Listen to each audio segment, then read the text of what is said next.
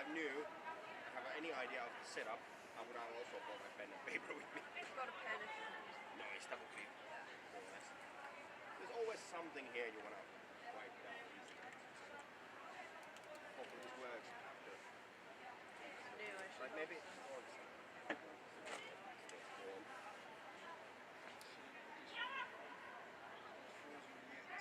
so I keep this one warm, so when it closes like we can switch.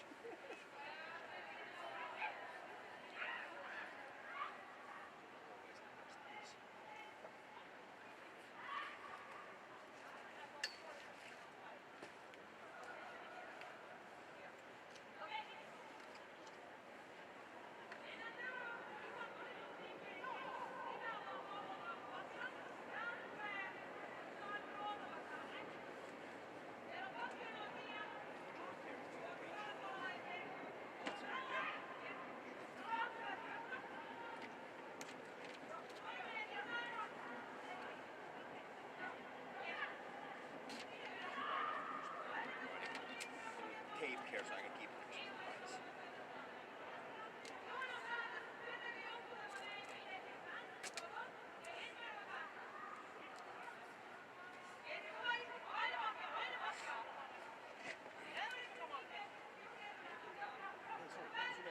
Mathieu. Mathieu. Okay. You can say Mathieu.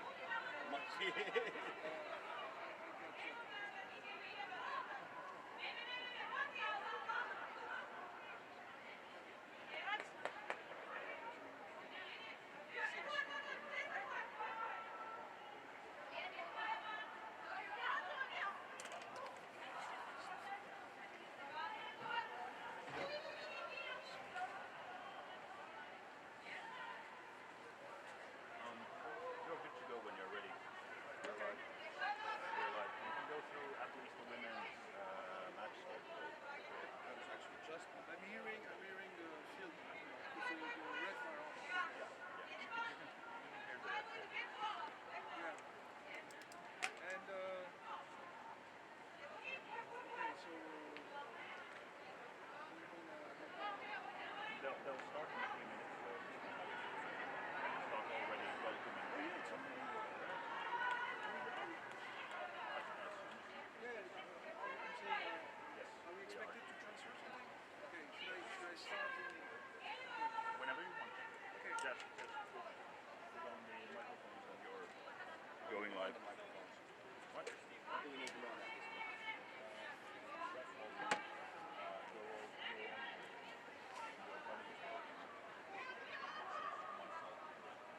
Do you think we really need to know those things? Is this the mic? Mic on. Cool. Everything alright?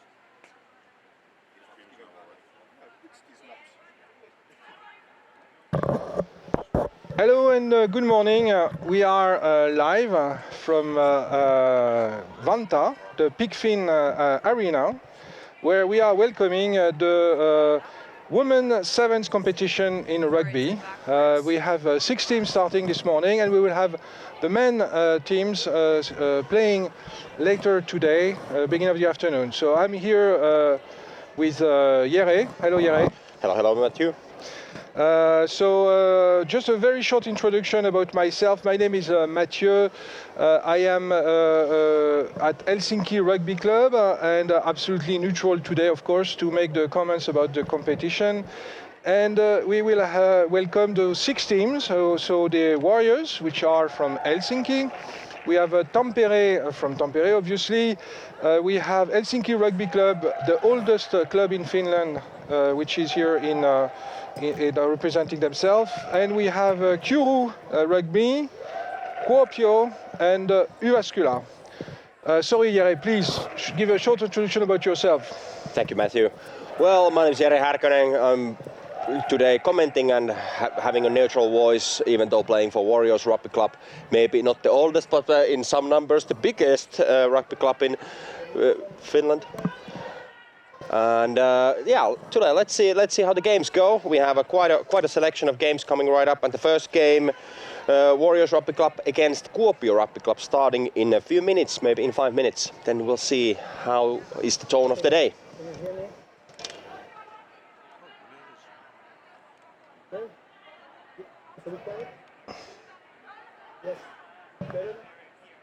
So, just to let you know that of the two clubs present from Helsinki, in fact, the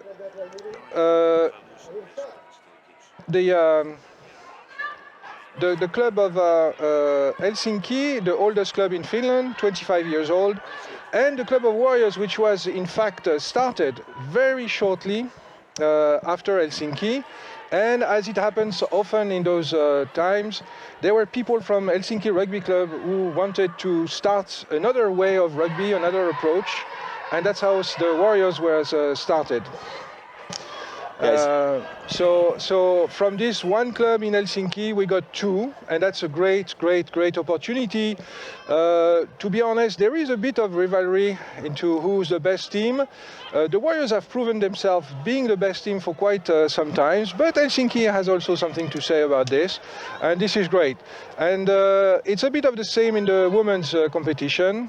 So we likely going to see some good rugby level, and I must say that a lot of the girls which are part of the national team are here today, ready to compete at the peak of their form. I must say the temperature is quite cold. What do you say? It is actually quite cold, even though we are indoors today in back end of Vantaa in Korso. We have in a bubble hall. However, temperature is several degrees minus outside and a few degrees minus inside. I can definitely feel it. But looks like the teams are getting their warm-ups done quite nicely and getting those warming up those muscles, so we can see some fast-paced game, I hope. And kudos for these girls playing in shorts. We have at least two on the field here representing Warriors, so it's going to be really cold for them, but they seem to be ready and happy for this chill temperature in the morning. Yeah, definitely that's where the spot like Wu is not originally from Helsinki, so then you can see like with those people who are wearing just the short shorts. Perhaps. Okay, referee's blowing on the whistle. Yeah. So I think the teams are invited for the team. Do you know, Jere, when the sevens competition started at all? Please, enlighten us. You seem to have some paper there. Yeah, exactly. So I'm going to be very honest with you. Yes. I prepared that in advance. Excellent. So I didn't know, and I was very surprised to learn that basically the sevens competition started already in the 1800s. So in 1880, that was a new concept created by a guy named Ned Haig, which was a player of a rugby club in Scotland. And he wanted to create a format which would be a bit faster and more competitive. And so the sevens competition is really old, and I was kind of sure that it was something very recent. So I was really surprised to learn that. So the first official tournament, which was in 1880s, featured teams from local club and started the competition. But to be honest, it took a bit of time before it has any kind of momentum. So the expansion did not start before 20 years afterwards, in the 1900s, at the very beginning of the century. So we have excellent teams internationally in rugby sevens. It's a competition which is gaining a lot of popularity.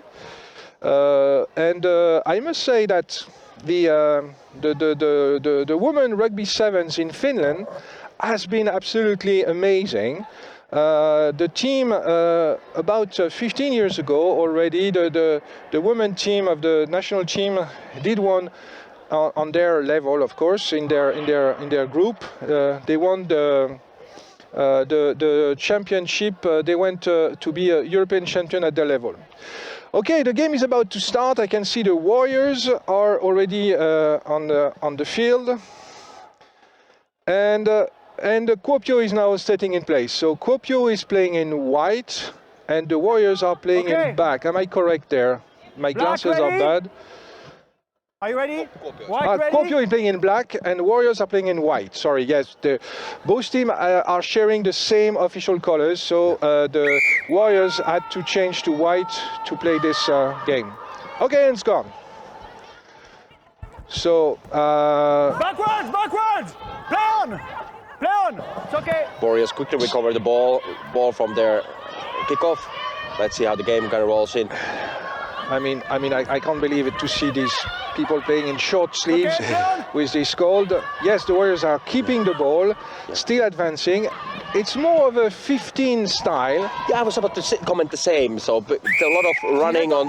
Yeah, the Warriors scores after just a few minutes of play. Maybe luckily even a minute could run. But yeah, as a good point. I was also kind of pointing it out that the format looked a bit like a 15. So it seems the more convenient format for many players. Yeah, especially if you watch the Olympics. The purpose in sevens is really to run and to avoid contact, and to take eventually to go back into your camp.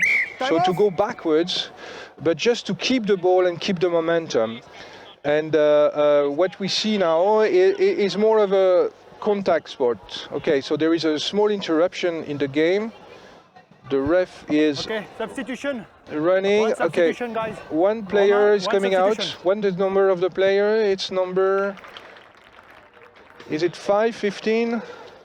Can't really see because the ref's hand is there. Maybe 15. Okay, it looks like an ankle, a sprained ankle, and she's coming out sustained by a player. So one of the tradition in rugby is that when a player is coming out injured, all the players on the side are clapping to salute the effect. So you can hear some clapping going on to this tradition.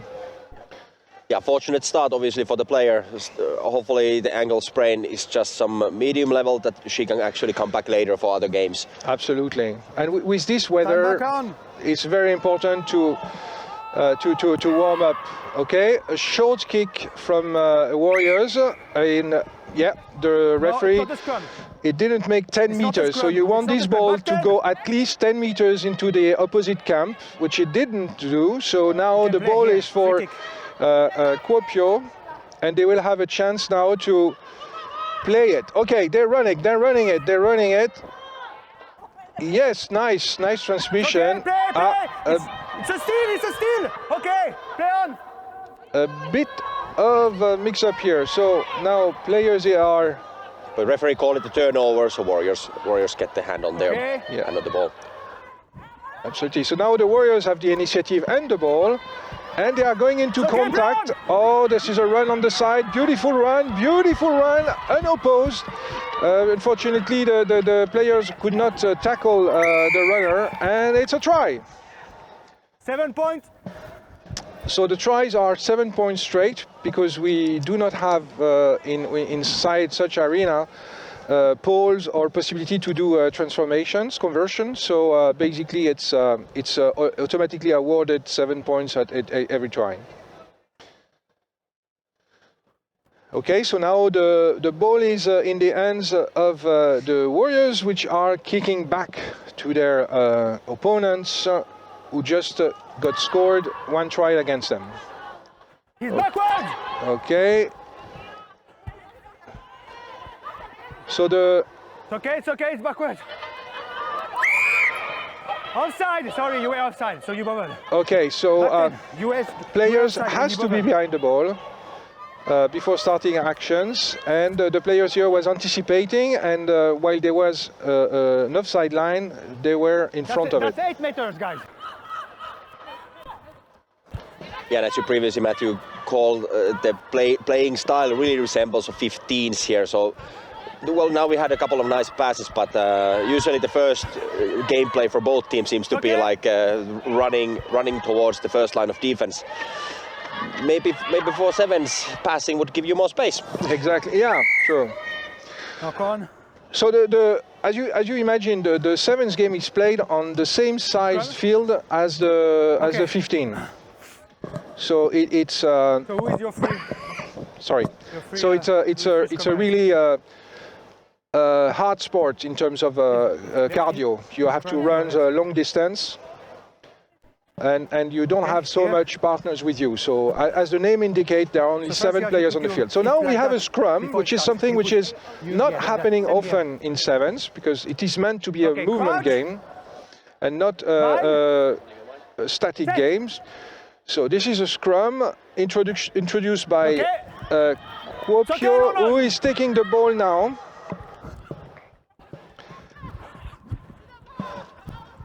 Yeah, with all the space and short periods that we are having here on the sevens pitch, the players should really use that aggressiveness and high speed running on their advantage there. So less game time. There's not 40 minutes, but 7 minutes. 7 minutes, yes. Each half. Yes, so it's half. 2 times 7 minutes. Yes, exactly. So you definitely can let all the gas out while you get the ball and get it on your player. So there's no point of trying to go easy here, or no point of trying to go slow and preserve the energy, but quite the opposite. You're on the floor, you play the ball.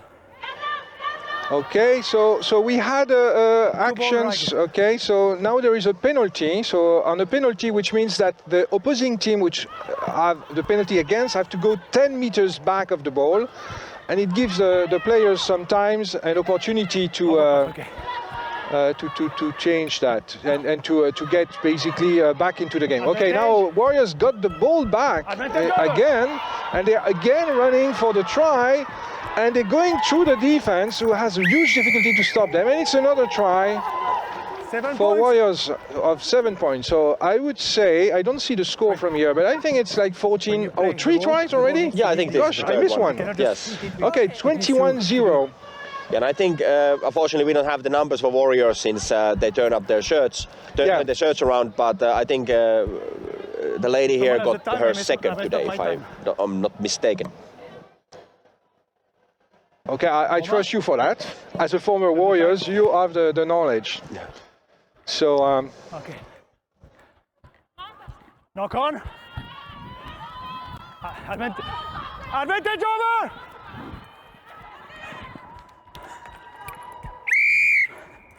1-0, I think. Yeah. And we're back on. So we're going to set up some follow-up about the scores and stuff to make sure that you are aware of the scores. Thanks. Oh, and by the way, do not hesitate to give us some comments online and stuff about the games and the comments and the camera. I must say there is a big team with Thomas and Stella and Jere and myself, and it's really a pleasure. Okay, so we go back in game now. Kuopio has the ball, but the Warriors have a really strong defense. Okay, yes, one runner of Kuopio almost made it through, but stopped by the Warriors defense. But that's now again, they still have the ball, they still have the initiative, but the pressure from the Warriors is too big. Penalty. You went in front.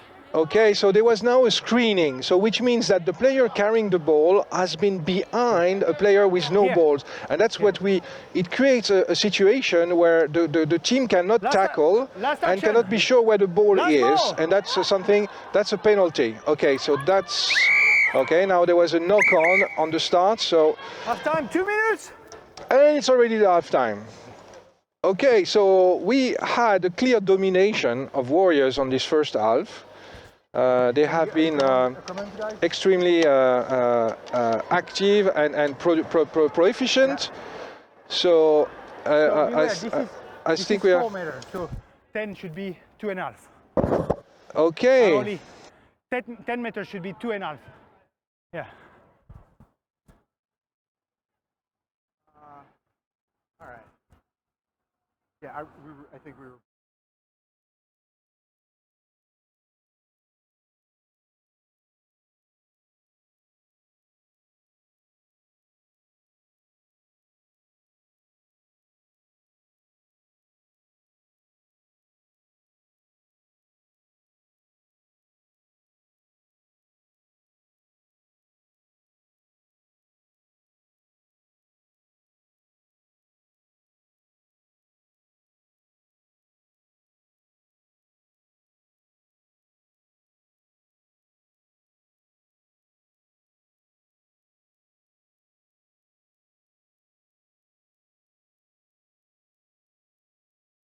Okay, sorry for this small break, but we are adjusting and we will get you the score live and with precision. I just wanted to let you know that one of the greatest tournaments for sevens is called the Hong Kong Sevens, and it happens in December. And it was introduced in 1976, which for a lot of people around here seems like a very long time ago. Did you do it? Not for me, unfortunately, but still. So it started already in 1976. So we are now going to. Remind the numbers. We are going now into the second half. So both teams are setting up. So they are changing side, of course. Can I have a ball? Only the ball. The ball. Yes, second half is about to begin. Referee is getting the ball, so they can hand it for Kuopio. Okay. Start the game. Okay. Well, you just drop it. You like that. And So the first then half, kick it, keep the ball if in our the air. calculations, That's we managed to count 3 and multiply it by 7. We got 21-0 at this point. 24-0. 24. I was just told by the ref. So, and I don't know why, but there must be some kind of penalty which has been scored. But we will clarify that. But that was the information the ref just gave me. Yeah. So 24-0 for the Warriors. So clear domination. Oh, but now Warriors is again running on the side. Again making a big move towards the, and it's another try. 7. Clear domination from Warriors, which seems to be unstoppable when they got the ball, and which have a very aggressive and solid defense when they don't have the ball. So I think Yes. solution for Kuopio will be to keep the ball, not giving it back to the Warriors, and try to build up a bit of games, making take more depth. You know, having more players in the back ready to catch the ball, instead of running as a line towards the defense of the Warriors, which are taking every advantage they can. Okay, so now Kuopio has the ball, and they are doing some running. Okay, tackle, and they're yeah, well. Okay. Yeah, that was an illegal movement with the ball on the ground, so she was definitely playing already after the tackle and with some questionable handling. But we're gonna have a scrum, and it's gonna be for Warriors. Okay, crouch. Yeah, Warriors introduction for this scrum. Put your leg in front, please. The hooker.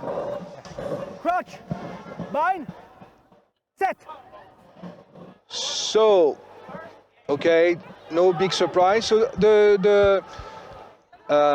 as you know, the scrum in sevens is only with 6 players, 3 against 3. Okay, Warriors still running, and seem impossible to tackle. Okay, it's okay, she's okay. Okay, they stop now, but ball is coming back to the Warriors' backs, and another try for the Warriors. Absolutely unstoppable as soon as they have the ball, and they take and they create space at incredible pace.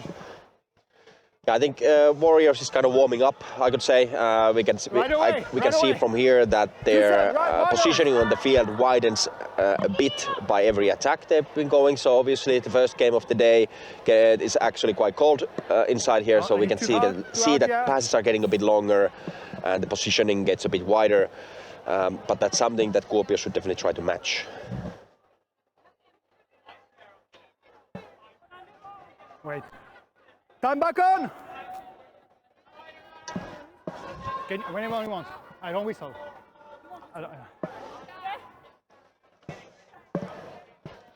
Okay, so back in the game now. Warriors just throw the ball.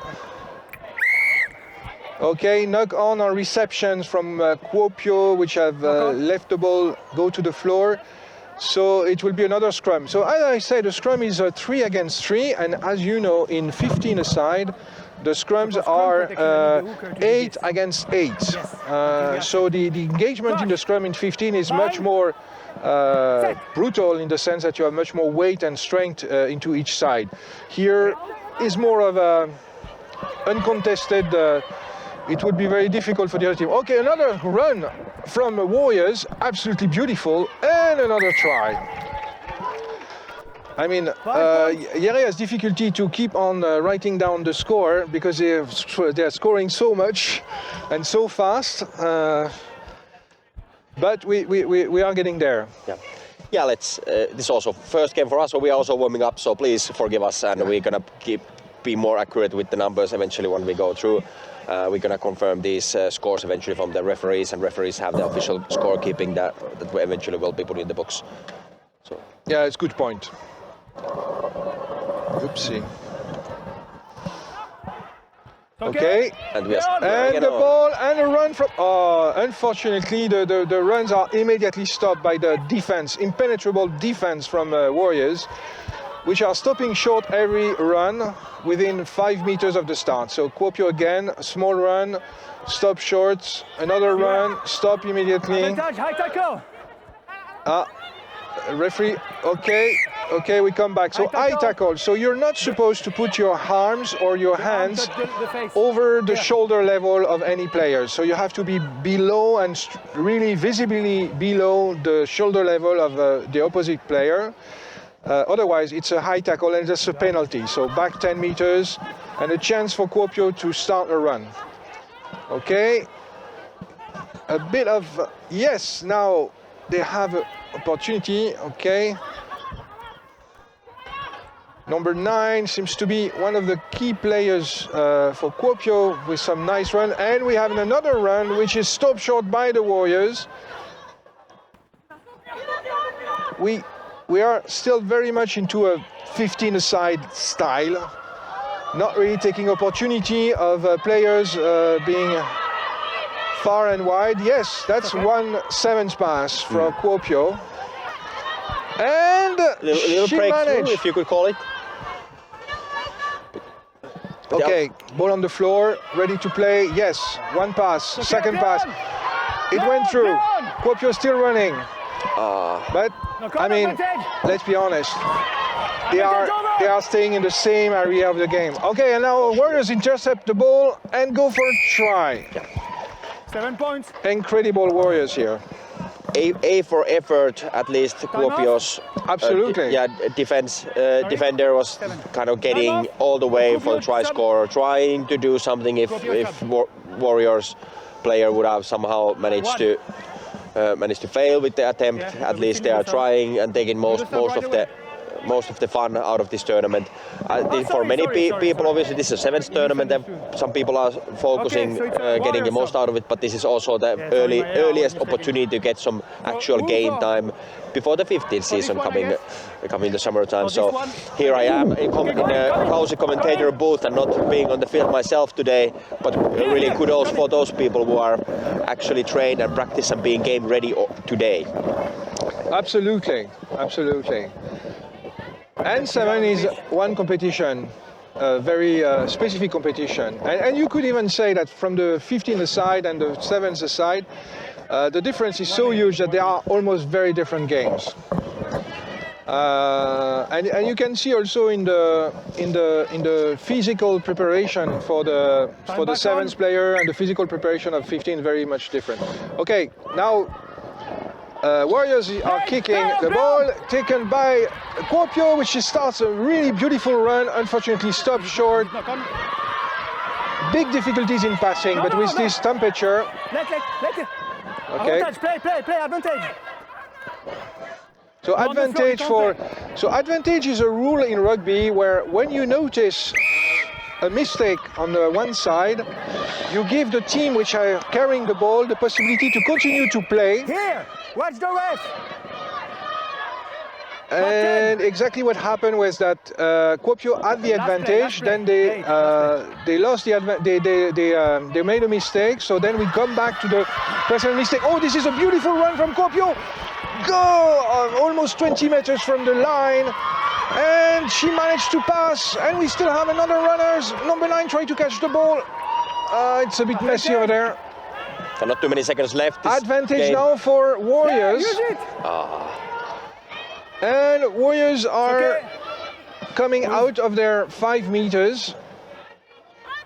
So I guess, okay, no more advantage, which means that now if they make a mistake, it will be the last mistake which will be counted and not the one that Kuopio did a few seconds ago.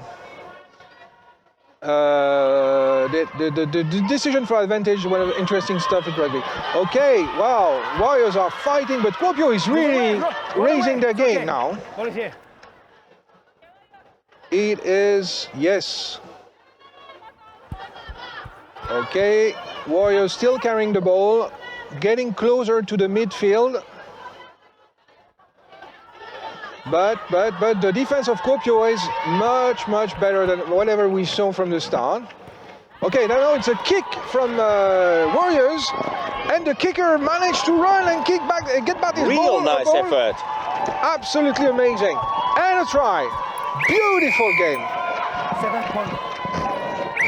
And that's the game. And that will be the end of the second half and the end of the game. So with a clear victory for Warriors. Yeah, the second half for Warriors 35-0 if we got the points right. First half 24-0. You do the math there. But yeah, I'd say that maybe the last effort was maybe the play of the match. Yeah, it was absolutely. really excellent individual effort with the ball, kick for herself and then finish the job. Yeah, beautiful this kick and then scoring behind that. Absolutely amazing. But next up we have a Tampere Rugby Club against Kiuru Rugby Club. Kiuru Rugby Club is probably the newest club in the map, on the map. So there's a few eager players. The growing number of players have been joining the Kiuru club around in Savo. And I think they've been growing slowly and steadily. However, it has to be pointed that it's a relatively new players compared, well, I'd say quite seasoned Tampere players here. So let's see what kind of game we're going to have. Hopefully everyone has fun. Yeah. Alors, Tampere has one of the best team in Finland for sevens and for 15 aside on the women teams.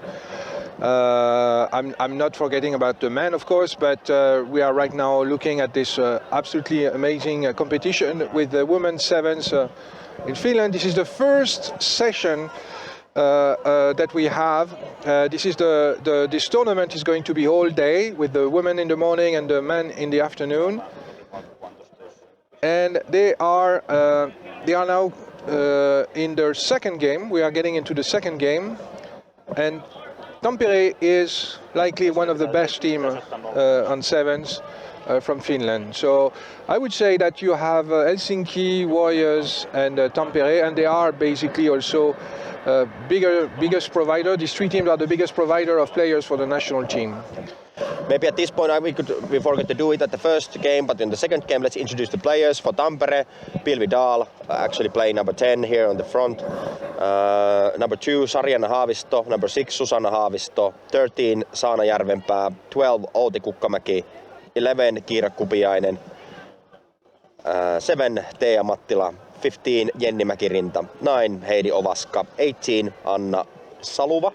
Hopefully the names are right, or maybe Saluva. 4, Hanna Visuri. And the manager is Elisa Loponen.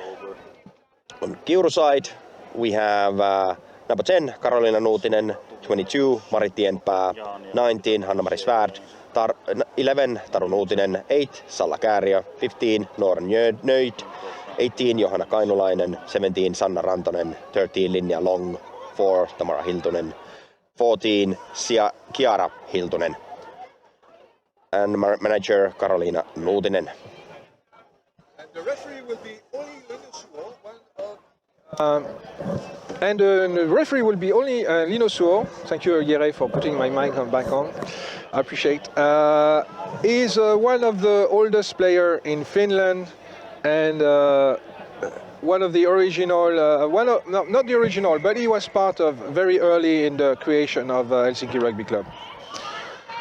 Few nice facts have to be pointed out here. There's actually several Oulu-based players on the field, even though we have a Kiuru and Tampere playing. Myself almost could call me from man from Oulu. Pilvi Dahl started her rugby journey in Oulu, and both Hiltunen, Kiara, and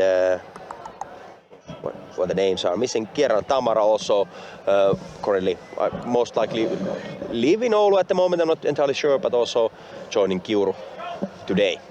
And this is our first line out. Line out meaning that the ball went out of the field and it has been introduced and catched by Kiuru players. And we have Janne present. A lot of people, a lot of spectators. Okay, not that huge number, but still a lot of people and important people for the rugby in Finland are present here today, and this is really great to see this community being live. Okay, first scrum now between Kiuru and Tampere, and Tampere is catching back their ball, and they are now starting to run. They have some nice run. They are also going into some kind of a 15 style approach, which is surprising. But really have to point out that the ball is moving quite fast. But is it a try? Yes! It is a try. It is a try. For Tampere. So 7-0.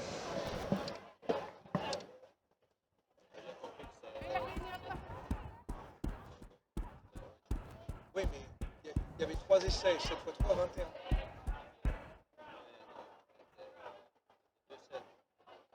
Deux essais, ça fait 14. C'est quoi le 5?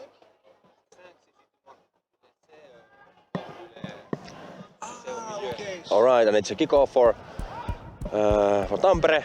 Kiuru fumbles with the ball and Tampere recovers it, but it is called for a knock-on, and it could be scrum.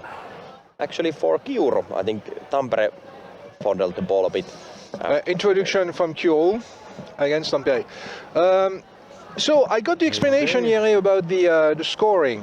Huh. So if you score in between those two plots, you get 7 points. If you score outside of these two plots, which are almost in the separated on the field, then you got 5 points. 5 points. So probably the last try was actually worth 5 points. Yes, absolutely. I made a correction. And the referee should announce it when he say try. He should give us the number of points. So that's why they announce it, whether it's 7 or 5. That makes sense why our math was a bit wrong. That's knock-on advantage Tampere. Tampere now running for the try. And it's going to be a try. Oh, 5 points. Yeah, probably it should be emphasized for the players as well, because she definitely could have gone to the midfield and get the 7 points, but she grounded the ball just maybe a meter away from the point line. It's a bit new system, so we cannot really blame them, but that seemed to be a thing. But yeah, well, 10-0. Let's trust the players on the field. Yes. That they are making the best possible decisions given their shape, form, and the defense against them. So it was scored by number, was it 18? I was refocusing on the calls. Yeah, no. Yes, number 18. Yes, that's correct. So Anna Salova. Okay. And a kickback now. Kiuru has the ball. Nice positioning from Kiuru. You see depth and very very spread. So much more 7 alike. But unfortunately, difficulty in the passes. They lost the ball on the floor, but they still have the possession. So they're still running with the ball, still advancing. Absolutely, I'm pleasantly surprised. Under huge pressure from Tampere. Yes. I'm pleasantly surprised at all the game spirit that the Kiuru is providing. They are running, they are passing, they are definitely know that they are the underdog here, but they are doing all the right things. Absolutely. And we have another line out, so that's our second line out of the day, on with and happening in the same game. So the ball is now going to be thrown back to 3 players on each side. They have a possibility to help jumping one of the players, and it's done, and it's gone. So it's very simple line out compared to 15, of course. And running, and Tampere is going again for a try. And that's a Pilvidal grounding it in the middle of the field. And that's going to be 7 points as the referee called it. Yes, exactly. So I'm glad we have that sorted out, because I was a bit surprised by the scoring. We are improving as we promised. Exactly. So, well, Tampere is showing some clear domination, but Kiuru is present and doing their best. And I can see their line of replacement is very short, so they do not have lots of reserve.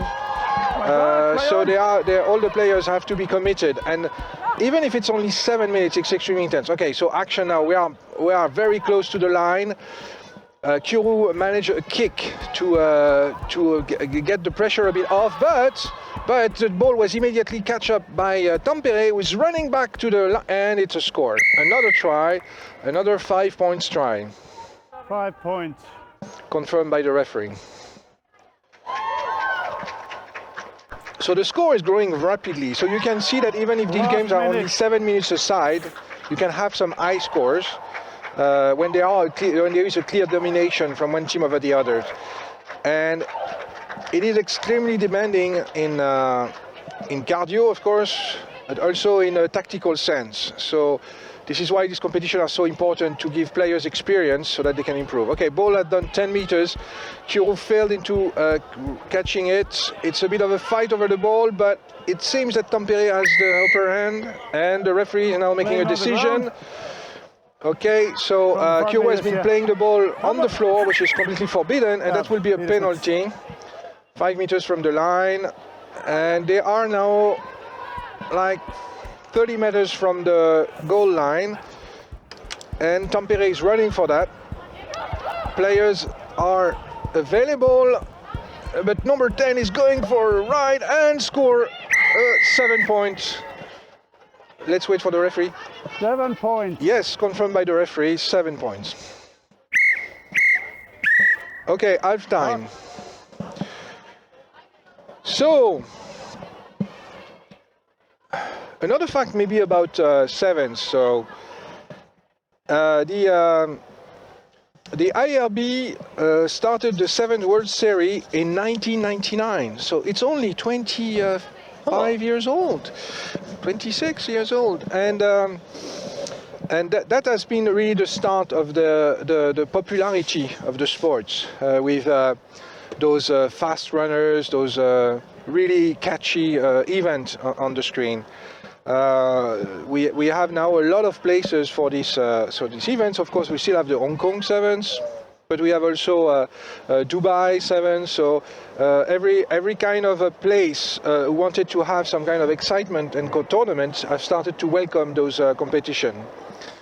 And so, reputedly, do you know which team has a very strong reputation in being one of the best sevens player in the world? Which team or player has the reputation of being the best? The team. Ah, that's a tough question. I could always... Don't worry, I look it up. Yeah. Well, I kind of knew it, but the Fiji. Now you said it. Yeah, Fiji were known as a very small island, a group of islands in the Pacific, and well, not the Pacific, by the way. It's closer to Australia and stuff, so it must be Indian Ocean. And basically, they were, despite a small quantity of population, able to have some of the best players for sevens, and have been winning the competition for some times. But now they are clearly under pressure with a lot of competition and excellent teams being now aligned, and it's getting tougher for Fiji, as we saw in the last Olympics. Yeah, but Fiji got their first Olympic medal, and it was gold from rugby sevens. That's a fun fact. So they actually. But hey, back to the game, and I want to highlight here one thing once we get the game started. Game started on the Kiuru side. Tampere, 3 vaihtoa. Okay, referees pointing out how many switches they are doing. Tampere is switching 3 and Kiuru is switching 2. Game is second half is about to begin. and Kiara Hiltunen is about to kick the ball. And the fact that I want to point out here about the playing teams today is number 11 and number 4 from Kiuru's team. That's the first mother-daughter combination in competitive level in rugby. Really? Yes. Excellent. Thank you for letting us know that. And that was a high tackle. As I told you a bit before, it's completely forbidden to play over the shoulder of the player. And this has given a penalty to Tampere, which is now taking advantage of this penalty. But Kiuru defense is very active and reactive, making it difficult for Tampere to get to the try line. But oh, she went through the defense like a hot knife through butter somehow. 5 points. 5 points try. So it's a try for Tampere again. So where are we with the score? The first half score was 29-0, and then the second half just started with 5 points. Oof. Yeah, this is harsh punishment. But I can tell you, having played those games with teams on sevens, the difference of level is unforgiving, and that's why it's. The score does not reflect eventually the difference between the team, but you really need to have a top team to get to score against each other. It's okay. So much, yeah. Kiuru receives the ball. Tamara Hilton is actually there carrying the ball, but unfortunately it was a relatively clean steal from Tampere. Maybe a bit forward pass then. Which I would say forward pass, but yeah. I'm not referee. But the referee is always much better placed, yes. and the referee is confirming our impression. Finally, I got something right before referee. I'm usually very careful with my analysis. Of course, and we don't necessarily have the best angle, but he was very close to our position, yeah. So he really looked like a bit forward. And we have those straight lines on the floor, which is helping also into evaluation. Okay, so we have a scrum, 3 against 3. Introduction from Kiuru.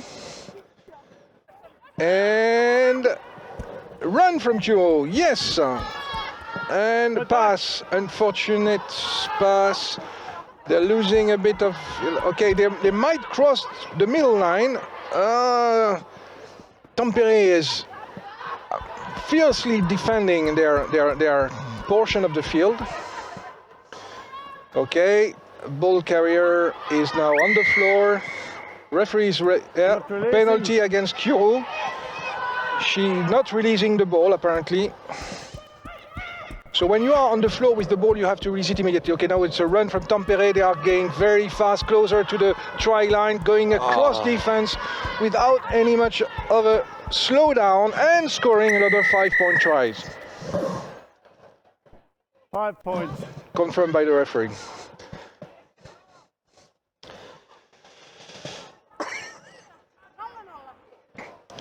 First half definitely looked better for Kiuru. I think Kiuru was really prepared. They were really prepared to give some punch for Tampere, but Tampere is steadily doing their thing, executing their game plan, having quite consistent passing and defense, and it shows.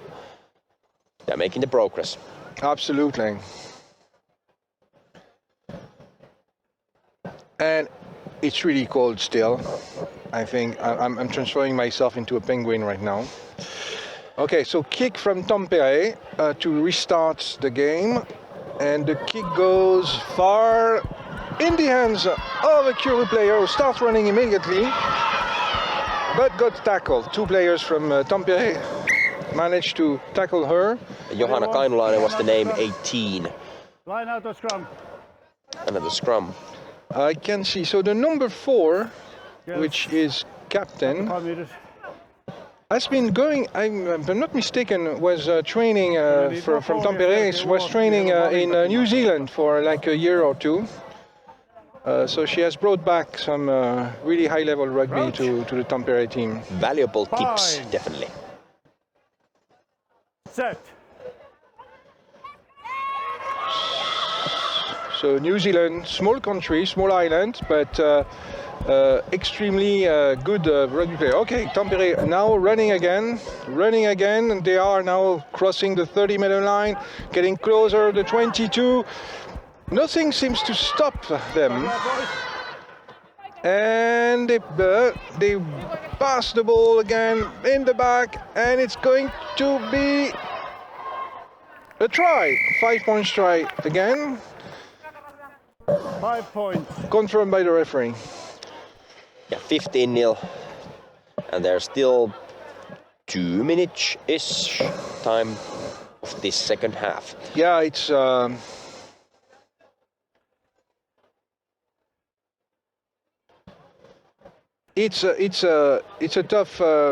tough time for Kiuru, but again, you don't need a lot of difference between the two teams to have a huge difference in the scores.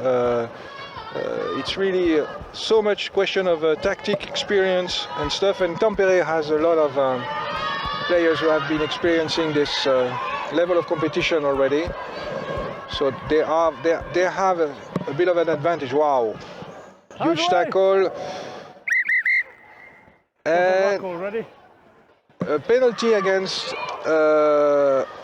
Tampere for playing the ball on the floor, and knock on from Kiuru, so we are going to have a scrum. So again, 3 against 3 with an introduction from Tampere. Half a minute left. Half a minute left, ref confirmed. So we are aligned with the ref, that's good. I mean, wow. I'm keeping that mic a bit open so I can give some insights. Okay. Okay, they're pushing. So the ref is giving some feedback on the scrum. The scrum, even if not as much pressure as in 15-a-side, is still a dangerous moment in rugby, and you don't want this to be done not properly.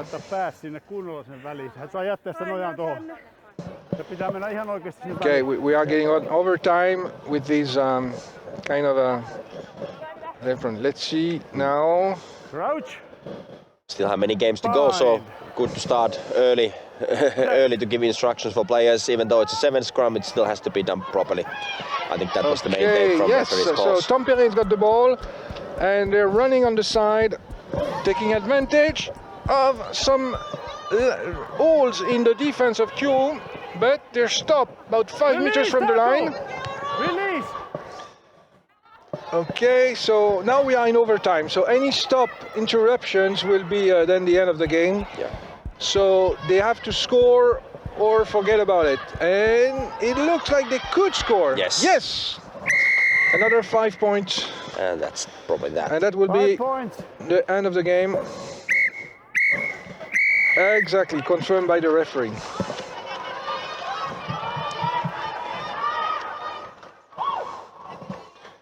So I made my research using ChatGPT to make sure that I had all the facts about sevens rugby, and I also wanted to try. You know, everybody is speaking about AI, and you know what? They say that the best teams for sevens are Fiji, New Zealand, South Africa, and England. Anything missing from this list? Who won the Olympics in sevens? Well, maybe the host nation. What was it? Somewhere on the route of Eiffel Tower, if I remember right. Yeah. So, but obviously ChatGPT, because I have the free version and stuff, I think their data are like 3 years old and stuff like that. So that's very true. There is a possibility that's why he didn't consider France, who was of course the winner of the Olympics in 7, and has shown the world that we mean something in sevens rugby, as well of course as in 15s rugby. So now we have Helsinki coming up on the floor. Yes, the next game is actually Helsinki Rugby Club. So your club against Jyväskylä Rugby Club. Absolutely. And I must say, yeah, it's a bit of a pinch. So we have some excellent and experienced players here. Would you like to announce the list of your own club? Do you have it there? Yeah. Oh, you have it here. Okay, yes. Great. Okay, so we have Amaya Lamarin, we have Amelia Reinert, not to mistake all them, Anu Filström, Ulla Tuomanainen, vice captain, Essi Kara, Okay, can you hear the ref mic? Yasmi Latvala, Julia Kikeben, Julia Lertimes, sorry, there is Julia and there is Julia. So Julia Lertimes, Kaisa Kempinen, Katrin Numelin, Maria Ortashka, Okay, ARs, you can hear Mia me, yeah? Bister, You guys Mira Sarikoski, which is captain. ready? Okay. She was a handball player in the past. Oh, there goes nothing. And right? Stina Irvonen and Venla Kinunen. You guys ready? And that's it. I will let maybe Jere go for the Jyväskylä lineup. Jyväskylä lineup. 14 Veera Kiljain, 10 Leija Pylkkö, 18 Maija Thompson, 9 Venla Lehtonen, game's about to start. 23 Terhi Kuikka, 11 Annina Etelämäki, 22 Amaja Hyndal, 15 Nea Seppänen, 7 Marika Udelius and manager Evelina Lindsberg. Helsinki. Knock on. Advantage, play on, advantage. Helsinki is currently holding the ball, having the initiative, Oh yeah. trying to break from the sides and advancing a bit, but Jyväskylä is pushing them to the ground. That's 5. But that try You is better job awarded. of staying out of your way there. Sorry. That So- wasn't helpful to you when you had advantage.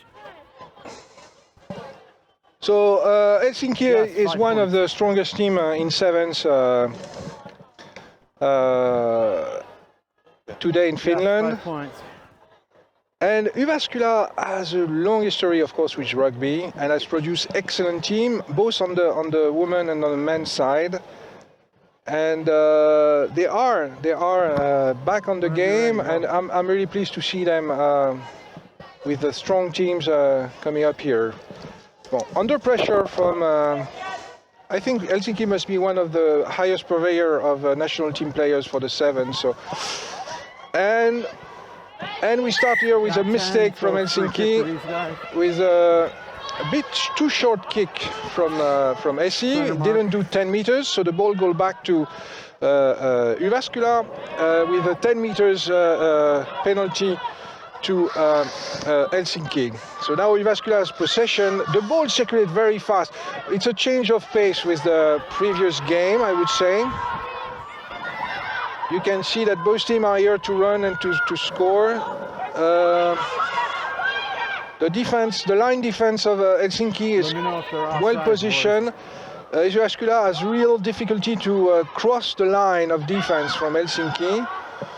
Play on, Jyväskylä doing that's a great fine. effort keeping the ball on them. That was almost looked like Helsinki's gonna steal it from the ruck, but Jyväskylä disagreed and still holding it. Yeah, Jyväskylä is showing a great Spirit. engagement and quality of games. Okay, a nice Oh, serve pass. Unfortunately, ended up with a pass to nobody. Now the ball is on the floor, but Helsinki's got it.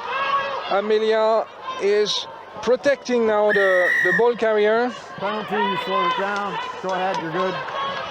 and they're playing fast. They're playing quick, and passing the ball, taking long runs. We are a bit more into a 7 style. Yes. Even if the line of attackers is right. But Helsinki is now going up to the line, yes! And no, I think... Oh, yes, I thought the referee was signaling a line out, but no, 5 points.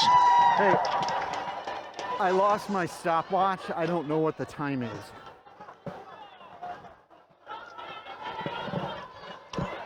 Okay, I'm not sure if you hear the referee, but he has a bit of problem with the keeping on the time. But we have Yes, I hear. the federation has make sure that we have 3 referees All right. on 3:20. Okay, I'm so- good now. So it's yeah, exactly. So Alright. to guarantee that things will go smoothly. Hold on. Sorry, what? So Patrick, someone down, I didn't Patrick is probably the only referee today that I saw, which is not from Helsinki. Helsinki Rugby Club, I mean. Sorry.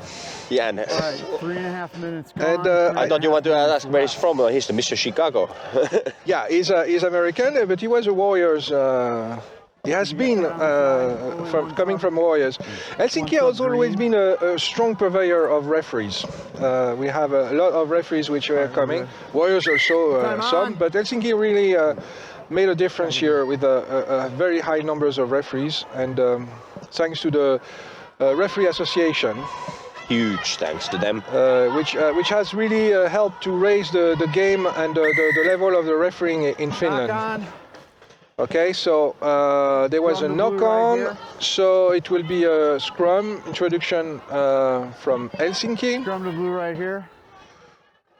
Okay. Okay, everybody's been through this many times. You guys are good, right? Okay, so crouch. So bind. Amelia will play number 9, which is the one playing, introducing the ball in between the legs of the 6 players. Hopefully a bit more on the side.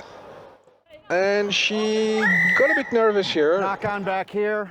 Okay, so scrum to green. Yeah, she mishandled the ball coming out of the scrum, and that's a knock on. At the base of the scrum. So it's now going to be a scrum almost at the same position, but this time introduced by Jyväskylä. Don't early. Like wait for the call. A little more space and we're good. A little knock on. I think was what the referee called it. Yeah. Set. Much better. Thank you. Let's see what's the Jyväskylä's response. Okay. Oh. Kick from Jyväskylä. But Helsinki is on top of that. It's and the ball went out, and it will be a line out introduction. All right, you have a choice: line out or scrum. All right, scrum's going to be right here on the 5. Scrum called. Okay, so it will be a scrum introduction from Jyväskylä. Okay. Yeah, knock on into touch, their option. Crouch. Bind. As I said, the scrum on 7s are really disputed. So the ball, well, I stand corrected. We managed to catch the ball back. That was actually really clean steal. So it was visible all the way here, the commentator's booth. Ooh, nice catch. But you rarely see that. Exactly, yeah, on 7s it's usually a non-game. Oh, this is Ulla Tuminainen, which is one of the oldest feminine player, and she was a European champion with the national team maybe 10 or 12 years back, and she's still top of her shape and playing on the 7s. Am I correct? Is it Ulla? I was just trying to like which number I was trying to match a number and the name, but yes, number 10, Ulla. Okay, and Ulla again running and passing the ball to number 13, which is now stuck down. Vella Kinnunen. And now they are fighting 2 meters, 3 meters from the line, the score line. Quick pass to the side. Is it 14? Is it Nicole? Julia Julia is playing for 14. So Julia is a Finnish player. Yes, and that's a score.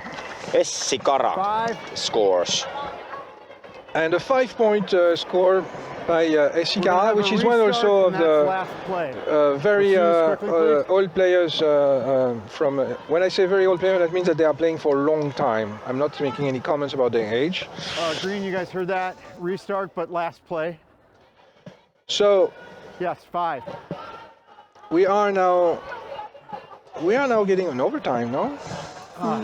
Referee is calling last play. Okay, so I'm guessing the referee needs to run a bit because otherwise they're going to be frozen as well. So. Yeah, makes sense. He likes to extend a bit the time, but we are already like over 8 minutes. And you have to understand that it is a very physical and engaged game, which means that these 7 minutes can be really exhausting. And they still have to play the second half. Yeah. Luckily we have a full day of different 7s games, but obviously for some teams there might be a little bit bigger gap before the next game, and for some maybe just one game before having the next go. But definitely time is enough with this weather to get really cold, so having a thick jacket on the sideline is very necessary. Okay, Good pass, far in the back, but unfortunately a bit low. But they waste time, but Helsinki still has the ball, and now is running. So Amaya, so one of our French players, is running and scoring a 7-point try. We should 7, and that's halftime. Yeah. And half-time. Halftime, yes. Yes. So, Yes. yeah, we were a bit over time. So I think Helsinki has celebrated this year, last year. We have our the annual event, 25 years of existence. So, and it is the oldest active club in Finland, Yes. but it's not the first team. You know where the first team was built in Finland? That's an interesting fact. I never heard about this. In Lahti. In Lahti. Of all the right. places, the first rugby team of Finland was opened in Lahti, and I know that because I spoke to one of the French guy who was playing with the original team, which was mostly Finnish people, and it was called Mr. Toulouse, and he was from Toulouse, and he was the husband of the Finnish ambassador to France. Okay. And I met him at the embassy dinner. And this is where he showed me some pictures and stuff. He promised me to send me the pictures and everything, but he might have forgotten. But this Mr. Toulouse told me about this club who started in Lahti.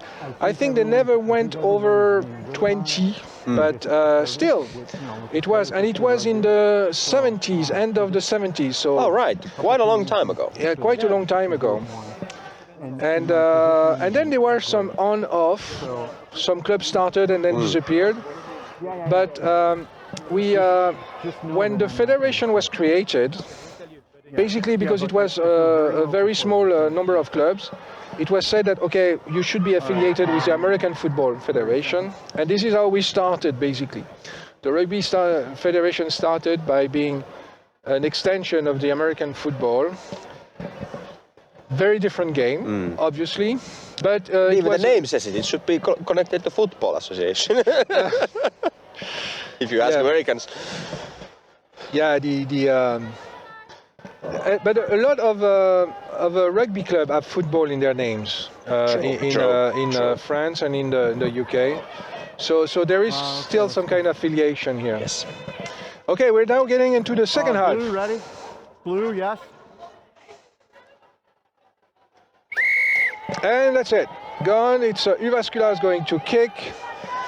Let's see if Jyväskylä can put a different gear this time. Maybe even score, because they really gave a good spirit. Okay, But clearly outside, Yes. line out. The referee is whistling a bit.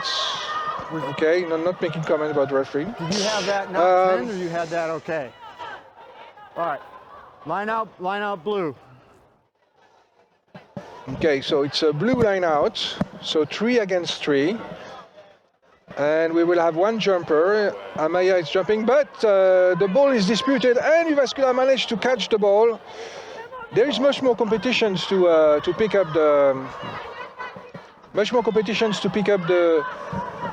the ball than it is in a scrum. Okay, so now they're fighting for the ball.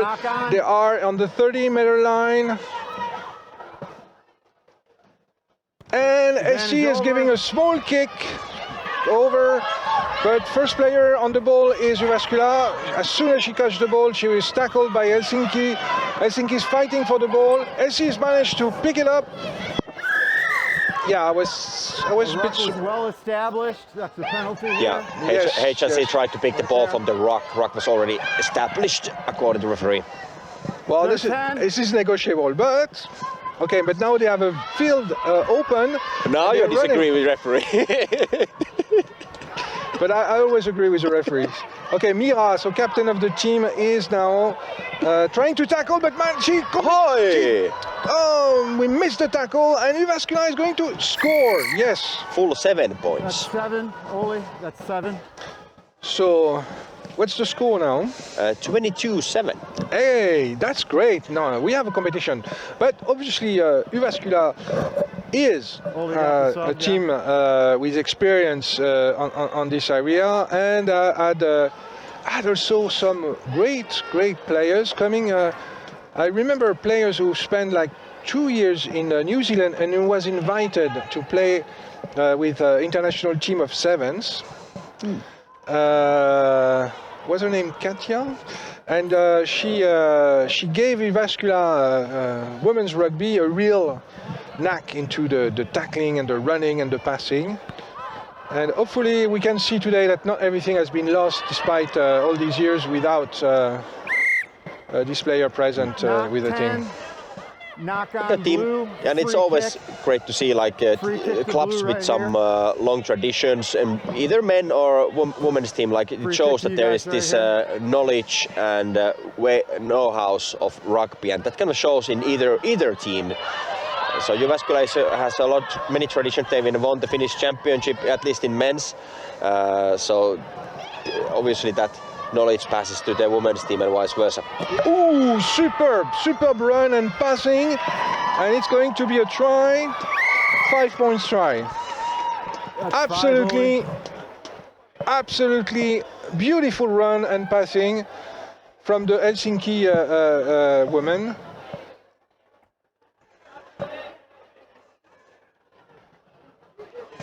It's it's a more seven style than we saw before.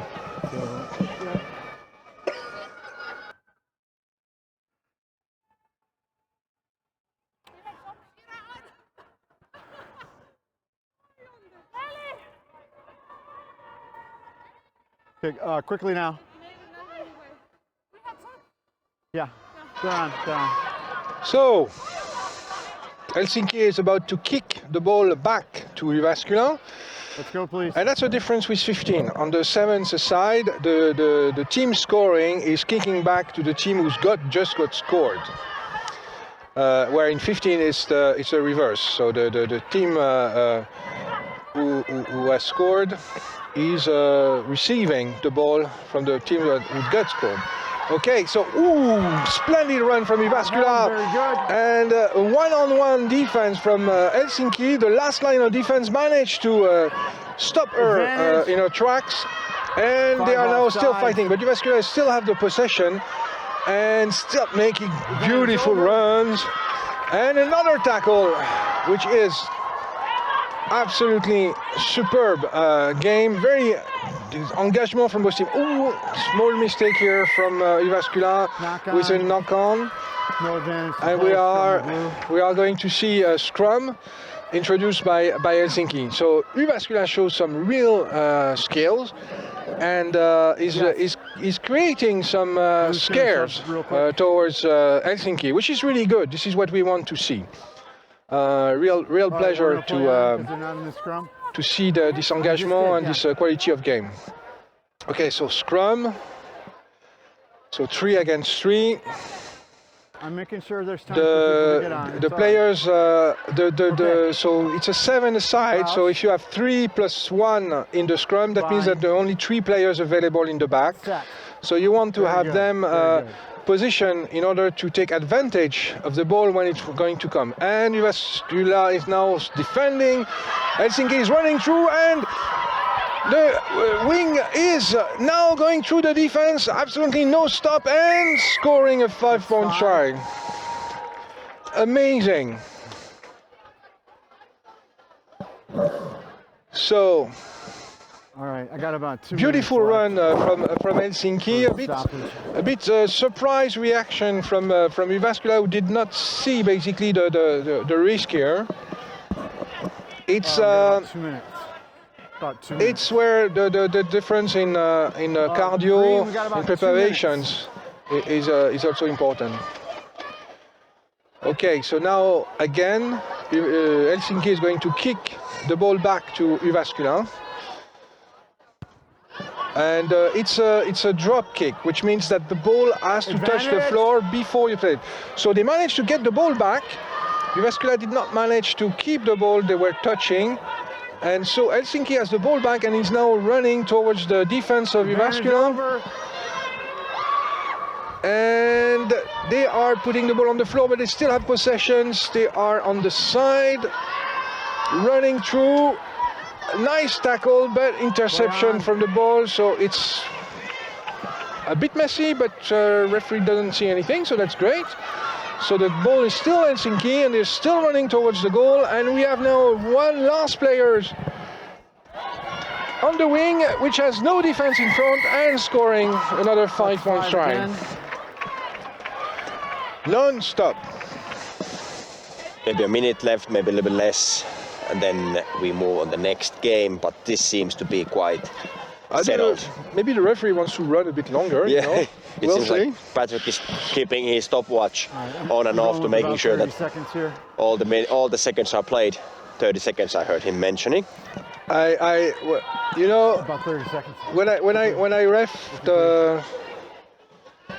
I decided that I will not make any stop and stuff because I mean it's so demanding from the players, and you don't want to start to think like, okay, it's extended, and on top of that the minute between two games is so short. You cannot really extend the time, but I mean green. ref is the master of the time here, and yeah, the time is up. We got a penalty back here for offsides. Okay. No advantage. Okay, it seems to be penalty for Jyväskylä's favor. So it's probably the last action. So Yes. if they lose the ball or if they score, that's the end of the game. So Jyväskylä has a chance to reduce the score difference. Oh, she was a bit slow to pass, and she's got tackled with the ball. Oh, that was a close shave to call this ball back. Penalty blue, go ahead. Yes. This was a nice steal from HRC. Very quick play, and Mira is now bidding all the power she has in order to go through and score, and she's passing 5 meters before the line, and it's another score. What is the number of the score? Number 11. 11. She's a wing player from... Ja Kaisa Kemppinen, yeah, she's final absolutely score. amazing. She has a beautiful run, and she has a very good reading of the game, so she sees the opportunity. So that's the end of the Helsinki. So the final score would be 42-7. Okay, so again, the difference in score does not necessarily show the difference in the teams. So don't be too hard on Jyväskylä. They show real good qualities and good game, and I cannot wait to see them playing again against other team. The next game is actually Kiuru against Warriors Rugby Club. So Kiuru had just one game to rest and then going back on the field. Warriors started the game with Kuopio Rugby Club by winning it. Let's see how the second one goes. Can we give did we give the players of Warriors? Yes, we did. But did we give the players of Kiuru already? We did the list of players. For Kiuru we did, but for Warriors we didn't. Okay, so let's go Warriors. Yes, once I can manage to set up this game here, scoreboard. Yes, I think I got it.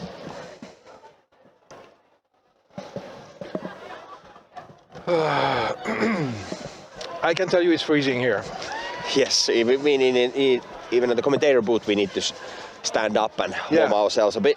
I just lost 2 toes, I think, maybe 3. So the referees are now preparing themselves, so exchanging the audio devices, and it's going to be ref by Olli Linosvuo, which is players of Helsinki. I suppose they avoid a player from Warriors to play. Yeah. Okay, the Warriors lineup goes the following. Well, if the numbering of the shirts matches, so 1 Reetta Jokinen, 2 Terhi Palviainen, 3 Roosa Turunen, 4 Tiina Mäkinen, 5 Sanna Sorri, 6 Kristel Björkpom, 7 Cecilia Höfström, 8 Johanna Leino, 9 Salla Lempänen,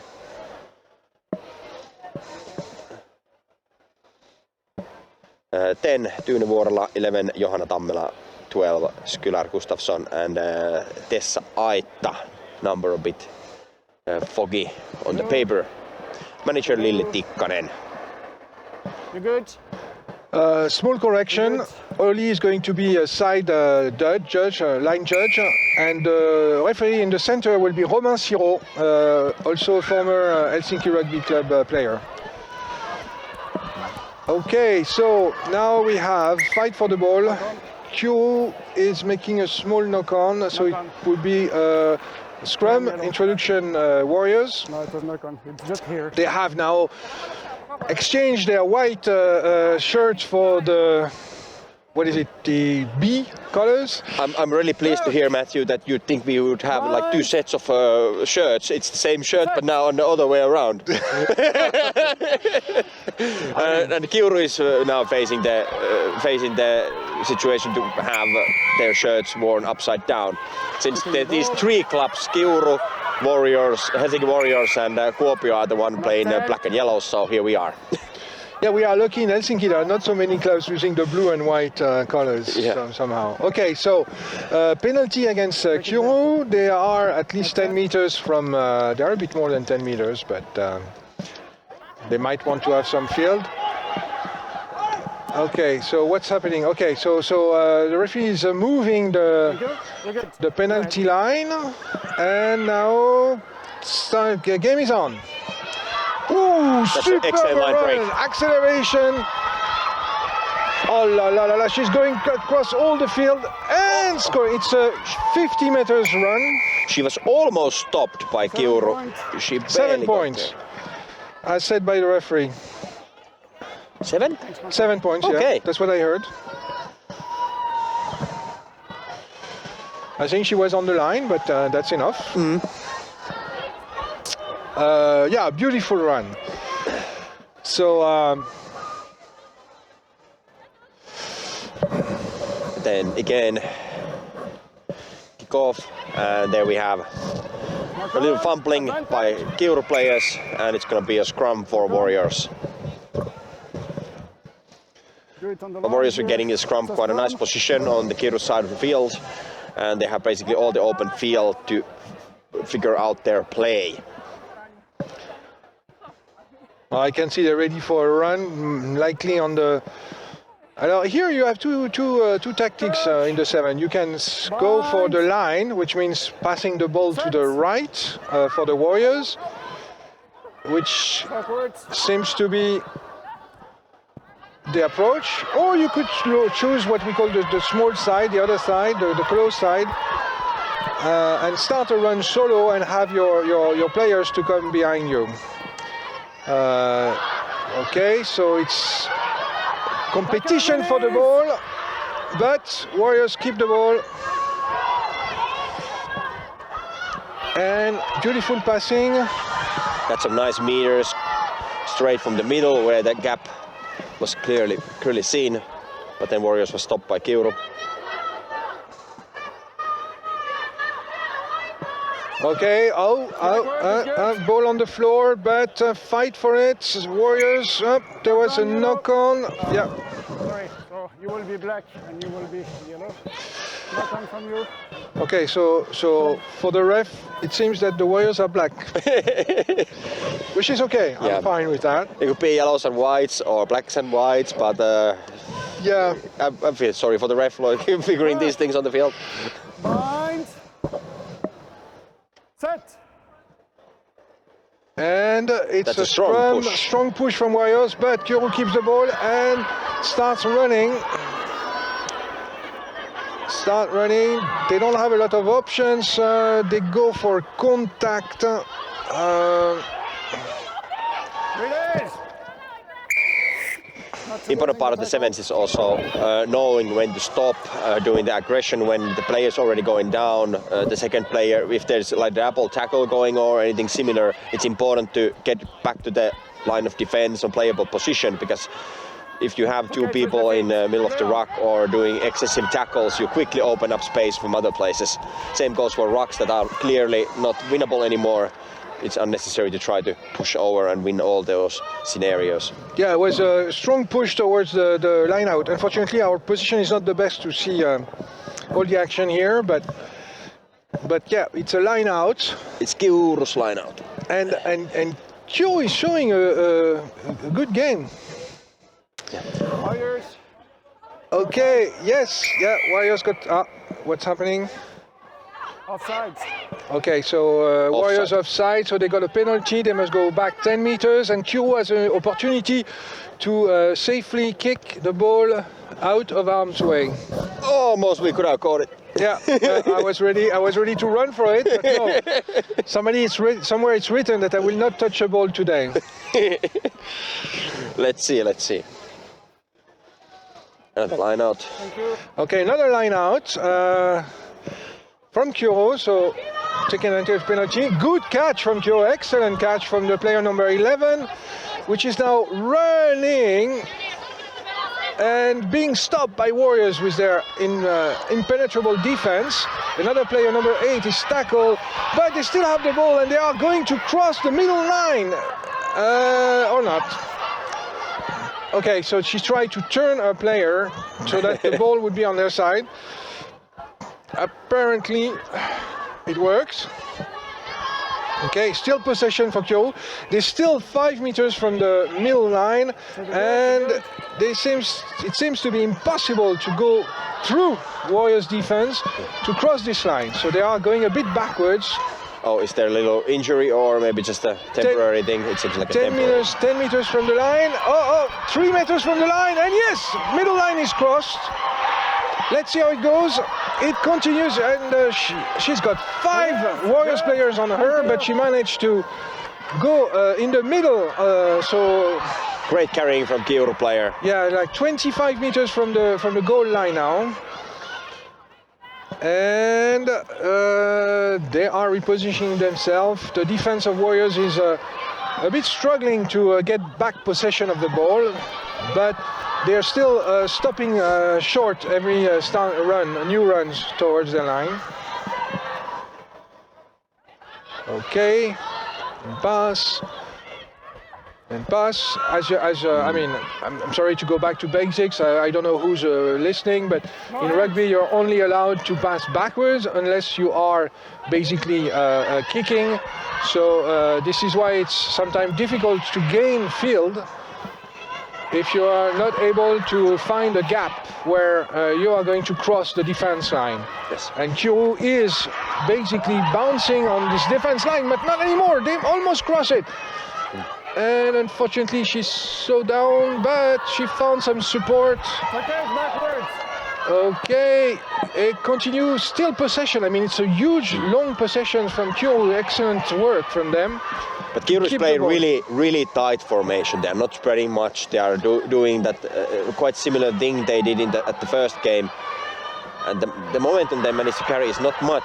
However, they still managed to get those two. They are getting closer. They are now 10 meters, less than 10 meters from the goal line, or 10 meters from the goal line. The angle is not the best, and they still have the ball. They look a bit tired. Yes. And again, it is an extremely intense and exhausting sport, so it's not surprising. And probably we are playing the last play, probably. So if Kiuru manages to keep this up, they might actually score. That would be amazing. Okay, yeah, they're getting close. They're getting still very close. Number 22. Really close at the 7-point line. Yeah, they are on the line, almost there. They really do not want to drop the ball at this point. They have strong carriers. They really can push it if they really want to.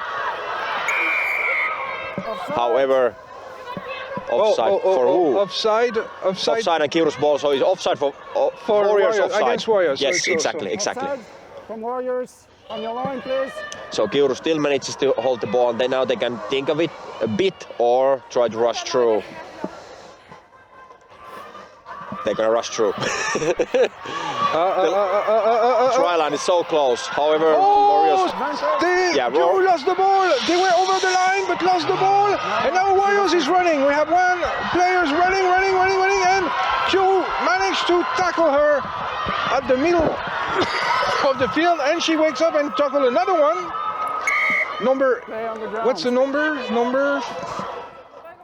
And then the Warriors 15, number 15 from Kiuru show excellent rugby womanship by tackling the two runners from Warriors one after another, and to save from kind of a short try,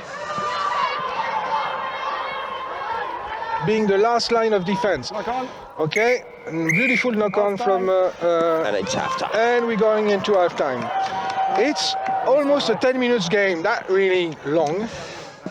But I really feel bad for Kiuru, even though like I'm having the Warriors colors myself here, but really for the sport, it's really difficult to see Kiuru to lose the ball like really half a meter off from the 7-point try line.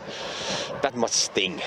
Yeah, that must be tough on them. Yeah, it could have even up the game with that score. But they have put pressure on one of the best team of Finland. And that's something. Yeah. That's really something. Yeah, I've been criticizing Kiuru's tight formation here, but they've decided to do their thing, and that actually worked. They really worn out the Warriors. It seemed that they really dulled the Warriors' defense. Their tackling wasn't that effective anymore, and they got so close. They can do it again if they want. Yeah, absolutely. I'm really hoping to see that. Okay, so we are at halftime. And yeah, Quentin, thanks for the but something like sometimes I made bad. It's really great. We can see more and more people arriving, so the number of spectators is growing. You don't necessarily see them on the camera because they are just underneath the place where we are. We can see other teams coming up and getting ready. So I guess some of the men's teams are about to come or are already there, getting ready for their competition this afternoon.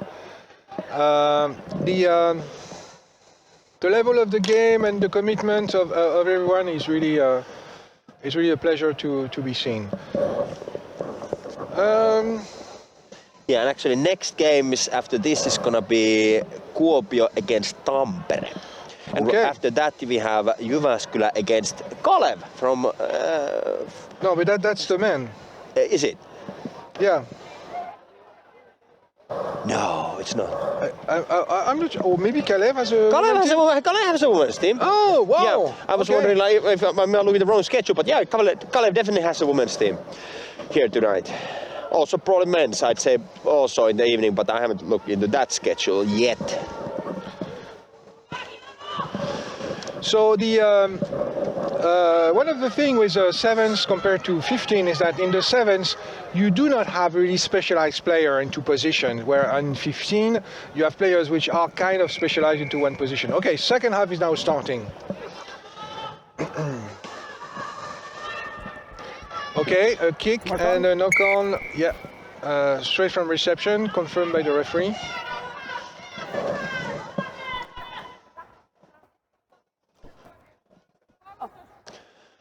All right, second half starting. So remember for the hookers that you need to have your break foot. Yeah. Referees giving some guidance for players, how to act in the scrum, especially hookers having the break foot, that the binding won't happen too early. That was a bit of a sloppy pass from Warriors. It's really cold out here, so the fingers are quite numb, can be easily really numb even though you're running there a bit. But okay, that's a really strong run for Warriors, and they are getting the first 7 points in the beginning. I really feel 7 points for Warriors. 7 points. Not the best start Kiuru wanted after having that extremely good pressure on the first half. But that's how it is. I would be really happy to announce all the goal scorers, but I'm having few appliances here to update the score and whatnot, so fortunately I don't have all the list of names here available. But yeah, the game is on. Kiuru is holding the ball, almost gets through the half line. Now Kiuru has positioned actually relatively widely with their offense. Okay, advantage. However, this handling error causes a grave mistake for Kiuru unless they manage to really recover the ball.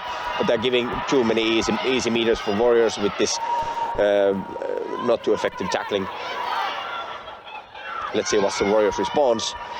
And they have a really quick winger there, grounding the ball and giving another 5 points, 5 points ahead. For Warriors. So it's 12 points for this half already, so 19-0 currently. It could have been easily 19-7, However, that half a meter for Kiuru at the first half, that was a really, really great effort, which we unfortunately missed to see. Time off, subs or Warriors. It's time off, Warriors doing subs. Are they ready or not? One for Kiuru. One went already. Time done.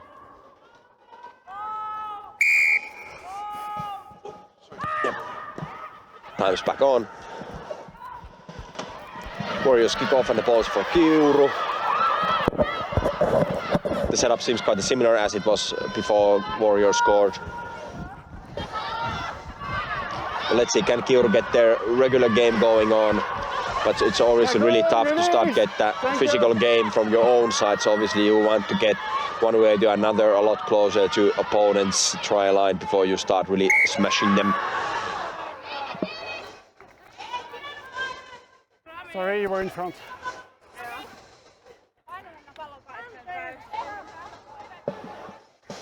Okay, so we have now a scrum, introduction Warriors, and we are about 10 meters, 10 meters, a bit more than 10, maybe 15 meters from the goal line. So Yes. there is a bit. And a very good illustration of what I just said earlier. Since there is no real specialization in the game, you see sometimes there is a question, okay, who goes into the scrum and who not? Whereas in the 15 it's clearly defined and you have to be prepared to be in the scrum because the dangers are much bigger than they are with the 7 side. Okay, so now Warriors has possessions and run. We have this wonderful players who scored with a kick to her, and she's scoring again. Do we know her name? So it's a 5-point score, and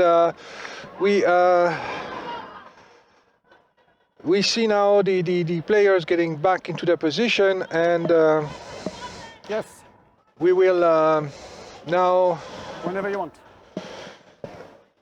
kick back to Kiuru, which is get difficulty to catch up the ball. It's okay, it's backwards. Now, the ball can be slippery, but especially with this temperature, it can be sometimes a bit difficult to predict the bouncing, and the cold hands are not the best to play and to catch the ball. Okay, so now there is a fight for the ball, and again,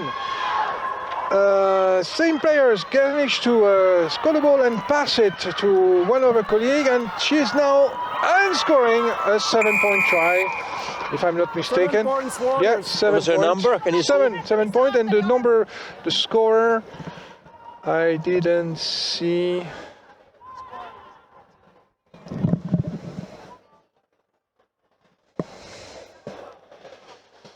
Okay, we have a player which is now complaining. I don't know if she's the scorer, maybe.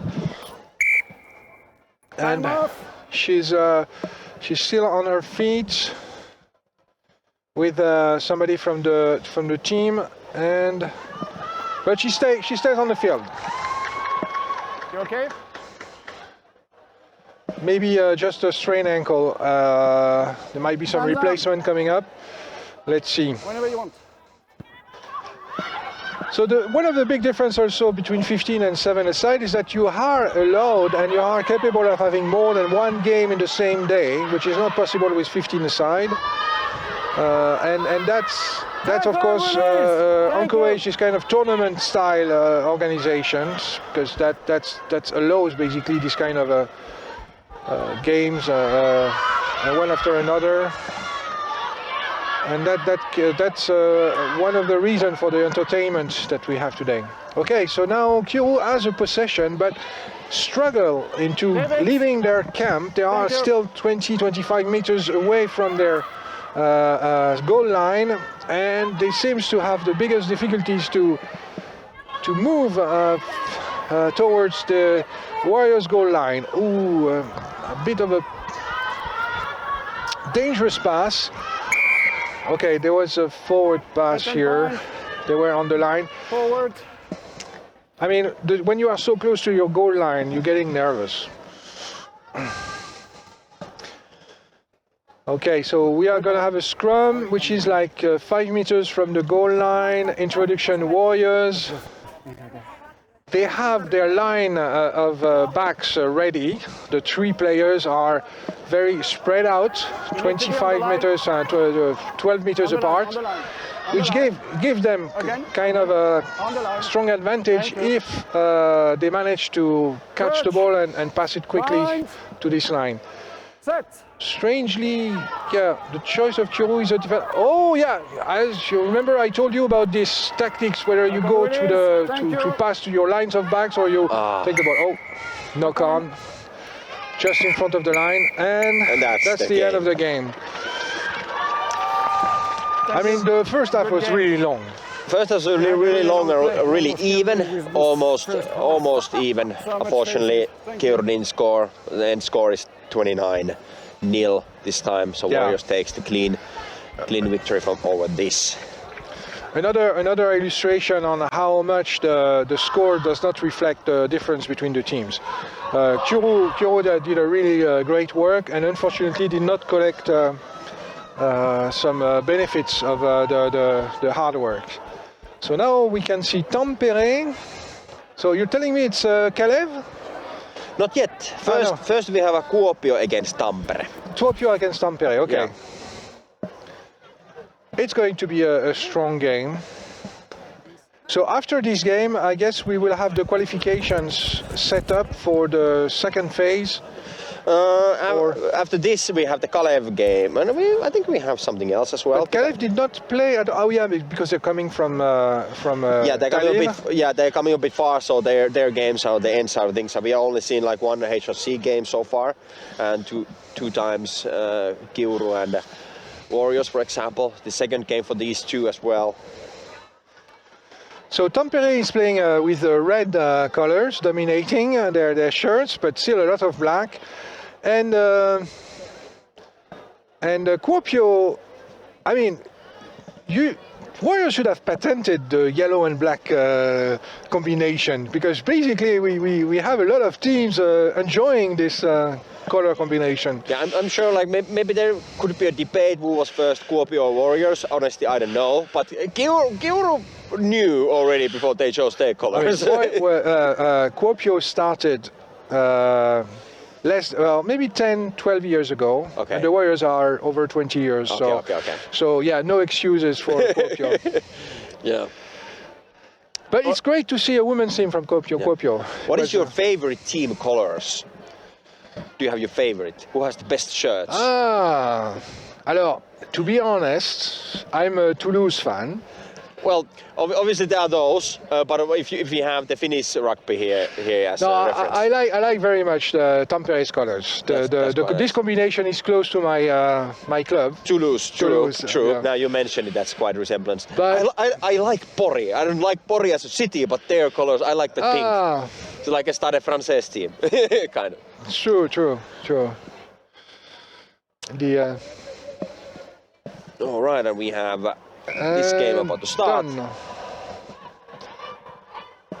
So a good catch from Tampere after the kick from Kuopio, and a run starts. Oh, she's got some space here. She doesn't have any defense, but Kuopio is trying to come back. She managed to come back inside and pass the ball just before the line, and that's going to be a score from Tampere, 5 points. Yes, 5 points from Tampere already in the first 20 seconds of game. That's a good start for Tampere. Yeah, so actually about the schedule, after this we're gonna have Jyväskylä against Kalev, and then we're gonna have a little break, and then then there's 3 more games, and then the qualifications start rolling. So if you have possibility to make comments and send us remarks and things that you would like us to improve or change, please let us know through whatever the channels you're using. We'll try to reach out and to see and see what can be implicit. Okay, so now we have Tampere kicking back to Kuopio. Kuopio catching the ball and running immediately. Oh, strong players from Kuopio started running, but she kept the ball on the floor. So Tampere is now going for the kill, and another try, 5 points try.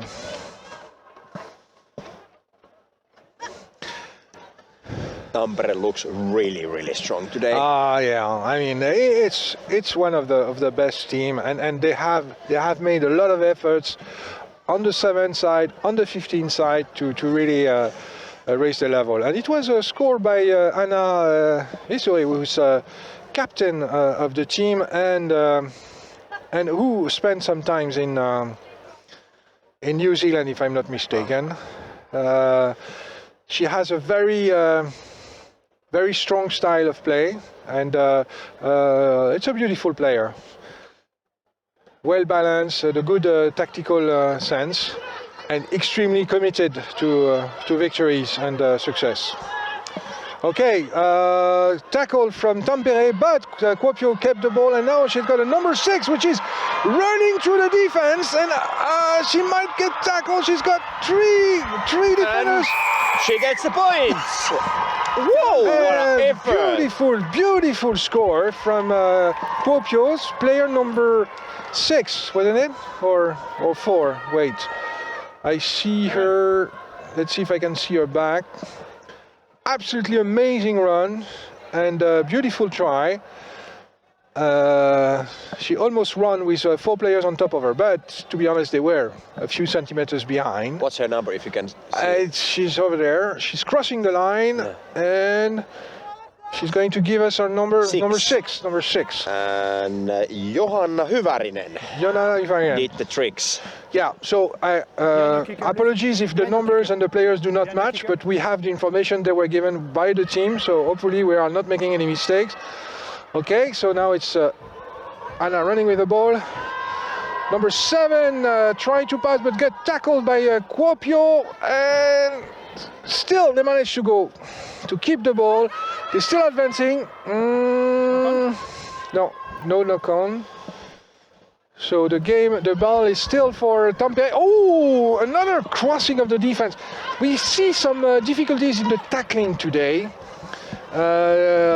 Something which, yes, and that's another try, 7 points try for Tampere. What was her number? The number was, she still has the ball, so we should be able to read it. So, was it the 7 or 5 points? 7 points. 7 points. 7-17. Yeah, it's going very fast now. It's number 9. Number 9 just scored.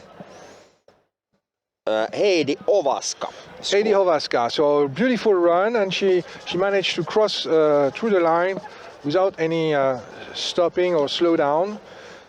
So we see the matter of tackling still important. And again another breakthrough from Kuopio. Oh yeah, but that was a tackle. That was a beautiful tackle by number 15 from Tampere, who managed to stop number 4 in her track, and she was something.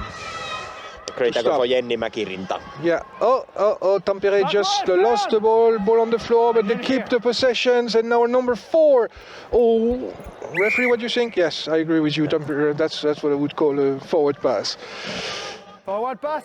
So we are going to have a scrum introduction Kuopio for this forward pass. It's a bit overexcitement on the Tampere side, because they had a clear boulevard, so there was a good possibility for a try, but they are still dominating the game clearly. Oh wait! Up. You're too far. It's okay. So the referee is Quentin, as his name indicates. He's a French guy, and he's also a rugby player from Helsinki. A former rugby player, and so big pressure on the scrum, but they managed to keep the ball. Kuopio is still advancing with the ball, getting tackled. 2 players from Tampere on top of that. Again, Anna extremely eager to get the ball. Big commitment. Oh, not releasing. Penalty, not releasing the ball from the floor. So it's going to be a big opportunity for. Starting from the 30-meter line for Tampere to go and score again. Hola, these passes are not really effective, but they still have the ball. That's quite nice switch. Nice move. combinations to give the ball back and then back again. And it's going to be a 5 points try for Tampere again. Yeah, after a little critique on passing, actually we got to see 3 actually really good passes. A little switch move there, like a nice back move, and then making sure that it was Anna and her colleague passing the ball to one another, which creates the difference here. Only tell me if you are not. Very nice, very impressive. Yes. So in number 4 and number, I don't know who was the number. Yeah, number 4, Hanna Visuri. Yeah.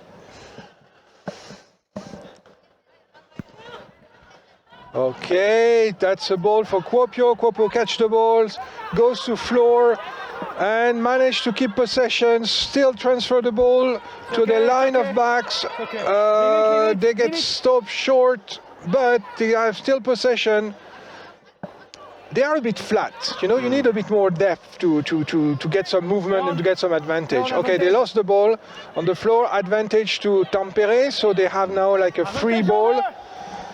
And she's going to score on the side, so it's going to be a 5-point try. 5 points, Roma. And it's done. Half time. And half time. And we have half time, yes. And halftime score 7-27. So really big kudos for Kuopio actually putting some scores on the board. They showed for Tampere that they need to focus on this game. They cannot just do their own thing, but if they lose the ball and do not pay attention, there are fast runners, strong runners for Kuopio who can actually penetrate the lines and put some numbers on the board. However, overall performance of Tampere might be on the highest level of this tournament. We haven't seen the Kalev yet, and we haven't seen really of these most ranked teams yet to face against each other yet. We'll see how, for example, HRC, Warriors, Rugby Club and Tampere eventually going to match up. And Kalev, what kind of team they have to face. We do not really know yet. Haven't actually ever seen Kalev's women play before, so same here. I was not basically. I was even surprised to learn that they have a women's team committed today. But I think Kalev's women's team has this Fuusio team representatives, so there might be some players originally from Helsinki and maybe from Hämeenlinna area also. So an HRC, so it most likely be somewhat a combination team. But we'll see eventually.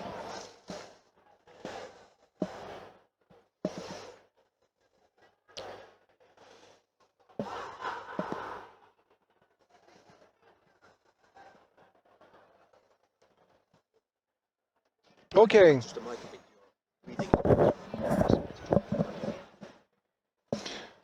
Okay, the players are now coming back. So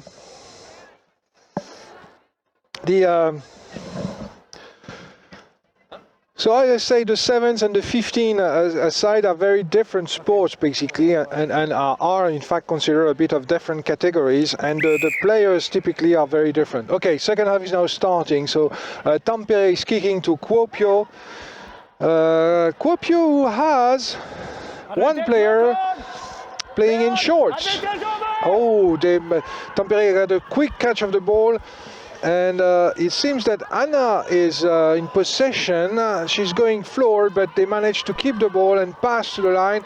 And they now have a real opportunity for a try with players being... Okay, so unfortunately the pass was a bit in the back, so the defense has the time to restructure. And they are basically... Kuopio defense is stopping the attack from Tampere, who is now reversing, going to the other side of the field. And they have real opportunity, and it's Anna Visuri who is scoring this 5-point try. Very nice. It's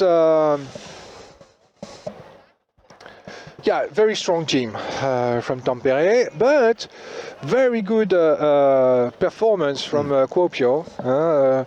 As I mentioned already several times, please do not get obsessed by the score to define the level of the teams. A small indifference in the team can be a very big difference in the score, and we see that like with those games where teams are competing and basically the difference, a small difference can make a huge difference. Okay, so that was forward pass, which to nobody.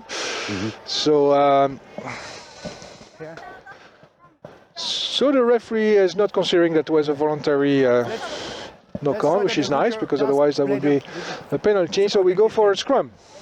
Okay, crouch, bind, set. So you have to wait for the set to start to push or to move in any way, and this is also the moment where the ball is introduced. Okay, now Kuopio has the possession and is trying to go across the line of defense. It's difficult passes. The tackling is unforgiven from Tampere, who is now in possession of the ball and distribute among their players to try to go for some gap or some opening. It is now a quick pass to the side where there is not, the defense is not yet in place. Cross pass inside again. Really beautiful game, nice passing from Tampere, which is giving them opportunity and the occasions to be less than 2 meters from the goal line. And Anna's jump with the ball. Oh no, it's not Anna, sorry, it's number 7. Jump with the ball and score. Another 5-point try for Tea Mattila, number 7. Very impressive. Nice to see this master of the ball and a lot of passes. This is what we want to see in sevens: circulation, movement all the time. Not so much of those infighting with rock and ball on the floor and people fighting for it. It's more we want to see the ball flying from one side to the other and eventually going a bit backwards, but just keeping possession and running. Absolutely, and Tampere, from Tampere's play shows that they have a different kind of a game plans that they want to do. They want to pass the ball and they want to do some switches and crosses, which kind of shows that that's something that not too many teams having as fluent to today. Knock-on advantage. Advantage Tampere. You can see number 4 of Kuopio is playing very physically, looking for the contact. Okay, now number 9 is alone, has the ball and go for a 7-point try and score 7-point try. Heidi Ovaska. With almost no opposition.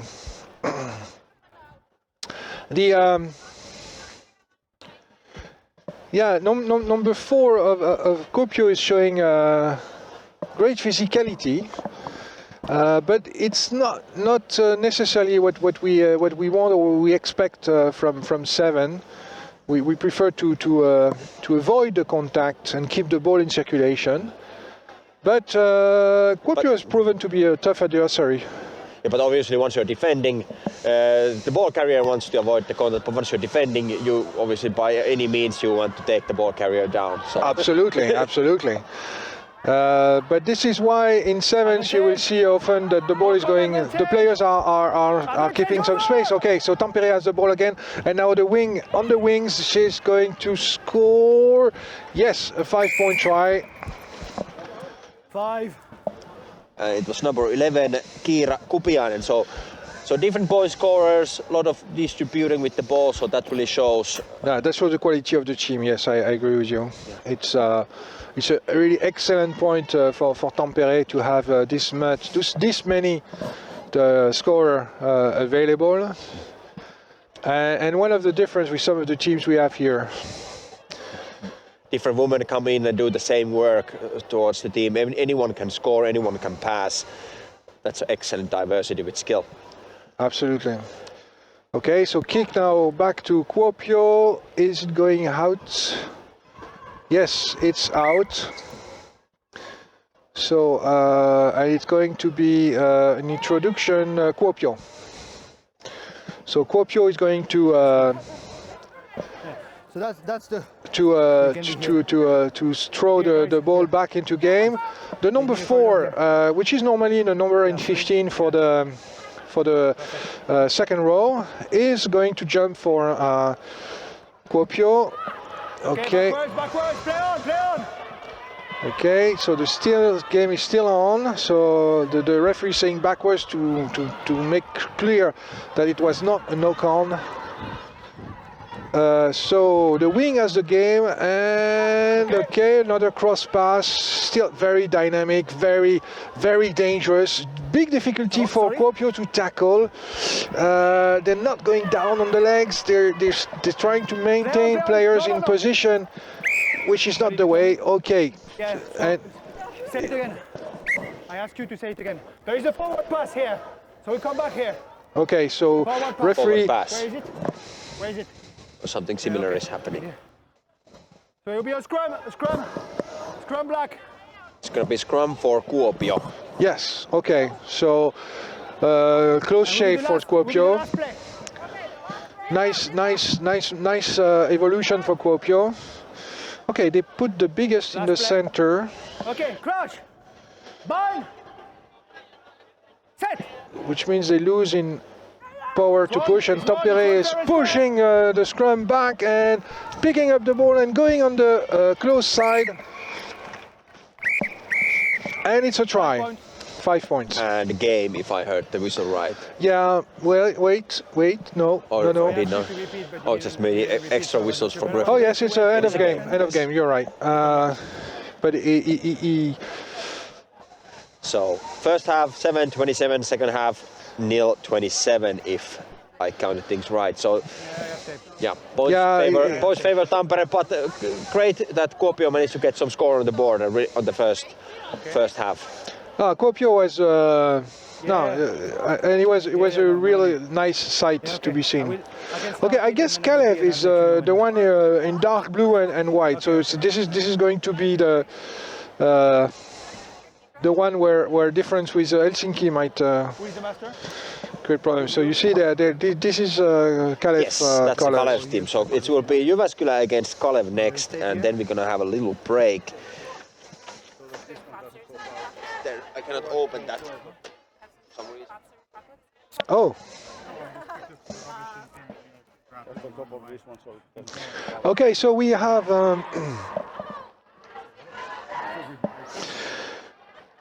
so Kalev is as you maybe a lot of you already know, is an Estonian based club. The men have joined the Rugby Championship of Finland a few years back. They do not have in Estonia enough teams to create their own championship as it is now, and we clearly hope that this is something which is going to change. But so they are. It is a pleasure and really so good to have them here today. So it's Jyväskylä against Kalev. It doesn't matter. I think it was You see that they have blue colors, such as a bit darker than the Helsinki color. But yeah, it's another blue team in the setup. So Guys, can you hear me now? so the referee are getting in place. So in the central referee is going to be Oli Linosuo. Hey, let me read through the Kalev players quickly before we start the game. So 25, Chantal. Okay, now the names are a bit. Chantal is a French name. Yeah, Chantal Famoso Cano. Okay. Probably. 7, Destin Lanel Moses. 17, Hanna-Laura Vaher. 18, Hanna-Liisa Lauriku. 11, Isi Lundberg. 1, Kai-Liis Kalmus. 20, Kate Lutsar. 16, Laura Renke. 19, Renita Amerik. And 5, Julian Fuchs. Julian is at least the lone player from Warriors today on Kalev's colors. All right. Ootas hetki, noin ja sit lähtee.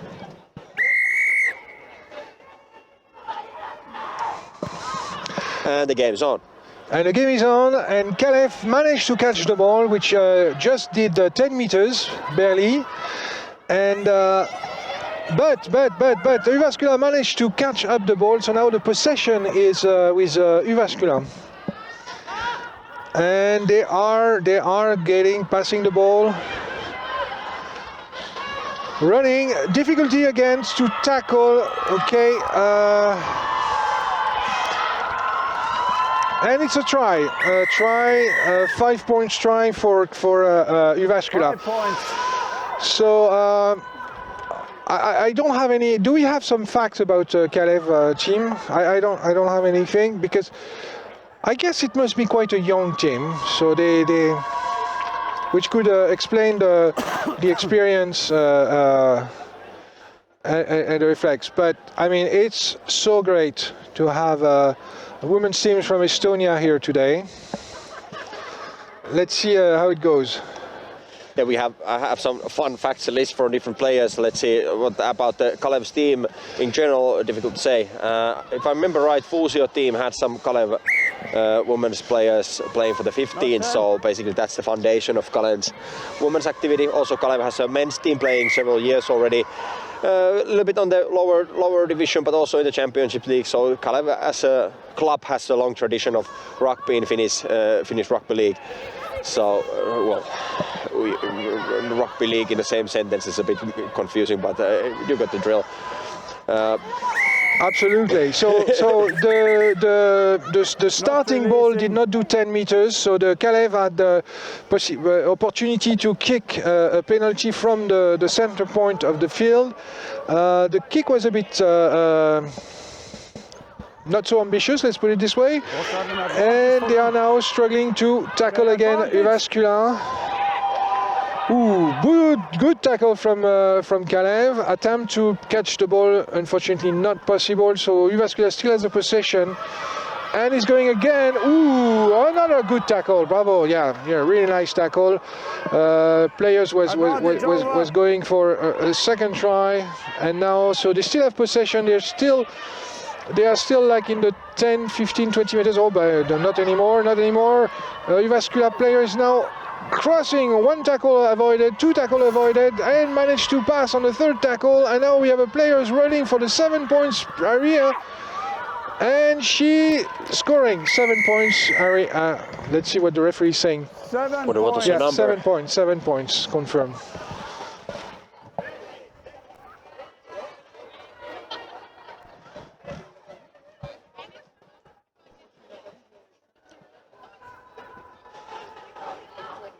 So excellent beginning from Jyväskylä. It was difficult to say at the beginning of the game like who might be the favorite for this game, but maybe Jyväskylä is kind of slowly taking that mantle from themselves. However, there are some experienced players play for Kalev, but then a few debutants. Renke, number 16 from Kalev, is playing her first game. Probably first game like in full contact in rugby in general. Good for her. We need new faces joining the fun every chance there is. Just about to say when Kalev is getting the initiative with the ball, but then referee whistles and rewards the ball still for Kalev.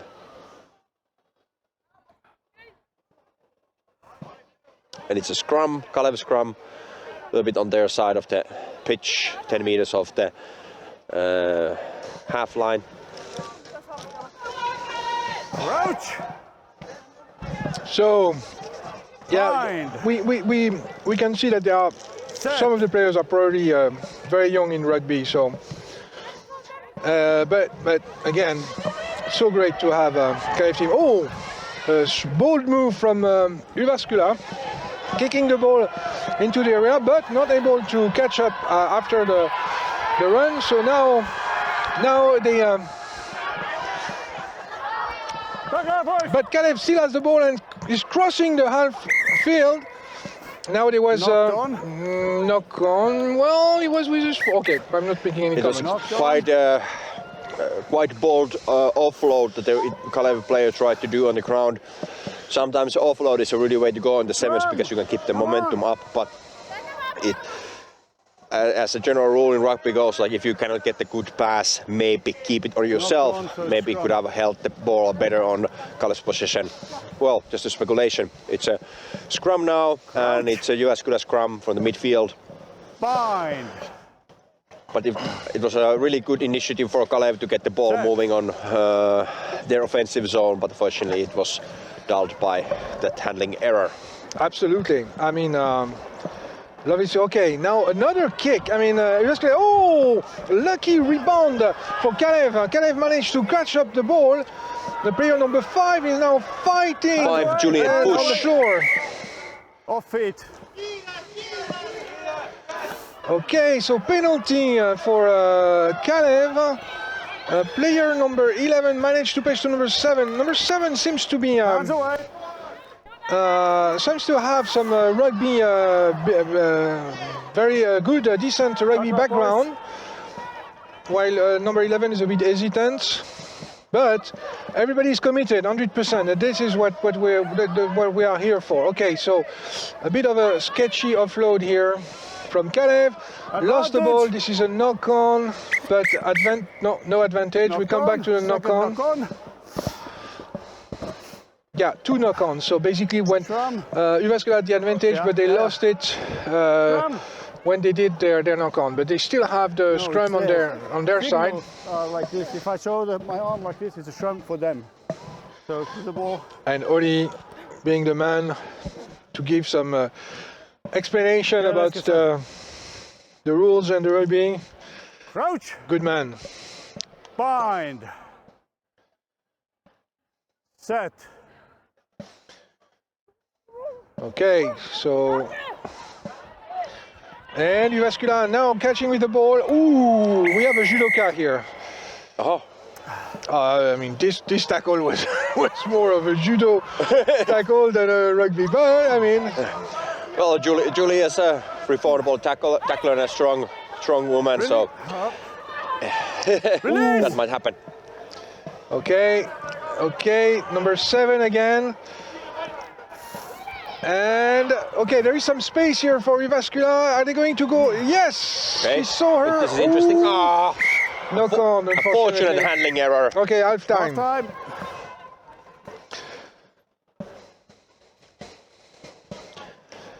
The score is quite even, if I manage to keep the score right, 12-0. Still Kalev can do everything. Yeah. Okay. Just 2 scores on the 7 zone and they have a lead. Yeah,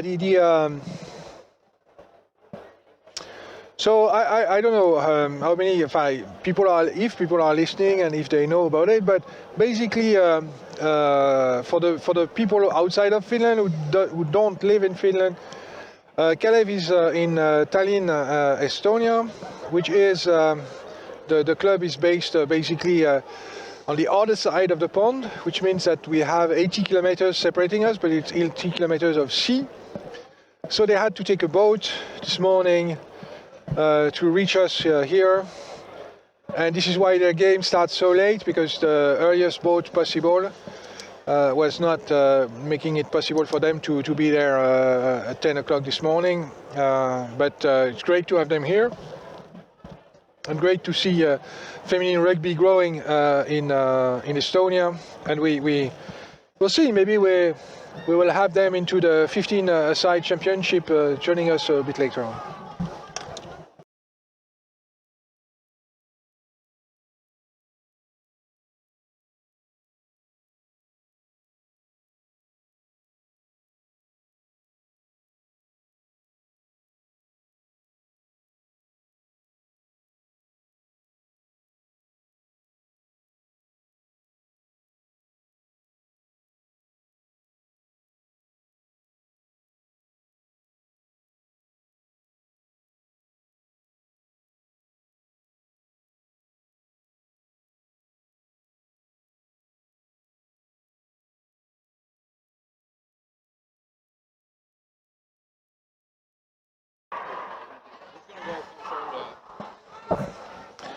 Okay, just to let you know that we might have, we're not sure, we might have a small break, but within this break, we're going to fill it with interviews of players, which has been done after games by nobody else than Oscar Nicodème. Yeah.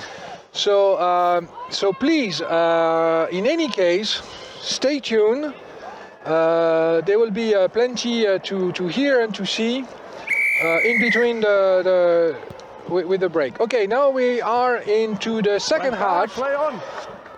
We are to the second half. Okay, so well, okay, why not? I mean, this is creativity.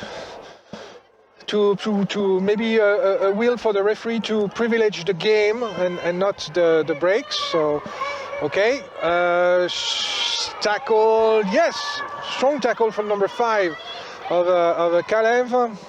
And yes, the ball is now going. Okay, that's the second knock on this. Yes, knocked on. This is going to be a scrum. Knocked on, scrum.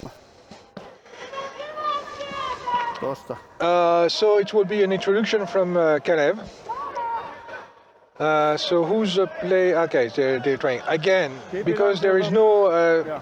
Nobody has a position, dedicated position. Crouch. It can be sometimes a bit awkward to know who's going to be in the scrum.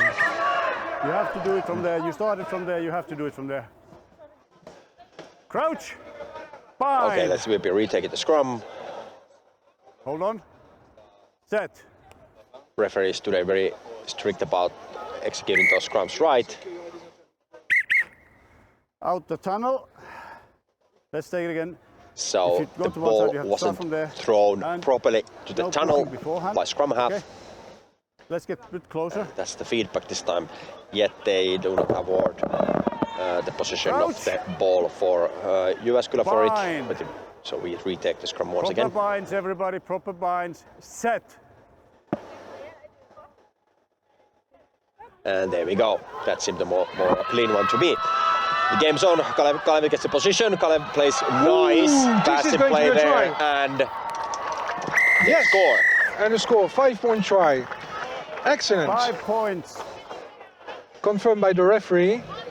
So we have a game. Yeah, we have a real game. I mean, strong engagement. I mean, was it number 7? I'm not sure. 7, yes. And she clearly has some rugby experience. Number 7, Destiny Lanel Moses. Okay. There's a bit of English in the name, maybe? Yeah, maybe. Okay, nice pass. Jyväskylä has the ball. She's crossing, they're getting close to the line. Going for the 7 points. And there is no support. Okay, 7 points. That was a strong answer from Jyväskylä for that previous 5 points of Kalev. Well, it was a straight answer to the 5 points of Kalev, unfortunately. But I mean, this is what's keeping the game exciting. And we have player number 5 is playing with bare legs. Can you believe that? Well, Julie is almost like a Finnish native at this point, from Germany and accustomed to cold weather. I guess her summer cottage is in a Lapland. Look at that! Look at that! Incredible! Number 11. Number 11, who was in difficulty for tackling, and she's scoring a 7 points. 11, Izzy Lundberg. Really shows great speed. Lovely score, lovely try. I mean, and we have a game again. 17-12. Hopesy. Is it? And it is a 60-meter run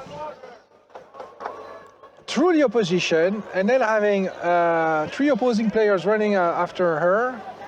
She didn't lose her cool, and she scored. Bravo. Time off. Subbing.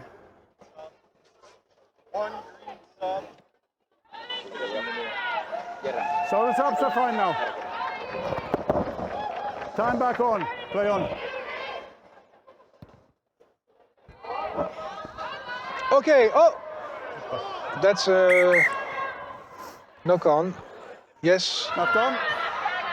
I understand the referee. Sometimes it's difficult to know exactly, Or Patrick, whichever it was.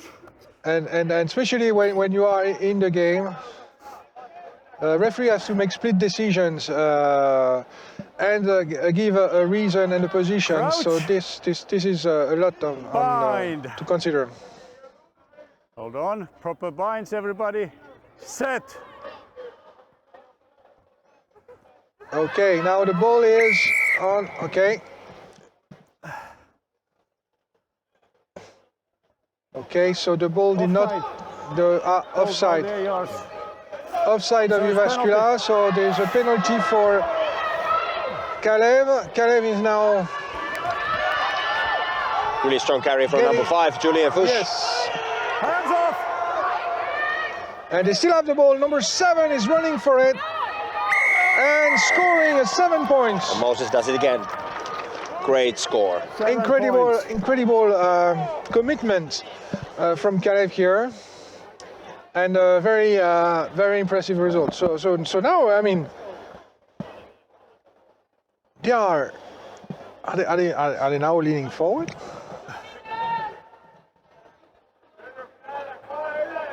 Yeah, Kalev is actually winning now 1 minute left. with 2 points. Okay. If my keeping is intact. Okay, so all the pressure is now on Jyväskylä to come back on the scoreboard. Okay, so 2 players running for the ball, maybe save 1 player and keep. Beautiful run from number 22, if I'm correct, of Jyväskylä, who managed to go across the defense and is now getting into the end zone and scoring 7 points for Jyväskylä. So, I mean, the answer didn't take long. Yeah, 24-19 for Jyväskylä now. Oh, still close, So Kalev has a possibility for a tie Sidelines are. by scoring a 5 points. True. Sidelines, Or- I mean. Go for the big one and take again the advantage. You know, And how much time there is left? There's barely any That is time the left. line. It is there, Our the clock counter goes a there bit on the line. past That's the whole line. past 14 And, minutes, we are but AR obviously score with taking few on breaks here and there, That's right. there might be a little bit more time left on the clock. Last play. But Kalev gets the initiative with this Last play. start. Oh, it's a last play, referee called, so Kalev still has a chance to try to get the game even or possibly even win it. It's their initiative, it's on their hands to decide what Number to do here. 7 is tackled immediately. Hands away. Pressure. Coming in from the side and then playing with your hands. Okay. Penalty tail. Referee will not let that go. They really took that head on. Oh yes, that was sorry to present the ball that easily to Jyväskylä, but Kalev just released the ball in their hands, and now Jyväskylä has an opportunity to dig deeper. So now they are crossing into Kalev territory, and still possession of the ball, fighting 1, 2, 3 tackles. Hands away, Ball hands is on the away. floor. Number 5 is. Okay, so now Really well stolen ball. absolutely. Warrior style. Huh? Warrior style. Yeah. Okay. Decisions tough on Jyväskylä, but I mean it is important to follow up on the rules. Ooh, That was a bit of an that's- interesting move because now they're giving the possession for Jyväskylä. Jyväskylä can end the game just like that. Yeah, exactly. Yeah, if Kalev could have held the ball, tried to kind of carry it on the zone, they could have managed. They could have extended the game, but with that kick, they really made it really easy for Jyväskylä to end that struggle. Now the games ended. Jyväskylä won it 24-19 if the score is right, but at least few points Jyväskylä got it this time. Now we're gonna have at least 5-minute break. Nothing happens in 5 minutes. If we're gonna have a longer break, we're not really sure because we heard maybe referees gonna have a little bit more break. We will have some video during the break, Yeah. which interview which has been done during the game. So please stay tuned in. Stay tuned. The show continue, and you will see some materials presented by our people. So thank you very much for this first time. Remember that we are getting into final phase soon. So please stay tuned, and we are back in about 5 minutes.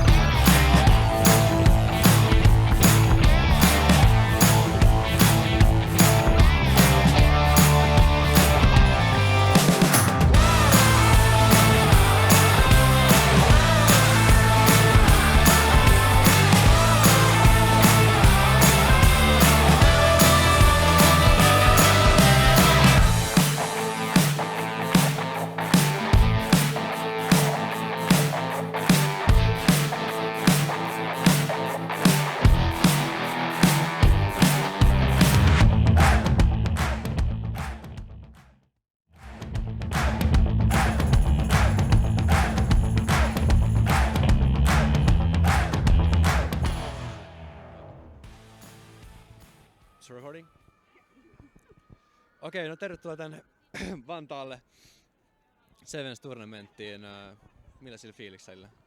Oikein hyvillä. Tätä on nyt kauden avaus. Meillä on täällä tahmajengi paikalla ja saatiin tuossa eka peli pelattua ja hyvä fiilis. Mitäs se eka peli meni omasta mielestä ja miten tiimi pärjäsi tälleen aamusta?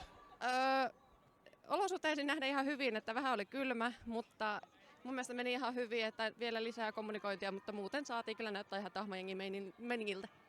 Joo, siltä se näyttikin tuolta sivusta katsottuna. Mites nyt seuraavaan peliin, mitä te valmistutte? Onko jotain mitä paranneltavaa? Tuleeko joku yksi juttu mieleen?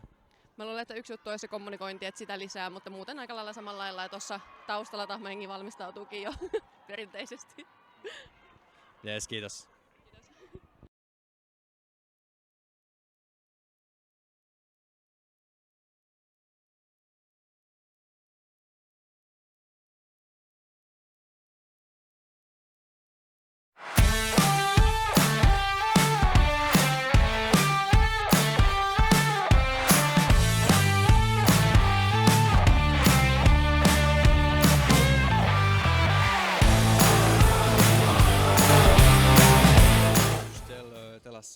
Which team you're representing?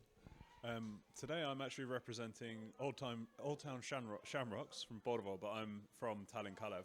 I'm here with the Kalev women's team and the Kalev men's team as well in support. You traveled today? Yeah, we travelled this morning, 7:30 ferry, so not much sleep. Lots of coffee. Yeah, that's the way to go. Are you excited for the tournament? Yeah, very excited. It's my second time playing for Shamrocks, and yeah, excited to see how the girls do, how Kalev do.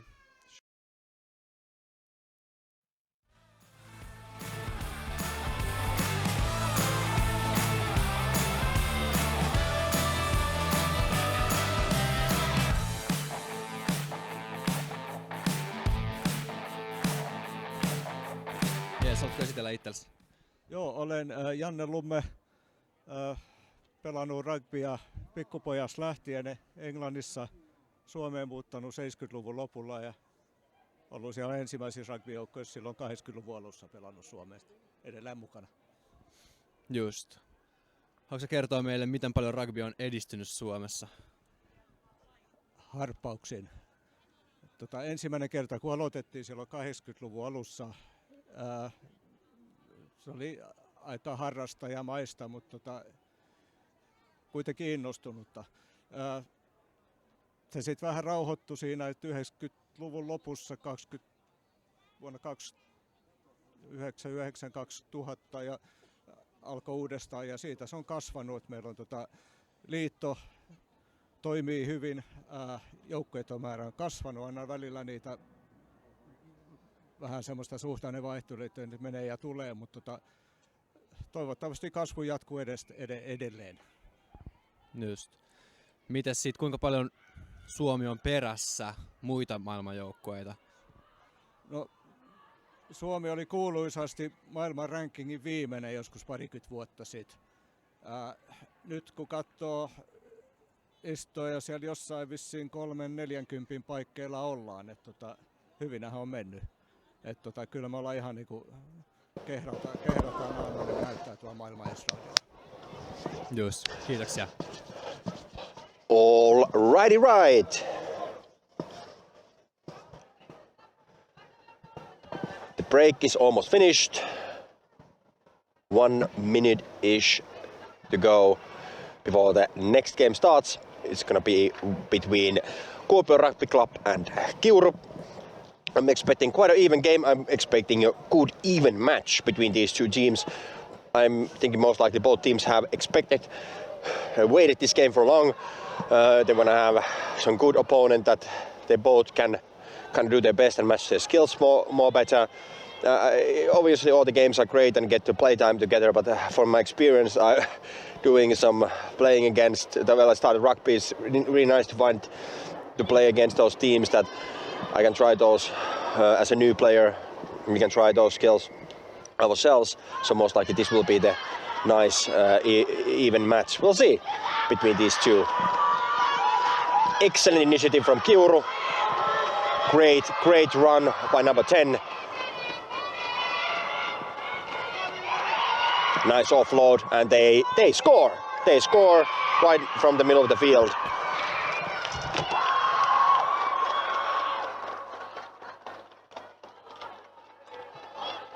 No.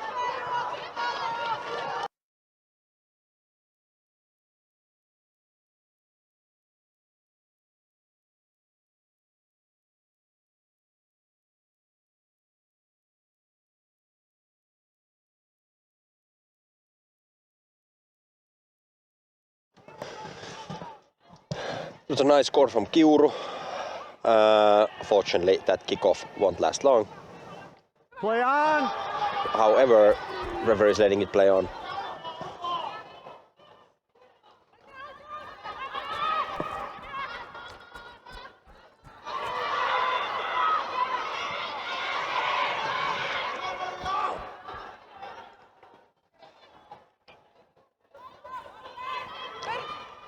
Play on. So that great run was by Karolina Nuutinen. She basically, and again Karolina Nuutinen is having the ball like really on the midfield. She's taking the most meters before passing it through to other players. And number 15 is taking the final run and putting some seven points on board.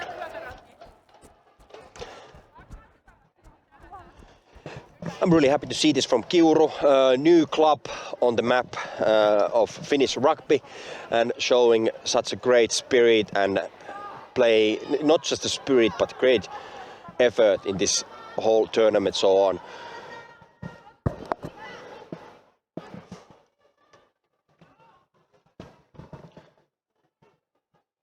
Number 15 Noora Nöjd is to thank from that previous effort.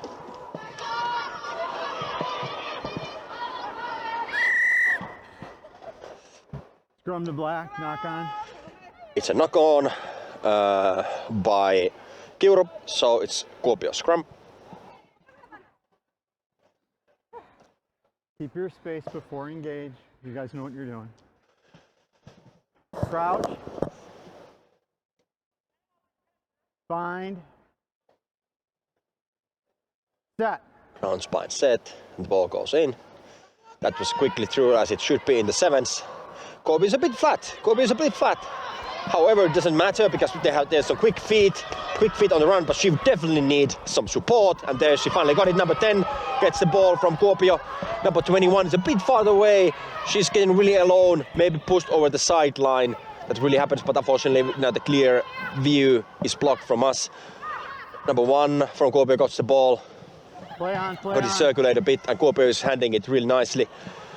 Now Kuopio is having a great initiative, not too far away from the try line.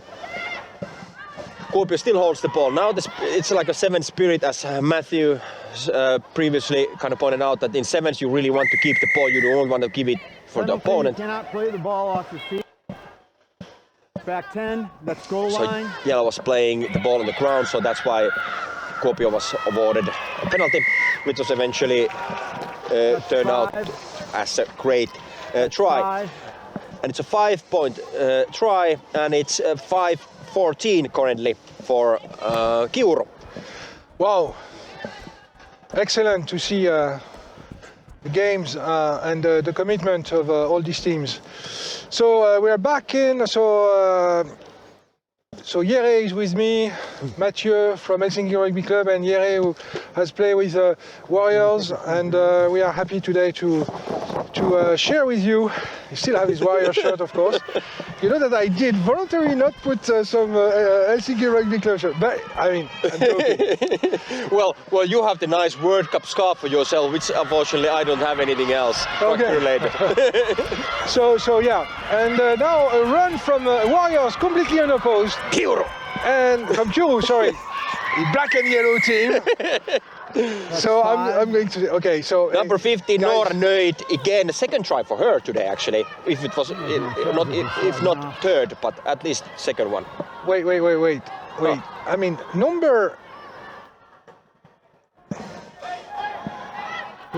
we have players from the Warriors who play for another team. I mentioned number 4, which was a big player from. Number 5, Julian Fuchs for Kalev is from Warriors. Yes. The previous and you great tackler you were pointing out a couple of times. Exactly. Yes. That was just one sub-yellow. But for Kiuru, there are 2 players, Kiara and Tamara Hiltunen. Kiara here now on the ball, 11, who have a history from Oulun rugby. Okay. Same times I used to start my rugby career there. They also joined the club's activities at the time, but now both are playing currently. And first time daughter and mother combination in Finnish rugby. Excellent. I have to make a correction because I said something wrong. I didn't see that very clearly. So the 7th team who went for the European Championship in 2016 did not win. They were second, just behind Belgium. Okay, Crouch. And I said they won. So I spoke with Ulla Tuomelainen, who's playing today, and who joined Helsinki Rugby Club in 2005-2006, with Bea, who is present here today as a spectator. So these are some of the players, Finnish players, which are the core of our rugby. And the 7th team was led by a very famous coach, Lauri Ylonen, who was from the Warriors and who has managed for many years. Oh, and we have another. Oh no, we don't. Oh, yes, that's a try.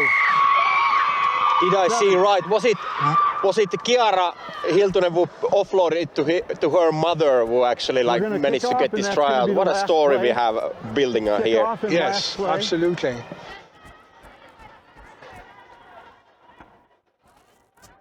But to be honest, it's difficult to see that age difference. But I play with Oscar, but people should tell immediately that who was the son and who was the father. Now it's maybe my glasses, but it's more difficult for me to make a difference right now. Okay, so.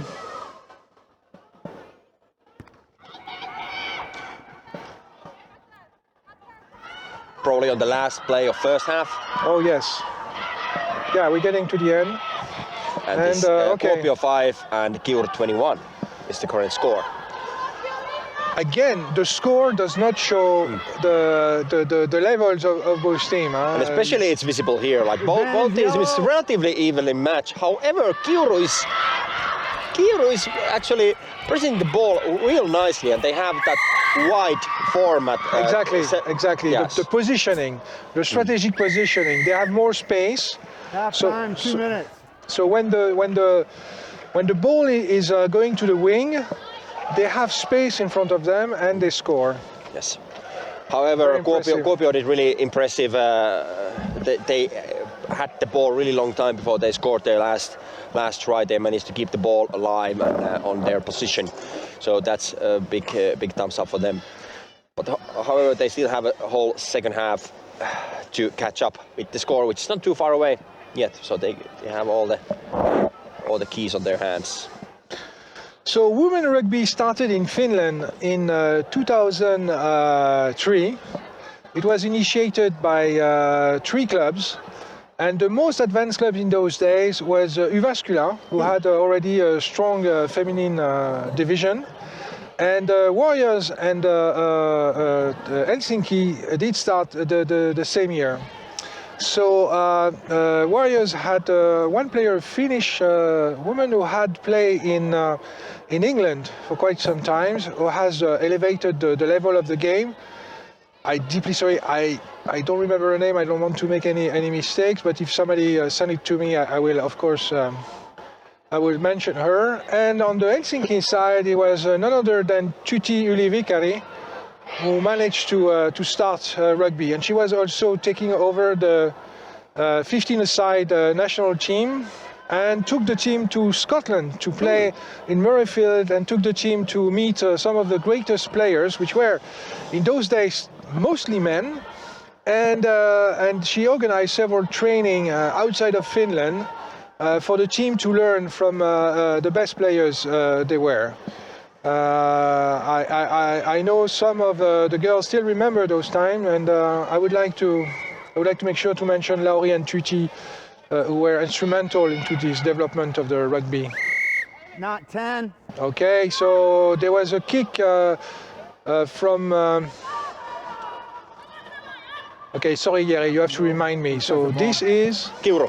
Kiuru is yellow, and black would be Kuopio. Sorry, I apologize for that. Well, it's a new club, so we are... Yes! Oh, number 4 went through the defense like a hot knife in butter and goes to score a 7-point try immediately. And suddenly the score is very tight. It's 12-21. Little bit the gap still there, but excellent effort from Kuopio to point out that Kiuru really have to be alert. There's no time to get your eyes off the ball. In sevens, you have to tackle soon, or you have to close the gaps. And if you have a gap and people go across them, there is almost no chance, because the field is so big and the runners are so fast. It's almost impossible to come back. Okay. So is it play? Yeah, it's playing. Or a referee did not whistle. So the player had the impression that advantage yellow. Advantage yellow now. Yes, even though it was a knock-on, but Kiuru, it was Kuopio's knock-on, but Kiuru recovered the ball, so that's why it was an advantage call. So there's no need for referee to always visit the ball when there's some sort of like handing error if the other team gets the position of the ball. Absolutely. So number 19 is now running for it got tackled. Now number 10 is unopposed and score a 5-point try. Absolutely amazing performance from Kiuru, which is they are showing their teeth. Absolutely. They're not here to look the other player. They are here to score, and that was a great effort and great result here. What is here more distinctive with Kieru's play compared to maybe other games where the opponent was maybe a bit more skilled is that Kiuru definitely has practiced these formations. Everyone seems to be alert that where they have to be, how they support each other on the lines, and they have that width that we several times pointed out in sevens that you need to use the whole pitch. And Kiuru definitely really pursues to do that. That shows that they've practiced sevens formations. They managed to get some wintertime trainings to do things properly for this tournament. A strong performance from number 22, who is bumping into another player, putting her on her ass and then passing the ball. Now it's number 10, which is getting there. Number 19, Offsides, advantage. number 19 fighting to the ball. 8, you're offsides. You're still offsides, 8. So the referee is signaling some players being offside, but not missing at the moment. Now they have a real opportunity with a wing player, which is getting into the end zone, and no try. No try. No try, unfortunately. I'm not sure whether it's because she lost the ball or she was not yet over the line. And did the referee say knock on or what? But yeah, it might have been the loss of possession of the ball too early and not actually grounding the ball. That might have been the reason. So in order to for a try to be accepted, you have to bring the ball from a high position to a down position up to the floor in your hands. So you can, it's not like American football where you just simply run into the end zone and that's it. You have to bring the ball down and touch the floor. So actual touchdown, you could say. Exactly. And that's something that the opposing team can stop and prevent just by putting their hand or something or a body in between the ball and the field. So you must touch the ground with the ball to score. Which kind of concludes that you can always do something. You can always have a chance to prevent this try being scored, even though opponent crosses the line. Always battle till the whistle. Okay, now we have advantage black for a yellow knock-on. Okay. Knock-on advantage is over. Scrum to black. Okay, so we have a scrum for the black, coming back from the initial knock-on from yellow. Knock-on advantage. 26 to 12. Okay, so Kuopio needs to raise the game to come back in now. Black scrum. Alors, it's a strange choice to put the taller in the middle. Crouch. But again, scrum is not so strategic as it is in 15-a-side, so no, it's okay to be creative here. Okay, so now we have a ball and we have a fast runner which has managed to go across the defense, avoiding 3 tackles, 4 tackles, still running, and having number 4 on a heel, but she's managed to go and this is a 7 points. 7 points by number 6, Johanna Hyvärinen. Excellent run. Beautiful run. Again, we see the natural instinct in tackling. We need to go a bit lower, and we need to go with both arms to put the player down, and just trying to grab the shirt is not enough. A little less than 2 minutes. That's a little mental game that players who don't come from any martial arts background are not the ones played rugby from since they've been kids. I've been in that position myself, and I cannot say that I'm a perfect tackler myself, but once you get the gist, it feels a lot better to tackle properly than just hang with your tips of your fingers, and then you always want to go low. Exactly. Good points. Bon, and I should remember to everyone here listening who's not a rugby player that we have clubs all over Finland which are ready to welcome young and not so young players. So please, if you feel like it, do not hesitate to join one of your local clubs. We have 3 clubs in the vicinity of the capital regions. We have 2 in Helsinki, Warriors and Helsinki Rugby Club. One is more in the west and one is more in the east, let's put it this way. And we have also a club in Espoo. So, and it's another score, another try, 5 points try for Kiuru. So that would give them 30 seconds. 18 to 31. Yes. And it's about the end. So yeah, it looks like Kuopio is a winner? Yes. No. Kiuru is actually leading. Kiuru is a winner. Yes. Wow, that's very impressive. Such a young team. Okay, so So last chance for Kuopio to get some points. Not 10. Okay. I don't think you have the option. It's a free kick. Okay. I would advise against kicking, but yes. Let's go. Okay. Run. It seems that Kuopio people want to warm up by running into people and giving warm up for the next game. I think they like that. Yeah, it's let's not pass the ball and run into people. Yeah, I would like to do that myself. I agree. I agree. Okay. Now some tactical point. Okay. Nice. Strong defense from Kiuru. Kuopio needs to raise the game here to allow for some scoring. Oh! Scrum to black. We have a scrum, but what about the timing? The time is really up, so Kiuru should really try to finish this game. They are leading Patrick likes the longer game. Well, Patrick kind of waits to Kiuru to do the initiative to kick the ball maybe away or similar. But I mean, it gives a chance to Kuopio to concretize some score. Yes, yeah, that'd be nice. And it's a Kuopio scrum, so Kuopio most likely will have possession after this. As they do. Yes. No. Okay. Quickly. A lot of hands mistake. Yes. And that's kind of fatal in sevens.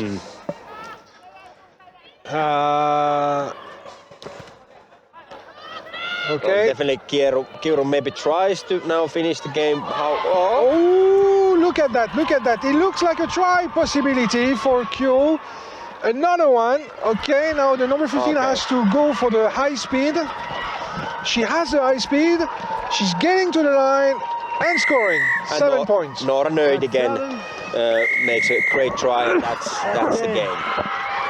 And that's a win. Clear win for Kiuru. Absolutely great game, great commitment. Happy to see this engagement. So we are today at the Pigfin Arena, hosting the sevens competition, the first tournament of this season. We are now in the women's moment, where the women's phase, and the men's will be playing afterwards.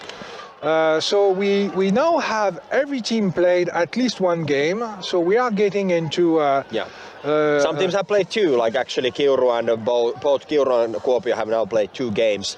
And now we're going to have second games for Warriors and Tampere. Okay, this is an interesting one. This is going to be a big game. I mean, these 2 teams are extremely experienced in the sevens. They have a lot of national team players, and they are accustomed to victories. Yeah. So it's going to be.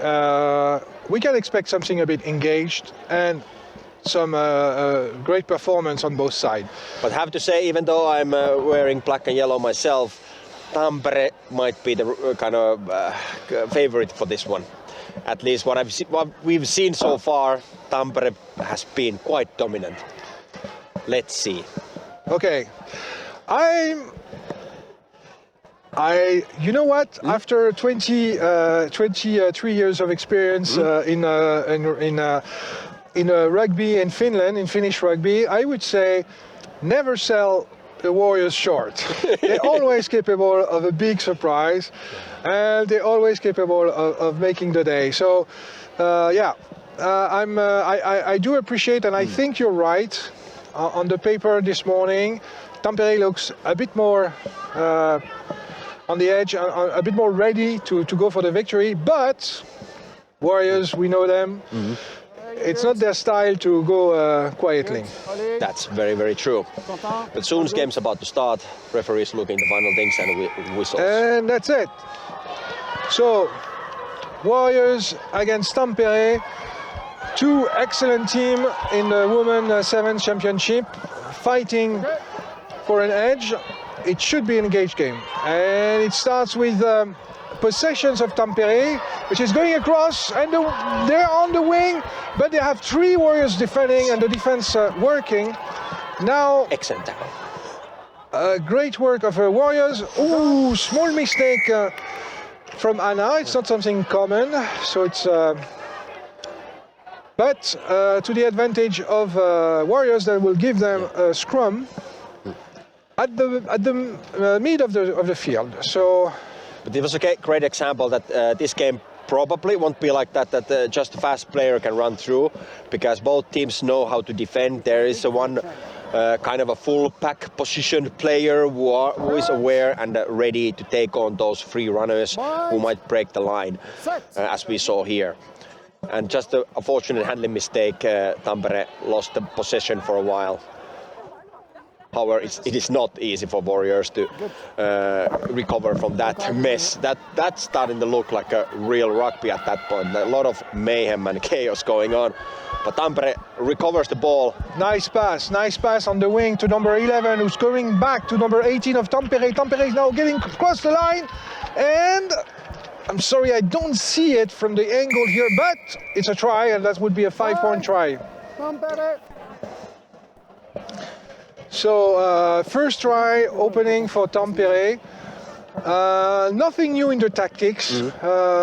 Coming from the center, going to the side, taking advantage of the gap. Tackling needs to be fast. Yes. And tackling needs to give opportunity eventually to recover the balls. But I mean, not surprising. Great performance on both sides right now, until now. Go ahead. Let's always continue. Okay, now it's a kick from Tampere, who's going to nice, high, but a bit too long kick. So basically giving the balls and the initiative to Warriors, which is going running straight into the center. But excellent steal in a from very, Tampere. very Warrior style, Tampere managed to pick up the ball from the ruck, and on the side, number 6 is now going for the score. That was a well-deserved try. I mean, yes. Great effort. I think the kick eventually was quite well, because they managed to get all their offense really catch up with that high kick. Yeah, but you want to do it high. True, it could have been higher. Not too long. True. So that you keep, when you get almost under the ball when it comes down. That's very true. But luckily for them, the Warriors were not able to protect their ball, so they lost it in the ruck. Very true, new true. kick now, almost as long. And this time catch up from the Warriors which are now keeping the ball, passing it, losing it, and Tampere again has possession, again in the middle of the Warriors fan, and Warriors has got a penalty. So it's looking really bad, and there was a gap, and of course Tampere took the gap, and it's another try for Tampere, a 7-point try. Is that the third try within 3 minutes? Yes, third try, first 7 point. So 17-0 right now. And Susanna Haavisto was number 6 taking the ball this time to 7-point area. Now Warriors need to really think about a couple of times like what they need to do better, but they definitely need some more aggressiveness, and they need to match the numbers how Tampere kind of moves it around, because Tampere always has support. Communication again. Oh, that's a nice one, quite high. Oh, almost on it. I mean, I told you, Anna is really committed to the victory and to the ball. Okay, look at that. Okay, it's going straight to the other wing. Small mistake from Tampere, who passed the ball to nobody. The ball goes to the floor, but Tampere still has the ball, and now still passing back, going to the other side of the field, hoping for the wing to have some kind of a space for a run, and now she's running, starting to accelerate. Okay, cross pass, and still they keep the ball, they keep continuing, they keep pressuring.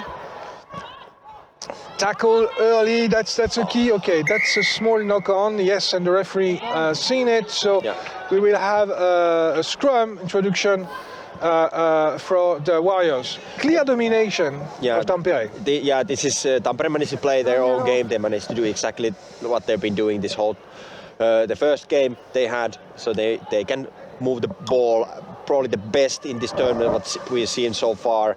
Kind of good straight passes, and there's always support and communication happening from their side. And that little handling error now kind of saves Warriors a bit and takes the momentum off from Warriors, Tampere, and now it's Warriors ball. Okay, nice run from Warriors. They are almost crossing. Oh, they lost the ball. They have to be more protective with the ball. Yeah, that's not good. That's not good. Every ruck, they lose a ruck. It's not a Warrior style to lose rucks like that. So they really have to up their game here. Okay, Tampere has the ball and now he's running on the side and again. And incredible. I mean, even in the worst possible situation, okay, well, no, this time that was the worst possible, and this time they didn't catch it. Yeah. So it will be a scrum, likely, 5 meters from the line. Scrum yellow. Introduction defense, so Warriors, because the Tampere players just dropped the ball. It was a clumsy pass. I mean, they're getting a bit cocky with their pass. They might have the impression that they score every time. They cannot. But it's a very close to the line, so it's a very much pressure on Warriors right now.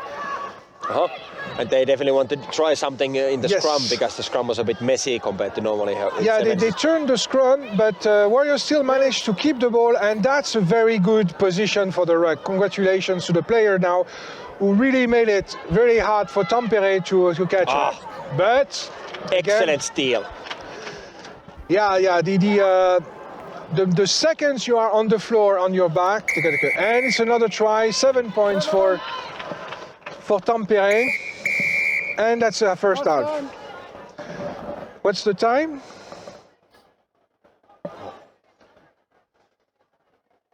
Well, time is 7 minutes. Okay, 7:20. Oh, because I think I heard the whistle calling it. No, it's exactly. But what I was saying, okay, this is, you see, Romain is really keeping straight time, not going into too much overtime. Yeah. So, and that's different for the players as well. Okay, again, the score does not reflect the level of both teams. Clearly, Tampere raised their games knowing that they were against Warriors. And Warriors made a few mistakes. Yeah. And Warriors did not be able to play with their strengths. Tampere is possessing the ball a lot more. So then Warriors have to be really on the defense most of the time. And if you cannot match with your own defense, you cannot really get the ball for yourself and do your own play. So this is what kind of shows now.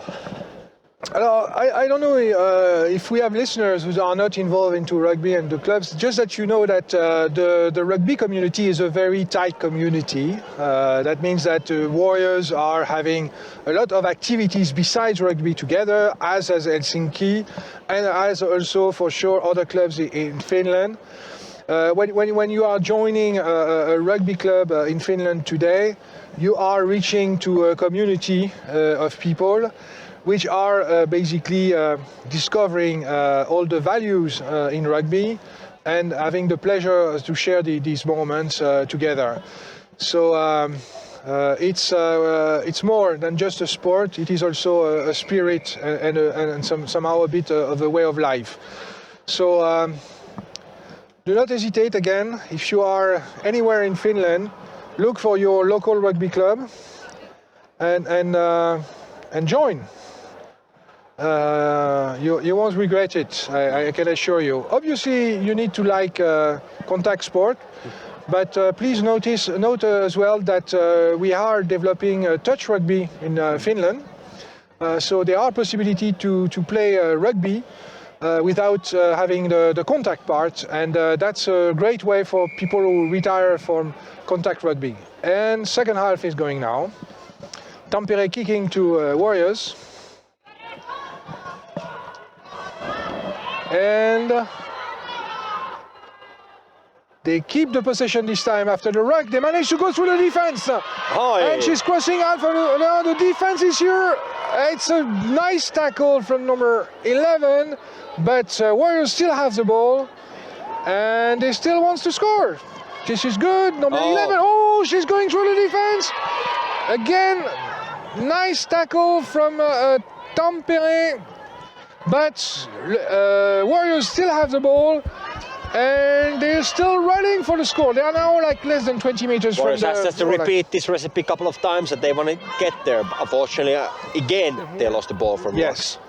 Tampere has been really sneaky and aggressive to get on those after those tackles. Absolutely. Oh, there was a nice kick back from Tampere to Warriors who got in her arm. I don't know, do we have the name of this player? She's really agile with the balls and positioning and strategy. And number 11, if I'm not mistaken. Johanna Tammela, if the name matches. Great player. Okay, so It's good contest. Don't play it on the floor. they're playing a bit too close, I would say. You can't play it on the floor. Okay, so Romain has seen somebody playing from the floor, so it's a penalty against Warrior, unfortunately. Yeah, on the 5, please. So Anna is going to kick the ball, or no, she wants to play. Okay. We haven't seen too many penalty kicks here. Most of the plays have been kind of on the go. Okay, so Anna is still there, running in the middle of the field. No more defense. She's got one runner in the back of her, but she clearly has a straight line to score 7 points. 7 for Tampere. So she made it from almost her try line to the other try line with 2 passes. Excellent effort from Hanna Visuri. Yeah, she was the one from New Zealand experience. I think she was like 1 or 2 years there. Okay. And that was like 5 years ago, something like that. And she has been working with the team in Tampere to raise the level of the women team. And she's a really good and committed player. She's very impressive. Okay, so now they are kicking back. Tampere is kicking to. Go ahead. To Warriors, and what are they waiting for? Okay, they should not play the time. That's not nice. I mean, when you play 7, you don't take. If you take 1 minute to make your kick, it's a lot of time. Yeah, it's a lot of time for 40 minutes. Yeah. Okay, so Warriors got the ball. Now they're playing. They're trying to go across the defense line. They did not manage. They didn't lose the ball on the ruck. Now they have players running through. Okay, they are much better in defending their ruck. Okay, so players going through, but tackle. Why is she really? Oh yeah, I know. She's releasing the ball so that she is allowed to pick it up again. Exactly. Aha, we haven't seen this too many times. So actually cleaning the ruck in 7s. Usually people expect that people don't challenge the rucks too much in 7s, but Pilvi Dahl really decided to show for Warriors lady a little fly on there. Okay, another penalty against Warriors, not releasing the ball, playing quickly by Tampere, who is losing the ball with a knock-on advantage for Warriors. Okay, come on guys. Could we please stop throwing the ball around and start to play? Possession is a key here. And Scrum. There was one knock on red, advantage, no advantage, knock on yellow. Yeah, this is one thing. I think it comes from training. I can see often in women's and some men's game, when the ball is on the floor and there is a ruck, there is that's a situation where I have to wait for something to happen. Of course, not the style Warriors is using. Okay, so now they got the ball out of the scrum. Warriors is running, losing the ball. That's a knock-on, but the referee is giving advantage to Tampere, which makes sense, of course, because they have possession. And Tampere has the weird handling error. Okay, so now we're going back to the knock-on. But yeah, maybe for many teams it's highlighted that in sevens we want to keep the ball alive, let's not make too long rucks, and that kind of leads to think that okay, let's do a lot of offloads, but you need to be kind of cautious with those. Like we've seen Warrior offload going quite south before basically presenting the ball just for Tampere to just grab it from the basically out of hands really easily. So still you need to remember that don't give the ball freely for opponent once you are going for those offloads. Okay, Tampere picking up the ball from the scrum, passing it away to the wing, not fast enough, getting now tackled. Every tackle is slowing down a lot, and when you are slowed down, you don't score. Okay, now she's going through number 11, going through the defense and scoring a 7 points try. 7 points for Tampere. I mean, every gap is paid dearly by the defense. So it's really communication, making sure that every player is covered. And repositioning yourself to make sure that you are a possible stop into the post. But of course, in 7 it's even more difficult than in 15. It is. In the sense that you have much wider field. But here in the sevens, it's really highlighted that the communication with the defense, like you need to point out who is your guy, who are you taking, and that seemed like there was a confusion between Warriors members that whose responsibility is to take that ball carrier of Tampere, and eventually it led to that.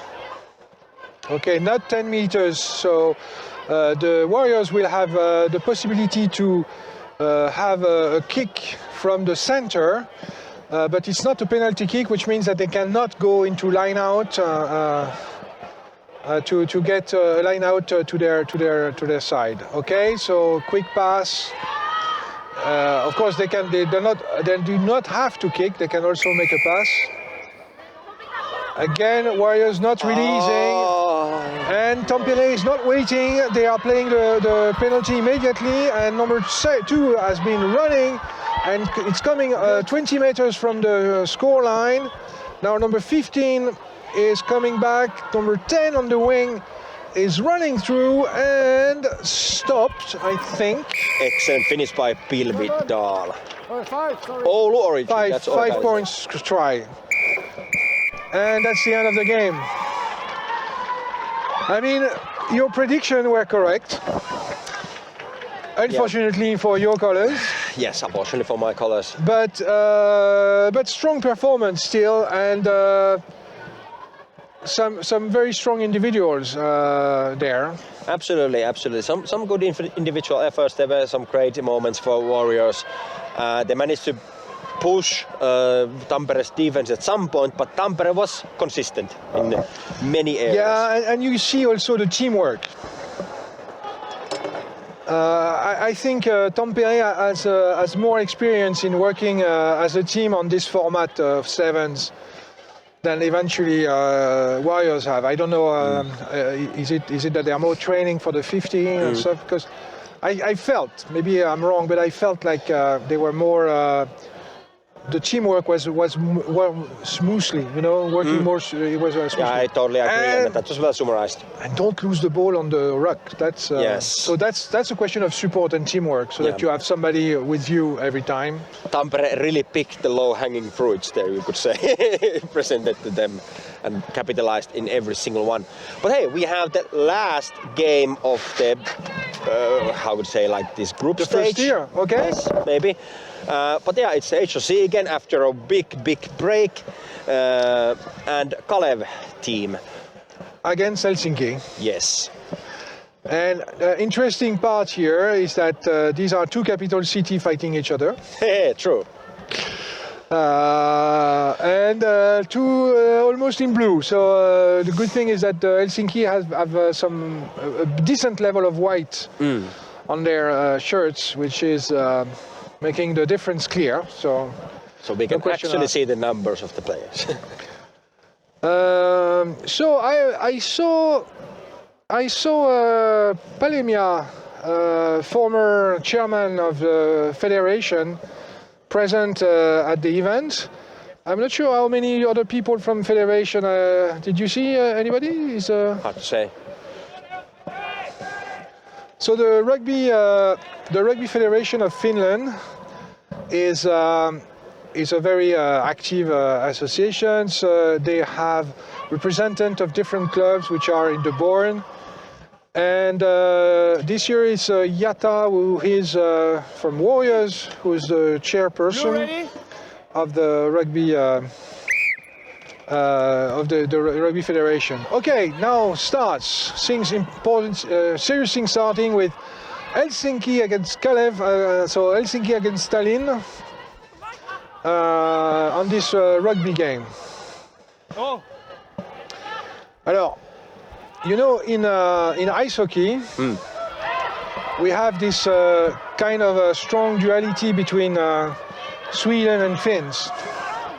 So in rugby, the big rivalry is between France and England on the northern hemisphere, I would say. So on a tournament, if we lose the tournament but win England, we consider a victory. That's how stupid we are. Okay, Helsinki is throwing a strong move. They already crossed the middle line. They have an advantage. Offside. But offside from Kalev means that they are. It's Julia now running with the ball. Back 10. Another penalty. They were not 10, so they got 10 more meters from the last point. Okay, maybe it's time to pass, but no, there is a gap, and there is a score. So it's a 7-point score for Helsinki. 7. Again, Helsinki is a very strong contender in the 7 side. Has been on the scene for the 7s for quite some times, and Kalev, I guess I spoke with the girls downstairs. They were telling me that Kalev was there present last year. Okay, excellent. So I don't know if they did the whole tournament or just 1 or 2 tournaments, but so it's not a brand new team. And excellent, good to have them a second time. It's a sign of continuity. Have you seen the move from the number 5? Sorry, Jari. I just missed that. She feinted a pass, almost the ball leaving her hands, and then she started to run. Absolutely beautiful move from number 5 of Kalev. Definitely loss for Warriors not having her today on her team, but even better to have more teams being able to field a team, and then Julie is making a great move of kind of enabling Kalev to have a team. She's waiting for support. Where is the support? Support is here. Okay. So now with the support, now Helsinki is taking back the ball and starting to run towards the try line of Kalev, but they have like 60 meters to go. Okay, catch by the shirt. Now a pass to Julia. Julia is now on full speed, going through the field and scoring a 7-point try. Absolutely. My glasses are really bad quality, but I'm quite sure it's Julia. Nicodème. I'll check a number. If you can shout the number, so I can quickly see. Yeah, I'm. So. Out. That's not allowed. No water in. So the team in Helsinki does not have a dedicated coach. It's number 14. So Julia. Nicodème, no? Nicodème, yes. Yeah. She's Finnish with a name which looks like Holland or Belgium, but she couldn't tell me where it's coming from. So. Okay, well definitely not from Kuopio, I can say. Knock on. Okay, so knock on from Kalev, which means that Helsinki will have a scrum 25-30 meters from the try line. It is, I mean, a huge pressure on Kalev. Just there. So warm beerages to the commenting booth. Yeah, I mean, Claire Shaw has been instrumental into organizing all these activities and centralizing with other people that we need to mention, and we will. And she just brought us some hot tea in this -5. It's really a great impression. Okay, so Julia unfortunately lost the ball, and then number 5 again from Kalev. Really impressive players. managed a nice kick, almost catch it, but then Helsinki was faster, but they're losing the ball on the rock. And but now Kalev maintains the possession still. So Kalev has the ball back. But Helsinki managed to pick it back. Okay. I mean, you could see that there are different levels in the Kalev team. Yeah. Oh, Helsinki got the ball, go across the defense, start running. Number 19 is going up, and she's scoring a 7-point try. 7 points. You got it. You guys Incredible. Number 14. No water! No water! No water in! 14? No, is it Julia Kiepeken again? But no. No, it's not. Sorry, so it's I made 14. a mistake. She's the one running with the ball. What's her number? Is it 19? Sorry, 19. Yeah. So Stina Hirvonen. Okay. This time. Wow, beautiful run and wonderful score.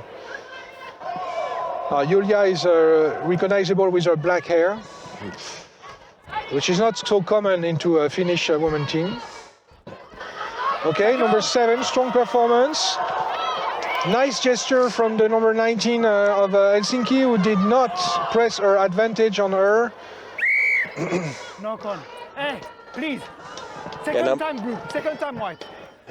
Okay, so Helsinki has a bad history of discipline and might make comments about referee decision or absence of decision, which is in rugby the stupidest things you can do. Usually it backfires. Yeah, so you don't do that. Decisions are made by a referee. The decisions are final, and you have to trust that they were made in the best intention and with the best knowledge of what happened. And we have in rugby a tradition of high respect of a referee. Okay, now ball was stolen by Kalev. Destiny Moses, number 7. And the number 7, who has been a very impressive player. She takes it to the midfield to score those 7 points and not satisfied with the 5. 7 points. So they have, let's say they have 2-3 players which are really Last play. higher standard. And that's really a pleasure to see that.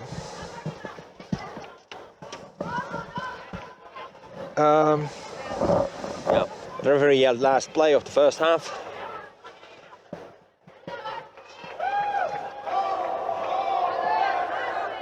So if HRC wants to play smart after receiving the ball, they want to kick it off. Yeah, I wouldn't bet on that. But well, they also they know that they can make a difference and even score. Yes. Which seems very likely at this point. Yes, and yeah, I mean, she went through 2 tackles, but simply continue to run and scores. That's number 20. And that's 7 points. And 20, Katri Nummelin decided that we can use the few seconds. Absolutely, and still score. And that's maybe from little lesson for Kalev team that even though the time is up, it's if you don't have the ball, you don't have the initiative to call it a day. Tell them that they should not play. Sorry. No worries. Absolutely. 2-minute break. Yeah. So.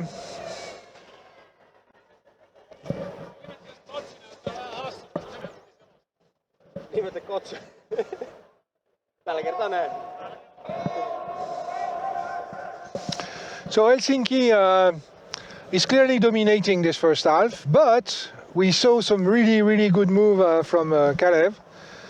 So I would not say that it's tied, but I would say that it is an interesting game, and there are always, and we see in sevens how small change can imply a try very fast. Yes, and it's always nice to see both teams scoring. Like, the further we went with this tournament today, we've seen that the games get more even and both teams are scoring, and those skill levels are balancing out with these some matchups. And Kalev is making a great effort for HRC, even though HRC seems to be taking an edge.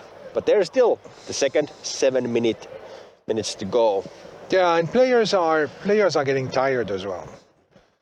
I mean, it's so cold. They don't have really an opportunity to rest and be ready for the next game. So it's always a matter of warming up again.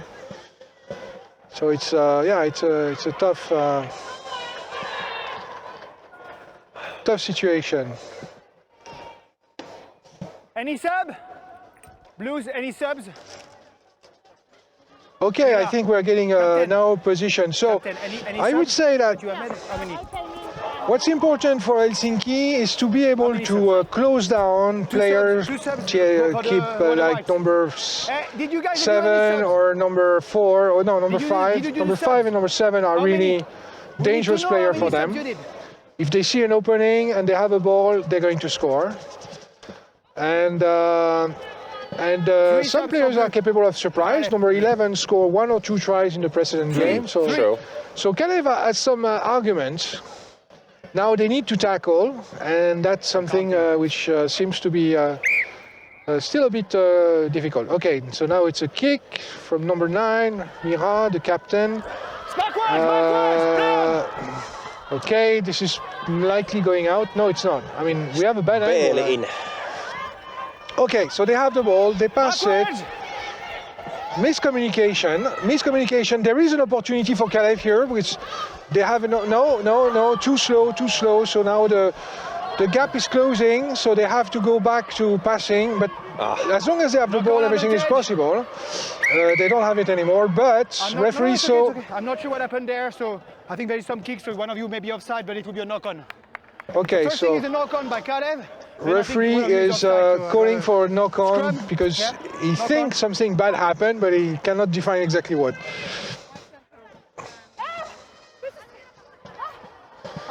Let's. Okay, here.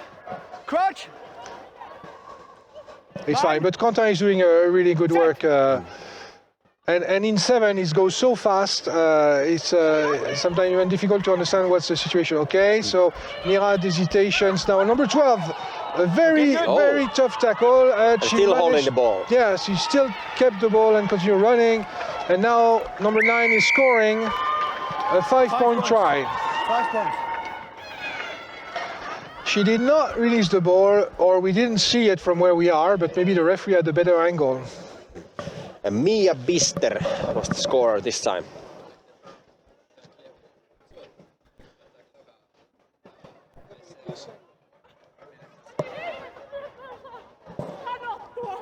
We have comment from the audience saying that basically there was not a tackle, so she was not meant to release the ball and stuff. I mean, we have plenty of referees today around us. Luckily, there is only one whistling. Okay, number 11, make a pass to number 7. Sandman is one of the dangerous players. So let's see how it goes. Back 10. And Helsinki got back the ball, and now they are passing and passing. Yes, a catch, caution. Oh, excellent. Number 5, yes. Beautiful. Julian Fuchs really chases down the winger. Absolutely. Julian is sure experience in playing rugby. Yeah, but even though having few individuals, this is a team sport, and still from the middle, HRC gets the ball through and eventually scoring the 7-point there. But great performance from Julian. And who scored? Is that? I missed that. What was the number? Is that number 5? Yes, I can hear you, Patrick. I'm not sure. I can't hear you, but maybe you're not. There's number 1. Mia scored the previous try at least. What was it? The one here? It might be the number 5, I think. Mia Bister then. Okay, so Kalev has the ball, and they run for it. Pass to number 5. Julian is tackled immediately, but she managed to get back on her feet and pick up the ball and pass to a player. And now number 11 is doing her best to go through the lines, but she has to give up the ball to Julian, who is passing to number 7, which trying to take some speed, but the defense of Helsinki is impenetrable at this stage. Oh, that's a kick over the heads of the defense, and the number 11 is trying to speed up to go back to the ball, and the Helsinki players manage to catch the ball, race back on your feet, and it's a pass back to. Is it So Oulun? the ball is on the ground. No. And you're playing it. You are on the knees and you're playing it. Penalty. Back 10. Okay, so When you're on the ground, you cannot play the ball when you're on the ground. Playing the ball on the ground for HRC. It was a bit on the edge. I think like she was really trying to get up, but kind of touched the ball just before being fully up. I guess the referee wanted to be quite clear on that. Well, I mean, it's okay to be severe with team of Helsinki. Yeah. And let's see how it goes, but. Can we really want to be quite tough with that situation because Kalev was really challenging the call, challenging the play. No, Renis, Mixi, because you. Ooh, number 5 is picking up the ball and jumping through, but she's got stopped by Helsinki defense, which is really impenetrable at this stage. But sloppy pass from Kalev, which gave an opportunity for Helsinki come back in the game with a scrum for a knock-on by Kalev. And we are getting in the 2 last minutes of the game. Is that for us? I think so. Wait, go, ready? Sorry guys, we are sharing moments, but we are freezing, so we are taking any possibility to catch up some sugar and energy. Yeah. Okay, so this scrum is going to be important for Kalev. If they can keep it, if they can get it back from Helsinki, they have a real opportunity to score. And if they are unable, then it's a lot of efforts in fact wasted. Okay, there is a change on Helsinki. 2 minutes still. And the referee confirmed that there are still 2 minutes of game. Okay, ready? Time back on. Okay, so. Crouch. Bind. Set. Okay, strong push from. Knock on. Strong push. Okay, now it's Kalev managed to get the scrum back to them. They did a strong push during the scrum, so they are clearly committed to make it work. Let's see how it goes. Okay. Crouch. Bind. It'd be really nice to see Kalev maybe scoring from this, getting a few things right for them. It's with the feet, it's okay. They're having an excellent effort in this game. However, nothing comes free, and HRC gets the ball. It's okay. Really nervous play from Helsinki. From my AR, forward pass. Scrum on the 5. Still pressure is on HRC's defense. Another mistake Forward pass. from Helsinki. Yeah, Kalev can again have the similar situation to win the scrum and play smart and try to get the ball. I can tell you number 7 is ready. Number 5 and number 7 are ready. As soon as they have the ball, this is going to go fast. Yes, now 7 has it. And she got across, but she passed, and yes! Score, 7 points. Excellent effort. Yeah. You called it. From Beautiful. 5 to 7 and then 18 was it? Yeah, 18 scored the final. And that's the end of the game. So what's the final score? 14-40. Wow. So 14 points for Kalev and 40 points for. And I mean, great efforts from Kalev.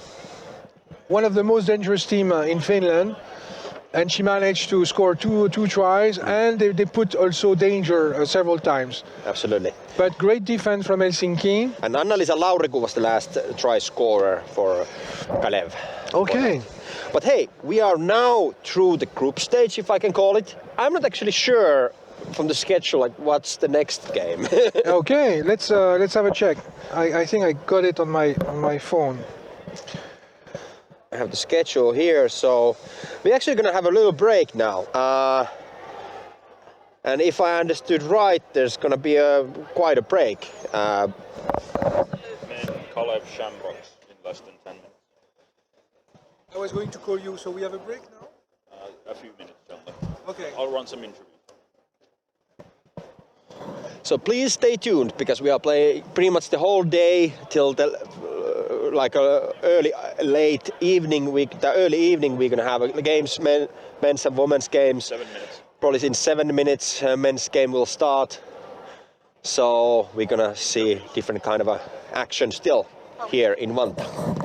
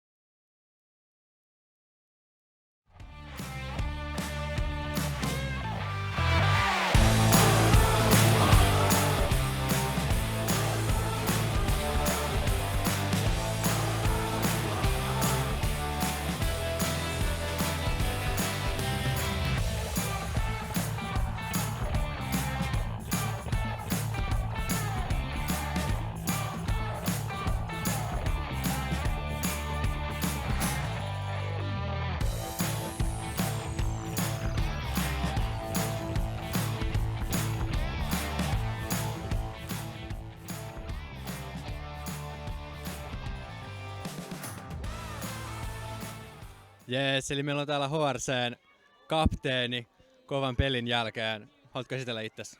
Joo, mä oon Mira, HRCn eli Helsinki Rugby Clubin kapteeni. Moikka. Jees. Mites tuo äskeinen peli meni? Erittäin hyvin. Mä oon todella ylpeä meidän omasta jengistä. Meillä oli siellä just ne jutut, mitä me on treenattu. Eli hyvä struktuuri ja hyvät taklaukset. Kova peli. Jees, loistavaa. Mites sit eteenpäin? Jääkö jotain paranneltavaa vai menikö toi niin hyvin kuin voi olla?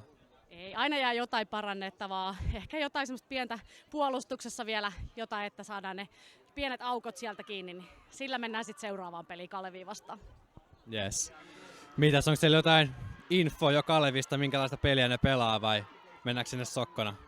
No ei ole kauheasti tietoa. Tiedetään, että kova jengi on vastassa, että sillä asenteella mennään. No niin, loistavaa. Kiitoksia. Kiitos.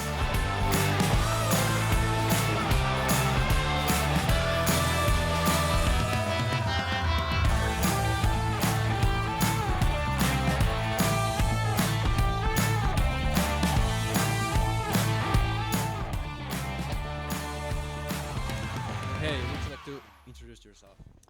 Yeah, so I play for JRC under a year now. Maya Thompson is the name. I play tight head prop most of the time, but sevens we obviously don't really have, those kind of spots. So as a forward, yeah. Great. How's the tournament going so far?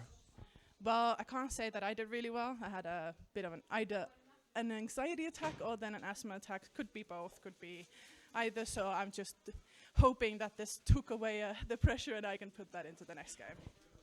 Great. Do you know against who are you going next? We're going against Kalev next. Tallinn. Yeah, I heard they're a tough team, so is there something the team needs to prepare for this game? Their team or?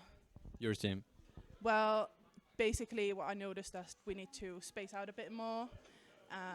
We need to, maybe fix our passing. I think we do support each other quite well, but it's basically when we're too tight together. Okay, thank you. Yes.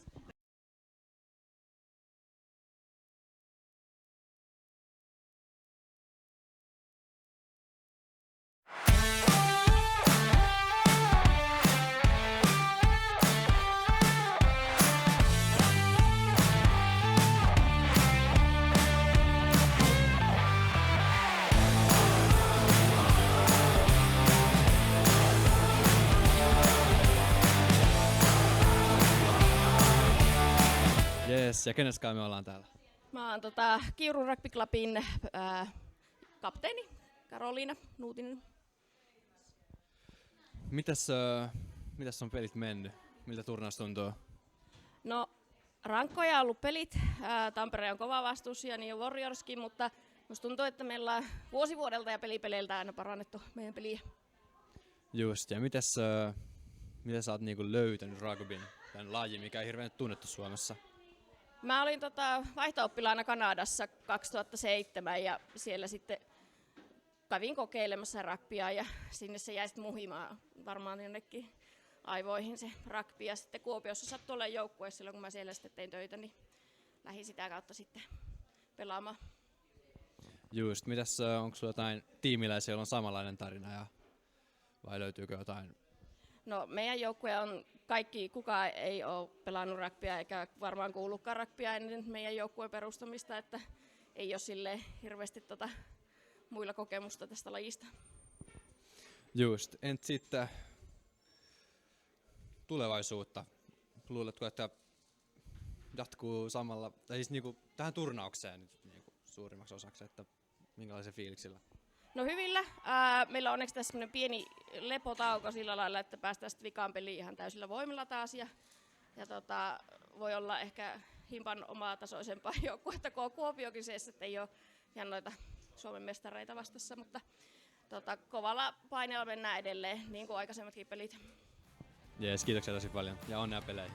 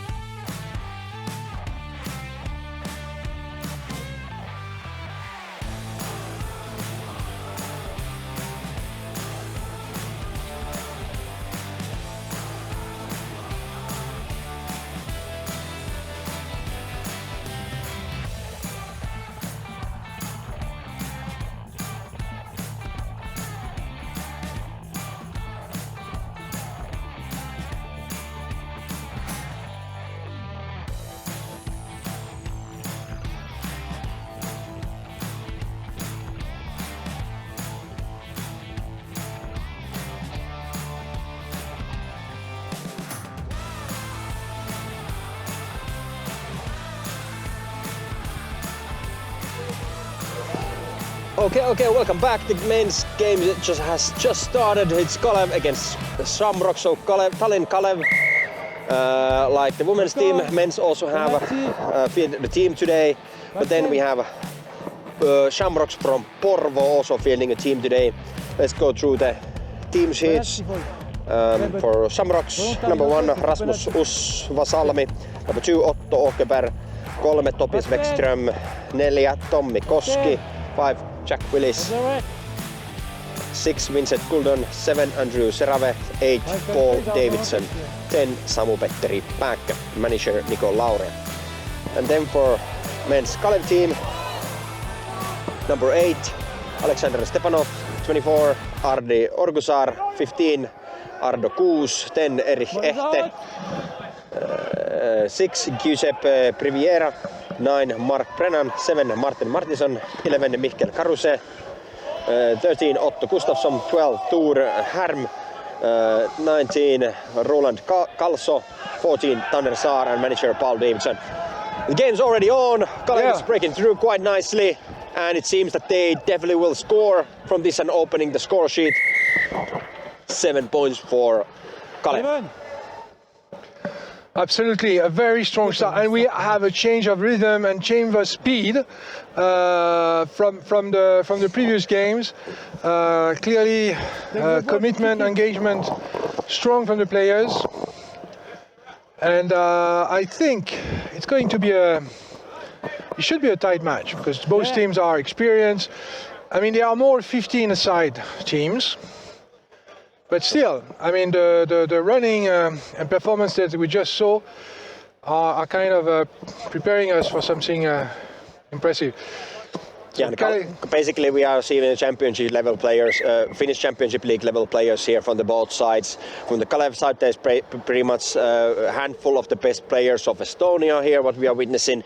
And Shamrocks can't really point out how many, but at least a handful of them were also in the Finnish Championship finals last early October. Absolutely. Okay, a ball was stolen from the ruck. Beautiful steal by Kalev. Porvoo needs to protect this ball. Yes, absolutely impeccable tackling from Porvoo. A bit of a late tackle here. Number 24 is storming through the lines and scoring another 7-point try.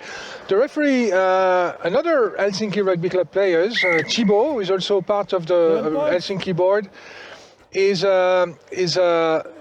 will need all of his cardio to follow up on the action and the ball. So that's going to be a tough moment for him. Yeah, and Ardi Orgusar was the try scorer this time. The first scorer was number 15, Ardo Kuus.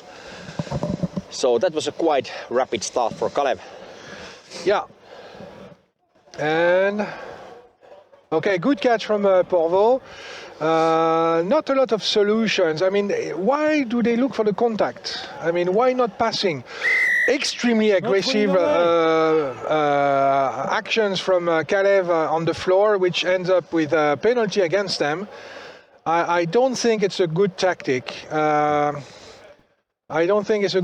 why do you go for contact? I mean, this is sevens, mate. Oh, that's a bit higher, but seems to be okay. Okay. Referee is calling for a call. Oh, I think he's going for a card. You take him on the head. It was a bit of a wrestling move we saw there. So yeah, it was a high tackle. Yeah, and basically head was somewhere in the armpit, and eventually it was really kind of a high tackle at that sense. Yeah. 24. How are the card rules in sevens? So I think it's 2 minutes for the yellow. Okay. 10 minutes for the red? No. 10 minutes for the yellow? No. Yeah, 2 minutes. Yes. Yeah, sorry, we got referee on our side which are making comments. Difficult to follow, but yeah. Oh! Porvoo is back on. I mean, they take advantage maybe of the overlap. But again, Kalev is extremely aggressive on the ball, which is paying back and absolutely lawfully. And they have now possession of the ball, running through the defense. Number 7 is an absolutely amazing tackler. He's half the size of the guys, but he's bringing them down in a second. Okay, now they have a full advantage. Oh, that looked forward pass. Yeah. That looked very forward for me, but the referee has come in. But damn, Kalev is fast. They are playing fast game. They are not joking around. I think Porvoo looks a bit surprised. Porvoo is not a slow team. Playing against them myself, but I guess their minds are turned into 15s mode. That kind of looks like it. So the whole team is not probably in their head is not on the level of sevens. Like, what does this require from us? How we need to defend, and how we need to spread our own offense that they can manage through this. Yeah, you want to avoid contact. I got the information. If you have a yellow, 2 minutes. If you have a red, it's 3 games out. Ooh, that's quite a big of a difference. Yeah, and okay, now Kalev is going to score. Yes, it's a score 5 points. 5 points. So a big difference, of course, between rugby and football is that if you get a yellow card, you're kicked out the field for a period of time. So on 15 aside, it's 10 minutes. On 7 aside, it's 2 minutes. But clearly. When in football you get a yellow card, well, you're just told that you got a yellow card, but nothing is happening to you unless you are accumulating more than 1 yellow card. So the rugby system is equivalent kind of a penalty box in hockey. Exactly. In a 15s format, the penalties are longer, like 10 minutes compared to hockey. It's similar 2 minutes as in here in sevens. But in ice hockey, the games are like 3 times 20 minutes. Yes, and that's like a effective game time. So every stop, the clock is also stopped. So yeah, that's like 60 minutes total, where we have 80 minutes in the rugby. Yeah. Different amount of players and etc. But similar idea is that you are thrown away a bit, penalized a bit of having a yellow card. But having 7 players on field, losing 1 is quite a pickle. Strong tackle again. Good play, strategic play from Porvoo. Unfortunately, Kalev still had some defenders and blocked the run. Now Porvoo is circulating the ball.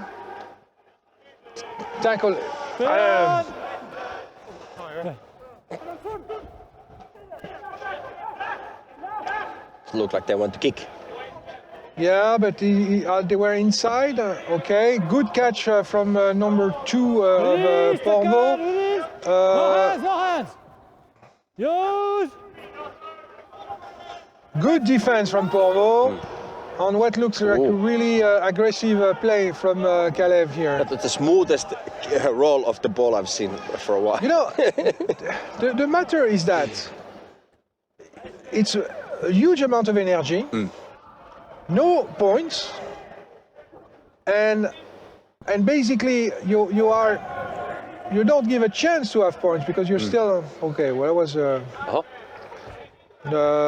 okay, that's a try, 7 points. So basically, it was a pass from a Porvo player who went forward pass, and it created an opportunity for Kalev to intercept, and they went to score. Guys, I wanted to share maybe some rugby facts while we have this break. So in Finland we have 20 clubs today, which are referenced by the federation. We have almost 1,000 licenses in Finland. So where about 20% are women, 40% are men, and then we have under 18, 60, and we have coaches and team officials and referee. So, you can see that it's active, but we still need more. So again, if you have any interest into rugby or if you wish to try yourself, look into your neighborhood. There must be a rugby club around you, and take advantage of that to benefit of it. It's really, I mean, you won't regret it. As I say, it's a community. So, as I said, there are 3 clubs in the capital region, but you see Porvo is here. We have a club, of course, in Estonia, but we have also in Oulun, in Pori, in Seinäjoki, Tampere, of course, etc. So don't hesitate. And if you have difficulties, SRL, so the Rugby Federation, is a good point of contact to see if other people in your region are interested into rugby and maybe be ready to start a club. We strongly encourage this to happen, and the whole community will support you and help you to get the club working. And finally, last year, and I'll just give the women, I will give you the other result later. So the club who came first on the women competition on the 15 side were Helsinki, second Tampere, and third Warriors. So as you see, when we mention the strength of Tampere, they have in the rugby 15, they were very close to be a champion last year, and no doubt they will make their best to be champion this year. You ready? So now we're going for the second half with Porvo and Kalev. Let's see what instructions the coaches gave to their team. So 7 minutes, and at this stage, a clear advantage on Kalev. But as you know, as you saw the scores, this can change quickly. Okay, big run from Kalev. No tackle at the moment, so it's more like running. Okay, first tackle from Porvo. Strong protection from Kalev. Not releasing the ball. Not releasing. Okay, so it's a Kalev's penalty, and Shamrocks gets the ball. Porvo ball. So not releasing.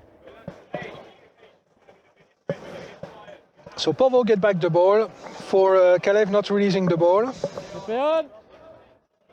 And we're playing the short. Yes, now Porvo getting full into action. Advantage. No advantage from this side. Number 7. Okay, so player came from the side.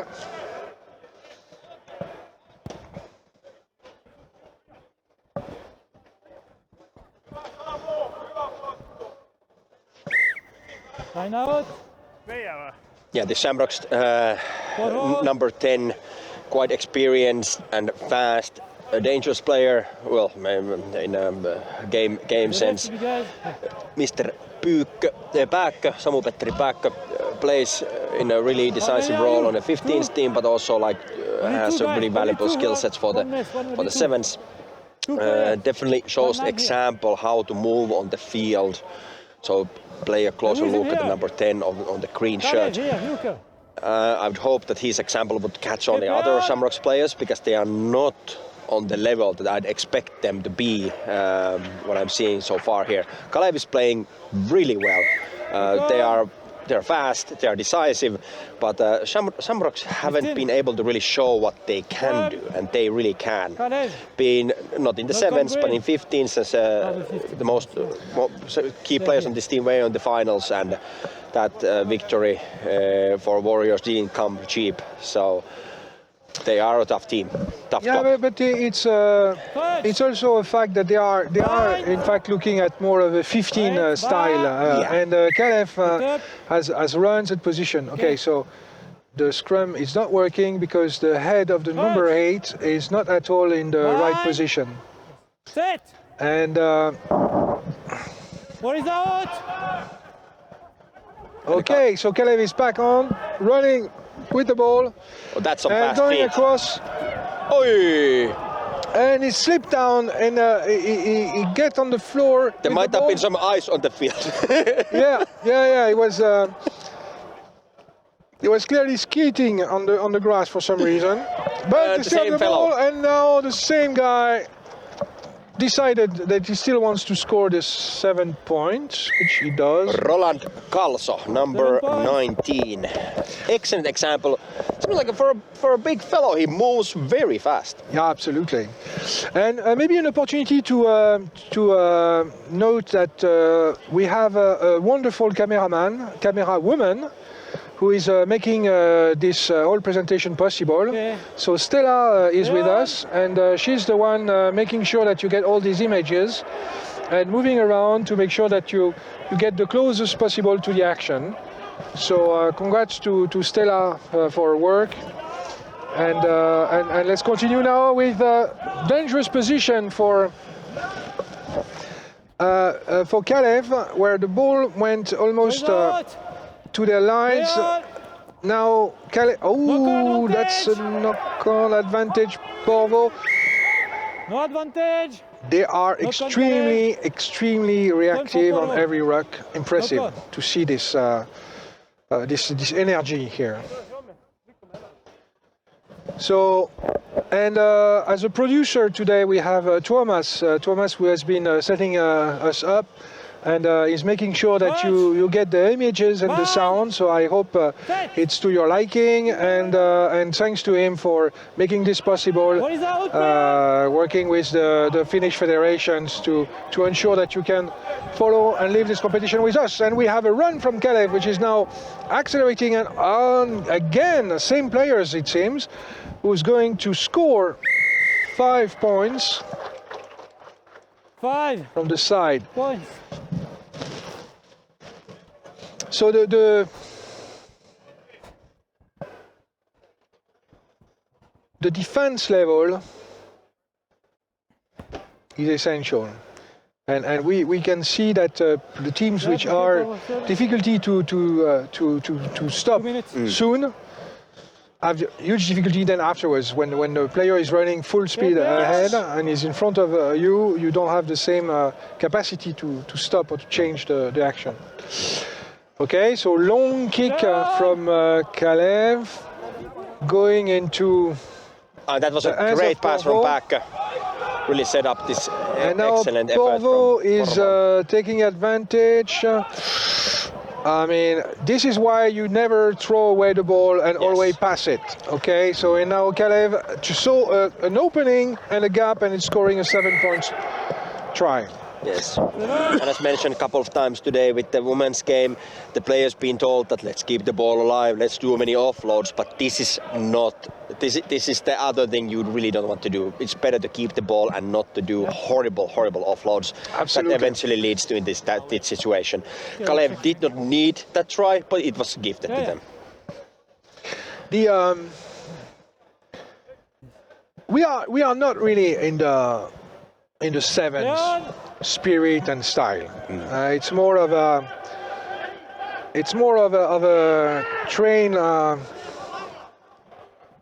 train style. Okay, so it's going into outside. So did the Porvo player touch the ball? No, it's going to be Porvo introduction. But the next game coming right after this is Warriors and Seinäjoki. Well, difficult to say exactly what kind of team Seinäjoki is able to field, but I know that for Warriors there is at least some players that are solely now focusing on sevens, which is a quite big thing. Former national team player Kosti Eskola, for example, is joining Warriors for the sevens team, and he's quite a formidable foe. But first we have still a few minutes of Kalev's, actually not even a minute's games there. Another 7 points for Kalev. And that's a game. So, I mean, clearly advantage to Kalev. I think the solution maybe for Porvo would have been to a war of attrition, keeping the ball and making it difficult for Kalev to pick it up. Yep. So refusing contact, passing the ball, make them run, and as soon as, because when you manage to get the players spread out, then you have huge gaps in the sevens. Then you can make the initiatives. Where do you want to take the ball? How do you want to kind of move the opponent's defense? But having it so narrowly like that. Yeah, they are keeping a too close game.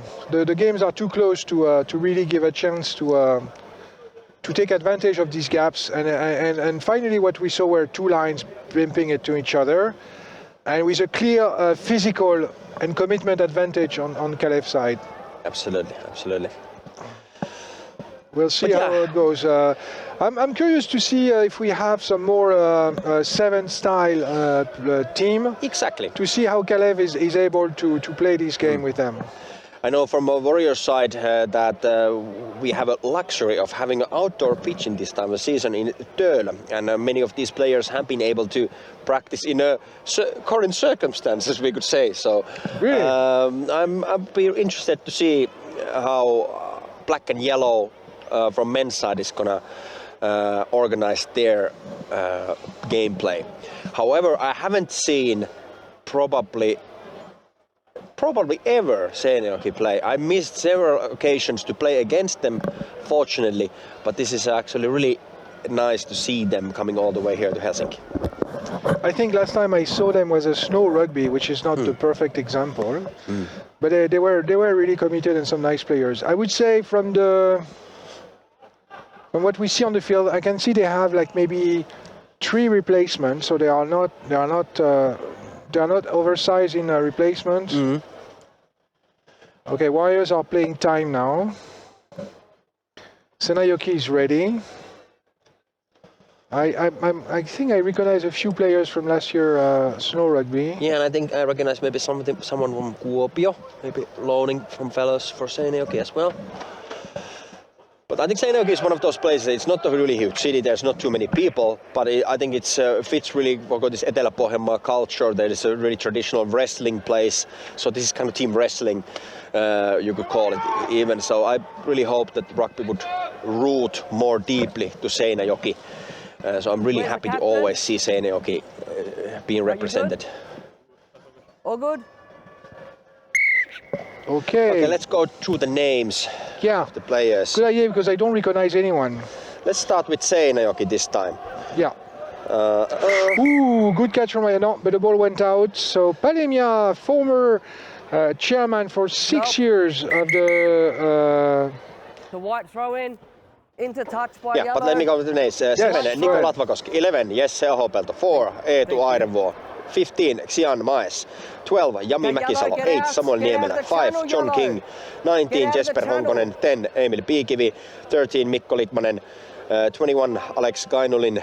14, Jami Myllykoski. 6, Eetu Jääskeläinen. And James McDade is the coach. And for Warriors, Off his feet, play on. team is the following. The first one was okay. Number 1, Narat Vitviriau. 2, Kosti Eskola. 3, Liam Beckett. 4, Pedro Villaplana. 5, Tom Delpeuch. 6, Topi Sipari. 7, Siluan Pascard. 8, Joel Katala. 9, Ryo Chuchira. 10, Jiri Myllyviita. 11, Mika Närhi. 12, Ray Marsh. Come on, guys. And Siluan Pascard is working as a manager for the Sevens. Okay. Okay. Oh, right. Crouch. So, good start on both sides. I was expecting a bit more depth on the game of Warriors, but they're still aligned, okay. But they have some legs and hands here. Is it Mathieu? No. No, it's is it? Your namesake, Little Fast Pocket Rocket, unfortunately is not on the field. Field today. Maybe he has announced it himself, but probably he won't be seen in the fields any longer. Okay, but really? But Kosti Eskola retired from 15s rugby and from national teams. So remember, they kick not last, but the season before. But he's still running like a maniac and focusing on occasional Sevens games. Number 7 with the really bright orange sneakers you see there. Okay.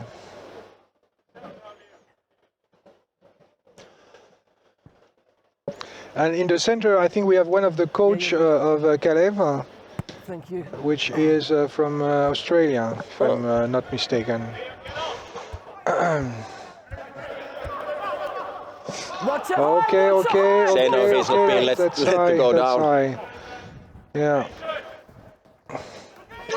Yeah, the 15 mentality is kind of showing again. Seinäjoki really wants to go to the closest contact possible. Now it looks a bit better.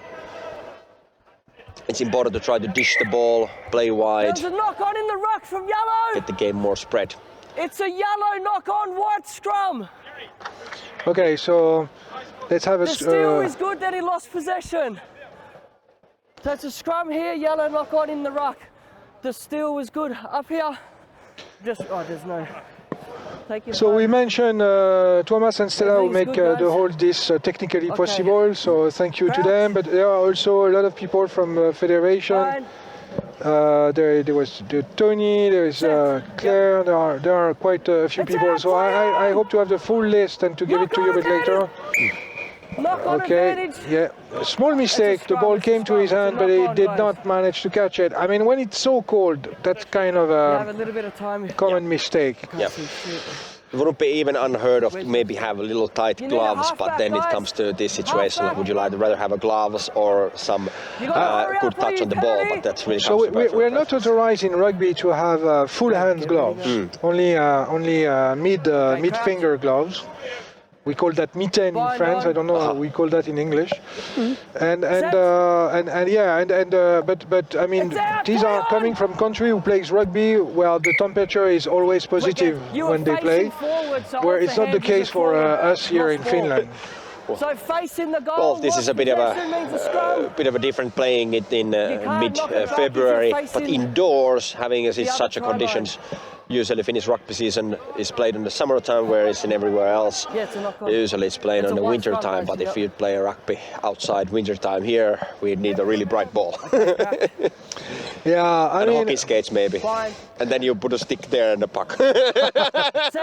That's probably how it came here, yeah. Absolutely. I think you just gave us the origin of ice hockey. Okay. Who is releasing what? Okay. So Seinäjoki had a penalty and the Warriors got a good carry on, but then Seinäjoki... he's going for a yellow card? For 2 minutes. Yes. After I called let go 3 times, you didn't. And then after the offside, so you got 2 minutes. Not sure it really you like go do back these 10 meters to get onside. Wait, not now, it goes 2 minutes. Not sure really do these referee comments come all the way to the viewers, but that happens when you kind of do not listen the referee's calls and do a penalty after a penalty on the same matter. So basically there was a penalty and then you take that offside penalty, not backing down the 10 meters 2 consecutive times, and that eventually led to having that yellow card. Excellent, impressive move. So, what's the name was, you said? What was the number of the player? I know this player. Was it number 10, Jiri? 10, yes, correct. Yeah, so Jiri Myllyviita. Okay, I don't know his name. I saw his face already. At my age, it's very difficult to remember all the faces and names connected. But yeah, great move from Jiri, who scores a wonderful try. Okay, Seinäjoki is now a bit in difficulty. First of all, they got 1 player less on the field. And second, they're still playing this kind of a 15 style. They don't have real possibility to get away from the Warriors, so they are always basically handled. And Warriors are really the best in fighting on ruck, so it's not really the fight you want to start with them. Very well, good work. I'm very happy to see number 7 making a good hard tackles there on the front area, now protecting the no didn't get the ball. Silva Carlos injured his knee last season, but is now back in health, and it really shows that he wants to take those hits and get the blood flowing. Yep, everyone. Good move. Again, they're not. I mean, it's a 7 minutes game. You don't want to be stuck into the same 10 meters for 3 minutes, because that's almost half of the time lost. Okay, now a penalty. Jiri passing and getting away. That's more of a 7 style, and you still have 1 player on the side. Oh, he there's Kosti on the left. Oh, but great having the momentum on. Liam is going both ways up there. But he's then going to score on the 7th line. Okay. Yeah, Kosti Eskola makes the points. Substitution. I mean, that was. Yeah, sub, come on. Good move. It's. No. I think. Has it been 2 minutes? He had a real possibility on the side. They were 2 against 1, so he could have come back a bit inside and then pass it to the wing. And it would be faster and smoother. But, I mean, at the end of the day, they got the point. After this kick. Which is basically after this kick is half time. Yeah, after this kick is half time. Okay, last action now. Okay, you're losing your protection, mate. The kick is half time. I don't know if they are important for you, but I have a feeling that the glue of the tape is not designed for these temperatures. Yeah, probably. Yeah. Okay. It was a very long kick. It went almost into the dead ball zone. Now they try to kick back. Now we're playing football here. Okay, Kalev got. Seinäjoki got the ball. And they are, and they lost it. They lost it in the ruck. Warriors got the ball, and I am expecting a high tackle. No, what happened? And there we go. Okay, and the 7 points try again. So 21-0 for Warriors. Okay, we have the number 1 team of Finland against. Seinäjoki, I guess they are in 1st or 2nd division? I think they have had difficulties setting up the team for division. I'm not exactly sure what's going to be this season. They might be 2nd division, because I think we played them in the 2nd division with the 2nd team. So yeah, it's a really uneven match. But Seinäjoki is doing real performance here. And Seinäjoki has a few experienced players who I've seen on national team camps, a couple of to make it a bit more even. I think it's most important that they have fielded a team, they have few locals coming all the way to Helsinki, going to have more towns on the Finnish rugby map. So I gave you the women result of last year with Helsinki, Tampere and Warriors being 1, 2 and 3rd position. On the men, and that was of course the 7th competition. And on the 7th for the men, the number 1, the final ranking, there was one tournament which had to be cancelled, unfortunately, last year, which means that we were missing a last set of games to finalize the position. So at the final ranking, after 2 tournaments, there was the Wizard of Oulun, who were number 1 last year, followed by Kalev, followed by Warriors. So Helsinki, I'm sorry, but I have to say it, was number 5, and Tampere was number 4. So yeah, it was a bit of it's a strange alignment, but it is great and great news about Oulun and about Kalev. And let's see that this year we managed today the full competition and see who is coming out best. One of the difficulties, of course, of the 7th tournament in Finland is that it happens during the winter, so training is complex. The surface are not really comfortable and can lead to injuries. And also, of course, the difficulties of having people back so early into rugby inside when a lot of people are really expecting to play rugby on the grass. Okay, so now we're back into a game, second half. No, you're right. They're okay.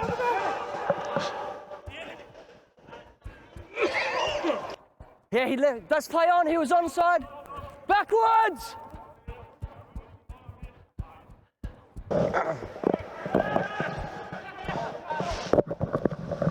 Okay, guys, we're very happy. We just heard that there is pizza. Pizza coming. Okay. We are Kostiasko is breaking through. Excellent. But he's not alone, he has some support. Yes, support is here and he's able to pass, and he passed 1 tackle. He has another one which is breathing on his neck, but he's going for nice. Excellent defense effort from, however, support was still there. I think I want to really highlight many things from there. It was an excellent breakthrough for Warriors. However, it wasn't just easy like that. There has to be some support. But Seinäjoki was constantly chasing, constantly trying to make a difference, but then eventually another support was that made the try. I think this is more like a 7s type of a mentality that we've been looking for here. So you need to have a support to score, but it's not enough that you do 1 or 2 things right. You need to have the team constantly providing ball carrier support. But defense is not letting anyone to just go freely. No, you're absolutely right, and beautiful to see, and great to see the support and the commitment until the end from Seinäjoki to try to avoid this try. Okay, so now Warriors kicking back to Seinäjoki. Seinäjoki. Oh, that was a cleanest tackle. Yeah, it was a very clean tackle, and the players, both players, seems to be okay. But that's okay. What is the referee? Referee is not saying anything. Good. Let's continue, and they failed. 2 tackles missed, and the players went through and score another try. Been there, done that. How many points was that? I remember when I came to Helsinki the first year, we went to the Stockholm 10. And in the Stockholm 10, you have players from very different levels. And there are some teams which are playing on the 7th World Cup competitions. And you have teams like we did, which were full amateur and not really a rugby experience. And it is painful when you are getting scored on scored on scored and just being unable to do anything. Oh, nice move, nice move. It's all good. And has support, and you have support, and he... Well, is it Jiri again? I think so, it is. And that's a nice score. And he had 2 more players running alongside, so there are plenty of he had plenty of opportunities to make it happen. So that's impressive combinations training. Now you see that the difference is getting more noticeable between Warriors and Seinäjoki. Seinäjoki is running a bit out of fuel now. And obviously, like, even though Seinäjoki has few actually really good players on their side, but then it kind of goes to that point that how well they've trained together, how well they actually know like how they're gonna play as a team. Then it comes to that. Whereas for Warriors, I know that this group has practiced together quite constantly throughout the winter at this point, at least couple of months. But very creative play from Seinäjoki with some results. Look at that. It's really nice. I'm not going to say it reminds of Fiji. It's probably because they've got white shirt, but I like the fact that they are trying whatever is possible to keep the ball alive and running. If they were avoiding a bit more the contact, they might even get past the Warriors line. Exactly, and if you compare the comparisons to Fiji, I think like Seinäjoki people in Etelä-Pohjanmaa had the closest to Fiji type of a mentality when it comes to pushing through the obstacles. I want to highlight the number 13 from Seinäjoki's side. Haven't had the ball too much, but Mikko Liimatainen is a very fast runner, played for Kuopio, played for Warriors as well, now playing for Seinäjoki today, but he's a formidable winger, definitely. If he gets the ball, he might actually slip through and open the score for Seinäjoki. But that comes to it that can other team members dish the ball all the way to him? That's a good tackle, that's okay. Excellent. There we have it. Excellent. Wow. Number 11, when you tap it, you have to Such release. a pleasure to see that. So you didn't release it then, but just be careful next time. Was it 5? You got to release the ball when you tap it. I think it was 5. So when it's a penalty, you can't tap it. You have to. The ball has to be out of your hands when you tap. Okay, some explanation about the penalty kick. Obviously, if you don't kick it from the floor, if you want to tap it, the ball has to physically leave your hands, touch your foot, and come back into your hands. It cannot just be that you kick the ball while keeping it to your hands. Okay, there's okay. Knock on from Warriors. It's a white scrum, yellow knock on off the kickoff. It's a knock on white scrum, yellow knock on. Slow it down. Okay, slow it down. The referee makes sure that all the audience is hearing what's happening. It's nice of the referee to share. Hey, we are getting close to the end of this game. Yes. So at the end of the game, we will make a short break. There is content about interviews and stuff, so please stay tuned. There might be something. That was a heavy scrum. You rarely see that in sevens that the other team is pushed over. Yeah. Oh, Sadi could not pass. So you hold it on. Okay, not releasing penalty for, but then unfortunately knock on with the maybe a bit too eager start from Kosti Eskola. So you dropped it straight down, depending where your face is the rule. So it's a yellow knock on, white scrum. Yeah. The ball was lost as he faced his own play. A bit too eager start. Yeah, take 5 seconds, no, 2 seconds more, and yeah. Let's go, guys.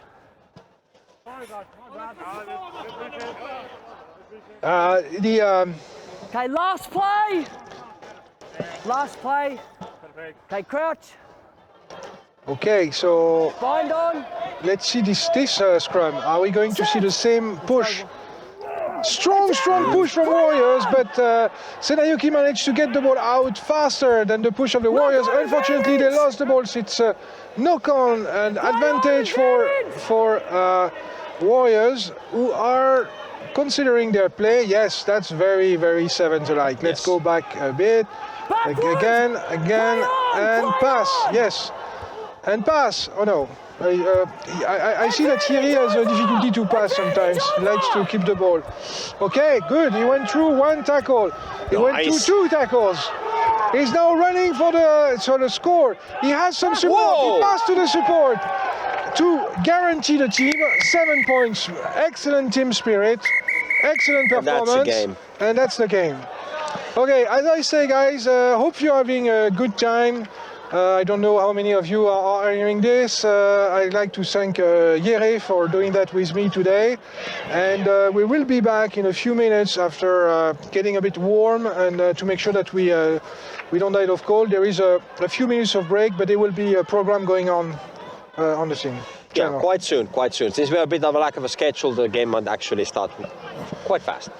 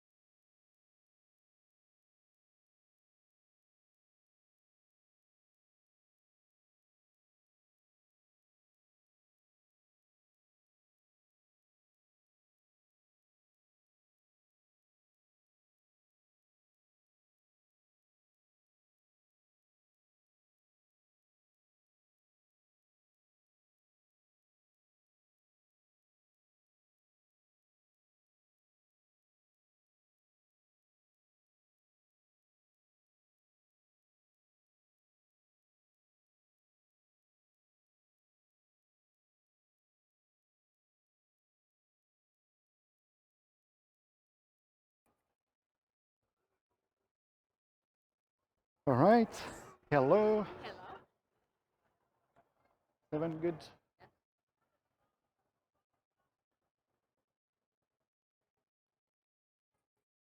Kalev, you good?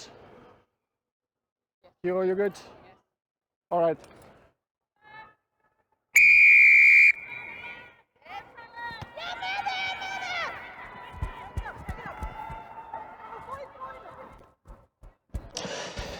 And here we are. The break was rather non-existent since we are a little bit behind the schedule, but if we wouldn't have the breaks, if we wouldn't be continuing and have the breaks as long as initially intended, we'd be playing this till the nightfall. We're going to have rugby today until 7 p.m. Maybe slightly later because we have been behind the schedule, but here we go again. So it's a Kiuru and Kalev women's position games, and Kalev opens the scoring. 5 points. 5 points.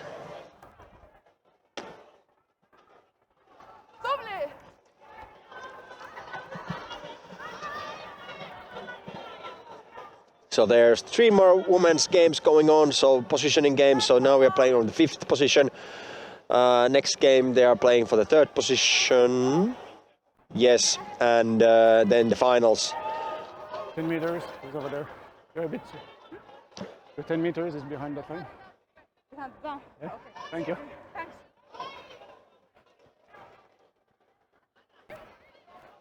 All right, let's go.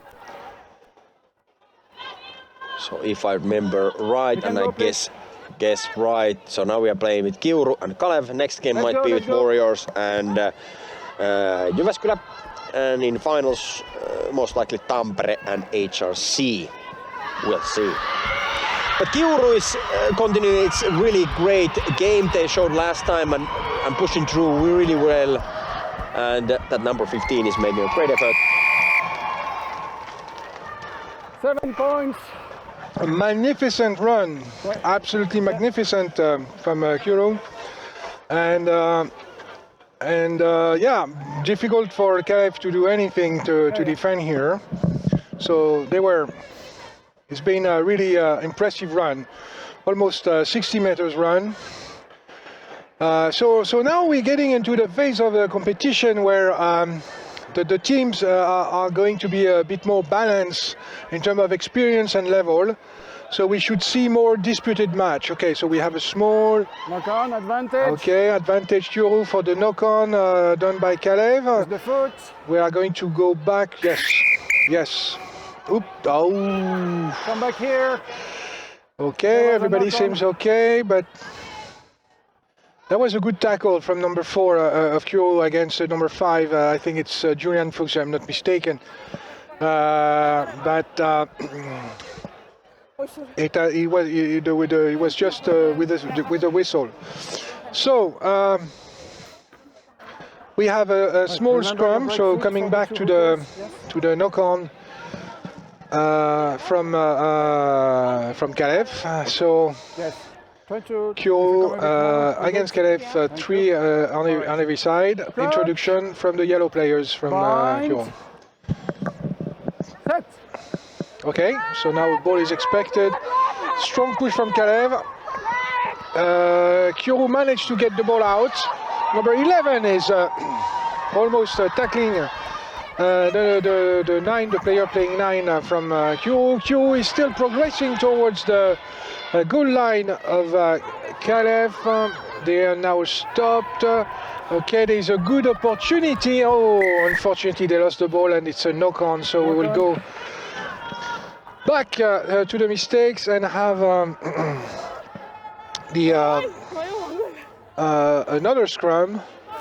Almost same position, so that's a bit frustrating here, is that basically we didn't gain much field, but still. Possession will be now for Kalev. Bind. And they have balanced their forces left and right, so they have both solutions basically. Okay, number 5, Julian Fuchs, passing to number 11, who has impressed us already with some absolutely stunning running this morning. And she's not disappointing, still running a really strong move. Managed to get the ball up to number 18 on Kalev's side, which is tackled down 5 meters, 10 meters from the goal line. Referee is whistling a penalty for not releasing the ball, and the team Kalev has to go back 10 meters. So sad. Let's hope for them that they will manage to get the ball back and not losing completely all the field. Yes, it just did. And number 1 is going unchallenged. Yes, number 18 came back, and it is a try. Is it 5 points try? 5 point try for Kalev. So time off. Good effort here, and brilliant results. So we are at first half, Kiuru against Kalev, and we are now 7-10, so 10 points for Kalev and 7 for Kiuru. So both teams have still plenty of opportunity to change the score and get back in. No clear domination at this stage. Time is back on. Lots of commitment and strong will on both sides. Blue kick. Thank you. You guys are here. Okay, now also Kalev is going to kick to Kiuru. I did it. So... Not 10. Okay, she mistake on the kick. So it was played fast by Kalev, who is now running, by Kiuru, who is now running towards Kalev goal line. Number 8 goes unchallenged, but finally has to give the ball to 18, which is losing the ball. No knock on. There is now an advantage for Kalev. But Kalev is now tackled. They are 3 meters from the line. Number 11 is picking up the ball, and again, I mean, she now accustomed us to a long run. To this beautiful run. Look, and she's able to make this run. And that was a bit of a sloppy move from Kiuru player. She could have stopped. Yeah, and you can tell the players are really tired now. I mean, it's so cold, and it's been. We are here. The players are now working on this for over 4 hours. So yeah, it starts to take its toll on the players with a bit less conditioning and stuff than the others. Exactly. You have maybe two games. There are 14 minutes, and then quite a long break between. How do you keep the momentum up when it's so cold in here inside? There is a bit of a warm space there, but it's limited. Okay, so now we have. So Kalev just scored, was it 7 points? Yeah, to say so. So Kalev has a clear advantage now. Kiuru is having the ball. And a wonderful pass, beautiful timing. Number 18 has a real opening, but Kalev is coming back. Number 17 has decided that she will not score. But yes, she still scores. Very tight. Half time, and A beautiful 5 points try from Kiuru, which bring them back into a possible potential victory. 14-17. Yeah, only 3 points of difference between both teams, so they have a clear possibility to dominate each other. So, how is it possible? Well, 7-7 and 5-5-7. That's how you get those. I was thinking the same, like, do these points matter? But if you get 2 times 7 or 5, 5 and 7. You're absolutely right. But yeah, I was thinking it just 10 seconds before you mentioned it out loud, so I had my explanation ready. Yeah. But yeah, no, we're good. I mean, Jere mastered that completely, so that's fine. We're good. So it's a 2 minutes break in between, and that's not much. And basically, this is the moment where you would like to have hot tea and not really cold water. But yeah, that's rugby. I can see that other teams are starting to prepare themselves. Do we have visibility? What's coming up next? I'm quite certain that next will be the game of 3rd place, and if I remember the scores right, it's gonna be Warriors and Jyväskylä. Okay, wow. Yeah. Warriors Jyväskylä. Yeah, because HRC and Tampere won both of their games. Yeah. So they're gonna be. That would be the final. Is going to be Helsinki Tampere, and now it's a 3rd place. Okay, and of course there were 6 teams, so that would be the end of it. Yeah.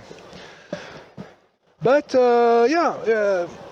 I mean, when the teams are a bit more balanced, the show is a bit better. Let's put it this way. It is.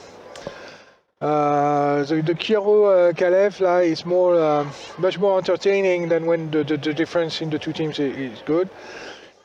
So number 5 from Kalev is Julian Fuchs. Yes. Still showing her rugby qualities. The number 7 is out. I didn't see her coming back. Because there are other players with a lot of rugby experience, apparently. Maybe on the sidelines, or maybe there's a little injury somewhere. Maybe. Or too cold. Or maybe she will come at the last minute to change the score. And when we say too cold, we mean that we are too cold.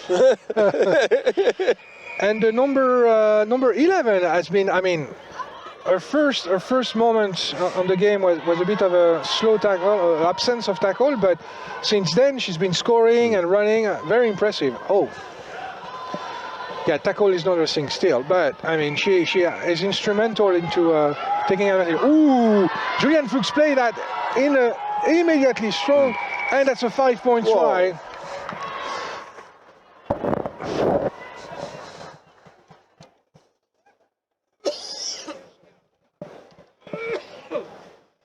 Yeah, that was a quick beginning of the second half, and Kalev extends their slight lead. Julian saw immediately the opening and went for it and score. And that's something you expect from a rugby player, to be able to react and to see that. Sometimes you want to consider support, sometimes you just consider speed and action. Okay, nice kick, quite high. And number 11 is doing a really good tackle here on number 15 from Kiuru. Now, is it number 10 from Kiuru? Difficult to tackle, a bit of a high pass, which the player could not recuperate. Kiuru had a good momentum, good team play, good passing, but eventually that way too high pass kind of killed the joy of it. And look at all the blue together here. Yeah, they need to spread, immediately find more places where to be available for the passes. I think they are. This is where you see players are tired. Yeah. They don't react. They don't see that anymore. You see, they're committing too many players to actions. I like how other teammate was kind of pulling other one away after referee's whistle that let's get back to the 10 meters so we can contribute. Number 10 likes contact, that's obvious. Yes, they have a good opportunity. If the 19 could go, not even. The 15 goes through, and it's a 7-point score. Okay, the game is suspense is. Kiuru really likes to score those sevens. So 22-21. 23-2. Yes. 22-21. Yes, exactly. That's a 1 point difference now. Okay, so both teams are clearly in line for a victory. It's going now to depend on the how many times do we have still. Quite a few we have minutes. plenty of time. They have time to score at least 5 tries. So come on, everything is possible. So it's great to see this this competition there. Yeah. We have now the Hiltunen duo on the pitch. Oh. So you have to show me, where is the mother, where is the daughter? Actually, no, we don't have the mother today. But 11 is Kiara, the daughter. Okay. Number 4 would be, I mistake. Okay. Mistake that she's not currently on the field. But number 4 and number 11 from the Kiuru Yellows. So I think I was the first to play with my son on the pitch, was it 2 years ago? Okay. With Oscar. And I know Warriors, your former chairman, Jussi, was planning to play with, was planning to play with his son. I wonder, did it already happen on the second? I think it happened. Yeah, it was last season on some second division game, like both Osukainens were actually on there. I think he told me something like, I want to do that before I retire from rugby. And I think he did, so that's great, that's great. Yeah, Eero has developed like a great player. He's really fast and really tall, so I'm looking forward to have a big jump in performance this season from him. Okay, good performance from Kalev, who is going through. Julian is going through the defense, and she still have the energy and the punch to go through and to run and to score. 7 points again.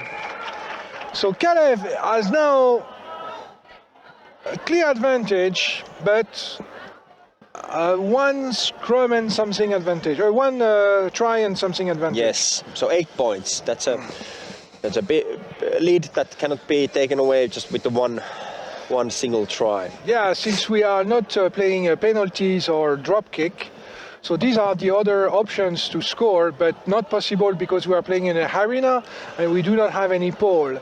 But if we had the pole and it's playing in a normal situation, players would have the possibility by drop kicking a ball through the pole to score 3 points, and by penalty, again, scoring through the poles make 3 points.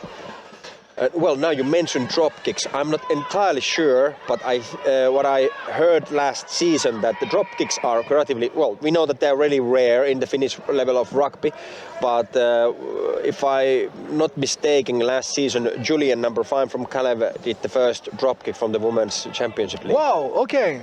I think one of the best drop kicker from the Finnish rugby is Tumpi. Yeah, Thomas Finell, aka yes. Tumppi. He goes for those chances several times. Even in some matches if he sees so, and succeeds. It's a difficult skill to master. Sometimes you can be lucky, but difficult skill to master. I mean, I think he is an important person and personality for the Finnish rugby. He has been. You could even say like a Finnish rugby legend at this point. Absolutely. He played in the Netherlands. He went winning the Netherlands championship, if I remember correctly. He was a formidable number 10. In my young days, when he was even younger than me, it was impossible to tackle. A really great player. Great player, great captain. We'll see how many years he still has, but he's still showing us for youngers that we can still keep up with him. Oh, and another 7-point try from Kalev. Now they are getting into the comfort zone. Yes. The moment where it feels like, okay, they... And with that try, Kalev really nails their position to winning this match today. Yes. They have 30 seconds. Yeah, and they have like a 15-point lead at this point, so that will require quite of a push from Kiuru to get this far. I think Kiuru is out of breath right now. Yeah. A lot of players are But I'm sure they're trying to make some changes. So 11 is coming out and one player is coming in. And now the mummy is coming in. Daughter is going out and Mathieu Hiltunen is coming to the field. I mean, it's difficult to believe that such a young mother has such a big girl. Okay.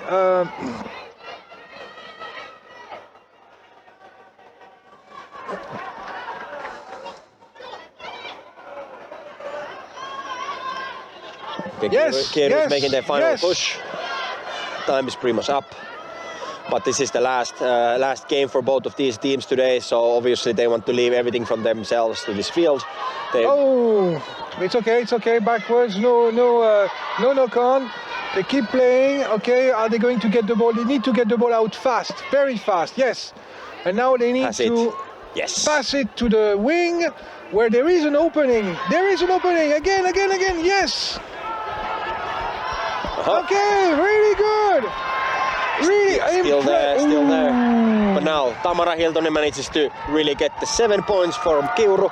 Unfortunately, it is not enough, but it's an excellent effort from them to tighten up the score a bit.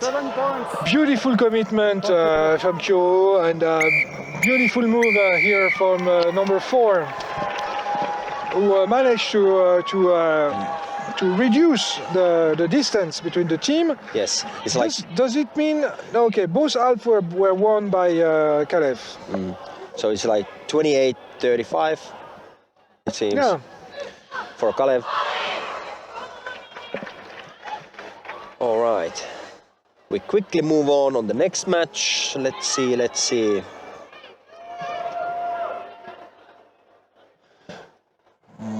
What teams are warming up to get to the pitch? Warriors is coming, like said. This Jyväskylä, the other one, lurking somewhere.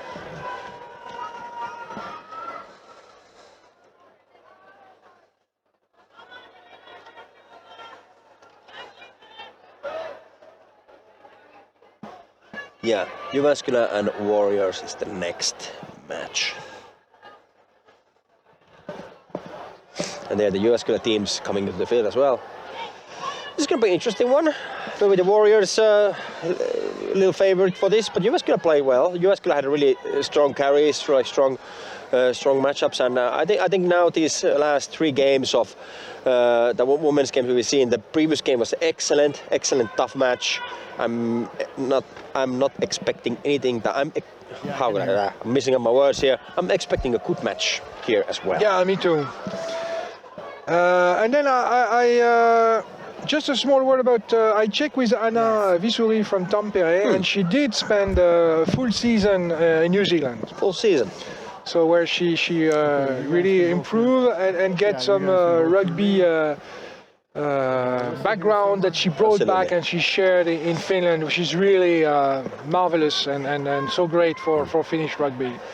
That's really great that it's that the Finnish rugby has developed the level that not only people moving from rugby areas of France, New Zealand, South Africa, etc., but not also Finnish people going to those places and bringing that knowledge with themselves.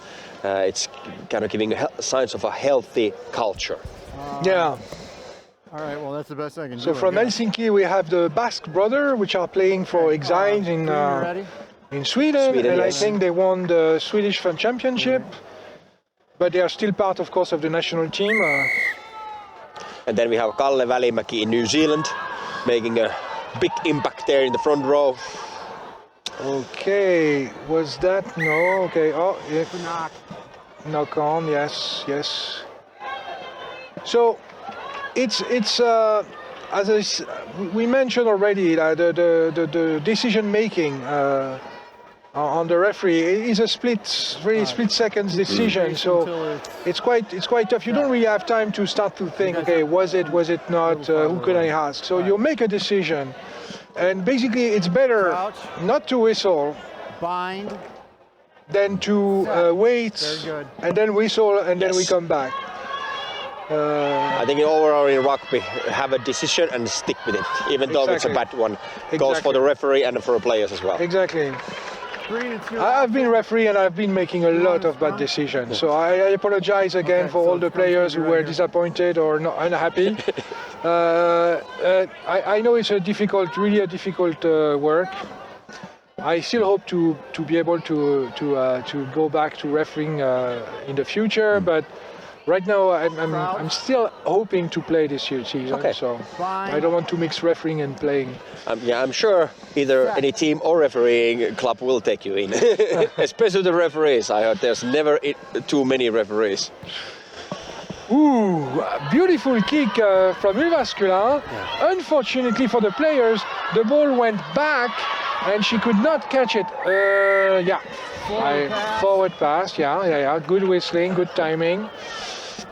Scrum to black. So it will be a scrum for Warriors. Scrums are setting up nicely. Keep it up.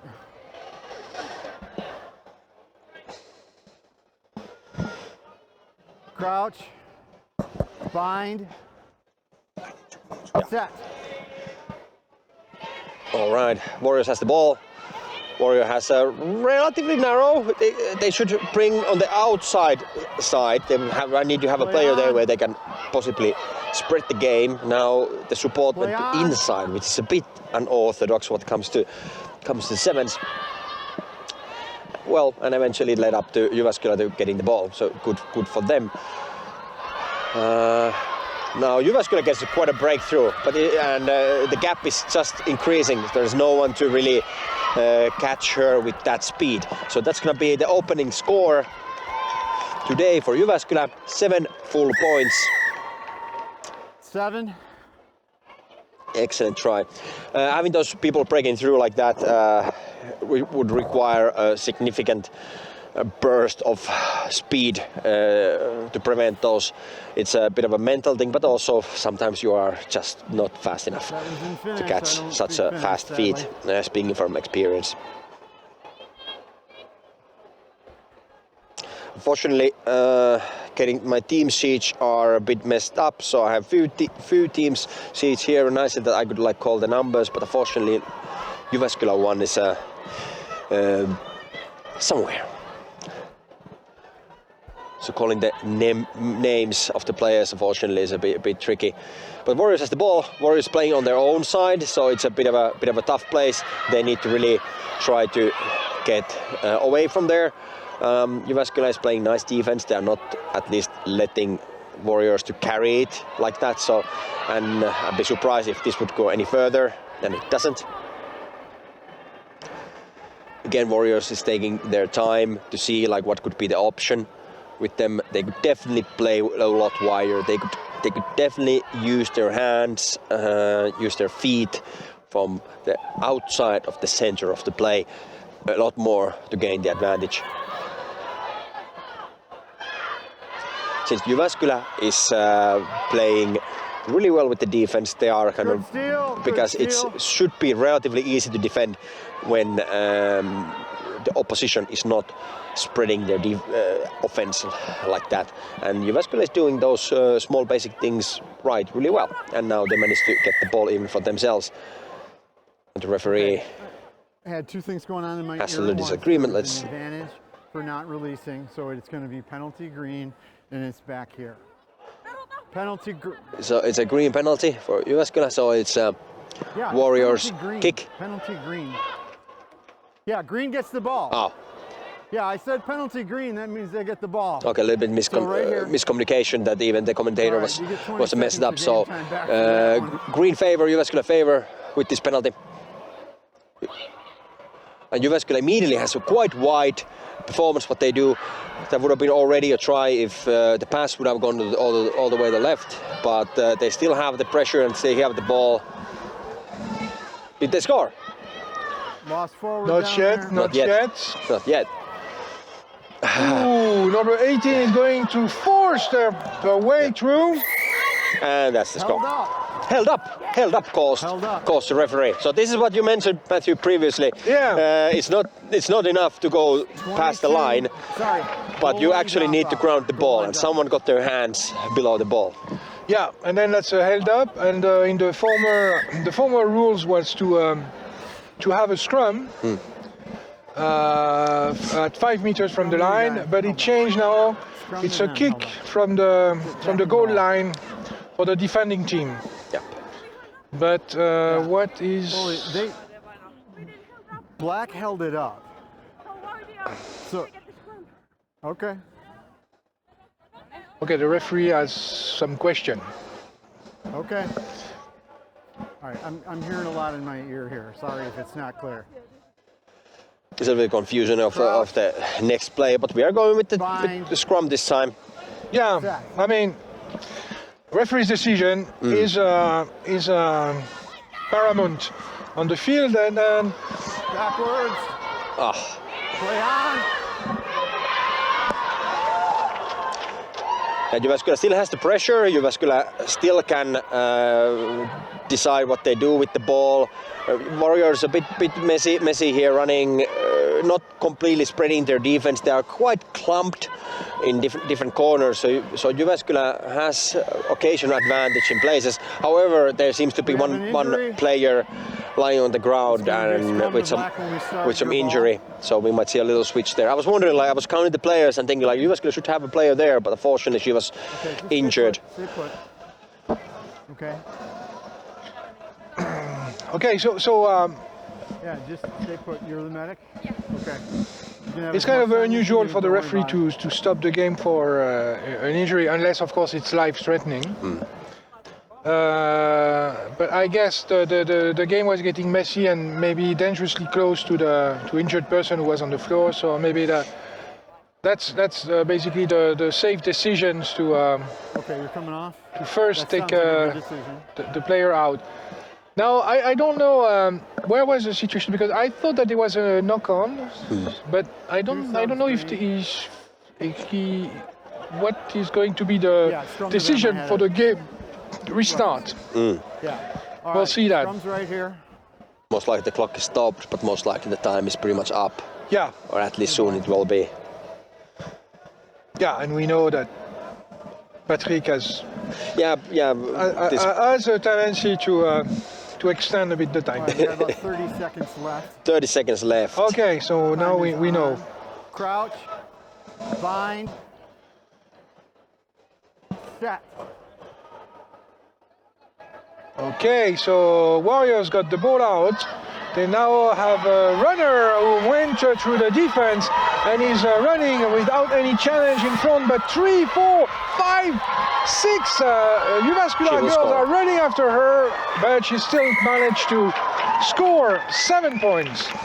Jyväskylä did not want to do that. They had the full pressure there, like 2 consecutive minutes. They almost scored, and this is the reward. This is really hard on the morale for the team. Jyväskylä could have gone for the second half leading this match, which probably they did not initially thought that they would be this dominant, but now the game is tied.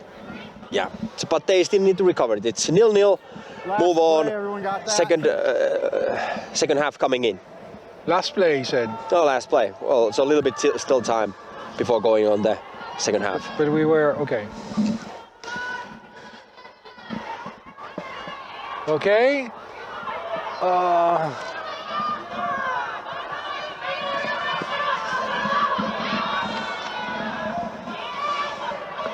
So yeah, I think you have to realize that 7 minutes is hard on the player, and now extending by 2 or 3 minutes is a huge.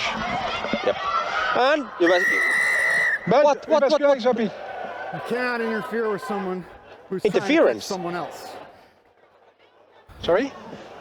I guess referee was calling. What do you call it? Like blocking. Screening. Screening. I think like he was ringing for screening.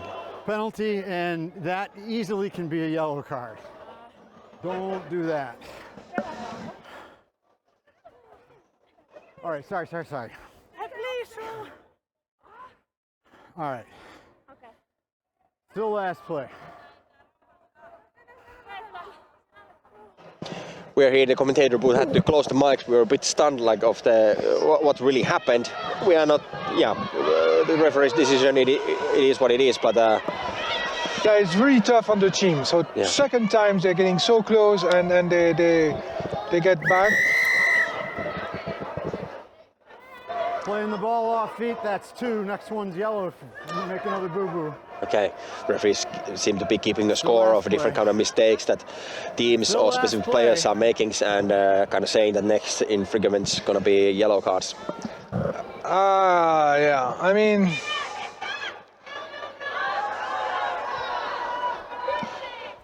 okay, we are now like 4 minutes over the time. But neither team wants to go on the say. Wants to finish this since the game is tied.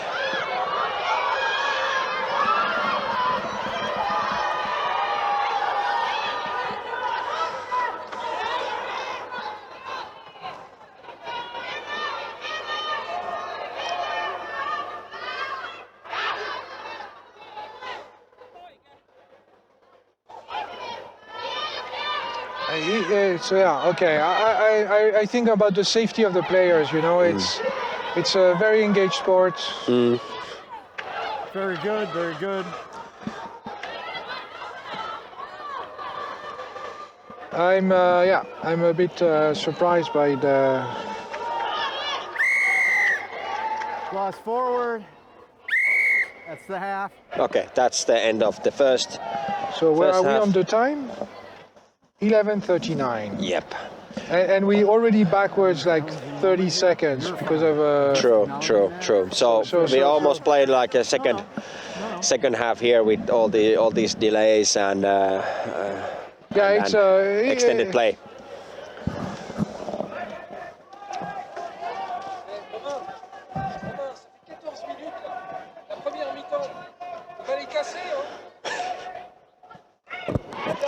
Okay, 2-minute break and then we continue with the second half.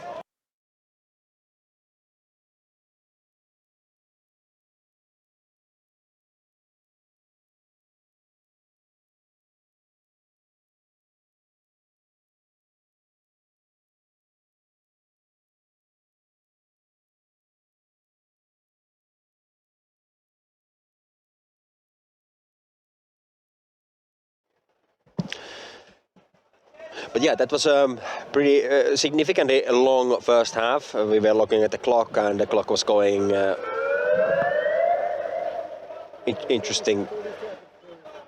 interesting noises around the pitch. It looks like the hockey signal for last minute or something. True. But yeah, next, hopefully, more 7 minutes will start soon. Not that we want to see more rugby.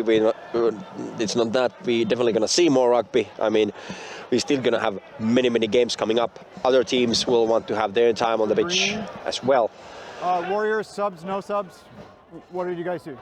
1 sub green, 1 sub yellow. 1 sub green, 1 yellow. Yeah, it's...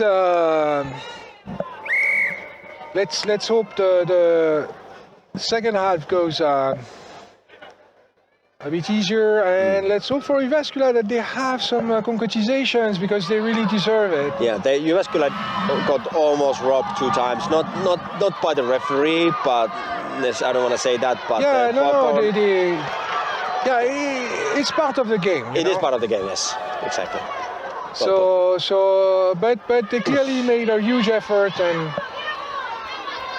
But yeah, currently Warriors has the initiative. They have the ball.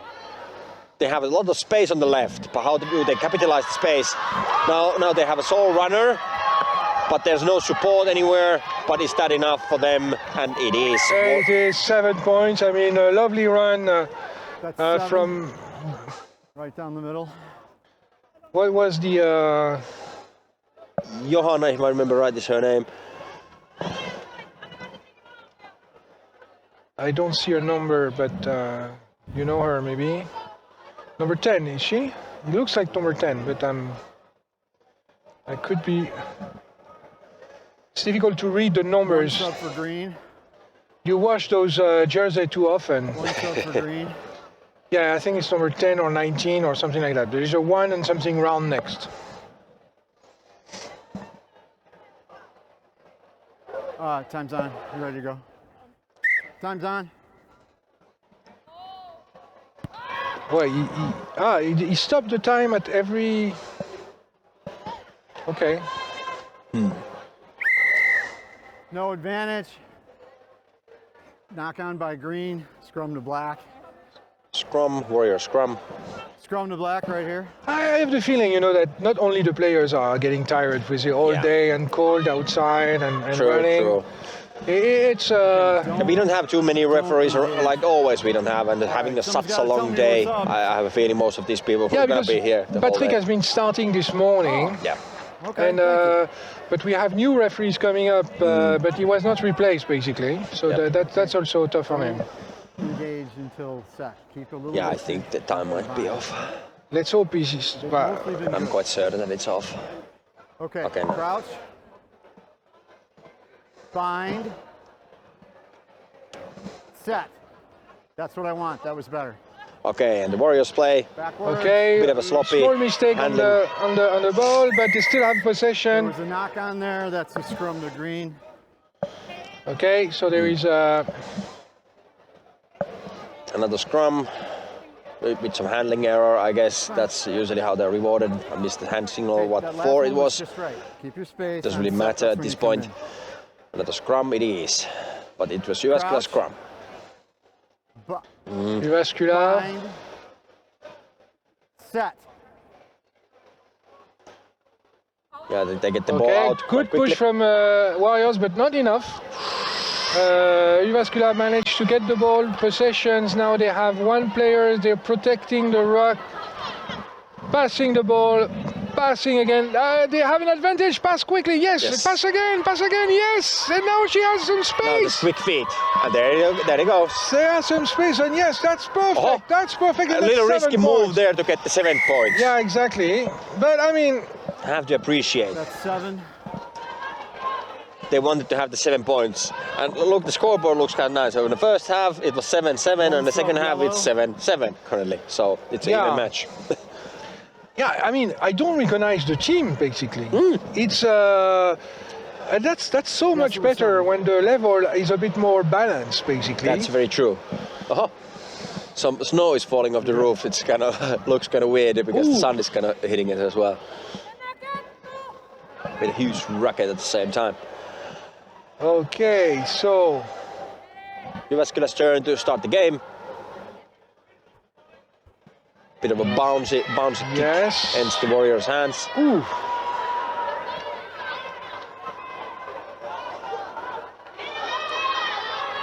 Warriors is trying boldly get the line break. Yes, there was a clean pickup, but now there is a fight for the ball, and we're going to go. No, I was almost calling for a maul. Yeah, me too. On 7. Yeah.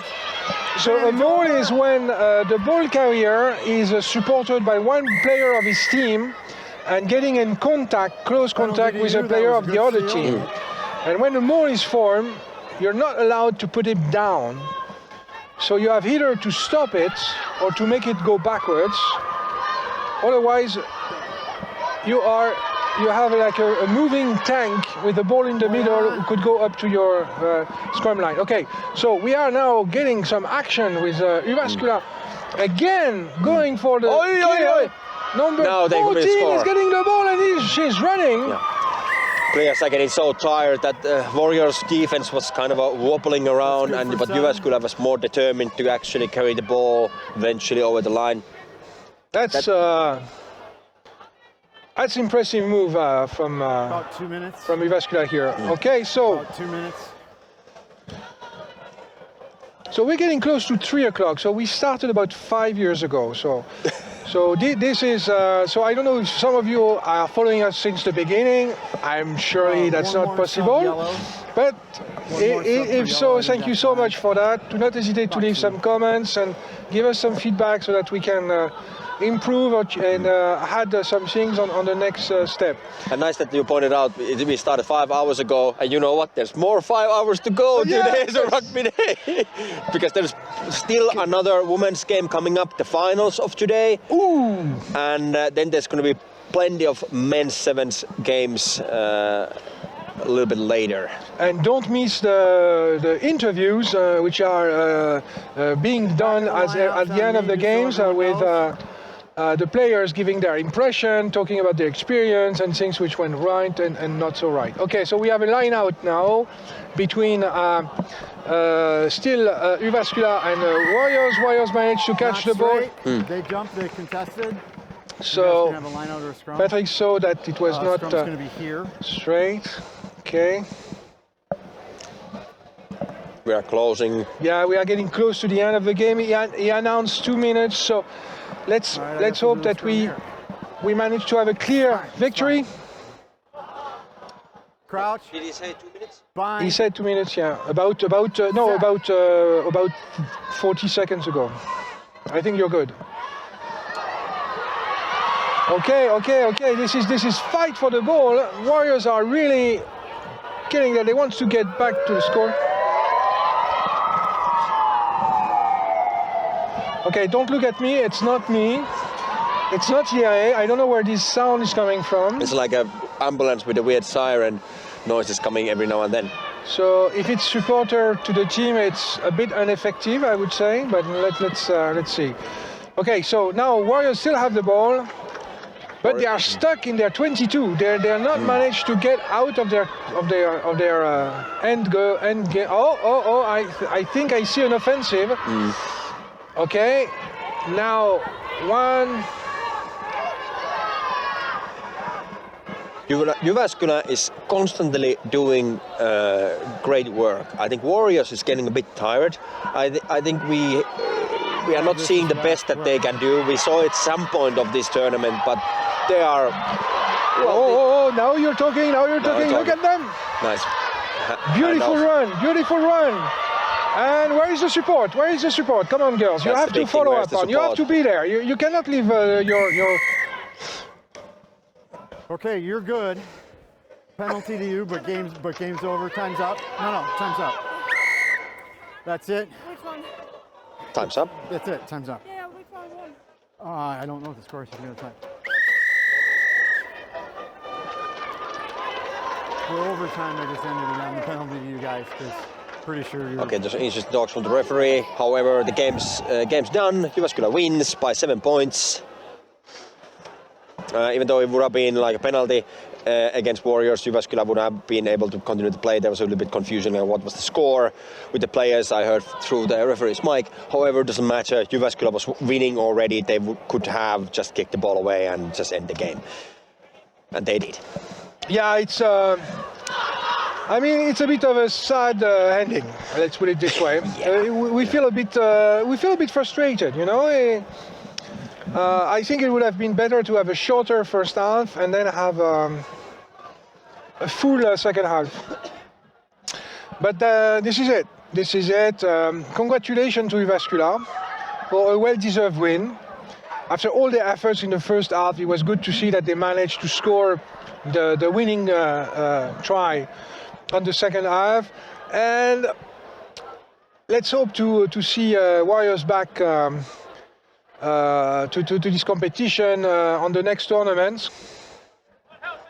They were, I mean, we all know that they are really capable of the best and could be easily in the final stage. But now it's the final time with Tampere against Helsinki. It's a replay from the 15 women's competition, and I think it's a replay of the 7th competition. So I'm currently sure two best women's team in Finland against each other. This is going to be interesting. Exactly, and I think they're both eager to make a difference. Okay, Hula started to play in 2005, 2006 with Helsinki, and is still here at the top shape and showing the others. I mean, I would say she's the equivalent of Tumpi on the women's side. Okay. Yeah, all the teams need some core players who kind of show the way and lead with an example. Always great to hear to have such impactful characters elsewhere. You see here how a team can influence another. Helsinki is used to play and trained to play with passes, with movement, with space, and here they play with some play on their games of this contact and the 15-a-side style a bit. Okay. Good line-out operation for Tampere, who managed not only to keep the ball but also to create some momentum here. Strong defense from. Roll away. Okay, good. Body's there. Body's available. Strong defense from Helsinki. So Warriors were refereeing. Oh, Anna is. It's Ula, of course, making a statement. It's releasing, really. What's the call? It's okay. I'm trusting referee. So the referee is a former Helsinki rugby player. As for Warriors games before, we had a Warriors player to referee. So it shows the impartiality of our referee, who knows how to forget about their former allegiance. Okay, good move from Helsinki. Ball, great passing, great moves with the ball. Great passing. Unfortunately, players were not able to run. So this is where you need to have momentum. So player needs to run. Okay, Ula is going for the contact. Poor shot. Getting so protected by Amelia. Mira is taking down the ball. It's okay. Passing to Amaya. Amaya is taking the ball up. But second time the game stops here. Tampere is really looking for those places where they can defend well. Even though Helsinki is passing real well, Tampere is really active defensively. 2 times we are not barely moving anywhere else because Tampere won't allow it. I think now we have a good matching teams against each other, playing sevens and the level that we are looking forward to see. Absolutely. And so Mira, captain of Helsinki, is now passing to Ulla, our senior players, and excellent. Oh, Amelia goes for the contact. Tough contact here, but good. We still have the possession. Almost lost the ball. Managed to keep it. Good steal. We lost this ball. It was stolen. We stole it back. You are on the floor and you keep giving the ball. Okay, so unfortunately, you need to release. Unfortunately, we didn't manage to steal it back. Sorry, Helsinki did not manage to steal it back. Yeah, Jere is looking at me. It's true. I'm losing myself. Okay. I might be having a yellow shirt, but you're having a blue tongue.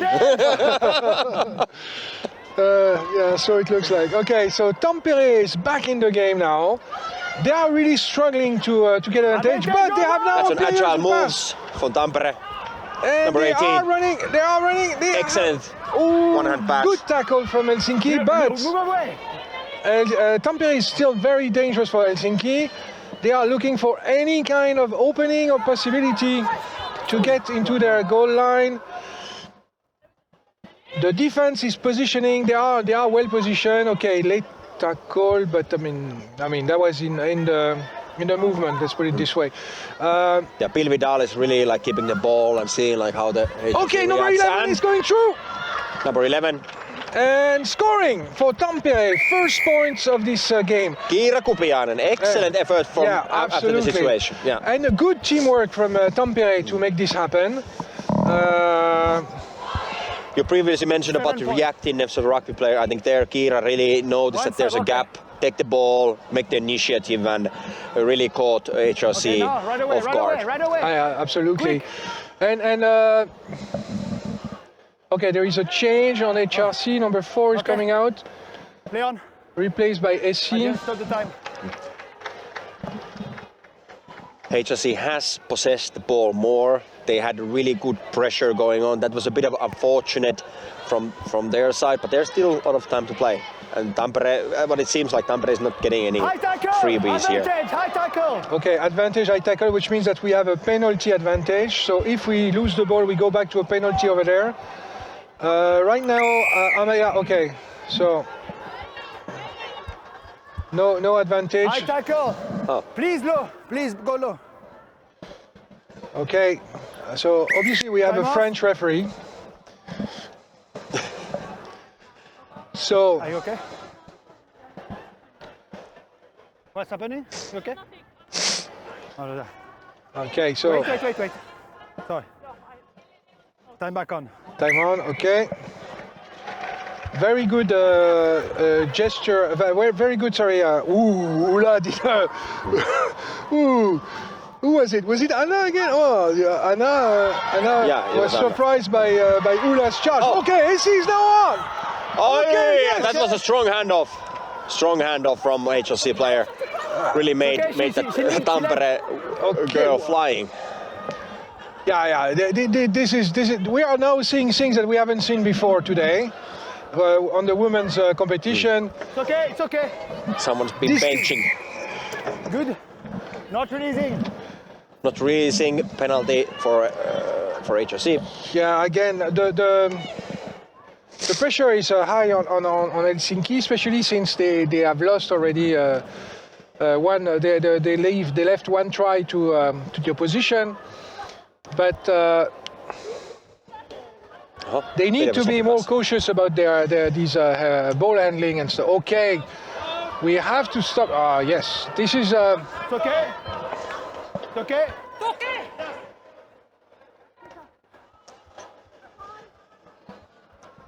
Tackling, Yes. no, that's not acceptable. You cannot miss tackle like that. Yeah. Okay, at this level of game, we want to see one person grabbing another and it's a tackle. Okay, so Mira is now hurt, so she probably will have to be replaced because if you cannot run, you cannot play sevens. Yeah, she's kind of thinking like, can she walk it off? But so still not good. But at the same time, Tampere has broken through. Exactly. So Tampere is scoring. Now this is what sevens like you need to be cautious of because every second is really valuable and it took way too long for HLC to react on that and Tampere played several good seconds by holding the ball up there. Some say it's rude, but in sevens I agree absolutely. It's a bit different in sevens than in 15s. 15's a bit of a rude thing to do, but in sevens you need to play those minutes.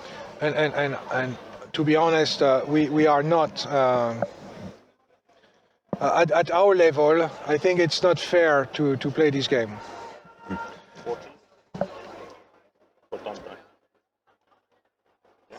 14-0.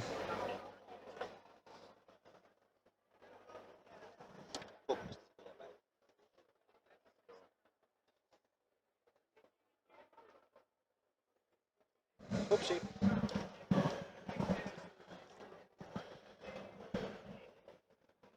So, I mean, both teams are very good. I wouldn't say there is a strong domination from either one. So it's going to be a tight game until the end. Yes, absolutely. This is what I expect. Now, I would give a small advantage to Tampere because it feels like they have this energy and this commitment, which could make a difference. So let's see if now the coaches, the players are able to get this commitment, this energy on Helsinki side to be able to support each other. Technically, I think Helsinki is slightly superior, but it is also a mind game. And I feel like Tampere has more the Well, yeah, I think both teams are relatively evenly matched when it comes to team play, defense, offense. They do the similar things right. They play as a team really well. But Tampere has managed to, there's a couple of good individual efforts and really alertness that has led to these two tries pretty much. But yeah, sometimes you need to that individual awareness that now it's time to strike, because in sevens you can easily break through some gap once you see it and know when to capitalize it. Once you have a bit more games on the belt and experience, you see those gaps easier than the others. No, from experience, I don't see them, but many people next to me do. So one set for blue. Okay. Let's see, second half about to begin. Absolutely, and I'm curious to see how it goes. But I'd be disappointed if HLC don't get the scoreboard up, because they have all the possibilities to do so. I'd be also surprised. It's nice to see the game comes a bit closer here on the commentators booth. Absolutely, guys, continue like that. Yeah. It's like you get. I'm not sure. Like, are the goosebumps for the excitement on the cold air? I'm afraid it's the cold, but okay. Nice tackle here from Ula again. Ula is everywhere. I mean, that's amazing. I mean, when this young woman started 20 years ago, over 20 years ago, I mean, she has all these qualities and stuff that you can see in action today. Yes, nice tackle. And the strange part is that when she told me that she was now 20 years older, I could not believe it. But I mean, this is factual. We have a great community at Helsinki. The women are sharing a lot of events and organizing a lot of things, and that's important. And I know the same is happening on the Warriors side. So I have no experience for Tampere, but I'm sure they have also this kind of activities with them. Okay, nice, very nice. Okay, it's a bit risky, but I think it bounces off the field, off touch. I think. Really difficult to see there exactly. I don't know why the cameraman is not letting us seeing the action there. Oh, it's because the action is out of scope, of course. You need to play fast. Okay, so it's probably a line out. Yeah. So but whose line out? I think it is Tampere's line out. Tampere's line out. Okay, yes. So. And a very high jump from Tampere, and they keep the ball, and now they try to get outside of that. Good tackle. Yes, you released, okay. Good tackle again. Pilvi kept the momentum up, so she managed. And they still have the ball. Number 4 is now going for the kill, but no. Oh, damn it. That would have been some beautiful offload. A bit goes over the top. Nice. I know the coaches have been working a lot on the tackling, and you can see that there is already a much better movement than what we had on the final game. So that's promising. Tampere has always been very good at tackling and going far. But I mean, we don't manage to get the ball back. This is not good news. Now we're on the floor. Okay, I hope it was not. Shoes in the head, but almost. Okay.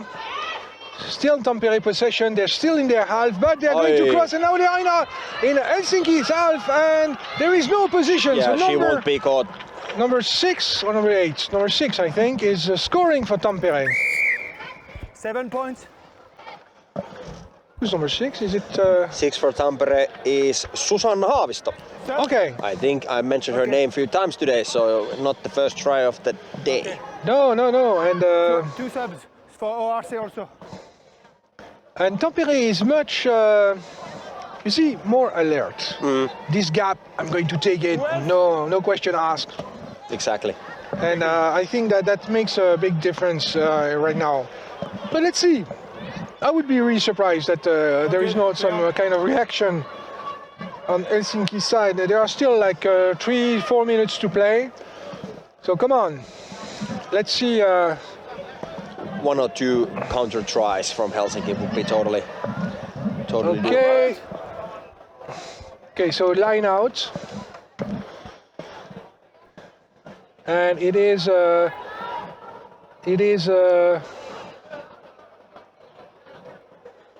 line out. A bit. Yeah, impossible to say who's.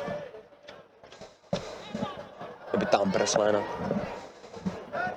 Yes. But HC recovers it. Very good combination.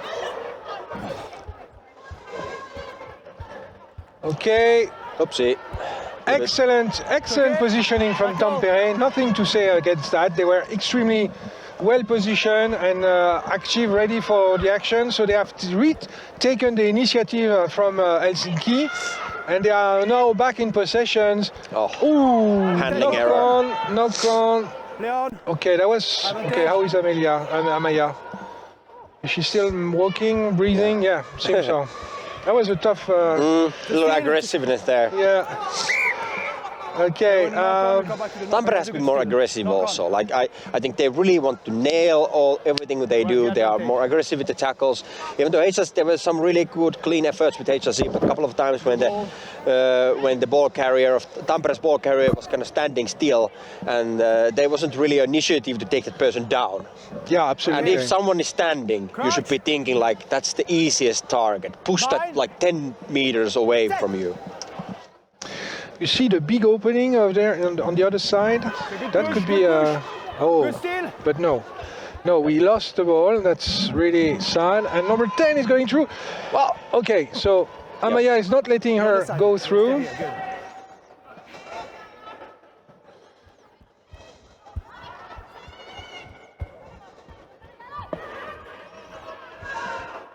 Quite nimble passing from Tampere, getting those good meters. Okay, good tackle, good defense from Helsinki here.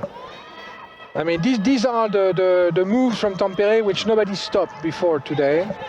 So this is a good defense. Mistake on the pass. But I heard the whistle before it went out. So forward pass. Oh, there was forward pass. Yeah, absolutely. So it should be scrum for Helsinki then.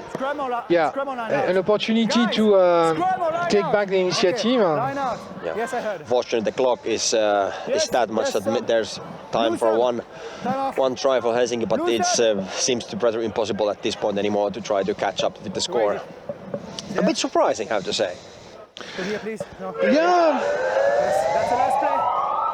We are getting those mysterious. Is that the end of the official time? Yeah. I don't know. Okay, and that's the game. So Tampere wins today, women's tournament. They have been dominant. They've been executing all the game plan really well. And it's not just a team effort, but some really strong individuals have been really alert alongside with the great team play that made the difference maybe here. HRC definitely was the second best team today. They also dominated against all the other teams except Tampere today. Yeah, absolutely. And I think that the feeling I had basically upon the commitment and the energy proved right basically. They took every opportunity to score and whatever the gaps or the slow, they took advantage of that. So I mean, best team won. Not my preferred one, obviously, but best team won. And congrats to Tampere team, to Anna's team. It was a real pleasure to see them getting there this way. But then my question to you: Do you know which game is next? I think there is some Helsinki game because it's a Tampere HRC. We just finished. But hey, thank you from my side. My name is Jere Härkönen. I had a pleasure to be here in the commentator booth today. I'll be handing over these microphones to Patrick next to me. See you guys around. All right. Probably I will.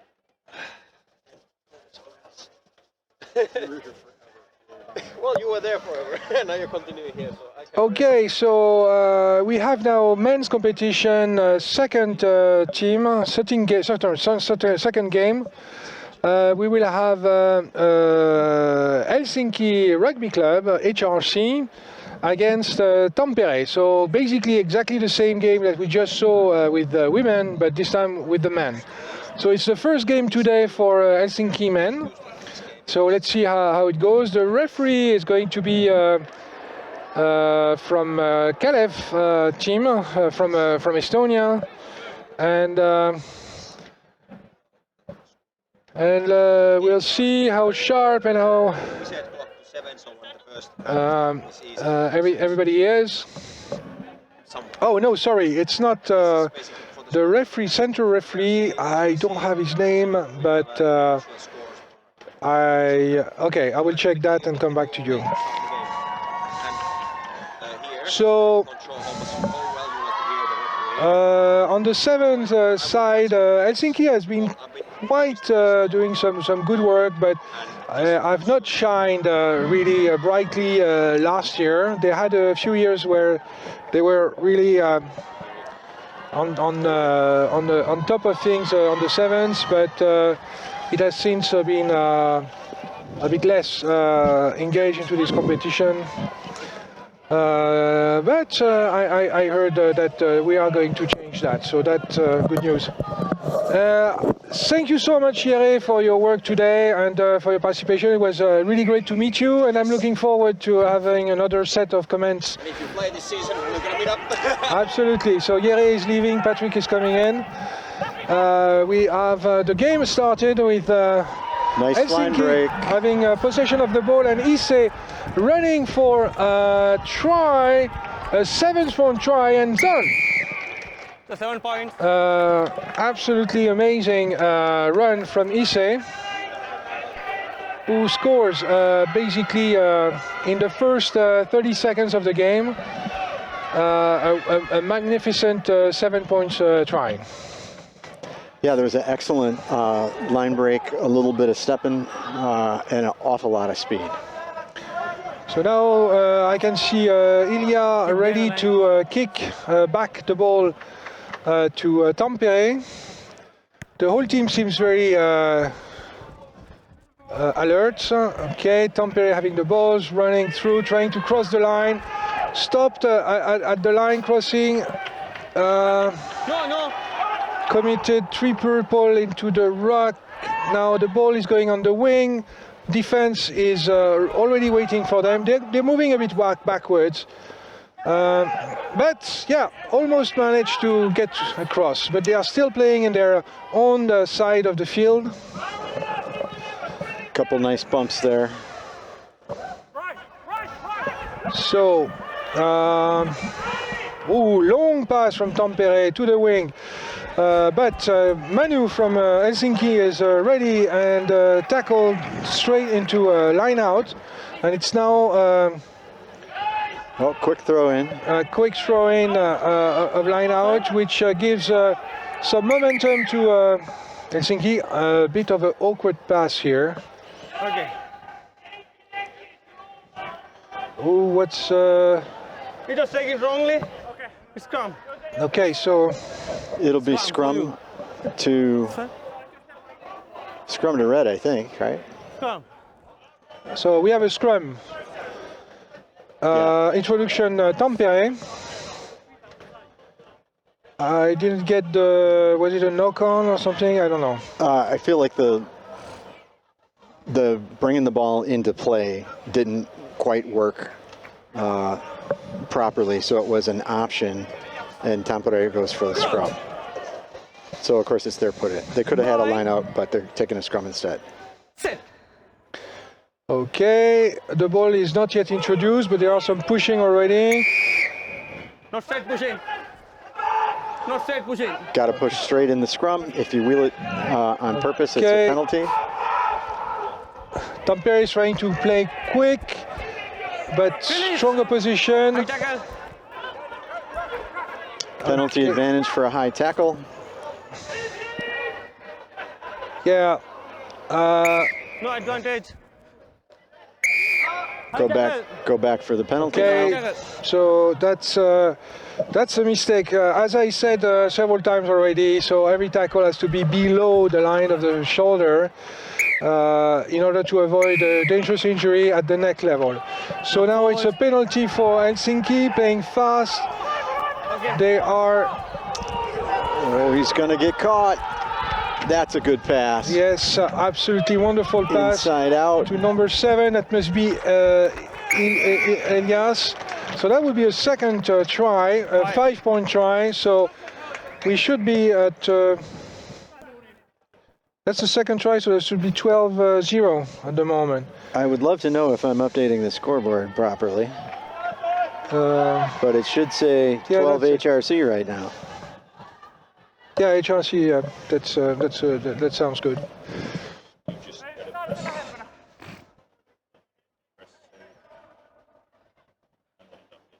Ah. 5 seconds. So when I press save, you'll actually see what the score is. Okay, yeah, so it's now 12 HRC. Elias is going to kick back the ball to Tampere. Tampere is catching the ball, passing in the back, then running from the side. Tackle, quick tackle from Manu and Rasmus, which almost, okay, so bundled into touch.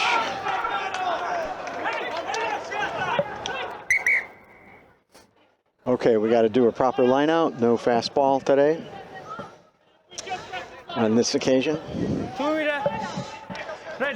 Do we still have the rules that if it goes out and touch anything, then it cannot be played fast? So to avoid public people pushing back the ball to accelerate the line out throw.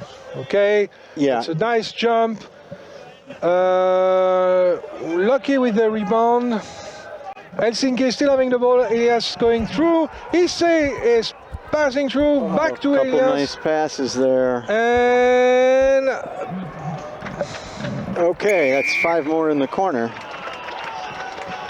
It's Onza scoring. So Onza is a very young player, somebody who started like two years ago. So you see already scoring at this level. Very impressive for such a young player without prior rugby experience. So it's also a signal for you who thinks about playing rugby and how fast could I get to some nice level. I mean, it can go very fast, and we are the rugby's our community which are really helping players to get up to the level. So do not hesitate to contact your local rugby team and see if they do open days or if they allow you to make some practice to see how it goes and how nice is it to play. Okay, beautiful movement from Tampere here, which is making a difference. Good tackle from Manu, which is ultimately everywhere. Tampere being a bit stuck right now, but still having possession, which is everything on sevens. Okay, so Tampere still has the ball, still has the initiative, but seems in difficulty. Oh, small mistakes on the ball. Onza going for the football and kicking the ball in the back, and again, now he has to flatten it before it goes out. Yo! Pretty good. Yeah, I mean, he's incredible. He's incredible. He has a very special, how would you say, style, approach, but he's having a result. He's asking for replacements. It has to go through the referee, so who is... So the thing about kicking the ball ahead like that, it's a strangely shaped ball. You can't really know how that thing is going to bounce around. So sometimes it pops up for you and it's perfect, and sometimes it stays down at your feet, which is really difficult to deal with when you're running quickly. But that was just a really smart play. So a nice, chip through. Where I come from, we call that a grubber kick. And then there was no real way to play it at first, so he just tapped it again with his foot again. And the risk there was that it goes out the back of the try zone before he could capture it. But it bounced just squirrely enough, and he put just enough on it, but not too much, and was able to get there before he slid out of touch. It was a really sharp, well done play.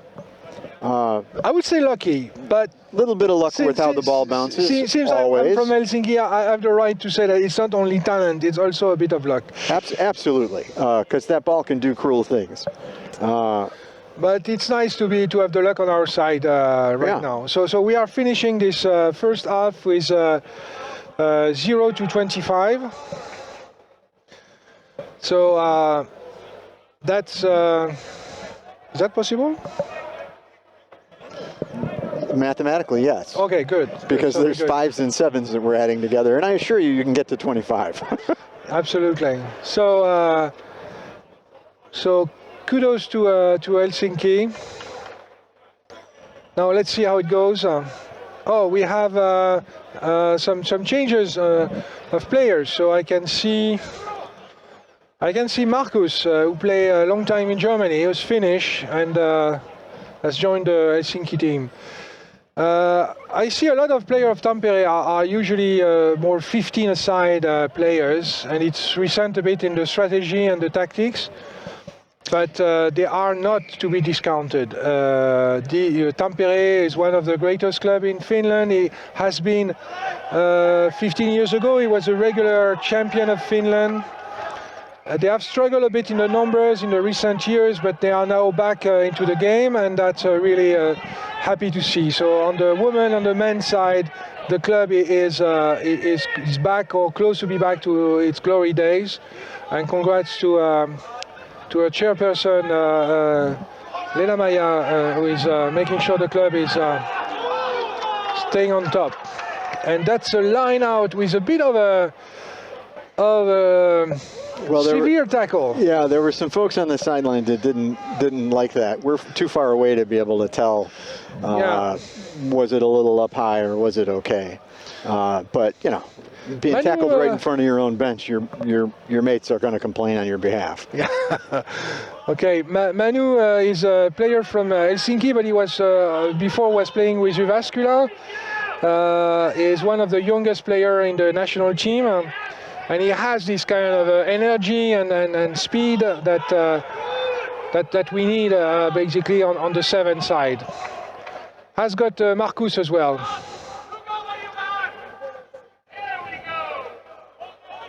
Penalty advantage for offsides for HRC.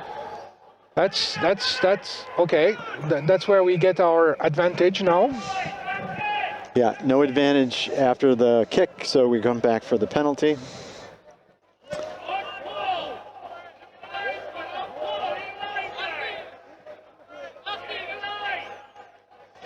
So HRC has a choice because there were actually 2 infractions. They're going to kick from there. Let's try the other way. There we go. Okay. Nice step there. Nice power. Look at the drive. Keeps his legs moving. That's Marcus. Holds on to the ball. Yeah. Very strong players. Yeah, muscular. That's a lot of work. Yeah. Okay, Manu, I just spoke about. Oh, I don't know about that pass. Yeah, I mean, we have an angle, the referee has a different angle. Of course. I would say it was a forward pass, but maybe I'm not in the right angle. Well, we're a little behind, which makes it look that way, but we're higher up, which helps. Isuru is exactly right on that line, so if he's happy with it, I'm sure he got it right. Absolutely. Yeah, it's a little tricky. You have to really be level with it to know, and we're a fair bit behind just where we're standing from the play. We're also on the other side of the field.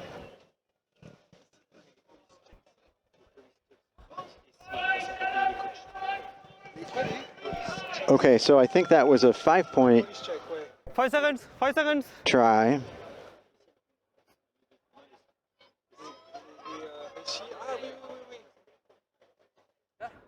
Okay. And here's our kickoff.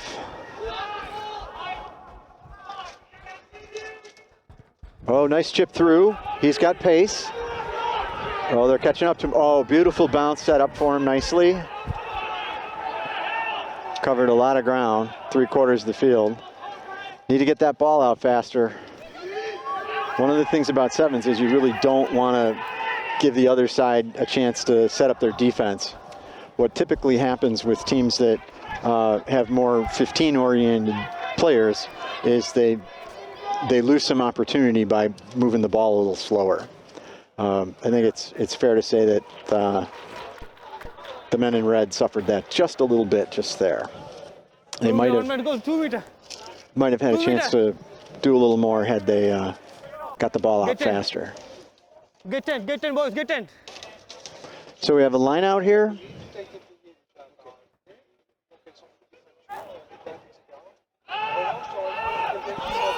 Oh, big crease. He could go all the way. And of course he does. Right down the middle, Highway 1. So that's going to be 7 more.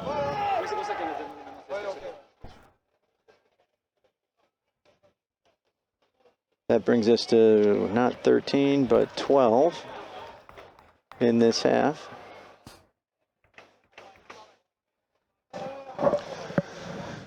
So Helsinki continue to have a dominant game here.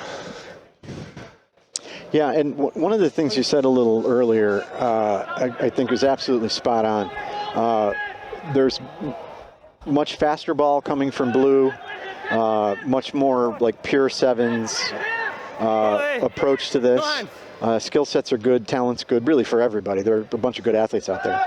But our friends in red seem to be playing a little more of a 15 style with 7 men.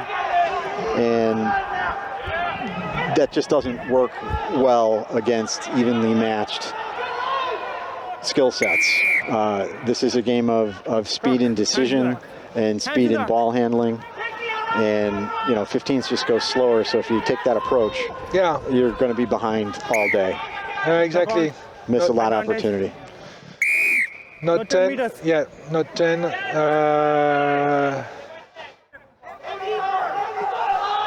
Okay, well, they're definitely 10 now. It looks like they're almost 20 meters back. Yeah. I feel like they're back 10 now. Okay. But Helsinki play fast, so I guess the referee would have accepted if the Tampere players who were not yet at 10 would have not interfered with the game. But if you are interfering with the game and you're not at 10, then that's okay. That's nice pass. The timing is really good. This is what you want, basically. Nice on contact, pass. so that you're sure that the guys is not going to come up back in the game. Okay, and that's another try, or why is he showing that? Okay, no reason. He's got to touch it down. So another try for Helsinki, which is really on a. They're on a tear. That's another. That's 17 points on the half.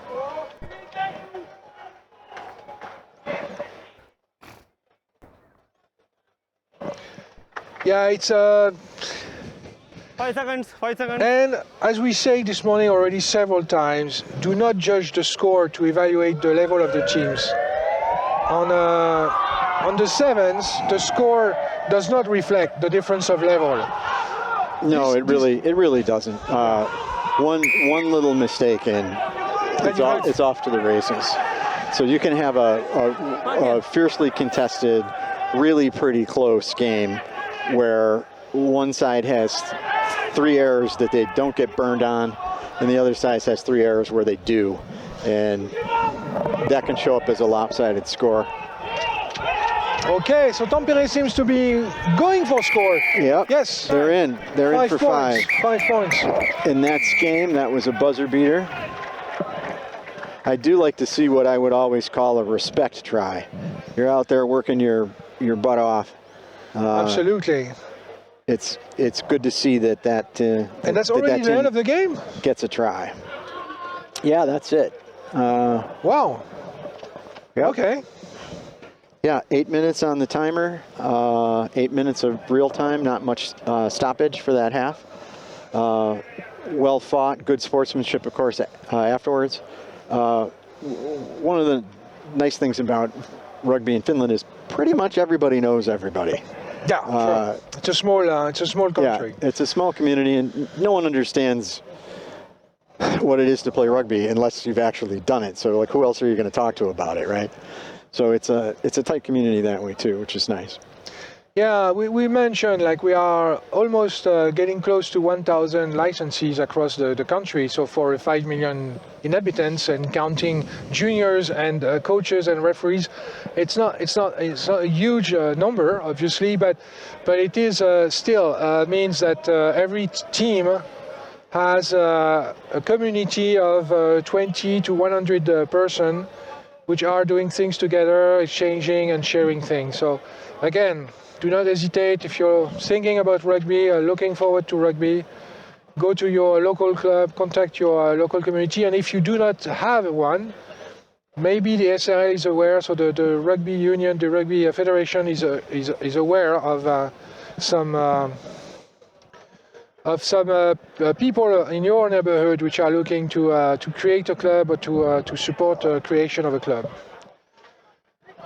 So we are now going to the next game. It's going to be Seinäjoki against Kalev. So Kalev show extreme and great engagement on the first game they had against Warriors, and Seinäjoki, well, it's a very young club, and they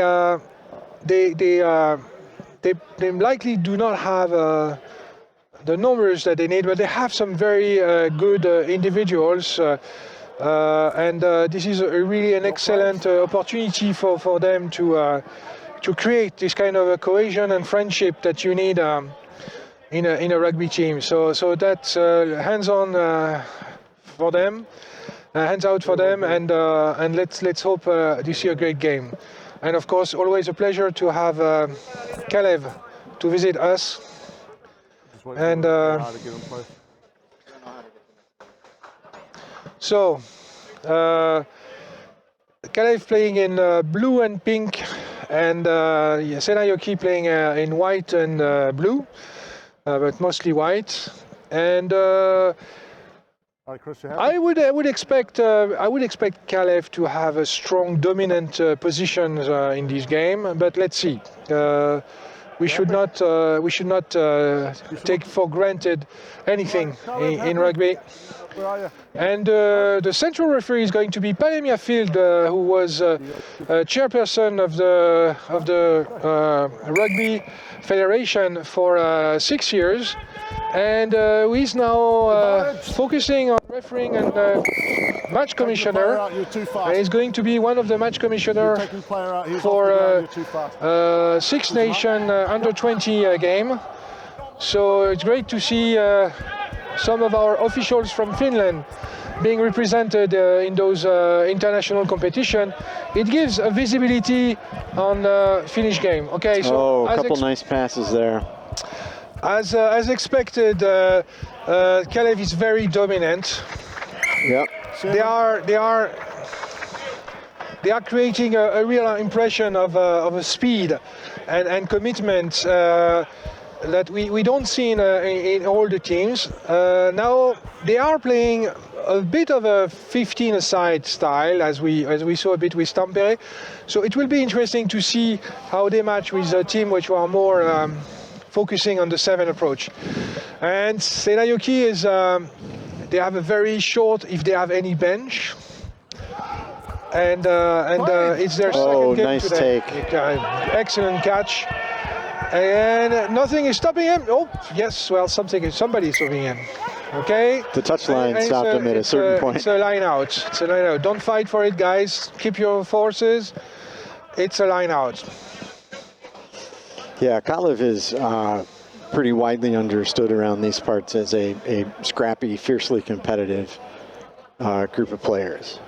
So they play hard, they hit hard. And they love a rough and tumble game. Yeah, and they have less opportunity to play because being a bit distant. So any opportunity they have, they go 800%. Yeah, they relish the chance to put on the shoes and knock about. I think it was really a good move from Federation. I don't remember. I think I was General Secretary at those time when we invited Kalev to join our championship. And I think it was really a smart move, and I was all in favor to add them to the competition. And for them, it was a real opportunity to grow their game and to. Okay, so that penalty was the guy on the ground was advancing the ball. He was rolling forward. You got to be on your feet to move the ball forward generally. Palemia has a reputation of a very mindful referee. Yeah, he's quite strict and he doesn't miss anything. Yeah, he's really quite good. Yeah, he has I mean, sometimes you feel that he's severe, but at the end of the day, he's making the game safe. And big line break, hole right through the middle. Number 19, I mean, I think that's his third try or fourth try today, just doing that. Going through the line and then scoring. I appreciate the fact that he scored quite fast and he didn't wait for the other players to come into any kind of contact. I mean, we are playing sevens. It's only 7 minutes each time. So when players are waiting like 30 seconds before scoring, it's unfair. Okay, so now number 19. Nice kick. Good nice nudge. Kick, yeah, quite high and long. Well caught by by Seinäjoki, which has no depth. They are on the line. Yeah, they're all flat. Yeah, and that's a common default we see with a lot of teams today. Yeah. They do not offer tactical solutions because they are flat. So when they receive the ball, they are static. Yeah, catching the ball standing still means you're going to get pummeled. Exactly. And momentum is your friend. You want to give, not receive in those tackles. Exactly. And here the other problem is that you've got forward pass, which we just had in front of us. Yeah. Because when you are flat, it's very easy to all of a sudden not being flat anymore, but just being slightly in front of the ball carrier, and then receiving a ball means a scrum against you. Yeah, you basically are daring the guy passing the ball to make a mistake because he's got to put the ball where you are. If you're a little behind him, you're good. If you're really quite flat with him, then to get you the ball, he has a very high chance of making that forward pass infraction. Was it a kick? Yeah, it was a kick. I'm not sure what that was. They're just kind of all over the place. Yeah, it's but a little far away from apparently me. Kalev managed to give a small kick in front of one of the players. That's commitment. And the guy is playing in shorts. I mean, and kudos to this guy playing in shorts, because if you go on that kind of floor, it burns yourself. Yeah, it's plastic, right? Yeah. So it's soft. It's not like playing on cement, but the friction burns are absolutely murder. Yeah, artificial turf is rough on the skin. That's a fact. Was it 5 points, or was it? No, it's 7. I think it was 7 points. We're gonna go with 7. Okay, good catch from Seinäjoki, trying to go across, but tackled immediately by Kalev. Seinäjoki is now passing the ball, number 13, up a bit short pass, but I mean it's sad because that was the moment. I mean, he gathered it himself. That's nice. Got a little space. Yeah. Needed a little more support there. Not bad. Ball's out though. Ball's out. Before he got back in. And I guess the line referee on the other side, the line judge, is a Kalev coach, no? Former Kalev player, I think. That's Chris. Okay. I think he's... Didn't have the ball with him anymore. So it's Chris, and he's from Australia? Yes. Yeah, so I mentioned, guys, the referee from Australia who was from the Kalev team, so that's Chris. So sorry that I did not give you his name earlier. And Chris is now line judge, so he's the guy with the flag in front of the camera. On the far side. And on the far side. And Palemia is in the center, and he's giving a scrum. A scrum. Because they made a mistake playing the penalty, I guess. Yeah, you got to restart properly. Yeah. Is that tied to the time, this signal?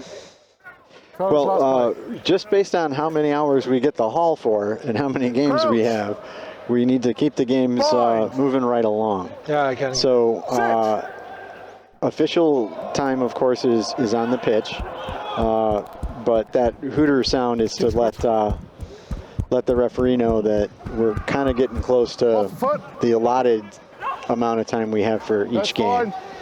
Okay. You guys were all in front of the kick. All in front of the kick. Now, a half can't end on a penalty, so that's going to be a penalty to blue. Our friends from the other side of the Baltic. Exactly. Again, you're flat. You're calling for this kind of mistake. And it could be eventually also, for the referee, it's even hard for the referee to know. And when you are passing that flat, if it's forward or really flat, it's, I really feel that it's important, especially in sevens, to keep this kind of depth, to give tactical and strategic solutions for the player.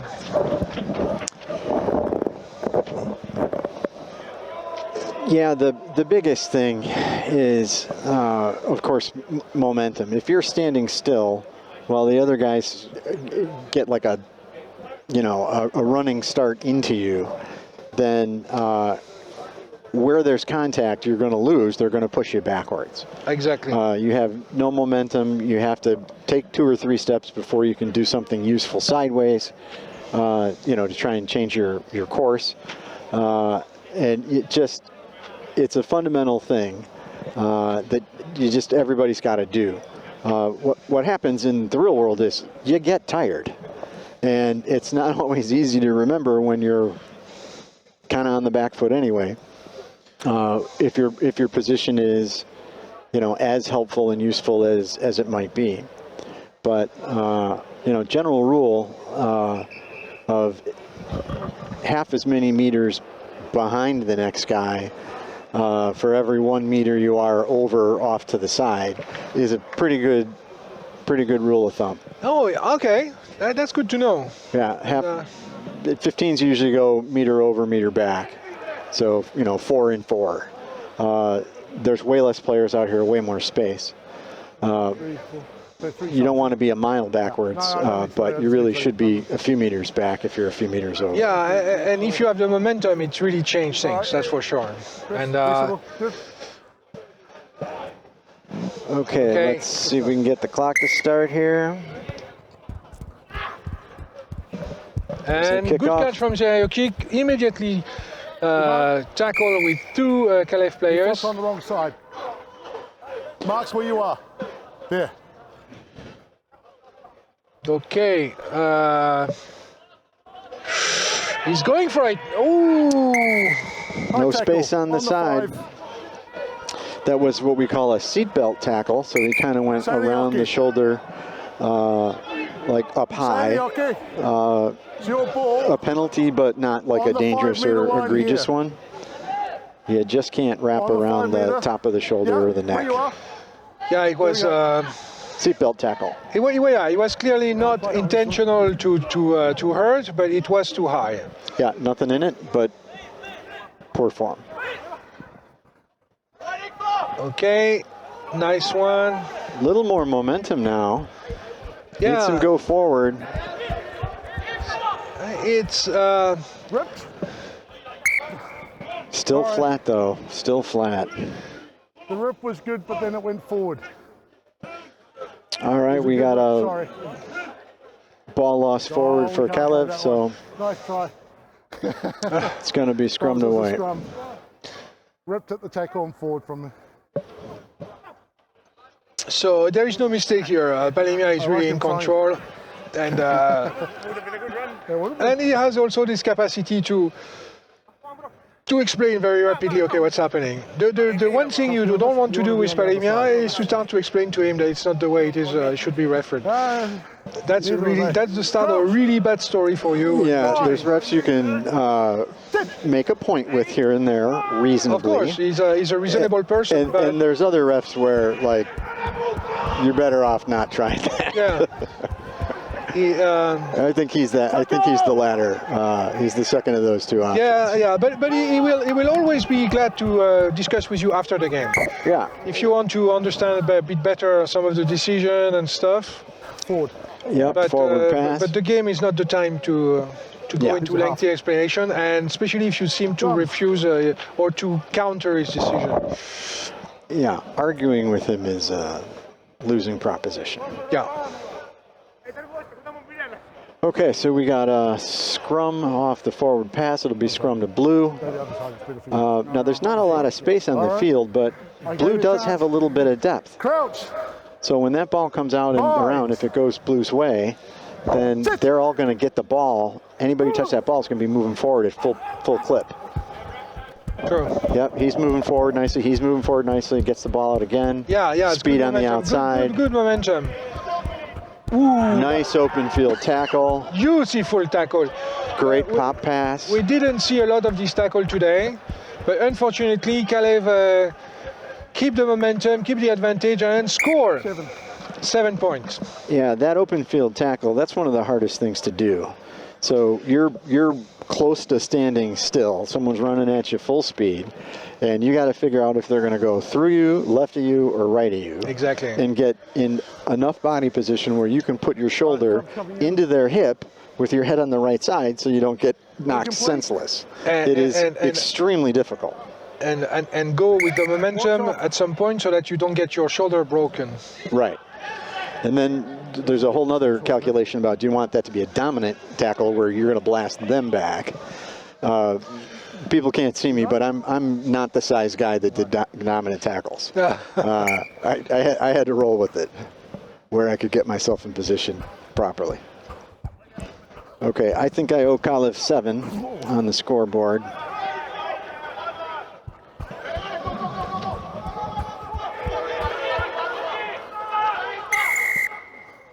Penalty against Seinäjoki. Competition, sealing off. So after the tackle, there's of course the competition for the ball. That's a ruck. You can't unfairly close off a chance for the other team to go get the ball. It's called sealing off. So if you lose your feet in the ruck when you're trying to defend the ball, that's usually sealing off, and that's usually a penalty. I think that's what we just saw. Chip kick. A bit too low. A bit too low. Oh! He got it. He did. Really hard for us to see down the sidelines here because there's 5 points. Nets and whatnot. It was hard to tell just because we were a little ways away where that bounce was going. Was it, carrying towards the end line or not? But he got it. Then he, of course, fell on the ball. So he knocked the wind out of himself as his reward for scoring. Yeah. That hurts. Yeah, we're going to put 5 more on this and call it 12. So it's 21 and 12, it's 31, 33. 33-0. So, but Seinäjoki show really nice skills on the second half, even on the first half, but the second half, much better. Yeah, they're picking it up. They really are doing much better. What is off? What's off? You got too many players on, it'll be a penalty otherwise. He's still on the pitch. Yeah, but he's running on, that's the problem. I'm trying to stop the problem. Okay, so there was one player too many on the field because he's going through the field to step out. Right, so ref's discretion, he's like, we're going to kick that again, otherwise I have to penalize somebody. Just needed to give a chance for the guy that got winded to leave the field. Nice move. Oh, that's a shame. Yeah. There was a nice amount of space that could have been a good 30, 40 meters. Maybe that could have been a try. So first one's forward, it goes to the scrum, no option. We're going to go with scrum the blue because there was a forward pass. So not only was it not to hand, but it was forward. Scrum.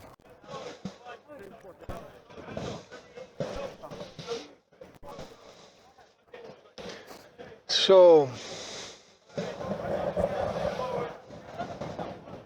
crouch, bind, sit. So Kalev's got a little bit of depth in their line. Ooh, sloppy. Looks like you're offside. You've got to stay back 5 from the scrum. Offside at the scrum. Oh, offside at the scrum. Okay, good catch. It was almost losing the ball over his shoulder, but managed to get it back. Okay, nice. Oh, 19's a mile offsides. 19 was offside? Okay. Yeah, way offsides. Oh, advantage is over. Ball got kicked. Those floodlights on the far side make it a little tricky for us to see what's going on there. They're kind of shining right at us. But apparently it's a line out for Seinäjoki. If I read correctly what Chris is showing. No other way, Kalev's ball. Okay. Yep, and we're getting close on time here. Good steal. Oh, but a wicked bounce. That's a drag race. He gone. Yep, right down the middle. And 7 points. 7 more, and that's game. So that's going to make it 21 plus 19. Most people call that 40. So, you guys, we are now fully into the men's competition. The women's competition is now over. Tampere won the women's competition today, so it's a tournament, and the 7th competition normally is done with 3 tournaments. So that's the first of the 3 tournaments. And by the end of these 3 tournaments, the winner for the women and the winner for the men will be then given, depending on their scores, across the 3 tournaments. So we are now in the men's phase, and we just had our 3rd game of the men's phase. So it was Kalev against Seinäjoki. Before that, we had Helsinki against Kuopio. No, who was Helsinki was against?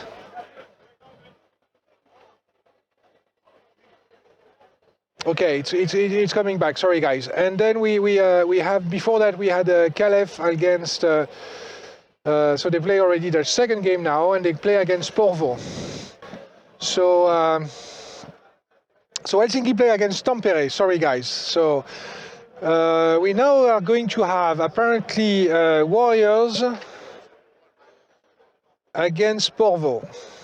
So.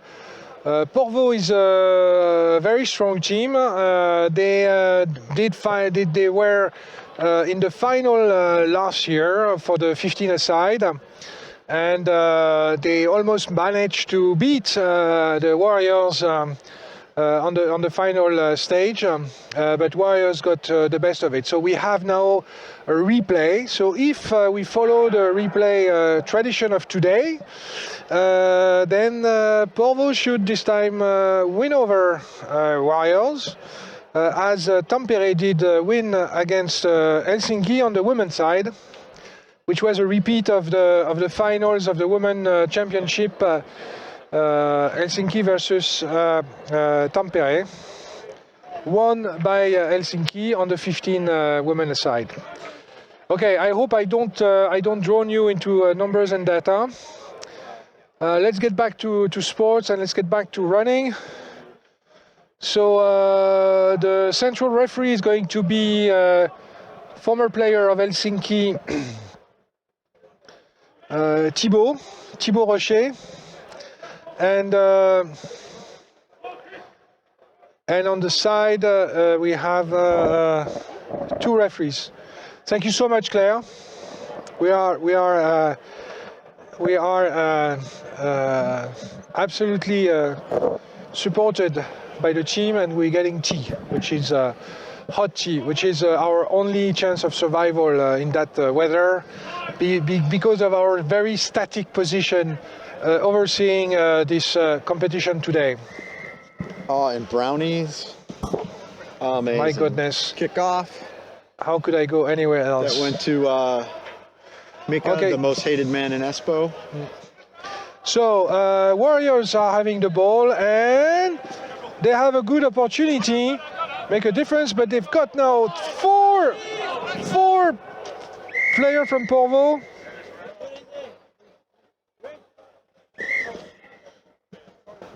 Penalty for not releasing.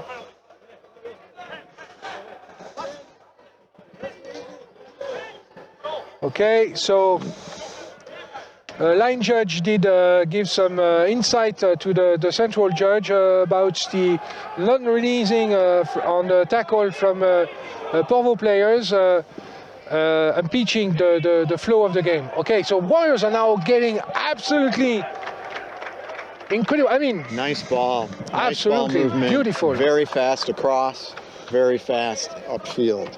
And Warriors lost the first game against Kalev today, and that's a different team we see now, very different, amazing. So let's see how it goes for the full time, but already a big difference in the speed and the movements compared to what we saw against Kalev. Okay, so Porvoo. Oh, nice little nudge forward. Kosti's got that. Nice tackle. Nice tackle. Nothing here. Okay. Brilliant play from Warriors. They keep the momentum. They are in the spirit of sevens. They are spread over the field, which gives them a real opportunity to take the game where the defense is non-existent. Yes, 2-on-1. Exactly. The whole point is here. And a bit cocky, but under the post. He made it under the post, which means 7 points for Warriors. Excellent. 12. Yeah, they're using the width of the field very well. Being able to throw decent passes a long way is what makes that possible. You hate to see these rainbow passes where the ball just goes way up in the air. Absolutely. And it's just so slow that it gives the defenders plenty of time to get underneath that and just clobber the poor soul who receives what's generally referred to as a hospital pass. Because your mate puts you in the hospital because his pass was lousy. Okay, a little tough to see with the glare of the low-level lights. Now we're back. Kosti over the ball. Yep, Kosti over the ball. Tap and go. Not 10, but no interference, so it's okay. Warriors' pace of play is really pretty quick. Yeah. But that's what you want. Into the corner. Oh, he wants the extra 2. And he gets it. 7 more. 19. Wow. Warriors ball movement very is strong. decisive. Not here to watch other people playing. They are here to win. The Warriors are imposing a very strong pace to the Portland team. And who is the number 4? Number 4 is a young gent by the name of Pedro, who I think has played at a pretty good level in Spain. Okay, because he's clearly talented. You can see he's definitely putting a bit of pace and quality here. Yeah, he's doing great at the breakdowns. He's hard to tackle. I'm having a hard time keeping up with the math here. That's 24.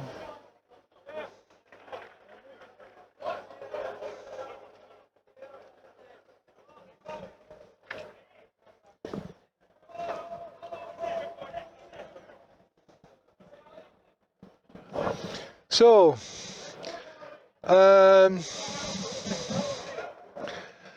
Porvoo Club was founded, I think, something about 10 years ago, something like that. And one of the person which was key in the start of the club was a former chairman of the federation, and also I think somebody very important for Helsinki Rugby Club in the name of Bro Benatine. He moved to Porvoo and decided to push for the start of a club, and it worked beautifully, because you see now the club is fully equipped with men 15 and men's 7s. They have a very good organization and a lot of players in the national team, so great experience, great success, thanks to the people who started the club a few years back. So yeah. Always nice to see another club. Yeah, and now we have another score by Warriors, which are definitely not here to watch Porvoo playing or be reminded about the story and the history of Porvoo, but really just to score points and win the games. Yeah, and as far as the Old Town Shamrocks goes, they had an excellent 15 season and nearly won the championship. It was a fantastic championship game, Porvoo against Warriors. Uh-oh, there's a little ill will out there.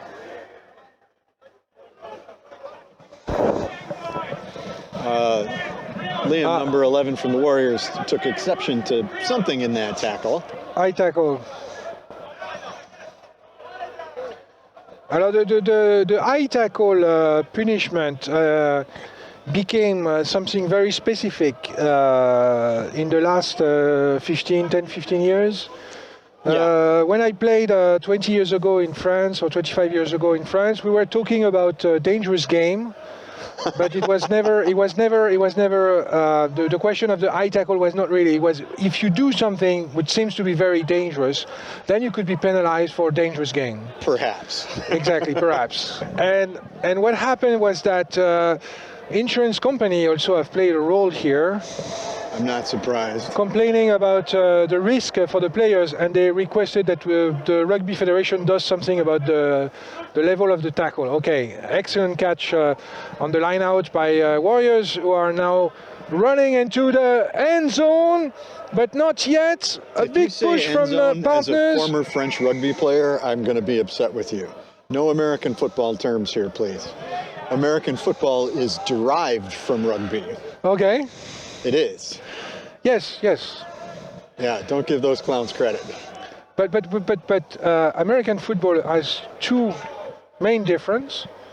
One is that you're allowed only one pass forward, and two, you are allowed to do as many changes as you want.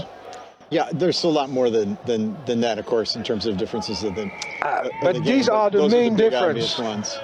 Oh, Kosti tap and go, and he's in for 5. So Kosti is the iron horse of Finnish sevens. He's been penalty try, so that's 7. Oh, that got upgraded. 36. Yeah, penalty try for Warriors and halftime. And that's halftime. Yeah, of course, but these two main rules are making a lot for the big difference between the two games. Yes. And of course, then you have the rules of the 10 yard. Yeah. So you have to win 10 yards. You have 4 attempts to win 10 yards. So that's important, of course, because that means that the whole strategy is not eventually to score a try or a touchdown, but more of to keep the ball until you are either in a good distance or that you have the right runners and the right defense to go for a touchdown. Yeah, strategically it's completely different. The other thing is the average American football play lasts 5 seconds. Yeah. So they stand around for 45 seconds, minute, 3 minutes if there's a commercial, and then they really work hard for 5 seconds, and then they stand around some more. Sevens is 10 minutes of pure exhaustion, and then it's halftime, and then it's 7-8 minutes on a real clock, pure exhaustion. 15s is 40 minutes of running as hard as you can, hitting someone as hard as you can, getting hit as hard as you can, falling down and getting up dozens of times, and it's just different. It takes a very different skill set, very different kind of fitness. Yeah, when I was playing American football in France, we didn't have enough people in our team, so I was basically playing defense and offense. So yeah, that was quite tough. And so we're still in a halftime break between Porvoo and Warriors. Clearly domination from Warriors. They have it. Porvoo is a bit struggling on their positioning, on their running, and on their defense. But these are two very good teams. Again, the score does not reflect the difference in level of the teams. So don't get too much impacted or influenced by the scores. But clearly, Warriors have a much more sevens approach than Porvoo, and that's a difference. Something we saw also when we got the game with Helsinki against Tampere. That's making the life a bit easier. Okay, really long ball, which is going to be end on the dead ball zone. So that's free kick from center court. Yeah, a bit of a waste for Warriors, but it happens, of course. And that means that gives a small advantage to Porvoo to start this halftime. Okay, a bit of struggle here, but Warriors got the ball.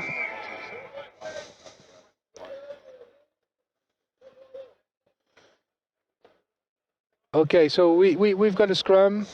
Introduction Warriors, exactly on the middle of the field. So basically we're not moving since we started this game from the central line. Let's see how it goes from there.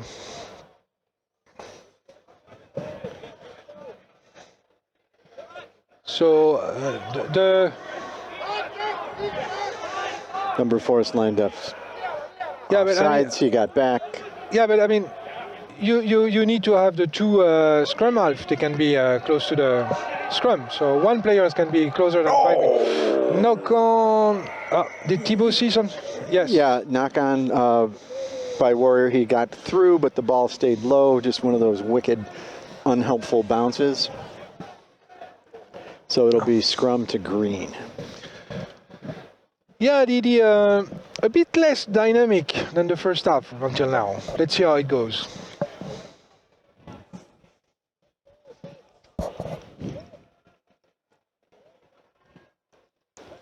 Well, I'm sure the fellas are a little tired at this point. That's mighty hard work.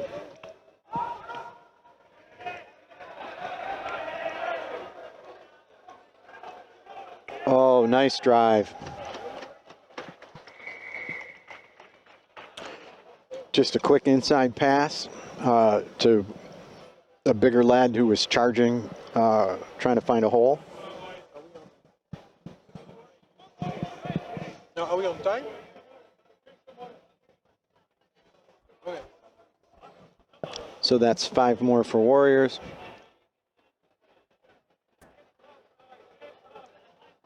Okay, time off. Sub. Doing a quick substitution. Okay, time on. Stay on.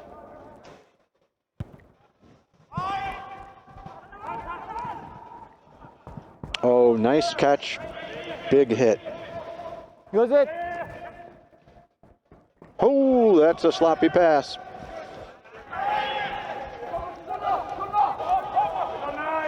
Good ruck by Green to clean that up. Got to settle down. Those bad passes are dangerous. Nice crash ball. Uh-oh. Almost lost it. Almost got stripped.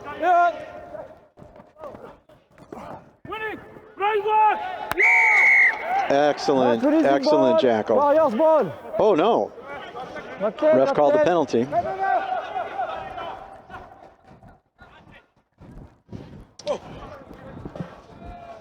Okay, and that is international 7s and 15-star Jiri in for the 7-pointer.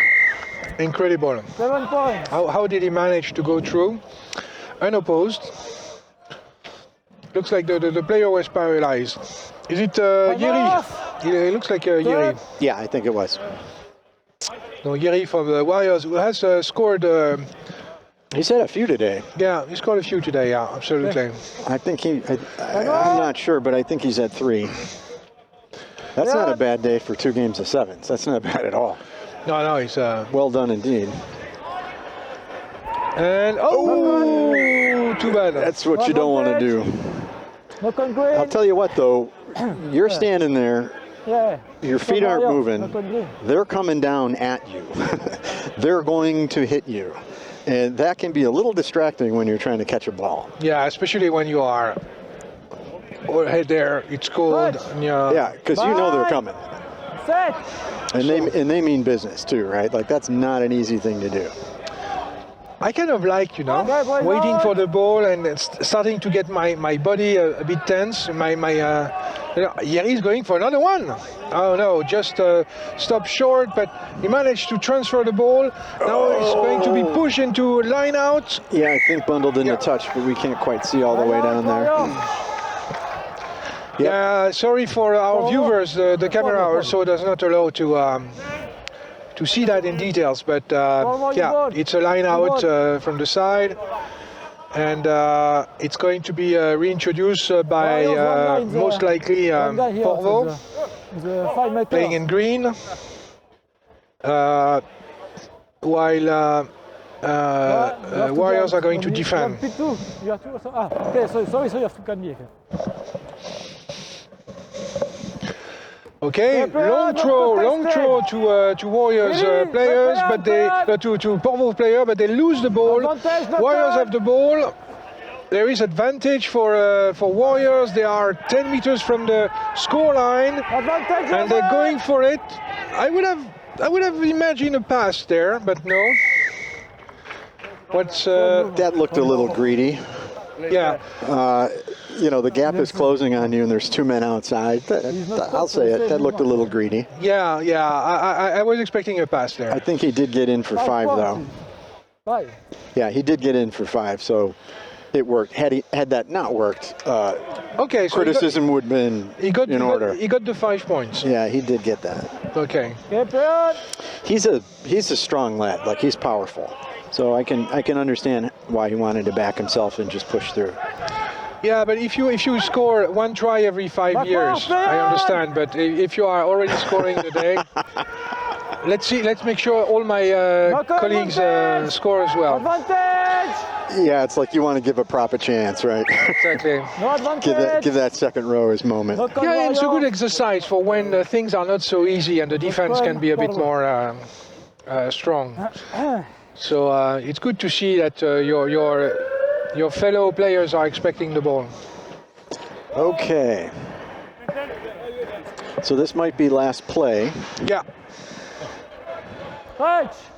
Scrum to green. Let's see what happens. Good drive from Warriors. They win the ball. Ball's out. And ooh, little space. 3 on 2. Pieter uses it. Nice speed on the outside. He's going to make it. He's going to make it to the 7-point. No. That's his second try today, too. I think he got one in the first game as well. And that's game. 5 points. Okay, that puts us up to 22. If my math is any good.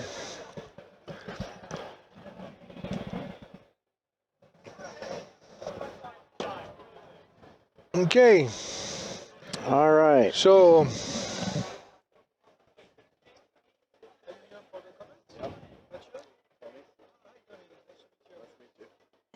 Okay, I guess you will replace me, or are you replacing Patrick?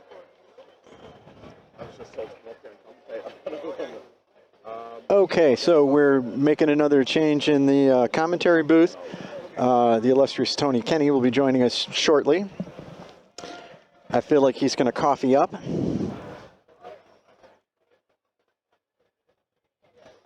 So Patrick, are you leaving after all this morning of refereeing and this, or how do you say? Well, I'm questioning. I don't know. I don't know what was the discussion you had with Tony. I have no idea. Okay. I'm filling in and helping out, and happy to be up here, of course. What I really want to do is not mess up the scoreboard that I have such a limited understanding of. Of course. Please go ahead. So guys, we are going to continue. Next game is going to involve Helsinki and are these the Sharks? What do you mean you don't know?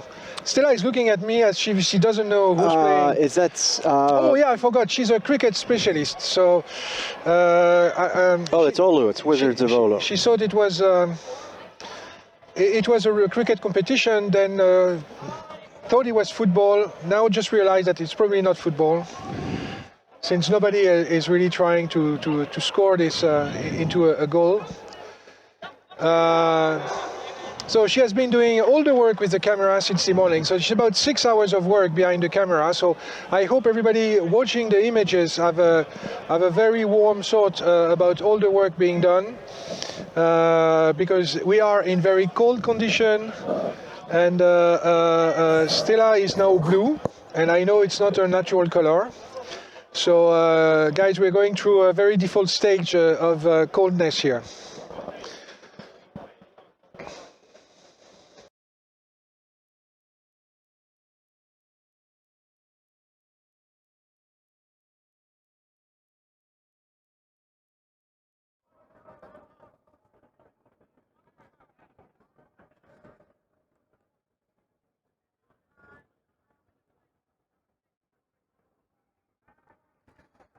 Okay.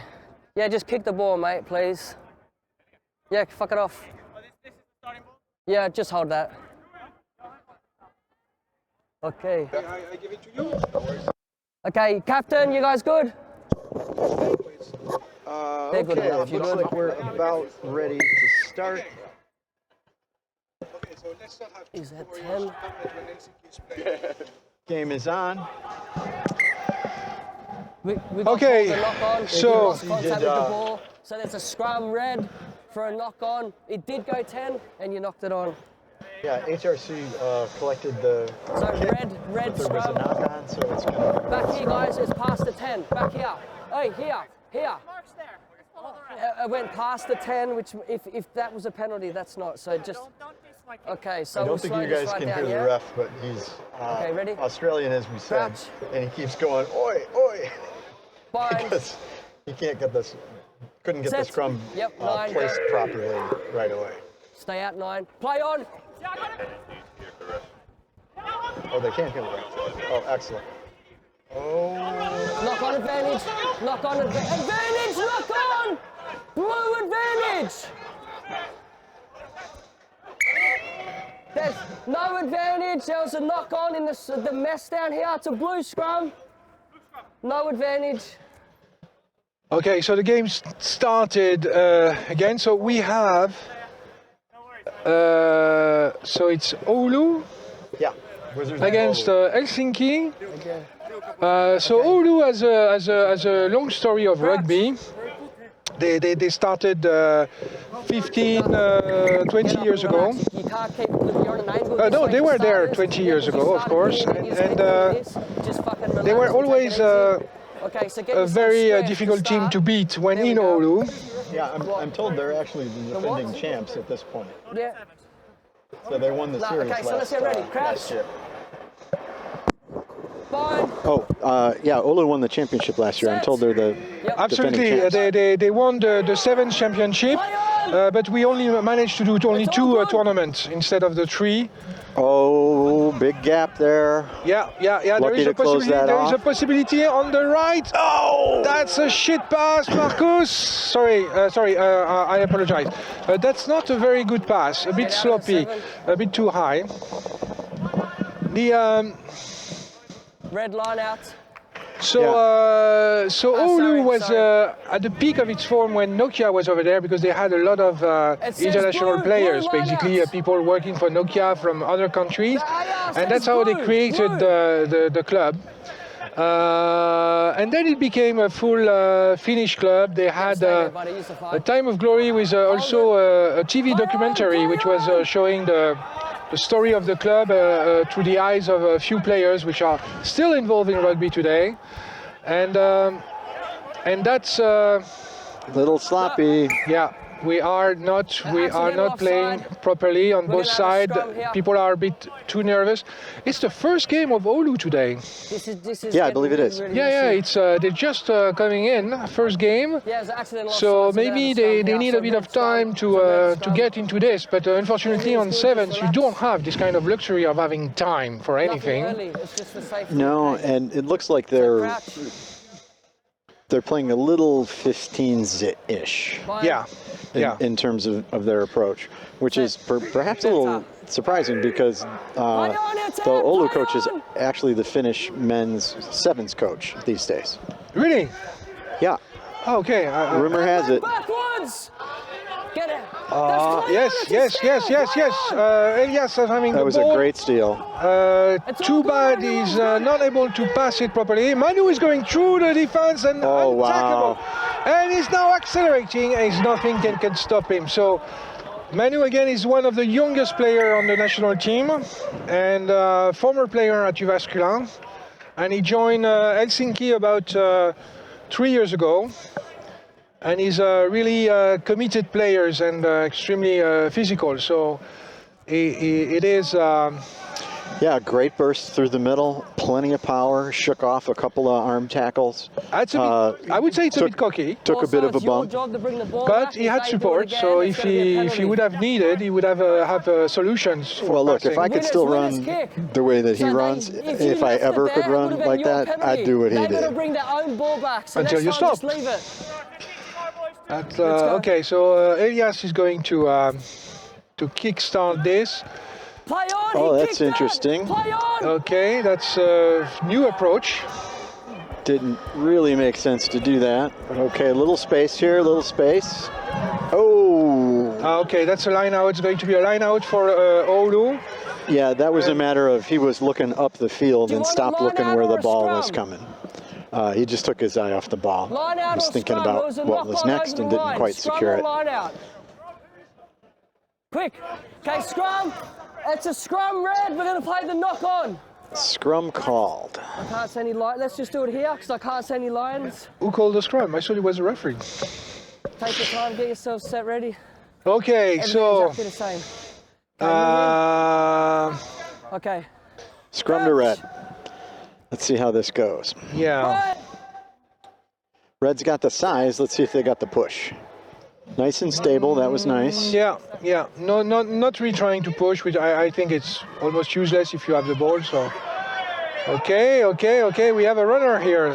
Okay. Oh, now we got a guy on the ground. Nice tackle. And good strip. Good steal. Okay, now trying to take the the close side. Okay. Helsinki still has the possession, but we are a bit sloppy in our passes. These passes are not good because it stops the momentum and it creates risk of losing the ball. Okay, don't go to contact. There you go. Nice crease. Ooh, a little off-speed move, and he gets it. Okay, that's 5 points. Yeah, that was a nice bit of running. Yeah, and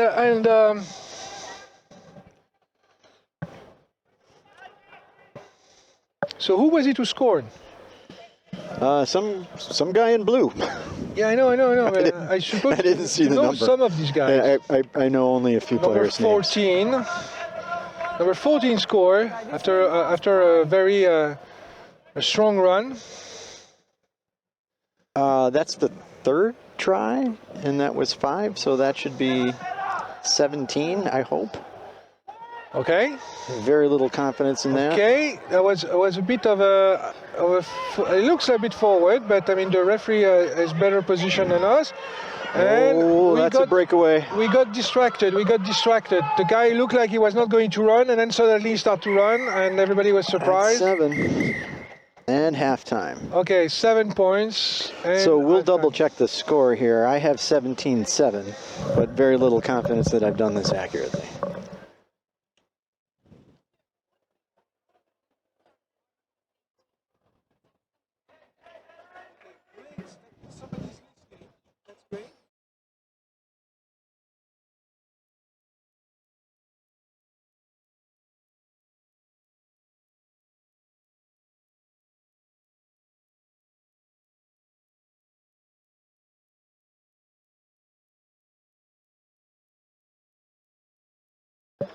Okay, my mistake. Guys, I incorrectly mentioned Oulu Wizard, and that's the team of Oulu. It's not Oulu.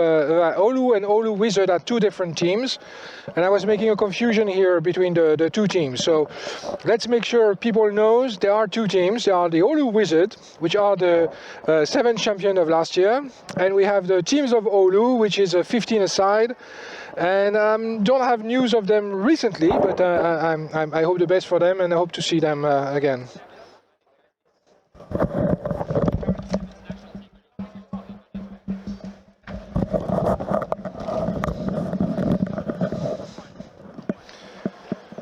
Okay, so thank you so much for the people who are commenting and giving us feedback. It really helps to make sure that what we say is accurate, and we will do better, of course, in preparing those meetings and making sure that you get the rightful information. It is a first. I think everybody who commented today was the first to do a live comment for such a period of time. So we were owed to make a few mistakes. And again, thank you so much, and please do not hesitate to comment and come back if you have things which are out of place or not accurate. Well, we are getting now into the second half of Helsinki against Oulu and Oulu Wizard. So that means that we are now looking at. We are still in the first phase, so it's still like a kind of the qualification period. And this is the first game for Oulu, and already the second game for Helsinki. Yeah, so we're still in pool play. Yeah. And best records move forward in the championship game, you know, for second place. Then there'll be a third, fourth, and I think a fifth, sixth. Okay, looks like we're about to start. All good. We'll start the second half. Apologies to anyone listening. There we go. Time is on. Nice high kick. There you go. Oh, little space. Little space. Oh, space. One man to beat. Oh, okay. Nice support line. Oh, it's Onza. Onza is kind of... Oh, no! That's just unfortunate. The ball ended up being behind him and on his back. Yeah, the pass was a bit... Yeah, the pass was forward and he overran it anyway. Nice little, just here's the mark, nice little break up the middle. So no earlies. It looked like the initial charge up the field, like that line was perhaps a little suspect. He could have made his life a little easier and made better use of his outside man, but I think he was trying to see if he could beat the last guy instead of trying to get that guy to commit to him and, you know, spring his teammate for the easy try.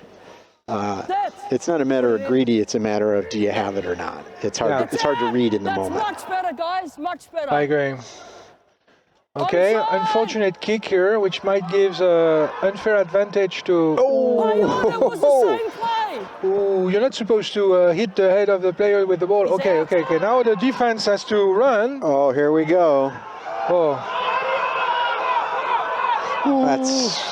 That's... I think we're going to hear a whistle from the side on that one.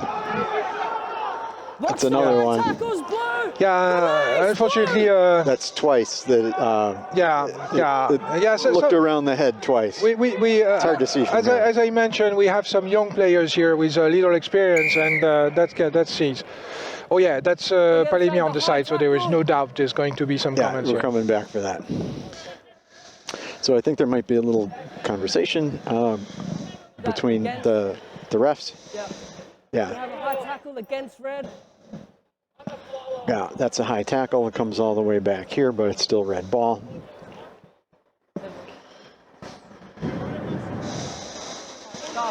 Yeah, you just have to find a way to get your body low, or you get penalized quite harshly for it. It is a matter of safety for everybody out here. Absolutely. Absolutely. When you have 100 kilo guys running against another 100 kilos, and then the arms and the neck are getting into contact, the risk is high of some really bad injuries. So yeah, that's why it became a real focus from the Rugby Federation, worldwide rugby, so to avoid those contact. That's good. Okay, Marcus got the ball and he's getting through. Oh, almost. Not held. Then he's held. Okay, so almost on the ruck, or counter ruck rather. All right, that's a good choice. Needs the right bounce though. We have wicked bounce. Unlucky for Issei. Yeah. Because if Issei has got it with his legs, there is nobody to stop him. I thought the hooker was behind. Let's.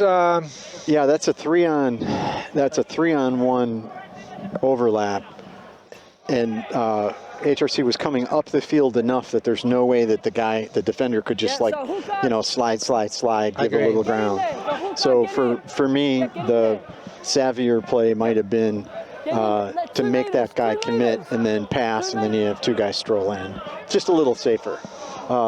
Reasonable choice to kick, but then you have the risk of the bounce, which unfortunately did not go HRC's way. That was a pass that should have happened a little earlier. Nice tackle, nice tackle. If it did. This number 6 is really, really thin, but extremely efficient. I'm not sure I got it, but okay. Not sure. 10 more for displaying a poor attitude to the referee, I believe. Yeah, but strange, because I think he was on his legs and he was coming from the back, so the ball was available. There was nobody over it, so I don't know. I'm certain I don't see and I don't understand everything. So I'm trusting the referee here.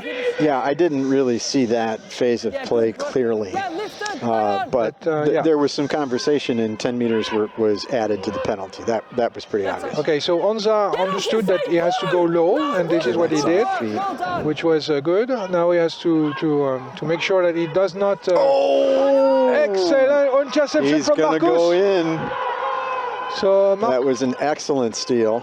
Marcus played in Germany for quite some time, and he's playing in the national team's sevens. He was a junior recruit of Helsinki about 2-3 years ago, but he's now full adult member of the club. Yeah, that just was a really nice read, really nice play. They ran out. We'll play on, sorry, play on. Gone 10, good. That's okay.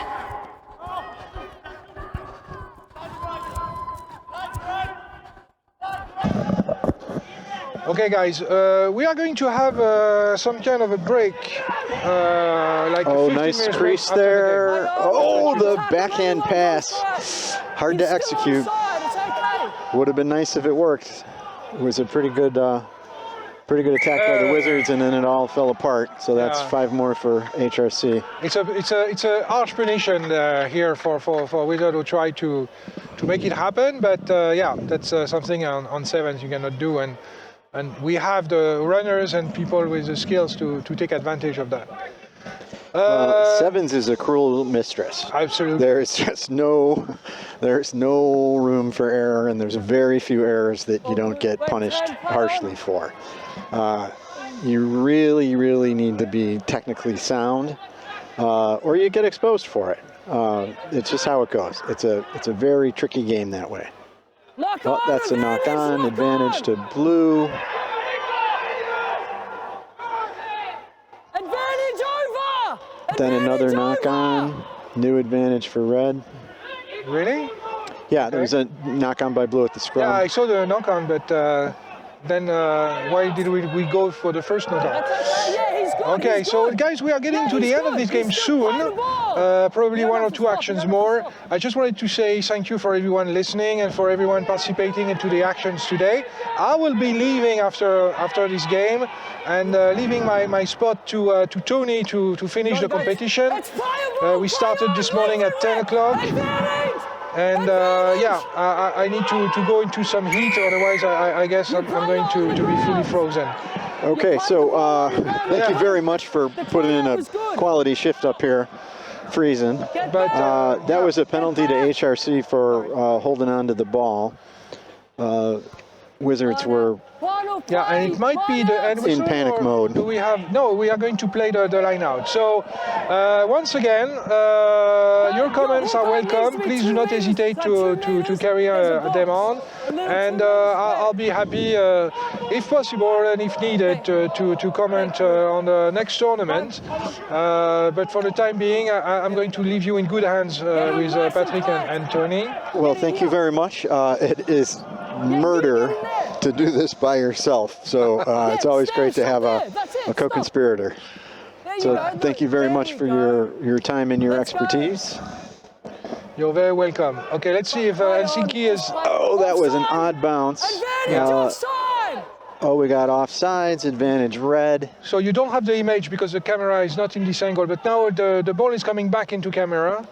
So you see Oulu is fighting for the ball, and trying to get it on the side, and this is a tackle. Not held. Big ruck. Boy, HRC is rucking very nicely over the ball. Okay, so we have a penalty. Yeah, penalty. All the way back there. Yeah. There was an offsides, I think at the line out, so it was a little while Gotta ago. be behind the touch. Okay, so it was an offside. Okay, so we're still in the final phase, so... Yep. This is going to be decisive. I bet. Let's get this line out set up. Yeah, line out red, because that was a penalty kick. Yeah. Yeah. And I feel like we don't have a lot of time left. Of course, the clock did not reset properly because I didn't reset it properly. Yeah, but I guess we got the signal already a few, one or two minutes ago. Yeah, we heard the horn a bit ago, the, hey, other people need to play their games too horn. Release! Leave it there, stay still. Sorry.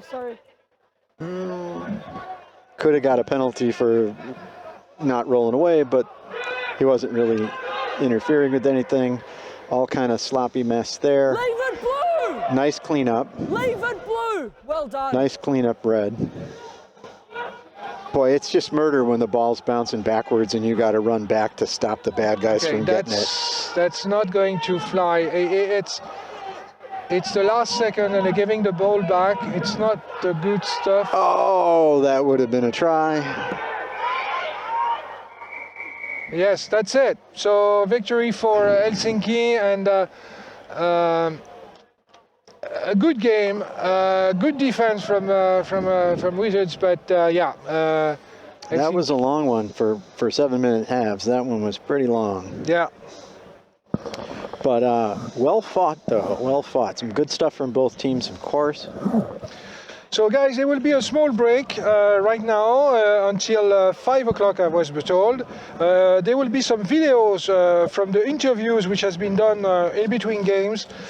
And again, thank you so much for everybody's listening and for your comments. And see you on next time. I leave you with Tony and Patrick to continue the day until the final phase for the men, which will be in 1 hour or so, I guess.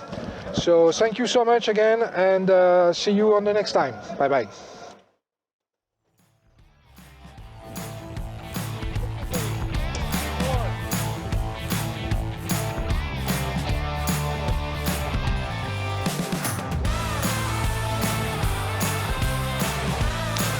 What time is it?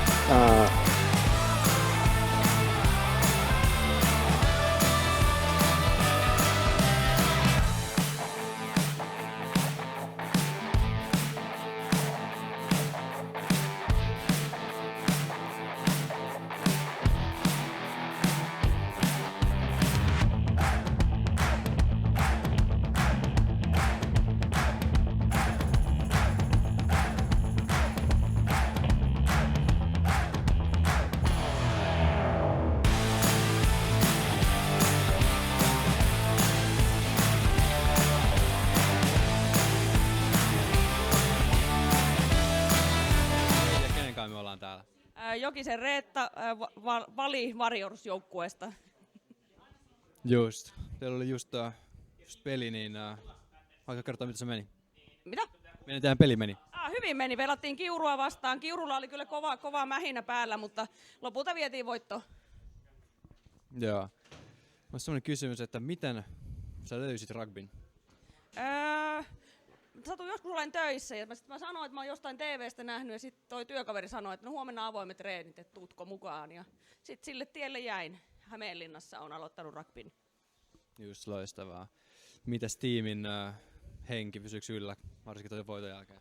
No kyllä meillä on aina ollut tosi hyvä joukkue henki Warriorsilla ja edelleen on. Ja toki aina toi voitto piristää kauheasti ja kannustetaan toisiamme. Meillä on paljon uusia ja niin uudet saanut isoja onnistumisia ja sitten vähän me vanhemmatkin ollaan päästy tuossa pelimakuun. Just. Mitäs valmistetaan seuraavaan peliin? Onko jotain, mikä jää paranneltavaksi vai menikö hyvin? No vastassahan meillä on toi Tampere, että Tampere on kova joukkue juoksee ja kova joukkue tulee päin, että puolustusta täytyy vähän tiukentaa ja ne sillä varmasti ja semmoista rauhaa tuodaan, niin sillä päästään pitkälle. Niillä mennään. Yes, kiitoksia.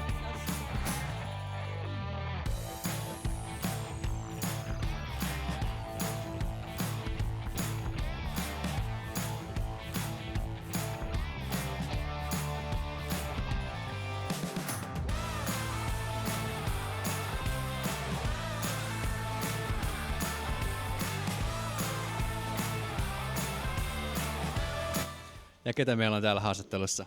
Mä olin Karoliina, joukkueen kapteeni ja meidän valmentaja. Jes, Taru Nuutinen. Yes. No just teillä loppu aika innostuttava peli.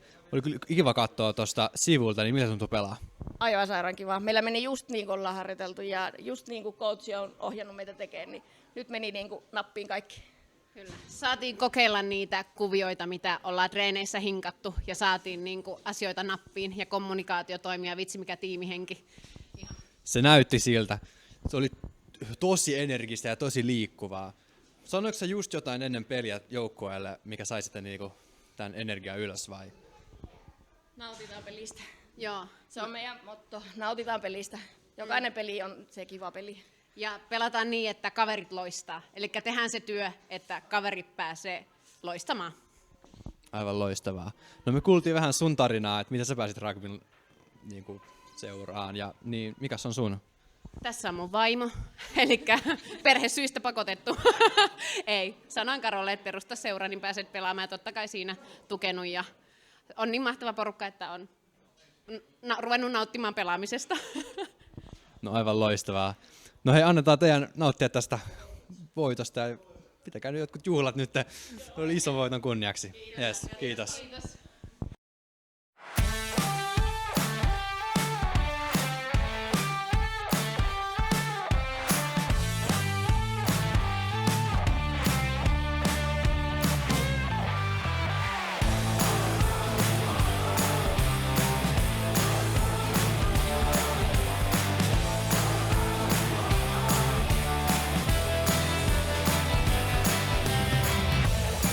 No hei, keneskaan me ollaan tässä? Samu-Petteri Pääkkö ja Oulun Shamrocks. Jees, teillä oli äsken kova peli Kaleviin vastaan. Haluatko vähän kertoa siitä? Joo, Kalevilla oli todella hyvä peli ja hyvä joukkue noin muutenkin. Me vielä haettiin aika paljon sitä, mitä me ylipäätänsä pelataan. Meillä on muutama vähän ei niin tuttu, kaverit ei ole niin tuttuja keskenään, mutta yritetään parantaa vielä seuraavaan matsiin. Ei ole ensimmäinen matsi oikeastaan monen kanssa yhdessä, niin se oli vähän sellaista. Kalev tuli jo tosi kovaa päälle. Mä mietin, voiko tästä oppia jotain myöhempiin peleihin? Vähän tiivistää puolustusta vai leventää? Mitä sä mietit? Tiivistää puolustusta. Paljon tarkempaa siinä puolustuksessa. Ei hätäillä liikaa. Yritetään pitää palloa vaan enemmän ja tosi simppeliä. Me ei oikein päästy hyville juoksuille äsken. Me ei hirveästi edes saatu sitä palloa oikeastaan. Että Kalev vei tosi hyvin kyllä sitä. Yes. Sitten vielä yksi kysymys, että miten sä löysit rugbyn? Mikä sut toi tähän Shamrocksin joukkueeseen? 2012 mä lopetin jääkiekon pelaamisen ja me oltiin yhdessä pippaloissa kavereiden kanssa ja yksi meidän tuttu oli just alkanut pelaa rugbya ja mä sovin mun kaverin kanssa, se pyysi meitä mukaan, että jos mä saan mun yhden hyvän kaverin messiin siihen, niin me mennään yhdessä ekoihin treeneihin ja me pelataan edelleen molemmat, että siitä se lähti vaan ihan kavereiden kautta. Se oli tosi uutta silloin Porvoossa, Oulun Shamrocks oli vasta perustettu ja haettiin vähän sitä, että tuleeko se seura ylipäätänsä pysymään tässä kartalla. No kyllä se on nyt pysynyt ja ootte ihan loistava joukko ja päässyt pelaamaan teitäkin vastaan pari kertaa, niin kyllä sieltä tulee kovaa. Hei muuta kuin onnea lopputurnaukseen. Joo, kiitos vaan.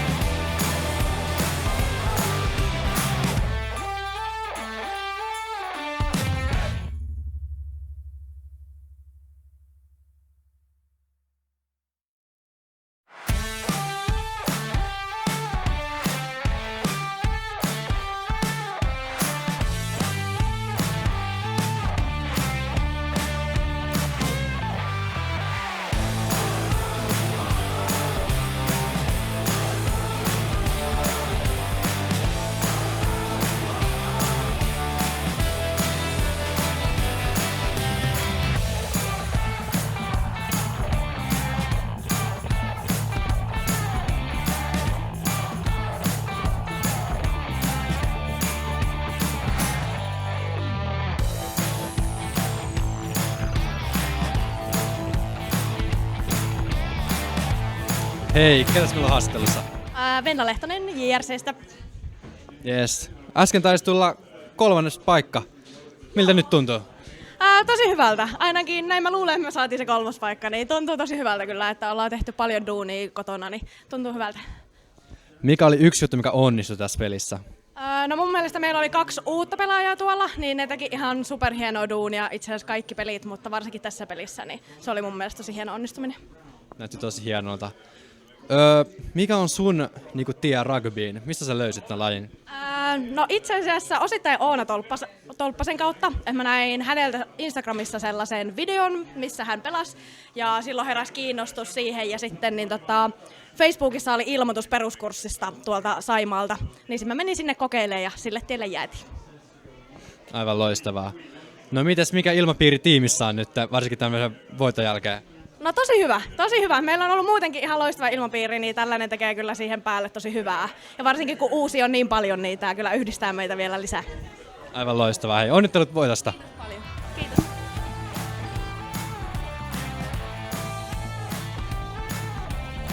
Hei, ketäs meillä on haastattelussa? Venla Lehtonen JRCstä.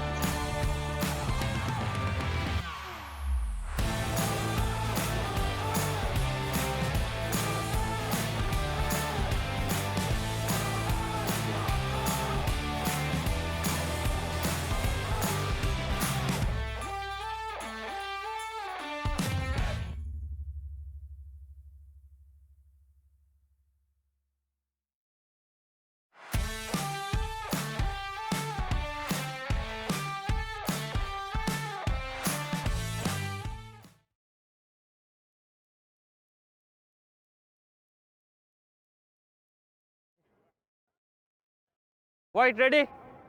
White ready?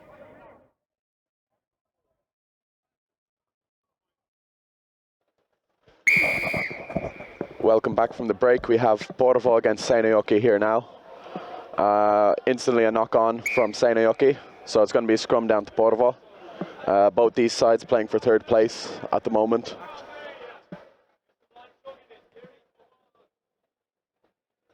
Hit fire. Growth. Both teams here having international experience, with Seinäjoki having Mikko Litmanen, Porvoo having Samu Petri Pääkö. That scrum wasn't good, so the referee Isuru Pereira has called for a reset.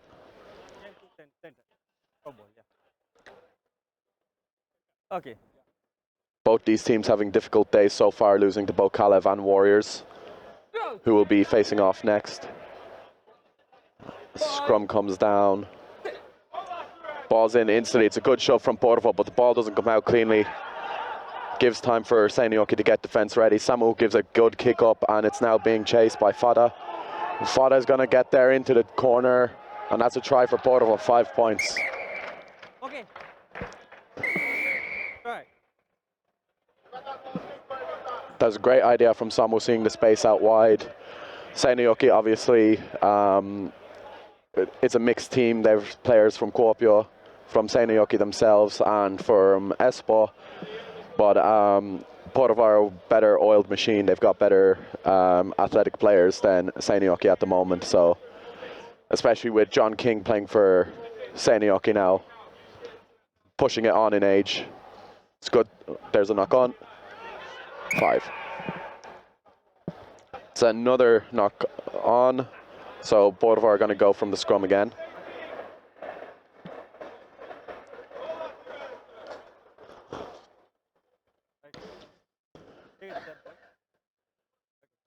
Samu's setting up to get a counter-attack. There's a lot of space on the blind side here.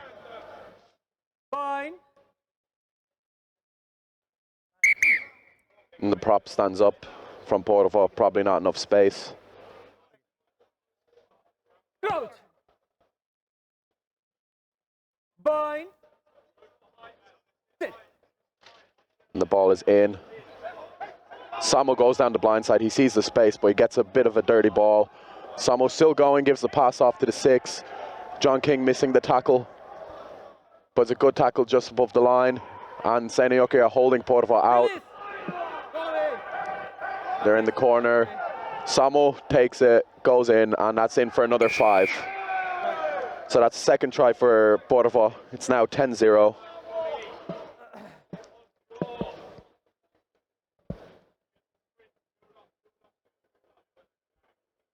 Good try from Samu Petripääkö.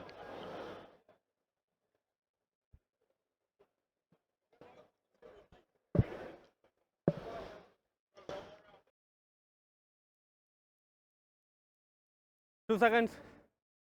Yeah. Okay.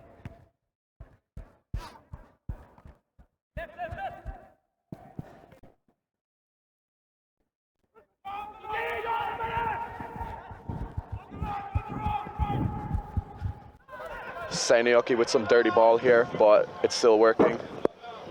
They still have the ball, but Porvoo are attacking.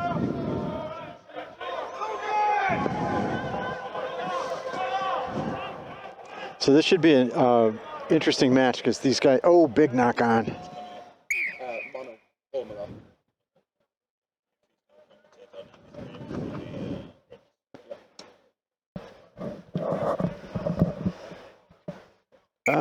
Looks like a little bit of an injury. Number 6 is coming off. Took a bit of a knock. Doesn't look like a happy lad right now.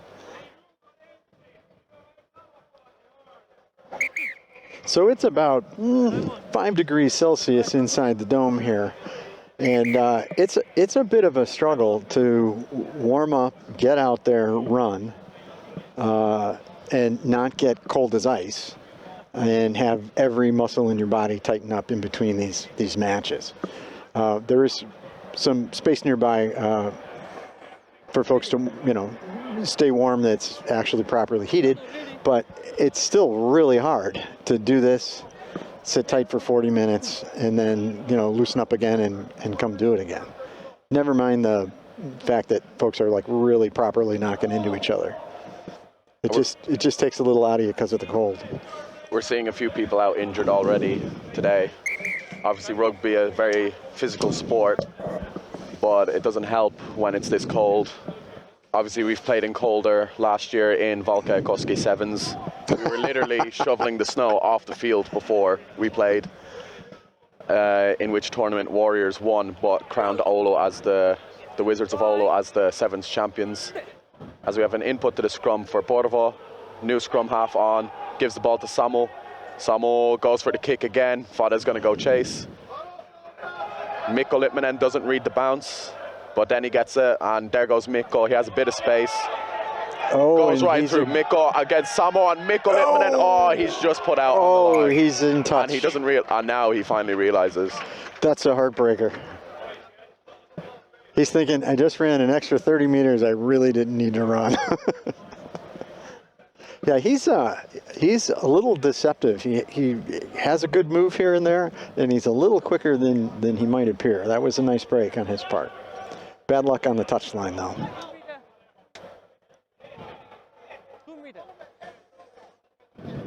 Both teams here are amalgamation teams. We have some Kalev players playing for Porvoo. We've got Tampere players playing for Porvoo. Seinäjoki is a mixture of Espoo, Seinäjoki, and Kuopio. So these teams didn't train much together. That line-out wasn't straight. But there was a free kick for Seinäjoki having too many players in the line-out. It's a good pass. Oh, just not to hand, but it went backwards, so it's to Samu. Samu gives it to Fada, one of the fastest players in Finnish rugby. And now he's just going to run around. Gives a pretty messy pass, but it still works. I'd like to see the boys in green score on this one. They had such a nice look at that corner. It didn't quite come off. Porvoo looking to get their 3rd try of the game here. And it's over, and it's now 17 points to 0 in favor of Porvoo. Right down the middle, 17 it is.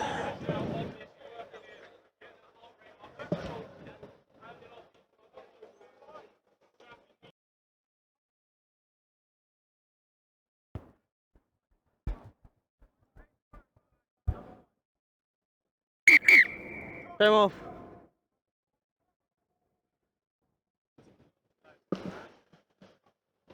Okay, we're going to have a restart. our friends in green. Just had a substitution. There's nice high ball. Someone with a good kick, and it's taken very well through. right through. He's through. Support's not there strong, but Fada's a quick player, but he misses the tackle. Oh. And that's going to be a 7-pointer for Seinäjoki. Nice. Sevens is cruel. Sevens is cruel. Fada missing the tackle there. We're getting halftime, but that was a great line break. Defense wasn't set up, and Seinäjoki were able to add points on. It's now 17 points to 7 at halftime. Seinäjoki still in this, obviously fighting for third place in the group. It's obviously important for teams to get the points early on. As this is a championship series, all points matter.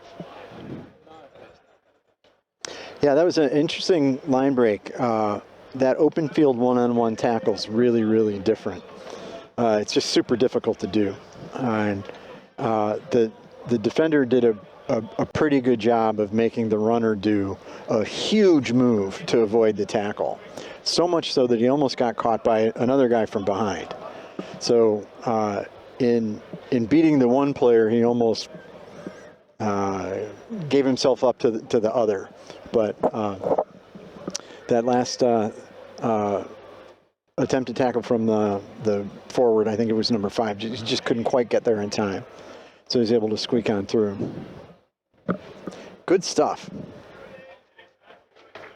So as we're waiting for the break, we can see on the side we have Kalev and Warriors warming up. Probably two of the big favorites for this competition. Yeah, that's gonna be a cracker. Obviously Kalev are friends from Estonia, because Finnish rugby is such a small circle. We had to add Estonians in, so we had more friends. Warriors a very strong 7 side as well. Players with loads of experience, some professional experience as well. So that game is lining up to be an absolute slobber knocker. That then should winner of that will probably meet HRC in the final. So maybe we get a Warriors HRC final. Back in the good days of Finnish rugby, it was always Warriors and Helsinki, the two Helsinki-based teams in finals against each other. So it would be very fitting if today it was the same. But Kalev aren't going to sit over with their new coach, Graham Smith. Obviously with a World Cup winning coach with the English women's team.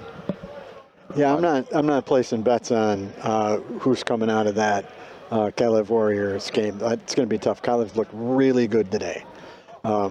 Big, strong, scrappy lads, plenty of speed, strong defense, pretty, technically clean. They weren't making a lot of mistakes. That's going to be a real battle. I think we may be able to look backwards at that as the tightest match of the day. Obviously with Kalev being heavily made up of the Estonian national team as well, they've been training together for years. They know each other very well. As that's a little bit of a high tackle there. Advantage played by Isuru. The ball comes out. Looks like Samu Petripaka is not on. Oh no, he is on the field. He was just involved in a ruck. Now we have the high tackle.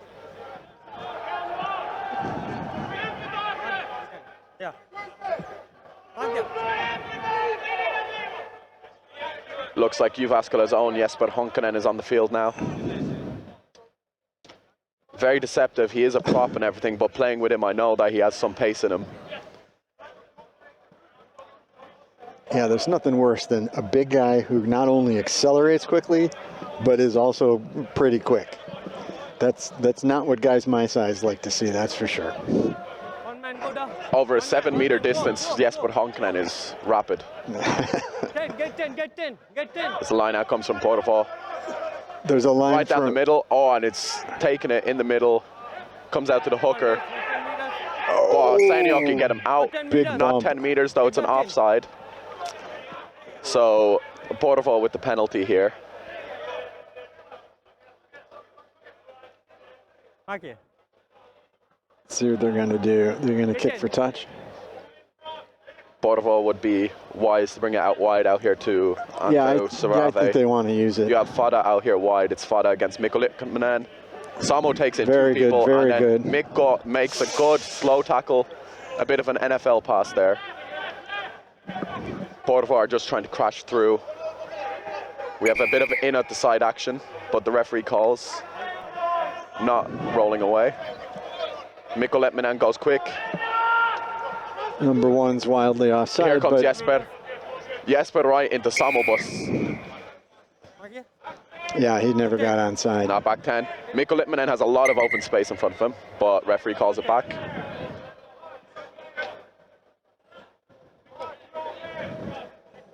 Mikko with the tap, gives it to Jesper. Pretty dynamic Good 2 tackle minutes from of Andrew. sevens, huh? A lot going on here. It's a great steal from Porvo. Samu has it now. Samu still has it. Gives a bit of a wayward pass here, but we still have it going. Nice fend. Oh, out the back. Here comes Andrew. He gives a kick forward. Nice nudge. Does he get a little tap forward again? No. Oh, that's a very high tackle. That was a very bad one. I think everybody's. No, none of the referees saw that, but that was pure shoulder to the face. In sevens terms, in all rugby terms, that's straight red card. Andrew's lucky to still be on the field. Yeah, clearly a rugby accident, but that doesn't mean it's not a penalty. They're coming down the middle, and Seinäjoki are going to be in for another 7-pointer. Right up the middle. So that's going to make it now 17 points to 14. So it's a 3-point game, 1 score in it. The tackle is nothing, no? The referees are talking about the tackle. And now time is off. It was a pretty bad tackle from Andrew. Yeah, it was quite a collision. Yellow card. 7 yellows. Okay. So there is going to be a yellow card, as you can hear. Andrew Sarave getting the yellow card. It was... Yellow's honestly a lucky call for him in this case. Porvo are now going to be down to 6 men, which you might not think one player down is going to make a big difference, but especially in sevens. Oh, now it's Seinäjoki huge. are going to be able to use Mikko Lippinen calling a switch. That ball That's goes 10, but he knocks it on. That went 10. But Isuru says that it didn't go 10. Oh, no, I'm sorry. The blue dotted line fooled me. That was not 10. That's not the 10-meter line. That also fooled me. So it's a free kick to Porvo. Yeah. Porvo's best bet now is just to waste the time to get the yellow card over with. Yeah, with 6 on 7 in this much space. Someone kicks it. Normally there's straight out into touch. It's a free kick, so it's going to be a Seinäjoki line out because of a free kick.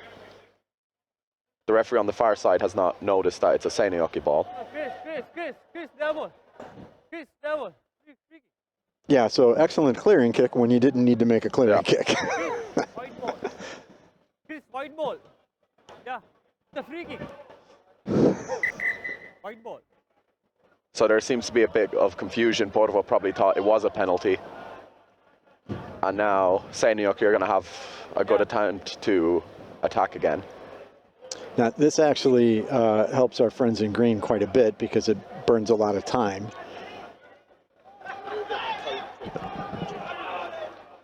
Little space here. Oh, nice crease. Gets through the crease. He's getting run down. Oh, he takes a step nice inside out. He's got help. Maybe the pass came a bit early. Oh, and the pass there wasn't great. Mikko gives it in. Great tackle by Samu, but it's a good pop off. Mikko out wide. Jesper Honkanen now has the ball. Oh, Jesper and he gives it to needed Mikko to go for the Lippinen. corner. And Mikko Mikko's got Lippinen it. puts Seinäjoki ahead. Seinäjoki are now leading 19 points to 17. There's a yellow card. Go there, go there.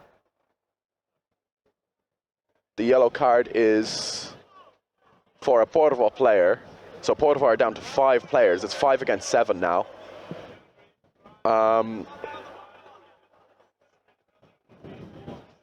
Don't know the ruling on this. We didn't hear what the yellow card was for.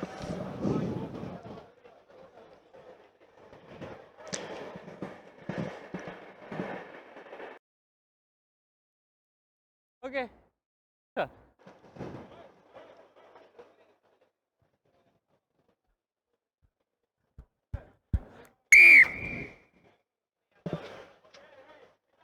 So Tony has the score at 19-17, and the scoreboard does not reflect that.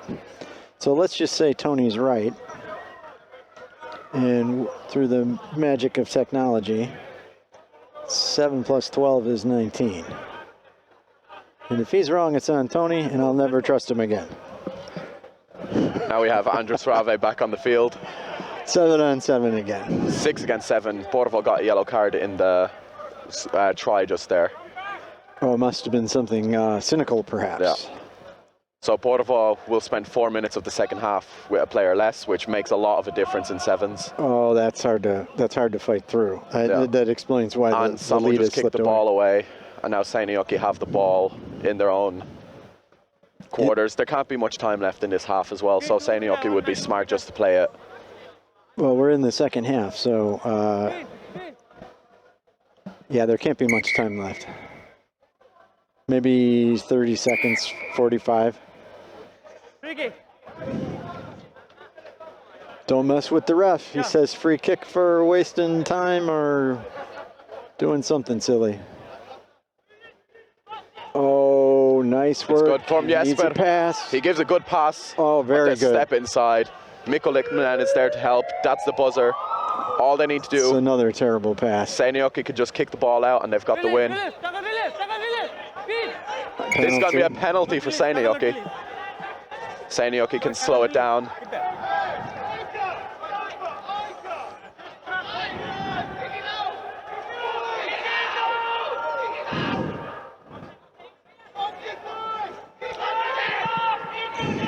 Jesper Honkanen should kick it out. Oh no, but he's through. The sideline is yelling, kick it out, you fool, kick it out. That's going to be a held up.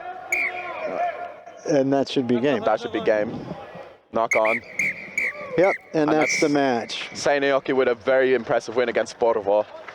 That'll put Seinäjoki in third place, give them a third place playoff, or not a third place, a fifth place playoff match later on today.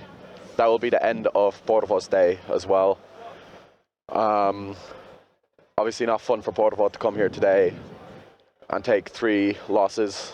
However, Seinäjoki really drove for the win today, and definitely were deserving winners of that. Porvoo's discipline getting in the way, but now we're getting ready for the big game. We have Kalev in the baby blue and pink, Warriors in the bumblebee yellow and black. 2 of very strong hitters. We have the Estonian national team effectively with Kalev, and then we have Warriors who have so much sevens experience. We also have on the Warriors Kosti Eskola, the Finnish national team captain. Then there's also Pedro, one of the players, nearly represented Chile at the World Cup, for a fun fact, although he got injured just before selection, so that's definitely a lot of experience. We have Liam Beckett on the Warriors as well, absolutely rapid. This time last year against Kalev in the Valkeakoski Sevens, Warriors came out with a 19-5 win on the snowy.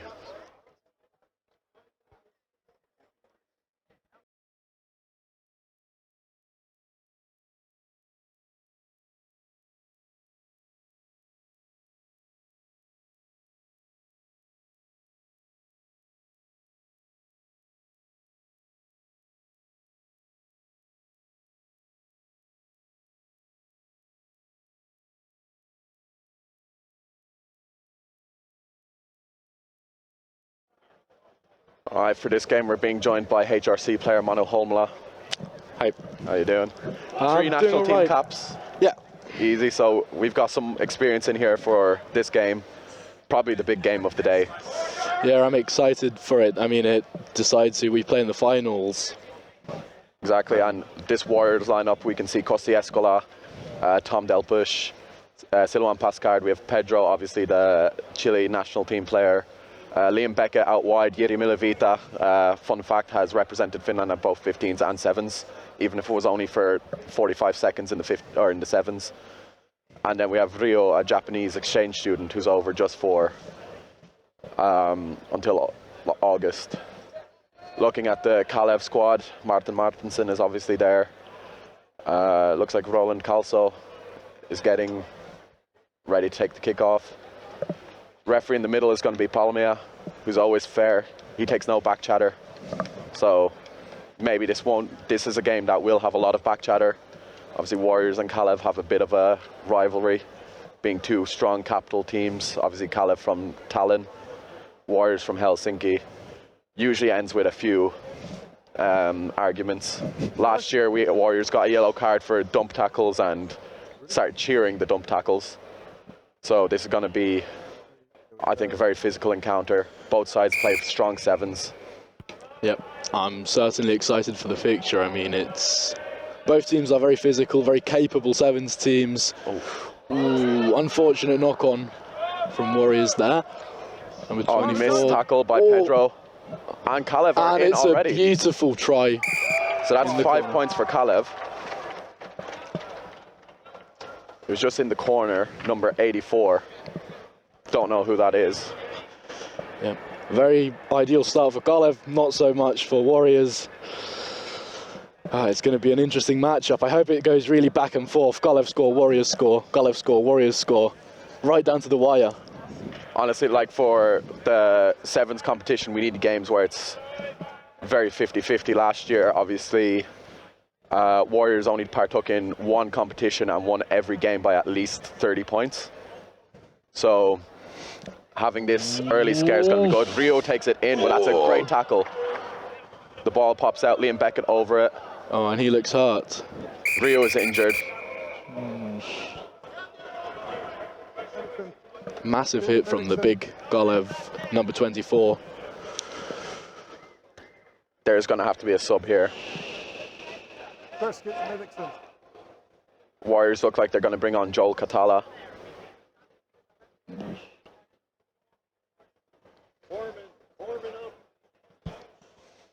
Don't know what the call is going to be here. It looks like a bit of whiplash.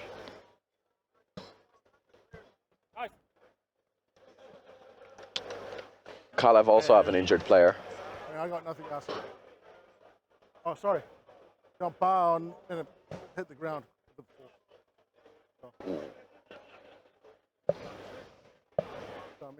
So the call from the referee was his head hit the ground. Obviously rugby very physical. There's always going to be head contact and everything. But it's good to see the referees are taking it seriously, a bit of head contact. Okay, just stay warm. Yeah. That's a loss. Warriors in possession of the eagle scrum. Yeah, there's nothing wrong with the tackle. It's unfortunate. Very strong Warrior scrum incoming, but the size of the Kalev scrum as well. It's going to be a very good push here. Obviously the experience in the Warriors scrum with Kosti Eskola. Ready to go? We have Pedro hooker, and then we have Silouan Pascard and the other prop. Tom Telpush gets ready to fill the ball into the scrum. He puts it in, slow ball out, but it's good. Around the side. Here comes Liam Beckett. Give him any space and he's going to do that. Good calls from Warriors to pass the ball, but he didn't do it. Joel with a bit of a knock on, and Kalev have open play. Palmia doesn't call the knock on. Pedro takes it into contact. It's good clearance from Warriors on the ruck, but you can really see Kalev are attacking everything. Very physical. Here comes Pedro, gives it to Yiri. Yiri gives it to, there's an offside advantage, and we're going back for the penalty. Tom Telbush goes quickly. Oh, there's space out wide. He gives it to Kosti. Kosti steps in, gives it out the back to Tom, but he's caught. He gives it to Pedro. And Pedro, we can't see it from here. Off goal, divided 7, never onside. Oh. Yuri not passing the ball. But Liam Beckett goes through, and that's a 7-pointer for Warriors. It's now 7 points to 5 for Warriors. A bit of messy play. Yuri was caught in two minds on what to do with the ball, but it all worked out in the end.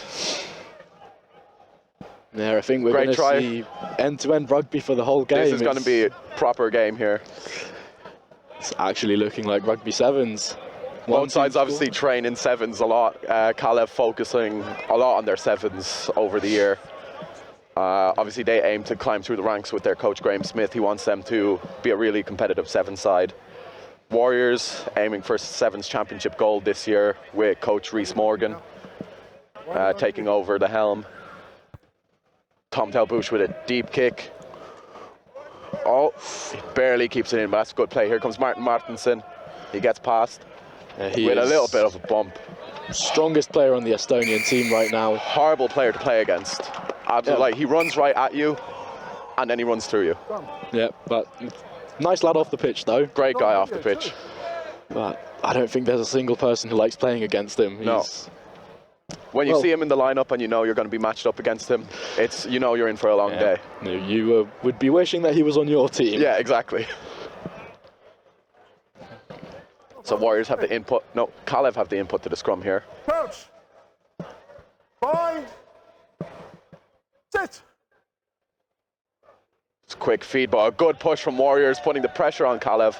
Kalev get the ball out though. And it's Martinsson running it through the But middle. his own teammate tackled him.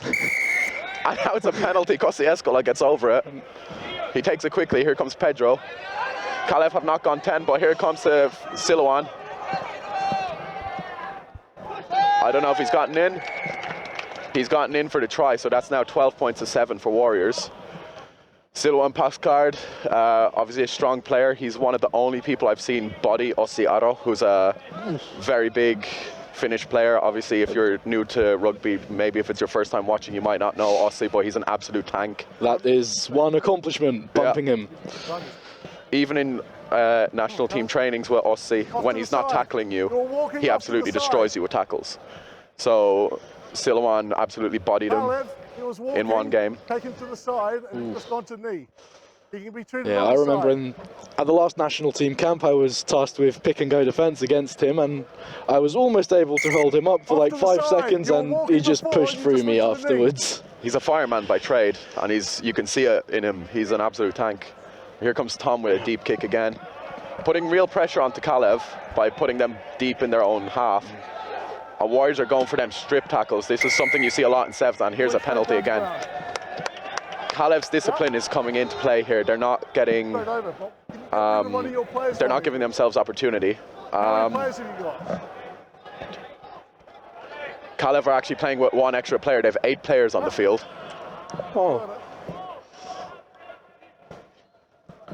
We fixed? Yeah, well, you have to ask the coach, how did he let that one happen? Now Tom is going to look for the corner. That's a very good kick. Very good kick. We're about 7 meters out.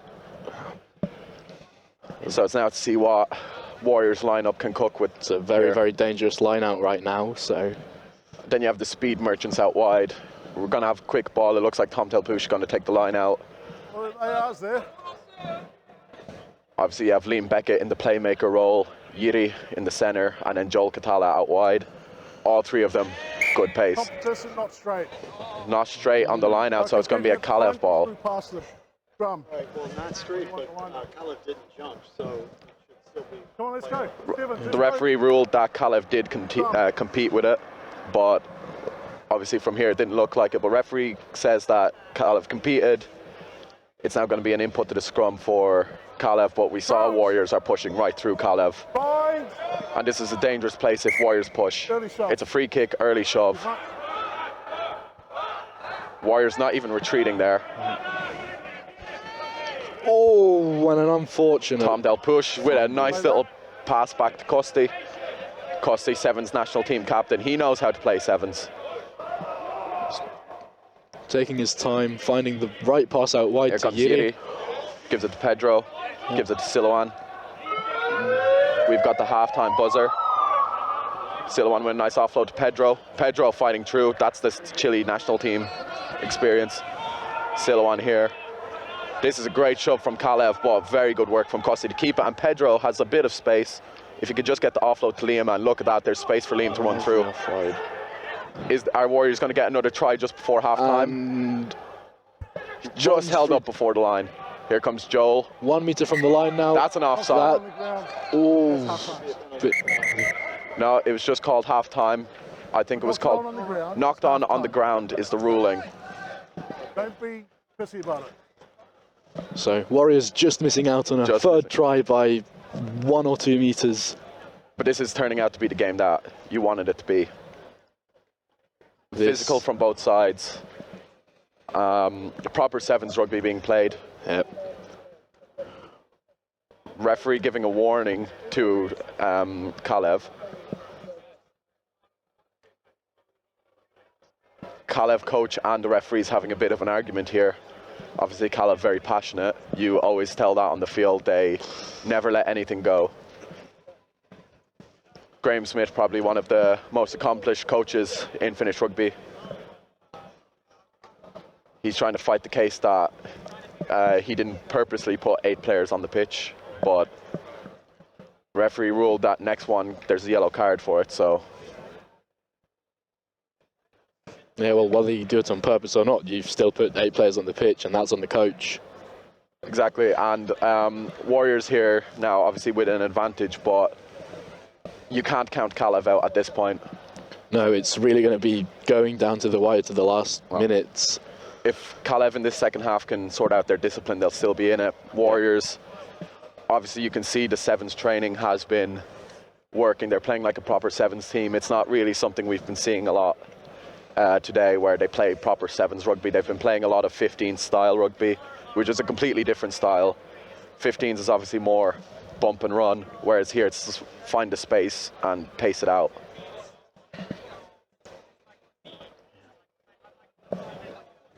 Kalev look like they're dealing with some injuries as well. The medics on the field.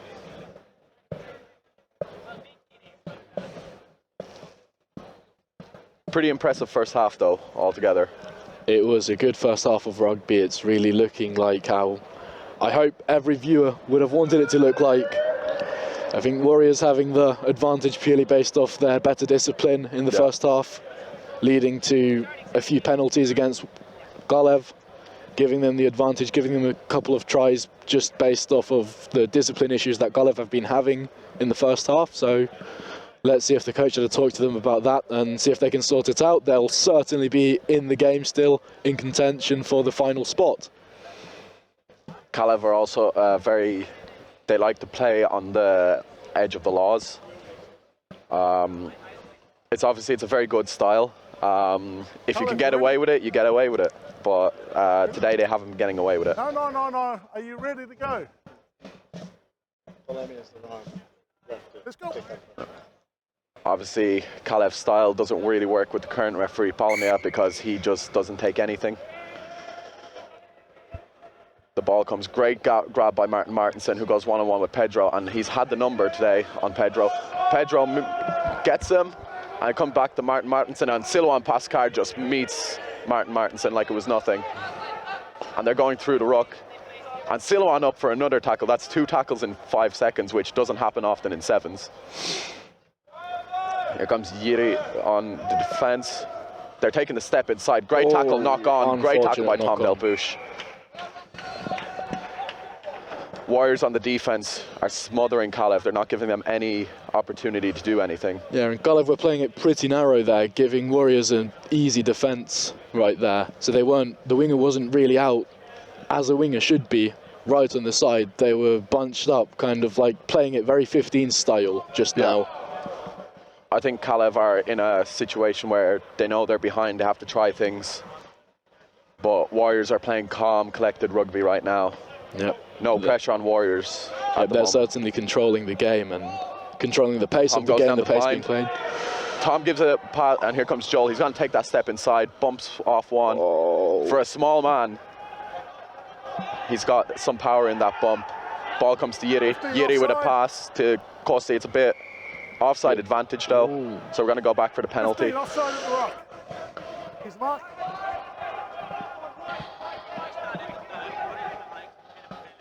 If this was 15 style now, right now Warriors would take the scrum, and Warriors are taking the scrum. This is what we like to see, a forward-based game. Obviously, as a forward myself, you love to see it. But Warriors taking the scrum, it will also drag in 4 Estonian defenders here, so it gives space, especially when you're looking at the pace of the Warriors out wide. You have obviously Jiri Milovita in the playmaker role now, Liam Beckett out on the wing. Offside from Kalev again. And that's it's 5 points to Warriors. I was just going to say it would have been interesting to see what Warriors are going to do of this play, and now we have seen that they scored the try as expected from a 5-meter scrum. Yeah, and Warriors obviously well-oiled machine here. Kalev, the discipline is kicking in again. Balmia just giving a warning to Kalev about the scrum half coming offside. Yep. Unfortunately, Kalev don't seem to have sorted out their discipline issues during the half. But now Tom Telbush obviously tying his laces, wasting time, it seems. Yeah. And again, the Kalev discipline seems to really be biting them in the behind right now. It does. Like, they've got good play, but Warriors have been smothering them. They can't get their play going. Probably frustrating, and that's leading to discipline issues. Yeah, but this is what they can do when they have some space. They get some good quick ball out to the winger. Liam Beckett bites in. Ooh, and Kostieskola with a great tackle. Yeah. Great tackle out wide from Kostieskola. Obviously, that's all the experience he has. Played a good 15 years. Recently retired from 15s, but still going strong in the 7s. Obviously aiming for this summer 7s tournament for Finland in Andorra. It's a quick line out. And that's a good Silloin play. against And Martin Martensen, and it's going to be another try around for the Warriors. outside. Yep. Warriors are now in complete control of this game. Kalev are just not having a good day out here with this. Yep, Kalev are getting frustrated, and you can really see it. They're taking penalty after penalty, having to go back 10 meters after 10 meters, really giving Warriors all the space and time in the world to play, and you can see that in their game. There's no stress at all, and they're just controlling the tempo, controlling the game, scoring try after try. This Warriors team is looking like a very hard team to beat. Obviously, before the game, obviously I'm involved with the Warriors 7s. Before the game, Kalev was the team that was being eyed as the biggest threat. Obviously, with their well-oiled machine, with Graham Smith as their coach, they've been training together for years. They literally 3 times a week they see each other. They're playing national team together. They train 15s together. Whereas Warriors, we have a big mix of international players. Kalev is basically the Estonian national team, so they know each other very well. But this Warriors team is playing absolutely sublime right now, and it looks like they're going to be in the final against HRC. It's certainly going to be one interesting final. It's, well, me being from HRC, it's looking like something that I would have obviously wanted. It's always a nice to play against the Warriors. It's a very, very long-standing rivalry in Finnish rugby, so every time Warriors and HRC play against each other, there's always a bit of animosity on the pitch. Yeah. In the past season, obviously, me and Manu played against each other twice. And both tight game, or one of them was a tight game, actually. The other one, Warriors had just a very good day. But yeah, I unfortunately missed the one that wasn't a tight game. Yeah. The 35-0 win. And that's another try for Warriors. Just 5-pointer by Joel Catala there. But yeah, the final is going to look like a good one. And then we're going to have Kalev and Wizards in a 3rd place playoff. Obviously, Kalev are exempt from the 7s championship altogether because they won't be playing in the Oulu competition. So Warriors are putting themselves obviously in contention for the overall championship. And they're showing very strong. Obviously, Manu, you're going to be playing against the Warriors later. How do you feel looking at this? I feel good. I mean, I'm very excited for some matchups I'm going to have against Warriors, especially against the Chilean international, Pedro, right? Yep, that's going to be a very fun matchup for me. And then always love testing myself against one of my national team teammates, Jiri Myllyviita. It's always fun playing against him. Same, yeah. Yep, and it's just always a good time playing against the Warriors. It's a good tight game most of the time. Yeah. Warriors bringing on Mika Narhi, great amount of experience there. Actually won Warriors Player of the Year this year in our end of season gala. He's one of them players, he's not flashy or anything, but it's the work he delivers. Yeah. And Ray Mars is also on the field as well. He's a new player, only started last year. But now he gets some experience against Kalev. Jiri running it into contact, gets the ball ripped, but somehow gets it back to Ray. Ray obviously getting bodied here by Mark Brennan. Balls backwards, Martin Martinson dumps Jiri. From blue. But Jiri, having friends, just shakes hands with him. Full time there, and it's a Warriors win. Yep, it's certainly going to be an interesting final, and I'm very much looking forward to it. I think HRC, we have quite an inexperienced team. We've got I think we've got 4 new guys who've just started end of last year. Yeah. So it's their first sevens tournament, their first full contact rugby, and they've been playing really well. Yeah. Which I'm excited to see, and it's basically going to be whether. Well, we've got a few very good players. I think Markus Tähtivaara has been very good this tournament. He had a great intercept in the Wizards game where he just read the play perfectly and got in for 7 points. Yep, and he's a very, very strong runner and probably one of the biggest threats on the field. So that's going to be a very interesting matchup he has with whoever is playing for the Warriors against him. And then, obviously, we've got a pretty strong forward pack. I think Honza, he's a very strong player. He's, well, you saw him playing a bit of football earlier, with kicking the ball a couple of times and scoring the try off of that. And it's really, really shaping up to be a great final, and I'm very, very excited for it. Yeah. Now we have coming up, it's going to be Wizards against Tampere. So obviously another important fixture, but this fixture last year was complete domination by Wizards. Wizards haven't been looking great today, though. No, I was surprised. I was looking forward to a bit of a tighter game, but it was certainly way more physical than the Tampere game, if I do say so. But still, I was expecting a little bit more from them, considering how their last season went in sevens, winning the championship. Last year, only losing to Warriors, only lost 1 game in the Valkeakoski final, which was a 19-0 win for Warriors. Yep, that's a bit tough. But still, Wizards haven't shown up. Obviously, their coach, Darren Hiltonen, coaching the sevens national team as well. This is a game that Wizards will have to show up. Tampere is obviously a mixed team. They've got Linna players, they've got Turku players, so they haven't trained together. They're missing some key sevens players as well, like Timo McIntyre, for example, is a big player to be missing for them. Ricardo Natalanglo missing as well. He's been a key part to their sevens journey. Yep. Then with Andrew Srave playing for Porvoo today instead of Tampere, they're definitely missing. Yep. And a fun fact actually about the Tampere number 11, me and him started rugby at the same time, and we both played our first game for Hämeenlinna against Seinäjoki in 15s. I've played against the Warriors 11 or the Tampere 11 before. Hard-hitting guy. All of these Tampere players played against them many a time. They definitely love a good hit, but this Oulu team, they train sevens. They only do sevens. Obviously, this Wizards team is a mixture of Oulu Rugby Club and Wizards. So, but now we have Brian Hiltonen getting up for, he's getting up for the kickoff. Yeah. You want to do another one? Yeah. So Mono's now going to leave us now. So it's going to be me and Patrick on it again. It was good to have insight from someone playing in the competition for this, but now we get ready for Wizards.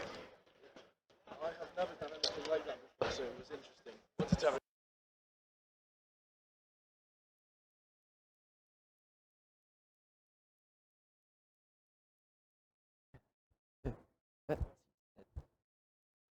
Thanks.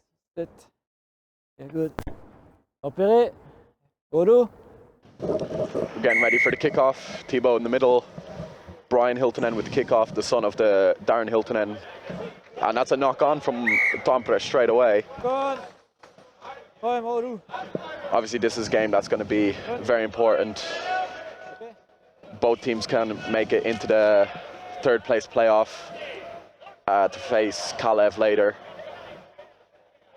So far we have the final, the gold medal match, Warriors and Helsinki. A tale as old a time. Yeah, and this matters for series points because there's 2 more tournaments coming later in the year. We have Oulu coming in March, and then we have in April another Vantaa tournament. This year, obviously, less travel for the sevens for the Helsinki-based teams, but yeah, we're looking at a big run-in for the season. Great scrum from Tampere here as Tommy gives it, takes it on. Tampere with a great bump, but the tackle is complete, and it's a steal somehow as well. shoulder charge. He didn't wrap the tackle. So now Tampere get to go again. Ball, and it's an intercept from Brian Hiltonen. He keeps the ball in. Good recycle. And here comes Juhis. Very deceptive for a big man. There was one moment last year, and here's going to be a try for, I believe that's Wilson. Yep, and he finds, the big man finds the speed on the outside. That was the help he needed. That was very nicely done. I believe the try scorer was the top scorer in the Division 1 last year with 130 points in 15s. Oh my. After 5 games, 130 points is quite impressive. And in for a try there. So Wizards are up 7 points to 0 here. Your command of statistics is quite strong. Well, I've played against most of these guys. Obviously playing for Warriors against Tampere. Playing for Jyväskylä against Oulun. So you get to see these guys in action quite a lot. The ball drops to Tommy.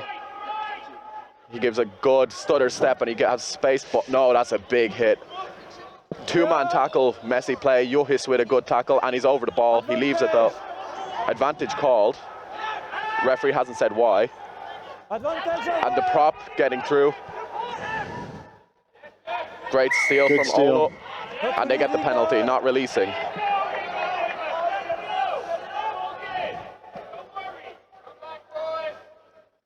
Yeah, so with something like that, that could either be play on if the ref wanted to do that, or he can blow the whistle, either way. There really is a fair amount of discretion for the referee. And in that case, there was nobody really impeding anything, so he could have just said play on with the steal and let that go to advantage and see what happened. So we're going to have a line out here. The line outs today have been a little bit messy overall.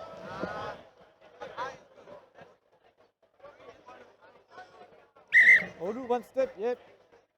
Down. Line out goes over.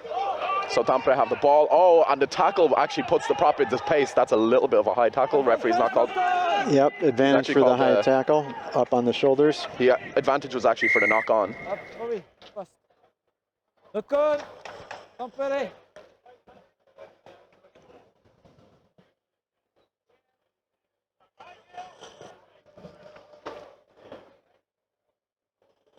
Time off. Time is off. There's a substitution coming here. Wizards making a change. Yeah, it can be a little tricky for us up here to know which thing the advantage might be for. I was presuming that that was a grab up on top of the shoulders, not dangerous, but also not legal. Yeah, they call it a seatbelt tackle. Typically, yes. Fine. Over the shoulder. Referee calling for not binding. Of course, when we have scrums, we have to bind properly for safety. Fine. Set. The scrum is going low on this side, but the ball is out for Wizards, but Tampere going right through. Big clash with the two sides of the scrum coming together. Juhis goes for a long pass. Nice bouncer. Takes a step in. That's a great tackle, though. Yeah, well done. It slows down any momentum that Wizards would look to get. But he bumps off the tackle and goes 2 through bumps. again. 2.5 bumps. Very good. The ball space comes. to the right. Space. Oh, he just slips. The sniper got him.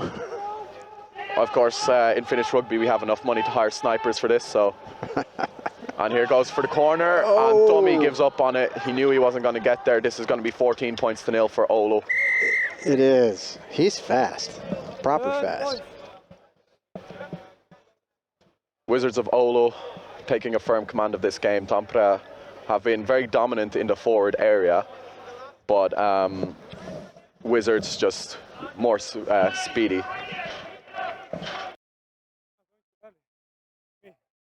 Am I going to have it? Oh, it's okay. So the both props. Okay. Not Keep on. Yeah, let's go.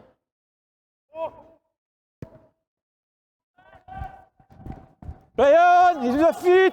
Backward, play on. Ball goes backwards. Here's our restart. Good tackle. It wasn't held though, so he could get back up. Here comes Brian Hiltonen with the ball.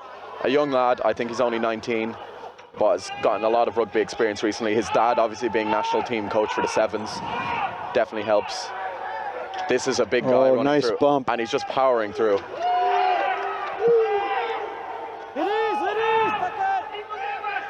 Good counter ruck.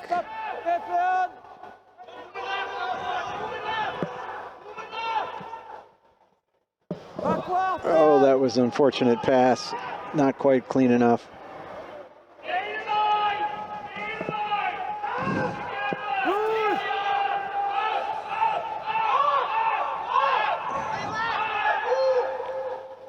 That's a good take in, but the support is very slow. Tampere not attacking the ball for some reason.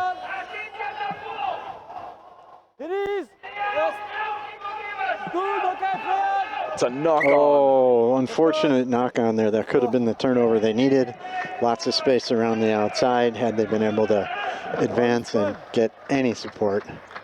Anything that could go right for Tampere is going wrong. We have halftime here. Yeah. Wizards ahead, but nothing's working for Tampere right now. Yeah, they're just not. They're not able to capitalize on the potential that's in front of them. That's got to be very frustrating. Both teams are playing to their strengths, but it's very clear to see that Wizards' 7 strengths is a lot stronger than Tampere right now. Tampere playing so 15 style, but then it's just little things that are going wrong for them now, not helping their case. They're definitely getting frustrated. And the more you get frustrated in Sevens rugby, the more mistakes you make. Absolutely. Yeah, and it's getting late in the day. We've all been here in the cold for a while. The exertion, all of the knocks that everybody's taken, the hits that they're given and taking adds up after a bit. And then just because it's cold in here, it makes everything harder. It makes everything a little harder. So I think folks are running out of gas. At least unlike last year, as I mentioned earlier, the Valkeakoski Sevens, where we were actually playing in the snow in an open top stadium. It was forecasted not to snow. We get there and there was like 3 inches of snow. Yeah. We had to shovel it all off. That was a great bonding experience for Finnish rugby. It was. It was also great when the guy who should have plowed it showed up, because boy, was he surprised to hear from us. That was fun. But yeah, it was no an snow on the interesting field day. today, but it's still cold. You can definitely feel it. We're just standing here and we're struggling a little bit with the cold. Obviously they're playing, they're heating up and everything, but then in between matches, when you're waiting for your next game and everything, you start to cool down. That gets the lactic acids going, and then it's very harder to get into the game next time. Oh yeah, the muscles just tighten up like drums. So fit, flexible guy is going to struggle to warm back up again. Exactly, and like for that next match. A lot of these guys could play 80 minutes of 15 rugby easy, but 14 minutes of sevens, a very big struggle, especially in the cold. It's not the easiest thing to do. People imagine, obviously, with 15s we do play 80 minutes, but they don't realize that I would even say that 15 or sevens rugby is a lot more taxing on the body than 15s. It's all a lot of fast-paced action, and you never get breaks. So, and here comes the kickoff from Tampere. Tommy drops it on, gives it to Johis. It's a good grab. Oulu playing it out wide very quickly. This is very impressive passing, but Oulu player left in position what to do. Oh, but here comes Brian Hilton and makes a step past. He gets another step. Nice Obviously moves represented inside Finland. to support. He went to Serbia last year with the Finland national team sevens. Solid player. Yeah, stays on his feet for 20 yards in contact. And now look at Wizards are in a very good position, and the big guy getting an extra bit of area past the gain line. Here comes Johis. Johis deceptively fast. He breaks some contact. That's a seatbelt tackle. Advantage has been given. Yeah, you can't tackle a big, tall, strong guy high. You have to hit him low, or he's just going to go right through you. He'll drag you for 10 meters or more. Oh, and he gets a step pass. He goes in again in the very middle. nice move. That's another try. Went a bit risky with the showboating there. We've seen it happen in sevens before where they drop the ball when doing the showboating, but he held on to it this time. Well, and that's not exactly the rugby aesthetic either. But we'll leave it go for now. Wizards putting themselves firmly in control of this game now. 21-0. 21-0. Wizards in a very, very strong position now to finish second in the group just behind HRC. Yep. Here comes Brian Hiltonen with the kickoff. Puts a nice kick up. The one thing I'm noticing from here is the chat from Tampere is very quiet. They're not talking together. It's very hard to do anything about it, whereas Oulu are shouting at each other. They're getting the conversation going. Yeah, they're communicating much more. They're helping each other with that. Oh, Big nice bump. Again. Nice bump. Yeah, not talking is really... The ball is out. Not helping. Here comes Brian Hiltonen. You can see he watches sevens as well because he knows how to play the seven style. Juhis with a nice offload. Kept in. Valikanes keeps it. Comes to the 77, gives a nice one-handed offload. They're running out of space, but they're still making something happen. That's a very... Yeah, that's a little forward. Yeah. It was a good attempt on the offload, but it just goes a little bit forward. Scrum to red. Well, both teams are red. Scrum to the Tampere team. Yeah, well, like red and black or red and black and white. We can look at the pack sizes here. The Wizards team, a big scrum, which you don't see in sevens that often. Big lads. They obviously have the size advantage a little bit on the Tampere side. It's very interesting to see from Wizards with the Wizards hooker, Brian Hiltonen. He's taken an overhand bind, which you don't see often in sevens. It's usually an underhand bind. So they're going for a power through here if he has the overhand bind. We'll have to watch that because it's either that or just out of habit. That's the way he does it. I was tracking that as you were mentioning it, but I didn't think I was close enough to a scrum or didn't notice earlier. Typically, you want to do the underhand bind for the hooker so he can squeak out and get on defense faster, like, you know, break out of the scrum when it's over. The overhand bind means the hooker's the last guy out. Obviously, from playing the position myself, you want to get the... It's now going to be a free kick. But it's like, obviously playing as a hooker myself, you know that you want to, if you want to get the overhand bind, you're committing to power. Here comes Brian Hiltonen through. He's met with a good tackle there, but he's made a lot of yards here. It goes out wide. Oh, and it's into touch, knock on. Bundled into touch. We don't know what the ruling is. Yeah, Tony, you're exactly right about the hooker bind. My question is more about, is that intentional because they really wanted to power through, or is that habit? So we'll see if we can see from here how they bind, and then we'll know the answer.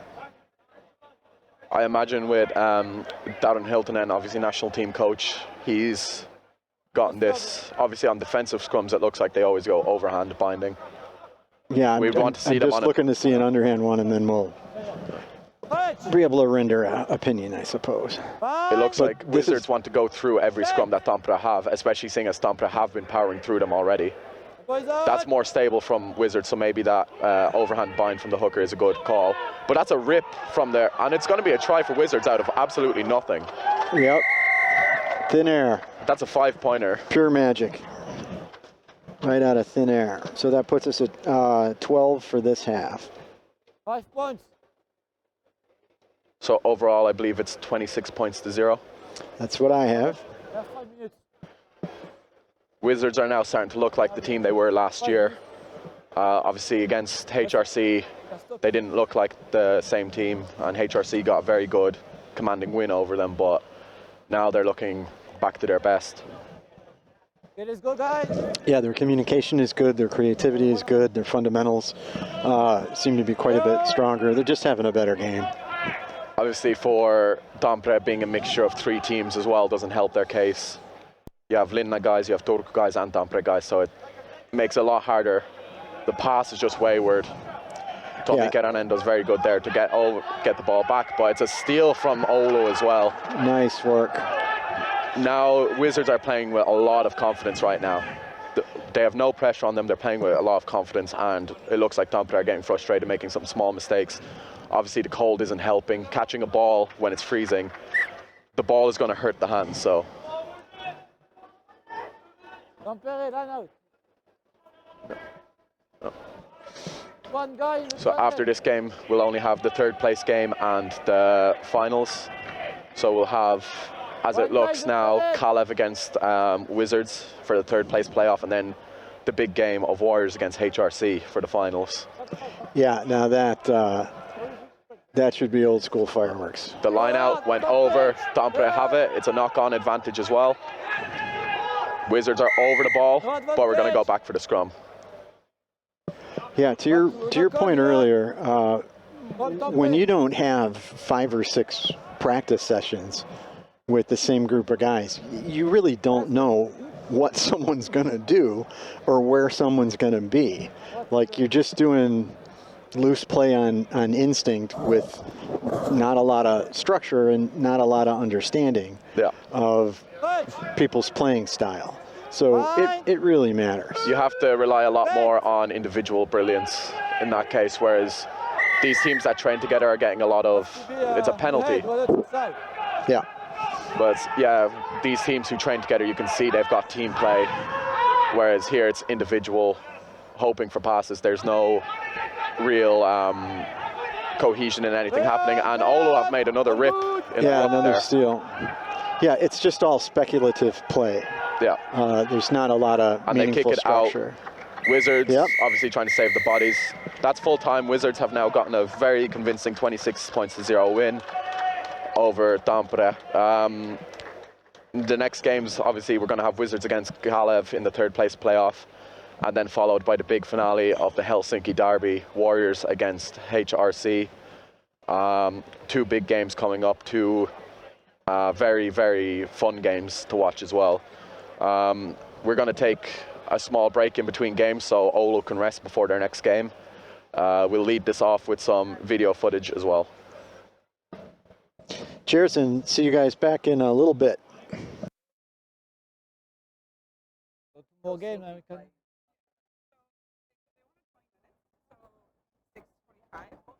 Yeah, okay.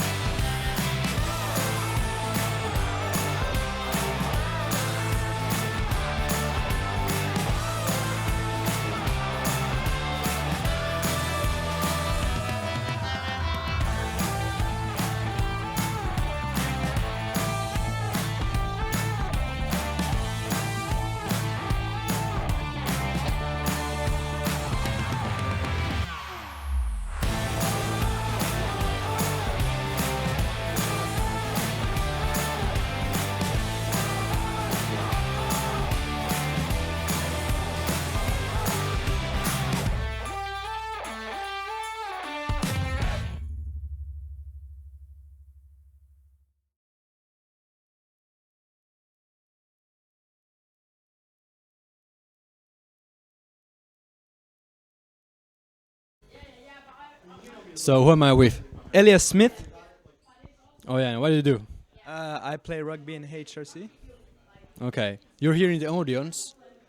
How does it feel? It's crazy, good energy, a lot of people. I'm really enjoying it up until now, as well as the games. What has been your favorite game? Right now, they're doing finals, women's finals, and that's been very exciting right now. HRC and Tampere, I think. You're rooting for HRC? Of course, my home team. Come on. So, what's your story with rugby? Well, I started playing when I came to Finland because my dad's English, and obviously from there it's just been pretty fun coming to watch games and hopefully playing in the future. Are you interested in even joining the national team? Yeah, very interested. I'm hoping to get in it when I'm a bit older, but we'll see how that goes as well. Yeah, just for the audience, how old are you? Right now I'm 16. Okay, great. Thank you.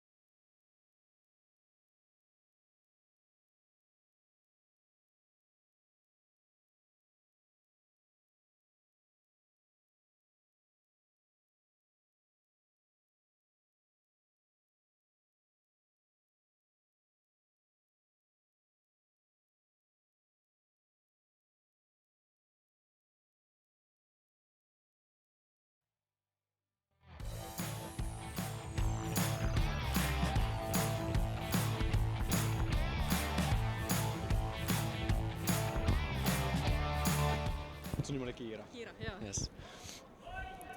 No jes Kiira, onneksi olkoon, olette tämän päivän paras pelaaja. Miltä tuntuu? Kiitos. Tämä yllätti mut täysin. Hienolta tuntuu. Paljon on tehty töitä tästä, niin hienoa saada sitä kiitosta ja palkintoa. Joo. Mikäs on ilmapiiri joukkueessa? No meillä on hyvä joukkue ollut jo monta vuotta aika samanlainen. Saatiin muutama uusi pelaaja tänä vuonna riveihin mukaan ja aika sellainen yhteen hitsautunut ja se näkyy kyllä kentälläkin tänään. Kiva.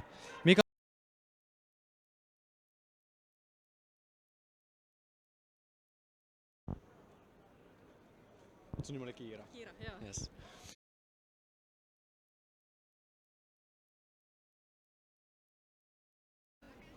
So, post-game shenanigans. Who am I here with? Manu Holmila. Markus Tähtivaara. And you play for what team? Helsinki Rugby Club. How did the last game go? It was pretty good. I mean, it was a physical game. It was tough. I was absolutely gassed after the first half. Scored a try and we won, made the finals, so pretty chuffed.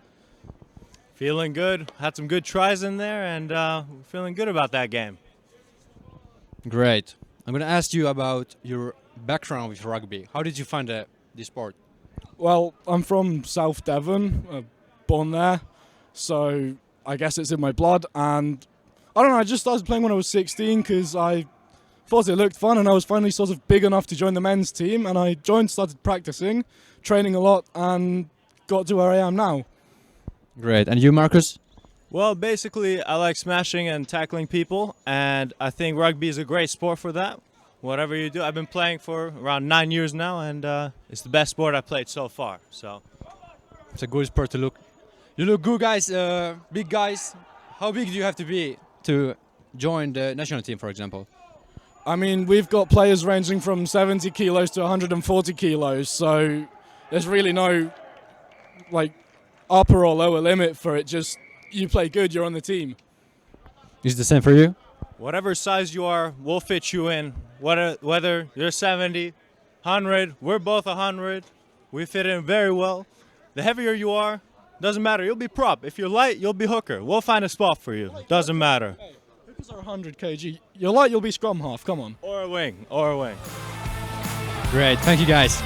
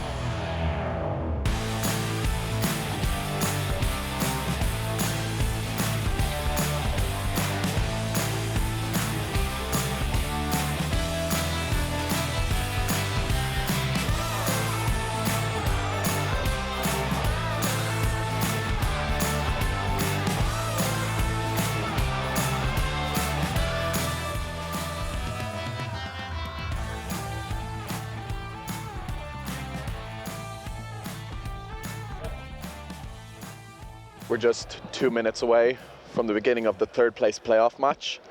There's been a change to the third place playoff match. Kalev had to make their boat home, so they've dropped out of the tournament, and Seinäjoki will take their place, fighting for third place against the Wizards of Oulu. Obviously, this is stuff that happens obviously when Kalev have to come from Tallinn. They have to make their boat home, otherwise they'd be stranded in Helsinki for a night. But yeah, this is going to be a good game. Obviously, Seinäjoki showed in the last game against Porvoo that they've got fight in them. But also in the last game, Wizards were just an extra level against Tampere. So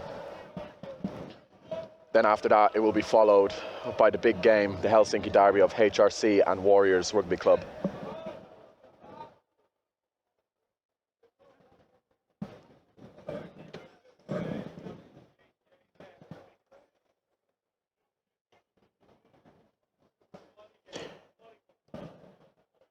Okay, so this is our third and fourth place match coming right up.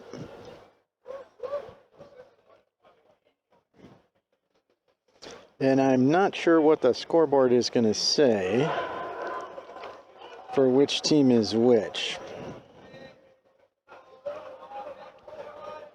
Obviously, we're going to have Wizards in their red, white, and black. Seinäjoki in their white and blue. Oh, excellent. The scoreboard is matching the narrative that we have provided, which in due course was provided to us. Okay. Brian Hiltonen getting ready to kick the game off. Thibaut in the middle. We have Isur on one side, Balamia on the other. As now the kickoff comes, and it's a good gather. Gets the space out wide, makes past one tackle, but it's a good tackle there. Here comes Jesper Honkanen, gets hit by Brian Hiltonen. It's a high tackle, so the advantage is being played. Oulu are very quick to get their guys over, but here we go with Seinäjoki attacking down the middle. Seinäjoki playing classic 7 style, but we're going back for the penalty here, high tackle. Yeah, Jesper's having a day. He's had a bunch of big, strong runs. He's a powerful guy, good hands. Particularly for a front row guy in 15s, he's got some speed, accelerates nicely, and he's strong. Oh, big clear out. I've played many games. I've played a few games against him and a few games with him. Obviously last year, me and him were lining up for Jyväskylä together. And he's just that workhorse on the field. You're not expecting it from him, but he's got power and speed.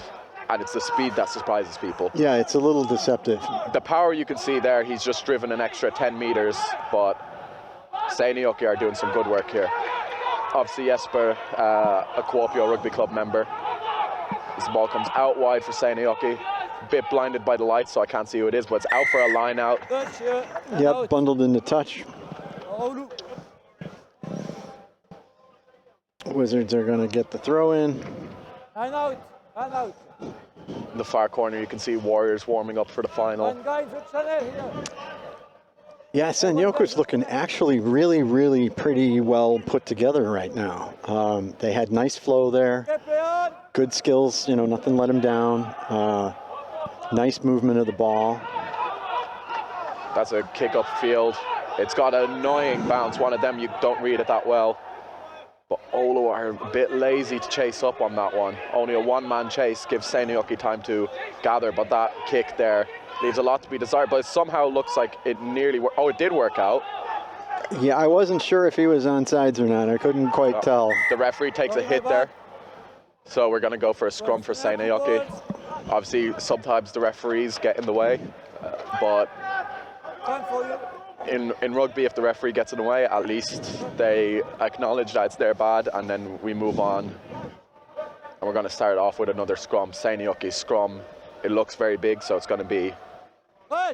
Yeah, it's a funny thing when you switch from player to ref, because you have years and years of muscle memory about getting into the right place to receive the ball to help your teammates. We have a knock-on by Seinäjoki here, so Wizards scrum. Yeah, and when you're a ref, that's exactly the wrong thing to do.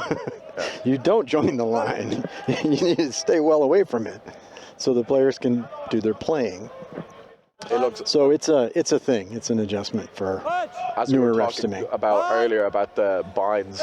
Wizards are going for another overhand, so it looks like they don't want Brian Hiltonen out wide quickly. I think they want to keep him out on the wing. I wouldn't want him out wide quickly either if I was the Wizards. And here we go. That's a good run around. Oh, he's got the pace. He does. And he's got it. Wow, did he accelerate? Yep, That's a seven-pointer as well. It is 7. His acceleration just underneath us, whoo! And it wasn't angle and corner. He just sped up a lot. That was really impressive. Obviously, a big part of the sevens game is speed, and that was just a great showing of it there. He had 2 guys to beat, and he just ran. He didn't even try and feint them too much or anything. He just ran. He backed his own pace, knew what he could do, and got it in for a 7-point try. Yeah, he was moving quickly, but it turned out to be 4th gear, went into overdrive and sailed around the corner. Jesper lets the ball bounce, but he still gets it. That's nice work. Space outside. Oh, that's unfortunate. Hey guy, I looked at you, okay? Run me. Lots of room to run, but a forward pass.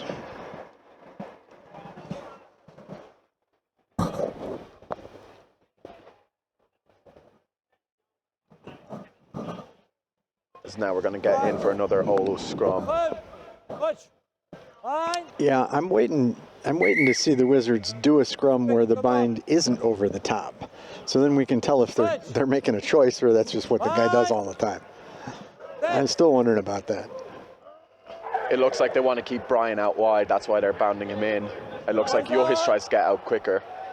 But the scrum half just goes in right down the middle. That's another try. Yep. The Seinäjoki defense just not awake.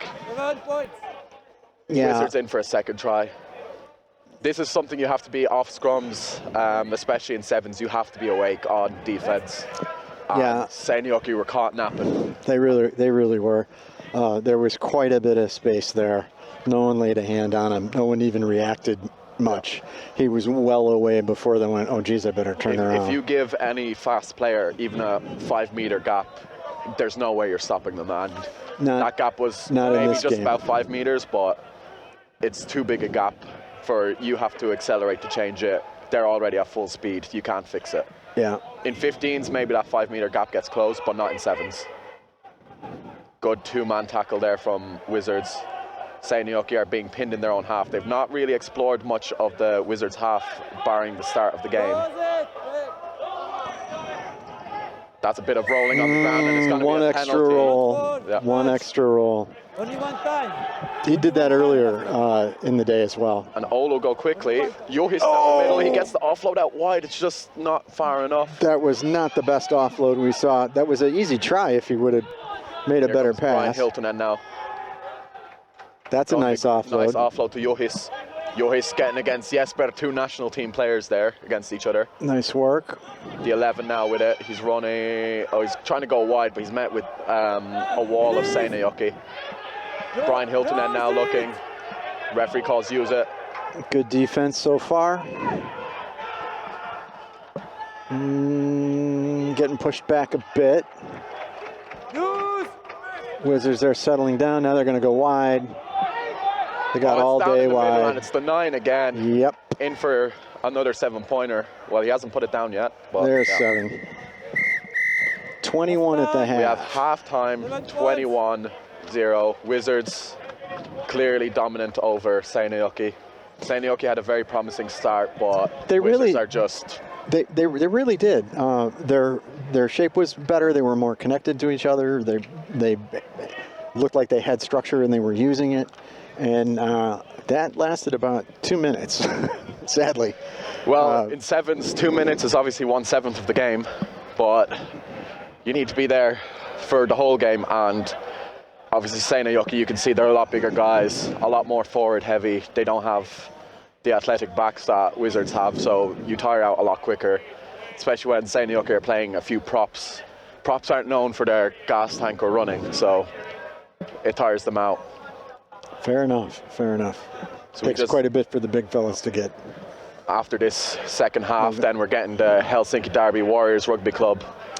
That promises to HRC. be a cracking match. Yeah.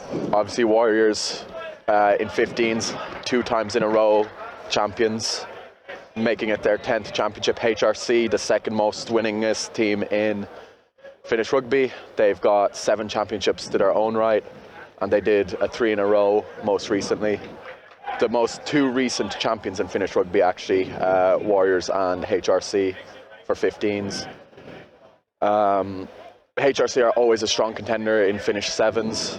They're always in around that 3rd, 2nd place area by the end of the season, but Warriors this year, it's very hard to look past them. Such a well-oiled machine, but we still have the second half here of Wizards against Seinäjoki. Wizards, complete domination in the first half. The scoreboard probably doesn't even suggest how dominant it was. It's 21-0 at the half, but it looks like Wizards are going to take this 3rd place, which is very important for final standings as well, because obviously we have Oulun competition coming up next month, and then followed by the Vantaa 7s in April.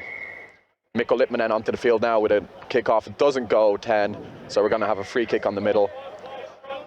Mikko Lippmanen also playing 15s for the Warriors, but he's playing for Seinäjoki today because as he's from Kuopio, Kuopio made an agreement to play with Seinäjoki. And Mikko Lippmanen missing the tackle, and this is another try for Wizards out of complete nothingness. It's now 28 points to 0 for Wizards, and this is where Wizards are going to kick off. Well, that's the thing about 7s. One missed tackle, one slight mistake in positioning, and it's off to the races. It's a cruel game. It really exposes mistakes and weaknesses that players made, and that's not easy to handle. No. In terms of mental toughness and resilience. Here comes Brian Hiltonen for the kickoff. Just perfectly about 10 meters, and it's a knock-on from Seinäjoki. Nothing working for Seinäjoki right now. They've got a 2-man tackle. No advantage. We have a knock-on, so we're going to go for a scrum.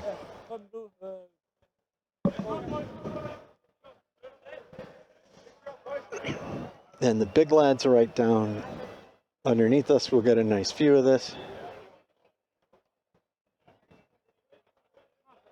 Obviously, as we mentioned last year, Wizards, defending 7th champions, not having the tournament that they would have wanted. They would have wanted to be in the final, but looking very strong for the 3rd place finish here, which could still help them in the long run. As Burrow gives the ball out. Oh, it's a very wayward pass. Seinäjoki need to get the pressure up, but they're just not attacking it. Seinäjoki very lazy on defense. They really had a lot of space on the outside too. It's a shame they're We've not. got an injury for Wizards as well. Yeah, well, that doesn't look good. Yeah, Really Joris knocking the ball on in the tackle. It's the number 9, Burrow, says on the back of his jersey, so I'm guessing his surname's a Burrow. Looks like he has a bit of a leg injury, so looks like a substitution's coming on. Darren Hiltonen, the coach for Wizards, bringing off Burrow. Yeah, he got proper whacked. Yeah, it's obviously cold. It's been a long day. Of course, but he just. It's been a long day hitting this. Obviously he's in shorts as well. Absolute maniac. But it's been a long day. It's super cold. As we said earlier, it's like 5 degrees in here. It's like minus 12 outside, so it's a bit chilly. Then you play the games, you cool down, you heat up again. It's just not the same as the first game, so yeah, everyone's feeling it now. You just tighten up, and stretching and jogging and moving around doesn't. It only goes so far in conditions like this. Here we go for the scrum. Mikko Lippmanen is in the playmaker position. Blew up the scrum. Yeah. Big push. Seinäjoki nice are getting space through. Though. Just the support isn't there for Seinäjoki, he's got he it. doesn't need the support. There he is. He's in for a 7. I'd love to see that. They've been working hard. It's nice to see them get some reward. Pretty much the first attack from Seinäjoki in this half, and they come out with points. That's fantastic. Well done for them. This was a very big theme in their game against Porvoo, in which they won. They just weren't doing anything in the first half, and then in the second half they came to attack a lot. So a substitution is made, and Jesper Honkanen is back on. Takes a quick breather. He's back in. Jesper Honkanen, I would say, probably one of the best people I've scrummed with. Solid prop, but he's also a very solid sevens player, it seems, as well.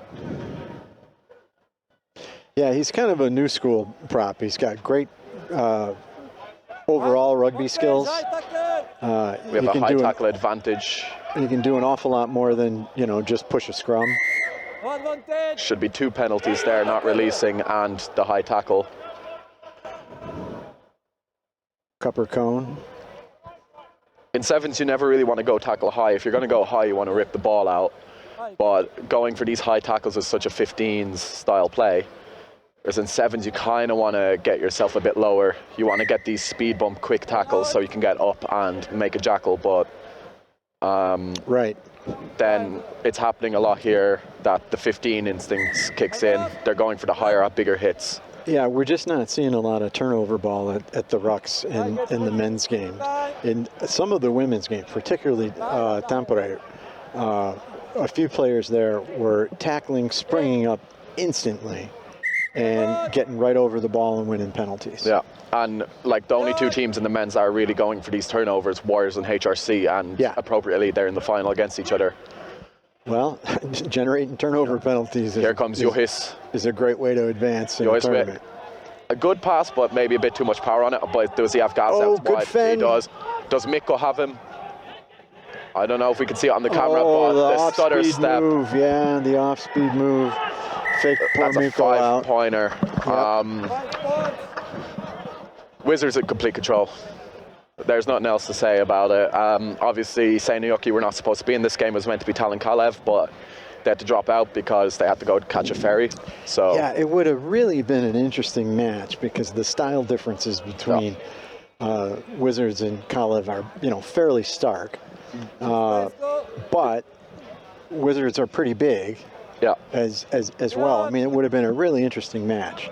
But this is appropriate that this is the third place playoff. Obviously, all 4 teams that are playing now are eligible to win the championship overall. Right. Kalev not eligible, of course, from their not participating in the Oulu competition next month. Right.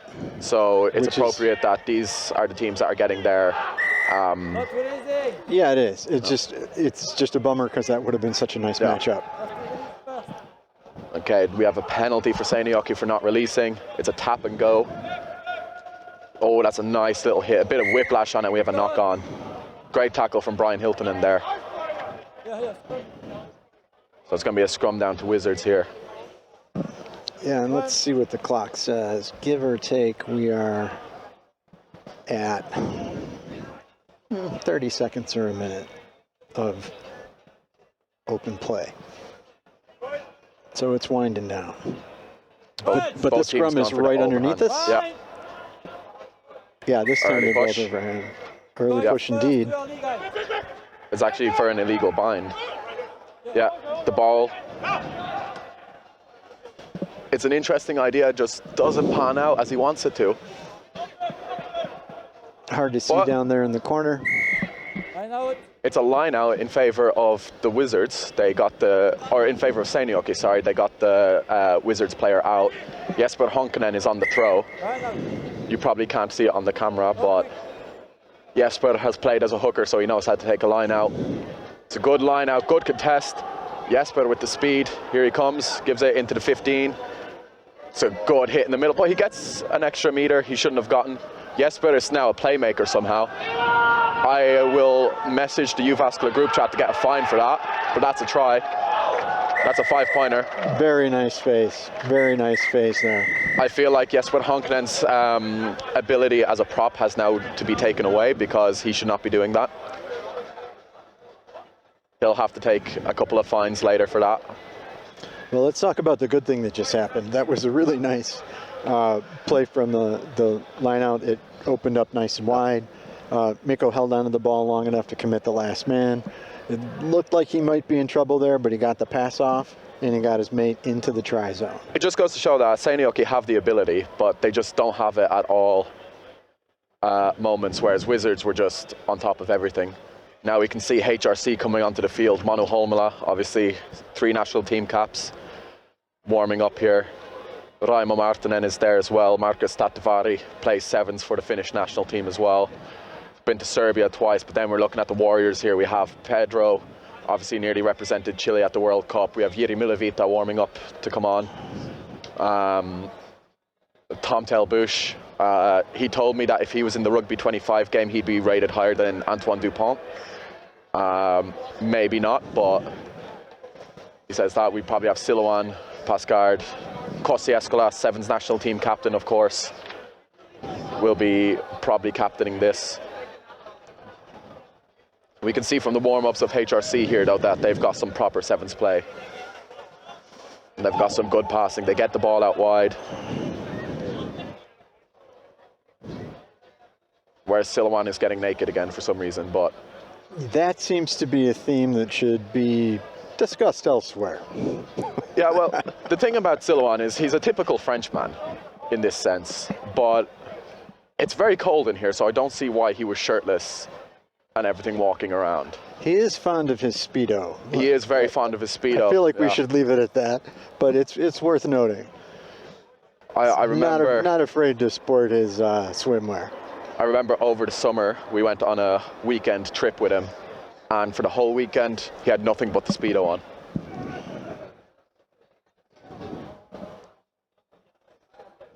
Here we have the Warriors now against HRC, the big final.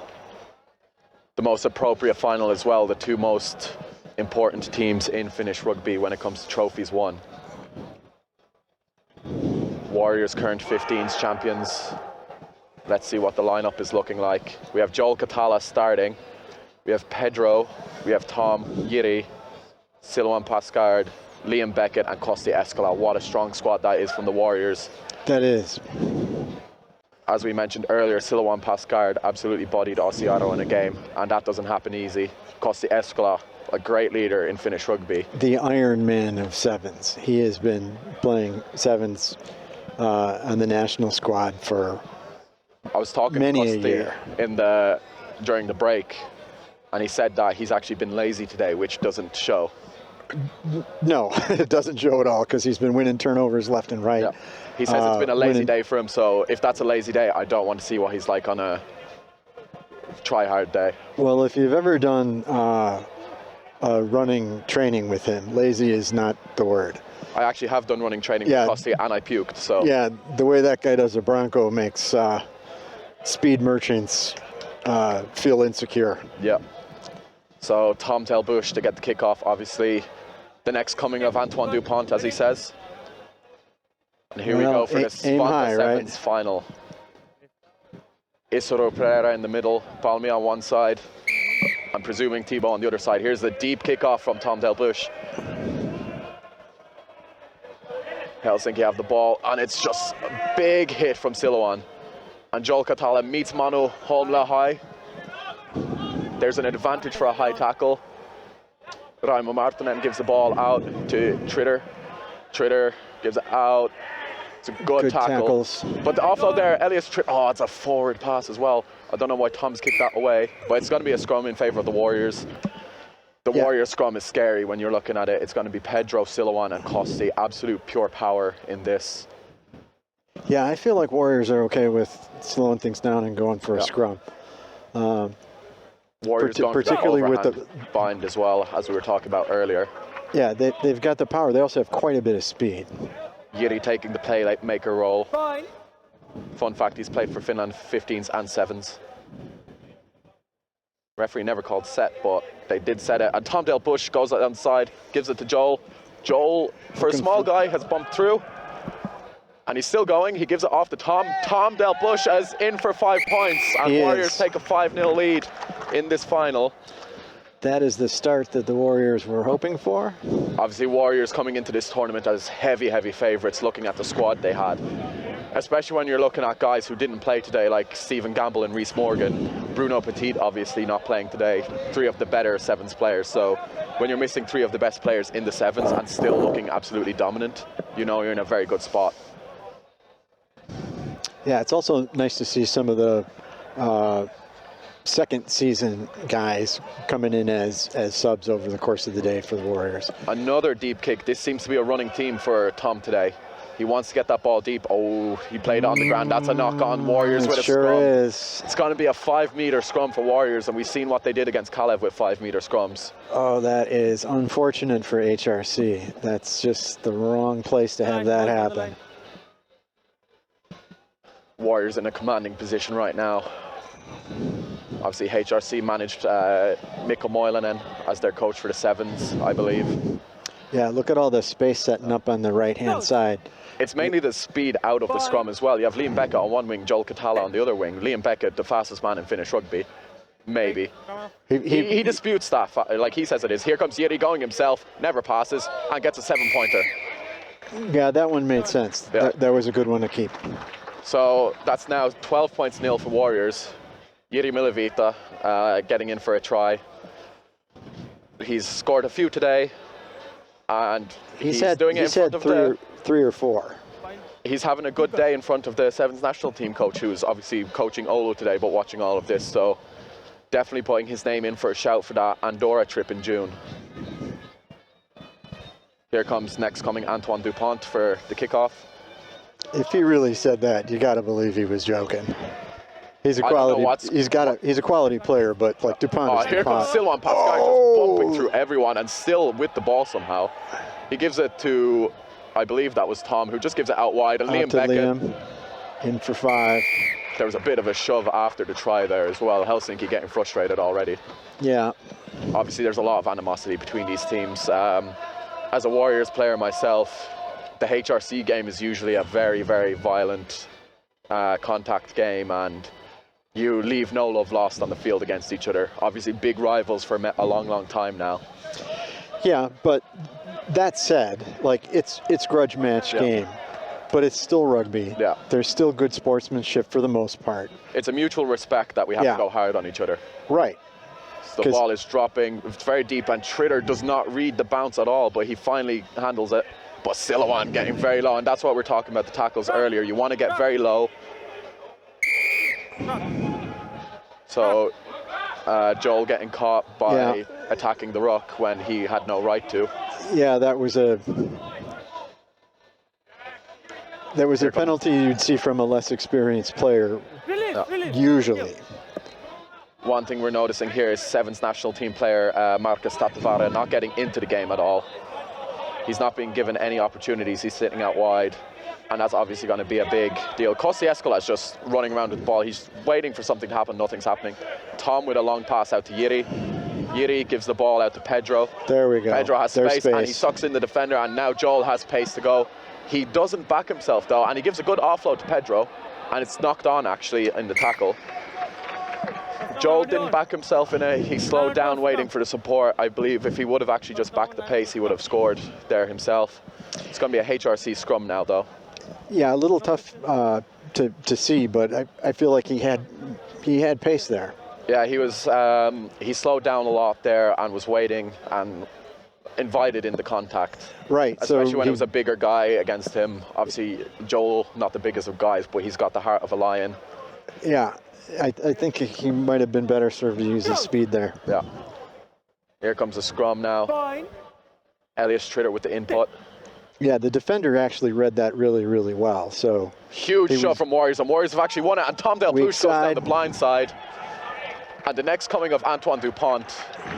Stop saying that. Gets a 7-pointer. Stop saying that. 25.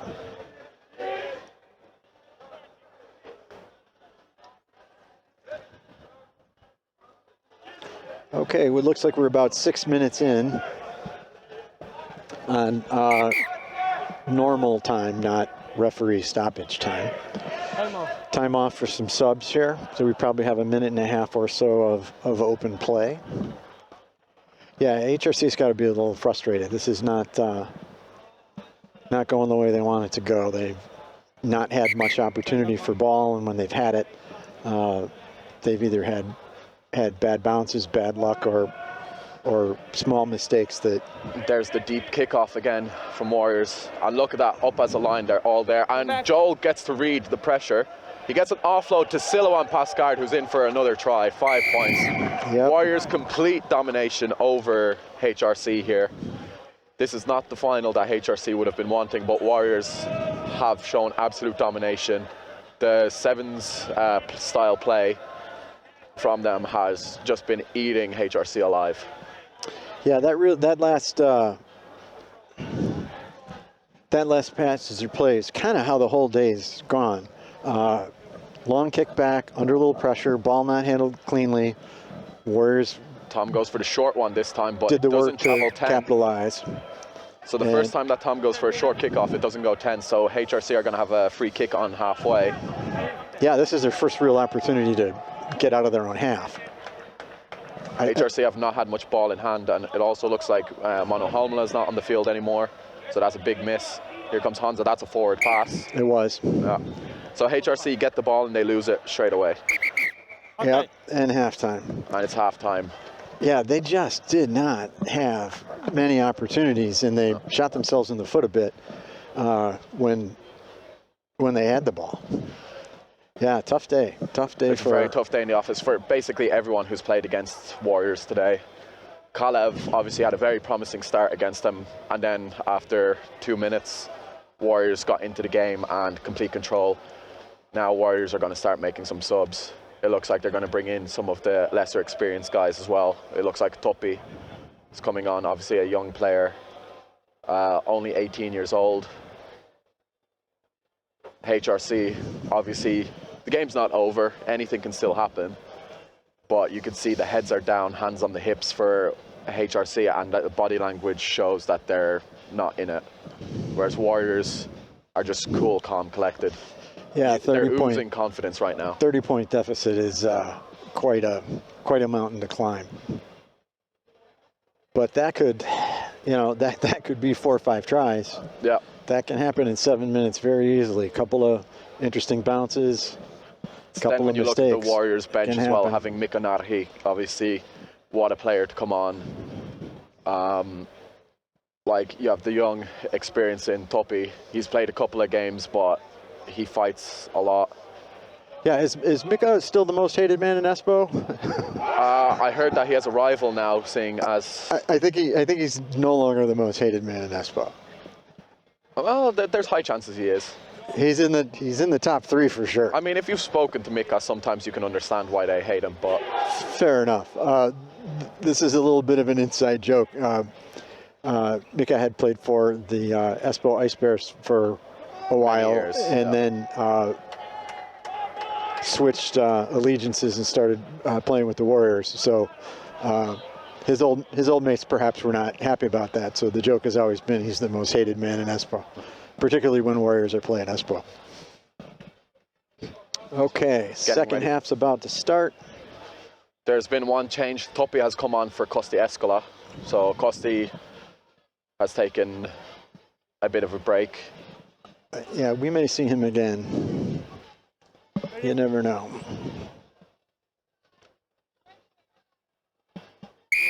Okay. So the kickoff goes straight to Pedro. A little bit of a bounce, but... Record. Ball comes to Jiri. Jiri actually passes the ball for once, gives it to Topi. That's a high around the neck. Yeah, that's all around the neck. We're going to be looking at a penalty, potential yellow card here. It's just actually only going to be a penalty. Probably a fair call as well. Yeah, I feel that that's appropriate. It was high for sure, but there wasn't anything particularly dangerous in it. Tom goes for a tap, gives it to Pedro. Where's the bump? Pedro with a dummy, and he's through. He is gone. Sold Elias Tritter to the shops. Better keep moving. Better keep moving. Just enough. Try from Just Warriors. enough. Obviously, when you're in contention for the Chile national team in for a World Cup spot and everything, it's like you have to have quality, and that just shows. Yeah, I had no idea that was part of his resume. Liam Beckett walking back. Very lazy day for Liam today. Yeah, he's not had much ball today. He has been working very hard in the other games. I would encourage him to start running. Yeah, it just hasn't come his way very much in the final. Tom Del Bush now getting ready for the kickoff. He's wearing number 8. Maybe he's put on a few pounds in the off season. Usually playing as an inside center. Oh, that's a big tackle. And there's a rip there as well. Oh, but it's not releasing the tackle. It's dangerous there. There was a 2-man tackle. Topi obviously showing he's a new player, not knowing the rule there, that he has to retreat 10 meters for a penalty. HRC finally getting something going, but then they're put out into touch. Bundled into touch. Yeah, that's their first foray into Warriors territory. This is what we were talking about earlier with keeping the ball. Warriors when they played against Kalev. It's just the smothering defense. Whenever something starts going, nothing works for them. So now Narat is coming onto the field and Joel has come off. Narat obviously in his second season playing as well. Line out being taken by Tom.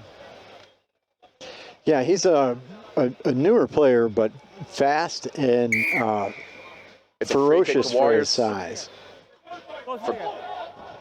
Okay, for crosses out, it's free. Closing the gap is the official call. Obviously, you have to leave a 2-meter gap for the lineouts. All right, we're going to start again. Still free kick, so that's a tap and go. Ball comes to Jiri. Is he going to pass the ball? He does pass the ball. Gives it to Mika, who's on the field. Narat gets absolutely clattered, but gets passed. Oh, now and there's Liam. We have a forward pass. Thrown forward, sadly. He had a nice crease to run through, too, and was accelerating. Now it's an opportunity for HRC to try and get something off this scrum. We have Raimo in the scrum, along with Marcos Tatavara and some other guy who I don't know. Growth. Bind. The ball is bobbled out. It's going to be a reset because it doesn't go through the channel properly, so we have to reset the scrum. Yep, obviously when you have a scrum, it has to go out the back, not the side. So we're going to have another reset. It was a good shove from Warriors there. Growth. Bind. Ball's in and popping up is Raimo. He's losing the battle there in the scrum to Silouan. Ball goes wide and HRC finally doing something. Can Jiri make a tackle here? Oh yes, he does. Great tackle from Jiri. That was a nice lane. Now it's an intercept from Tom as well. Bad He's still bounce. going. He gets an offload to Silouan. Silouan getting an offload to Mika Narhi. It's Mika against Raimo. Raimo is doing enough to stop him. Now it's Marcus against Silouan. Silouan going through still. Gets an offload here to Tom. Tom Telpush. The ball is available now. Silouan plays it, gives it to Jiri. Jiri's going to go in for 7. Sure he is. Jiri's going to get a fine for not passing to Topi and giving Topi his first try. But that's a 7-pointer for Jiri in this. Warriors complete domination. So we're at 14 for Warriors on the half. 44 points to 0 at the moment.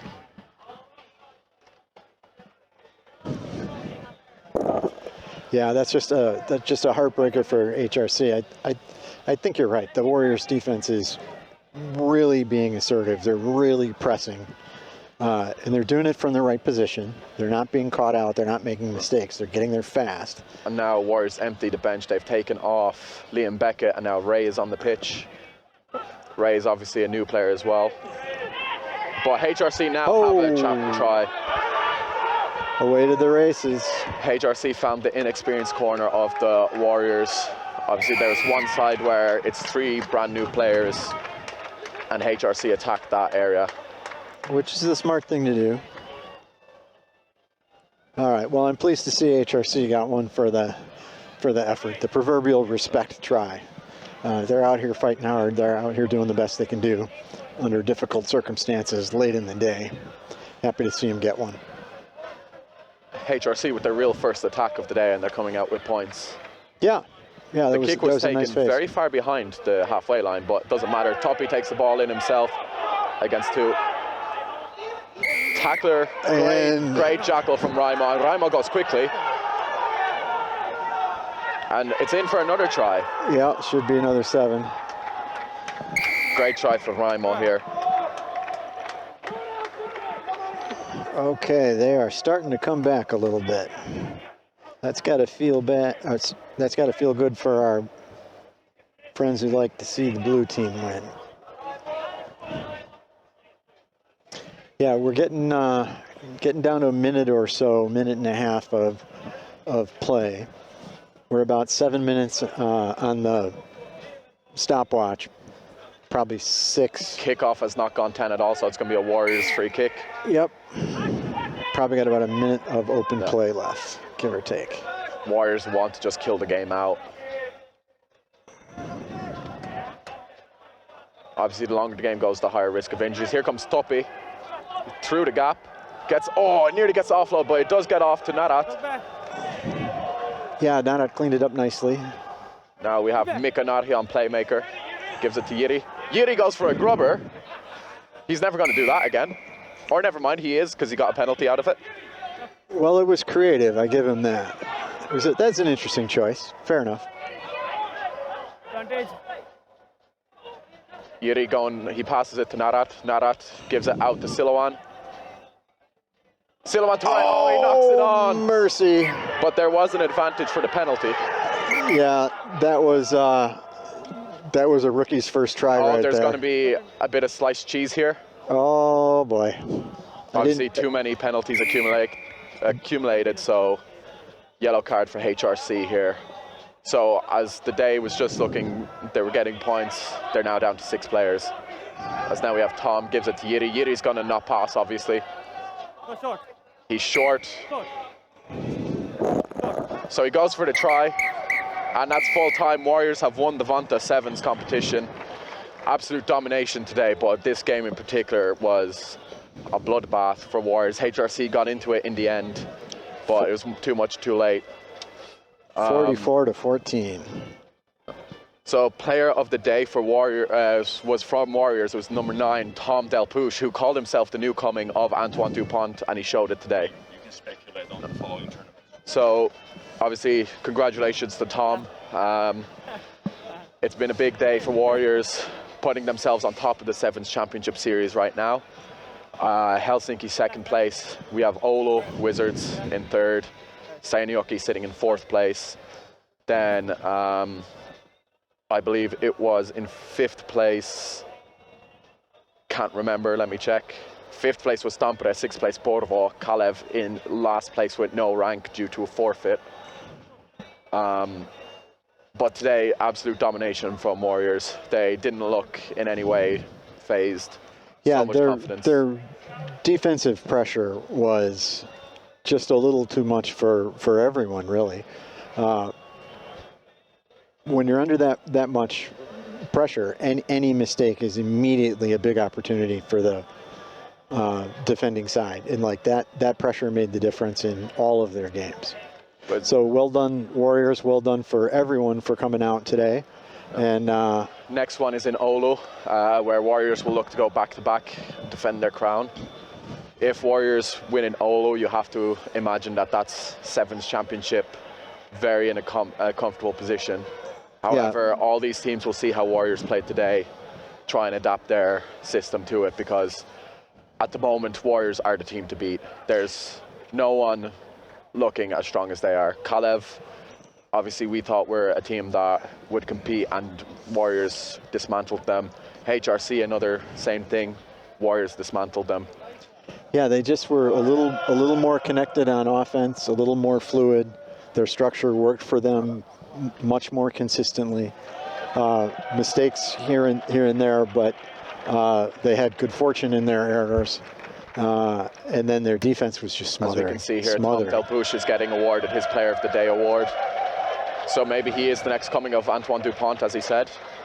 Dupont, obviously 7th Player of the Year. Now we have Finnish 7th Player of the Day. And quite possibly the best 9 in the last 20 years. I've never seen Tom play 9, so maybe he could be as well. But who knows? Who knows? A very good day of rugby here today. Obviously, we had the women's competition with Tampere taking a win. and here now Warriors take the win.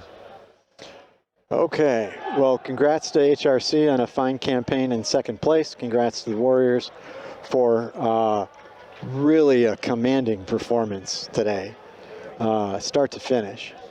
I'm cold and I'm going home. Hope everybody enjoyed. I'm going to make a phone call and get the sauna on because, baby, it's cold outside. Hope everyone enjoyed lots and lots of quality rugby. We'll see you in Oulun next month. Stay warm and see y'all in a month.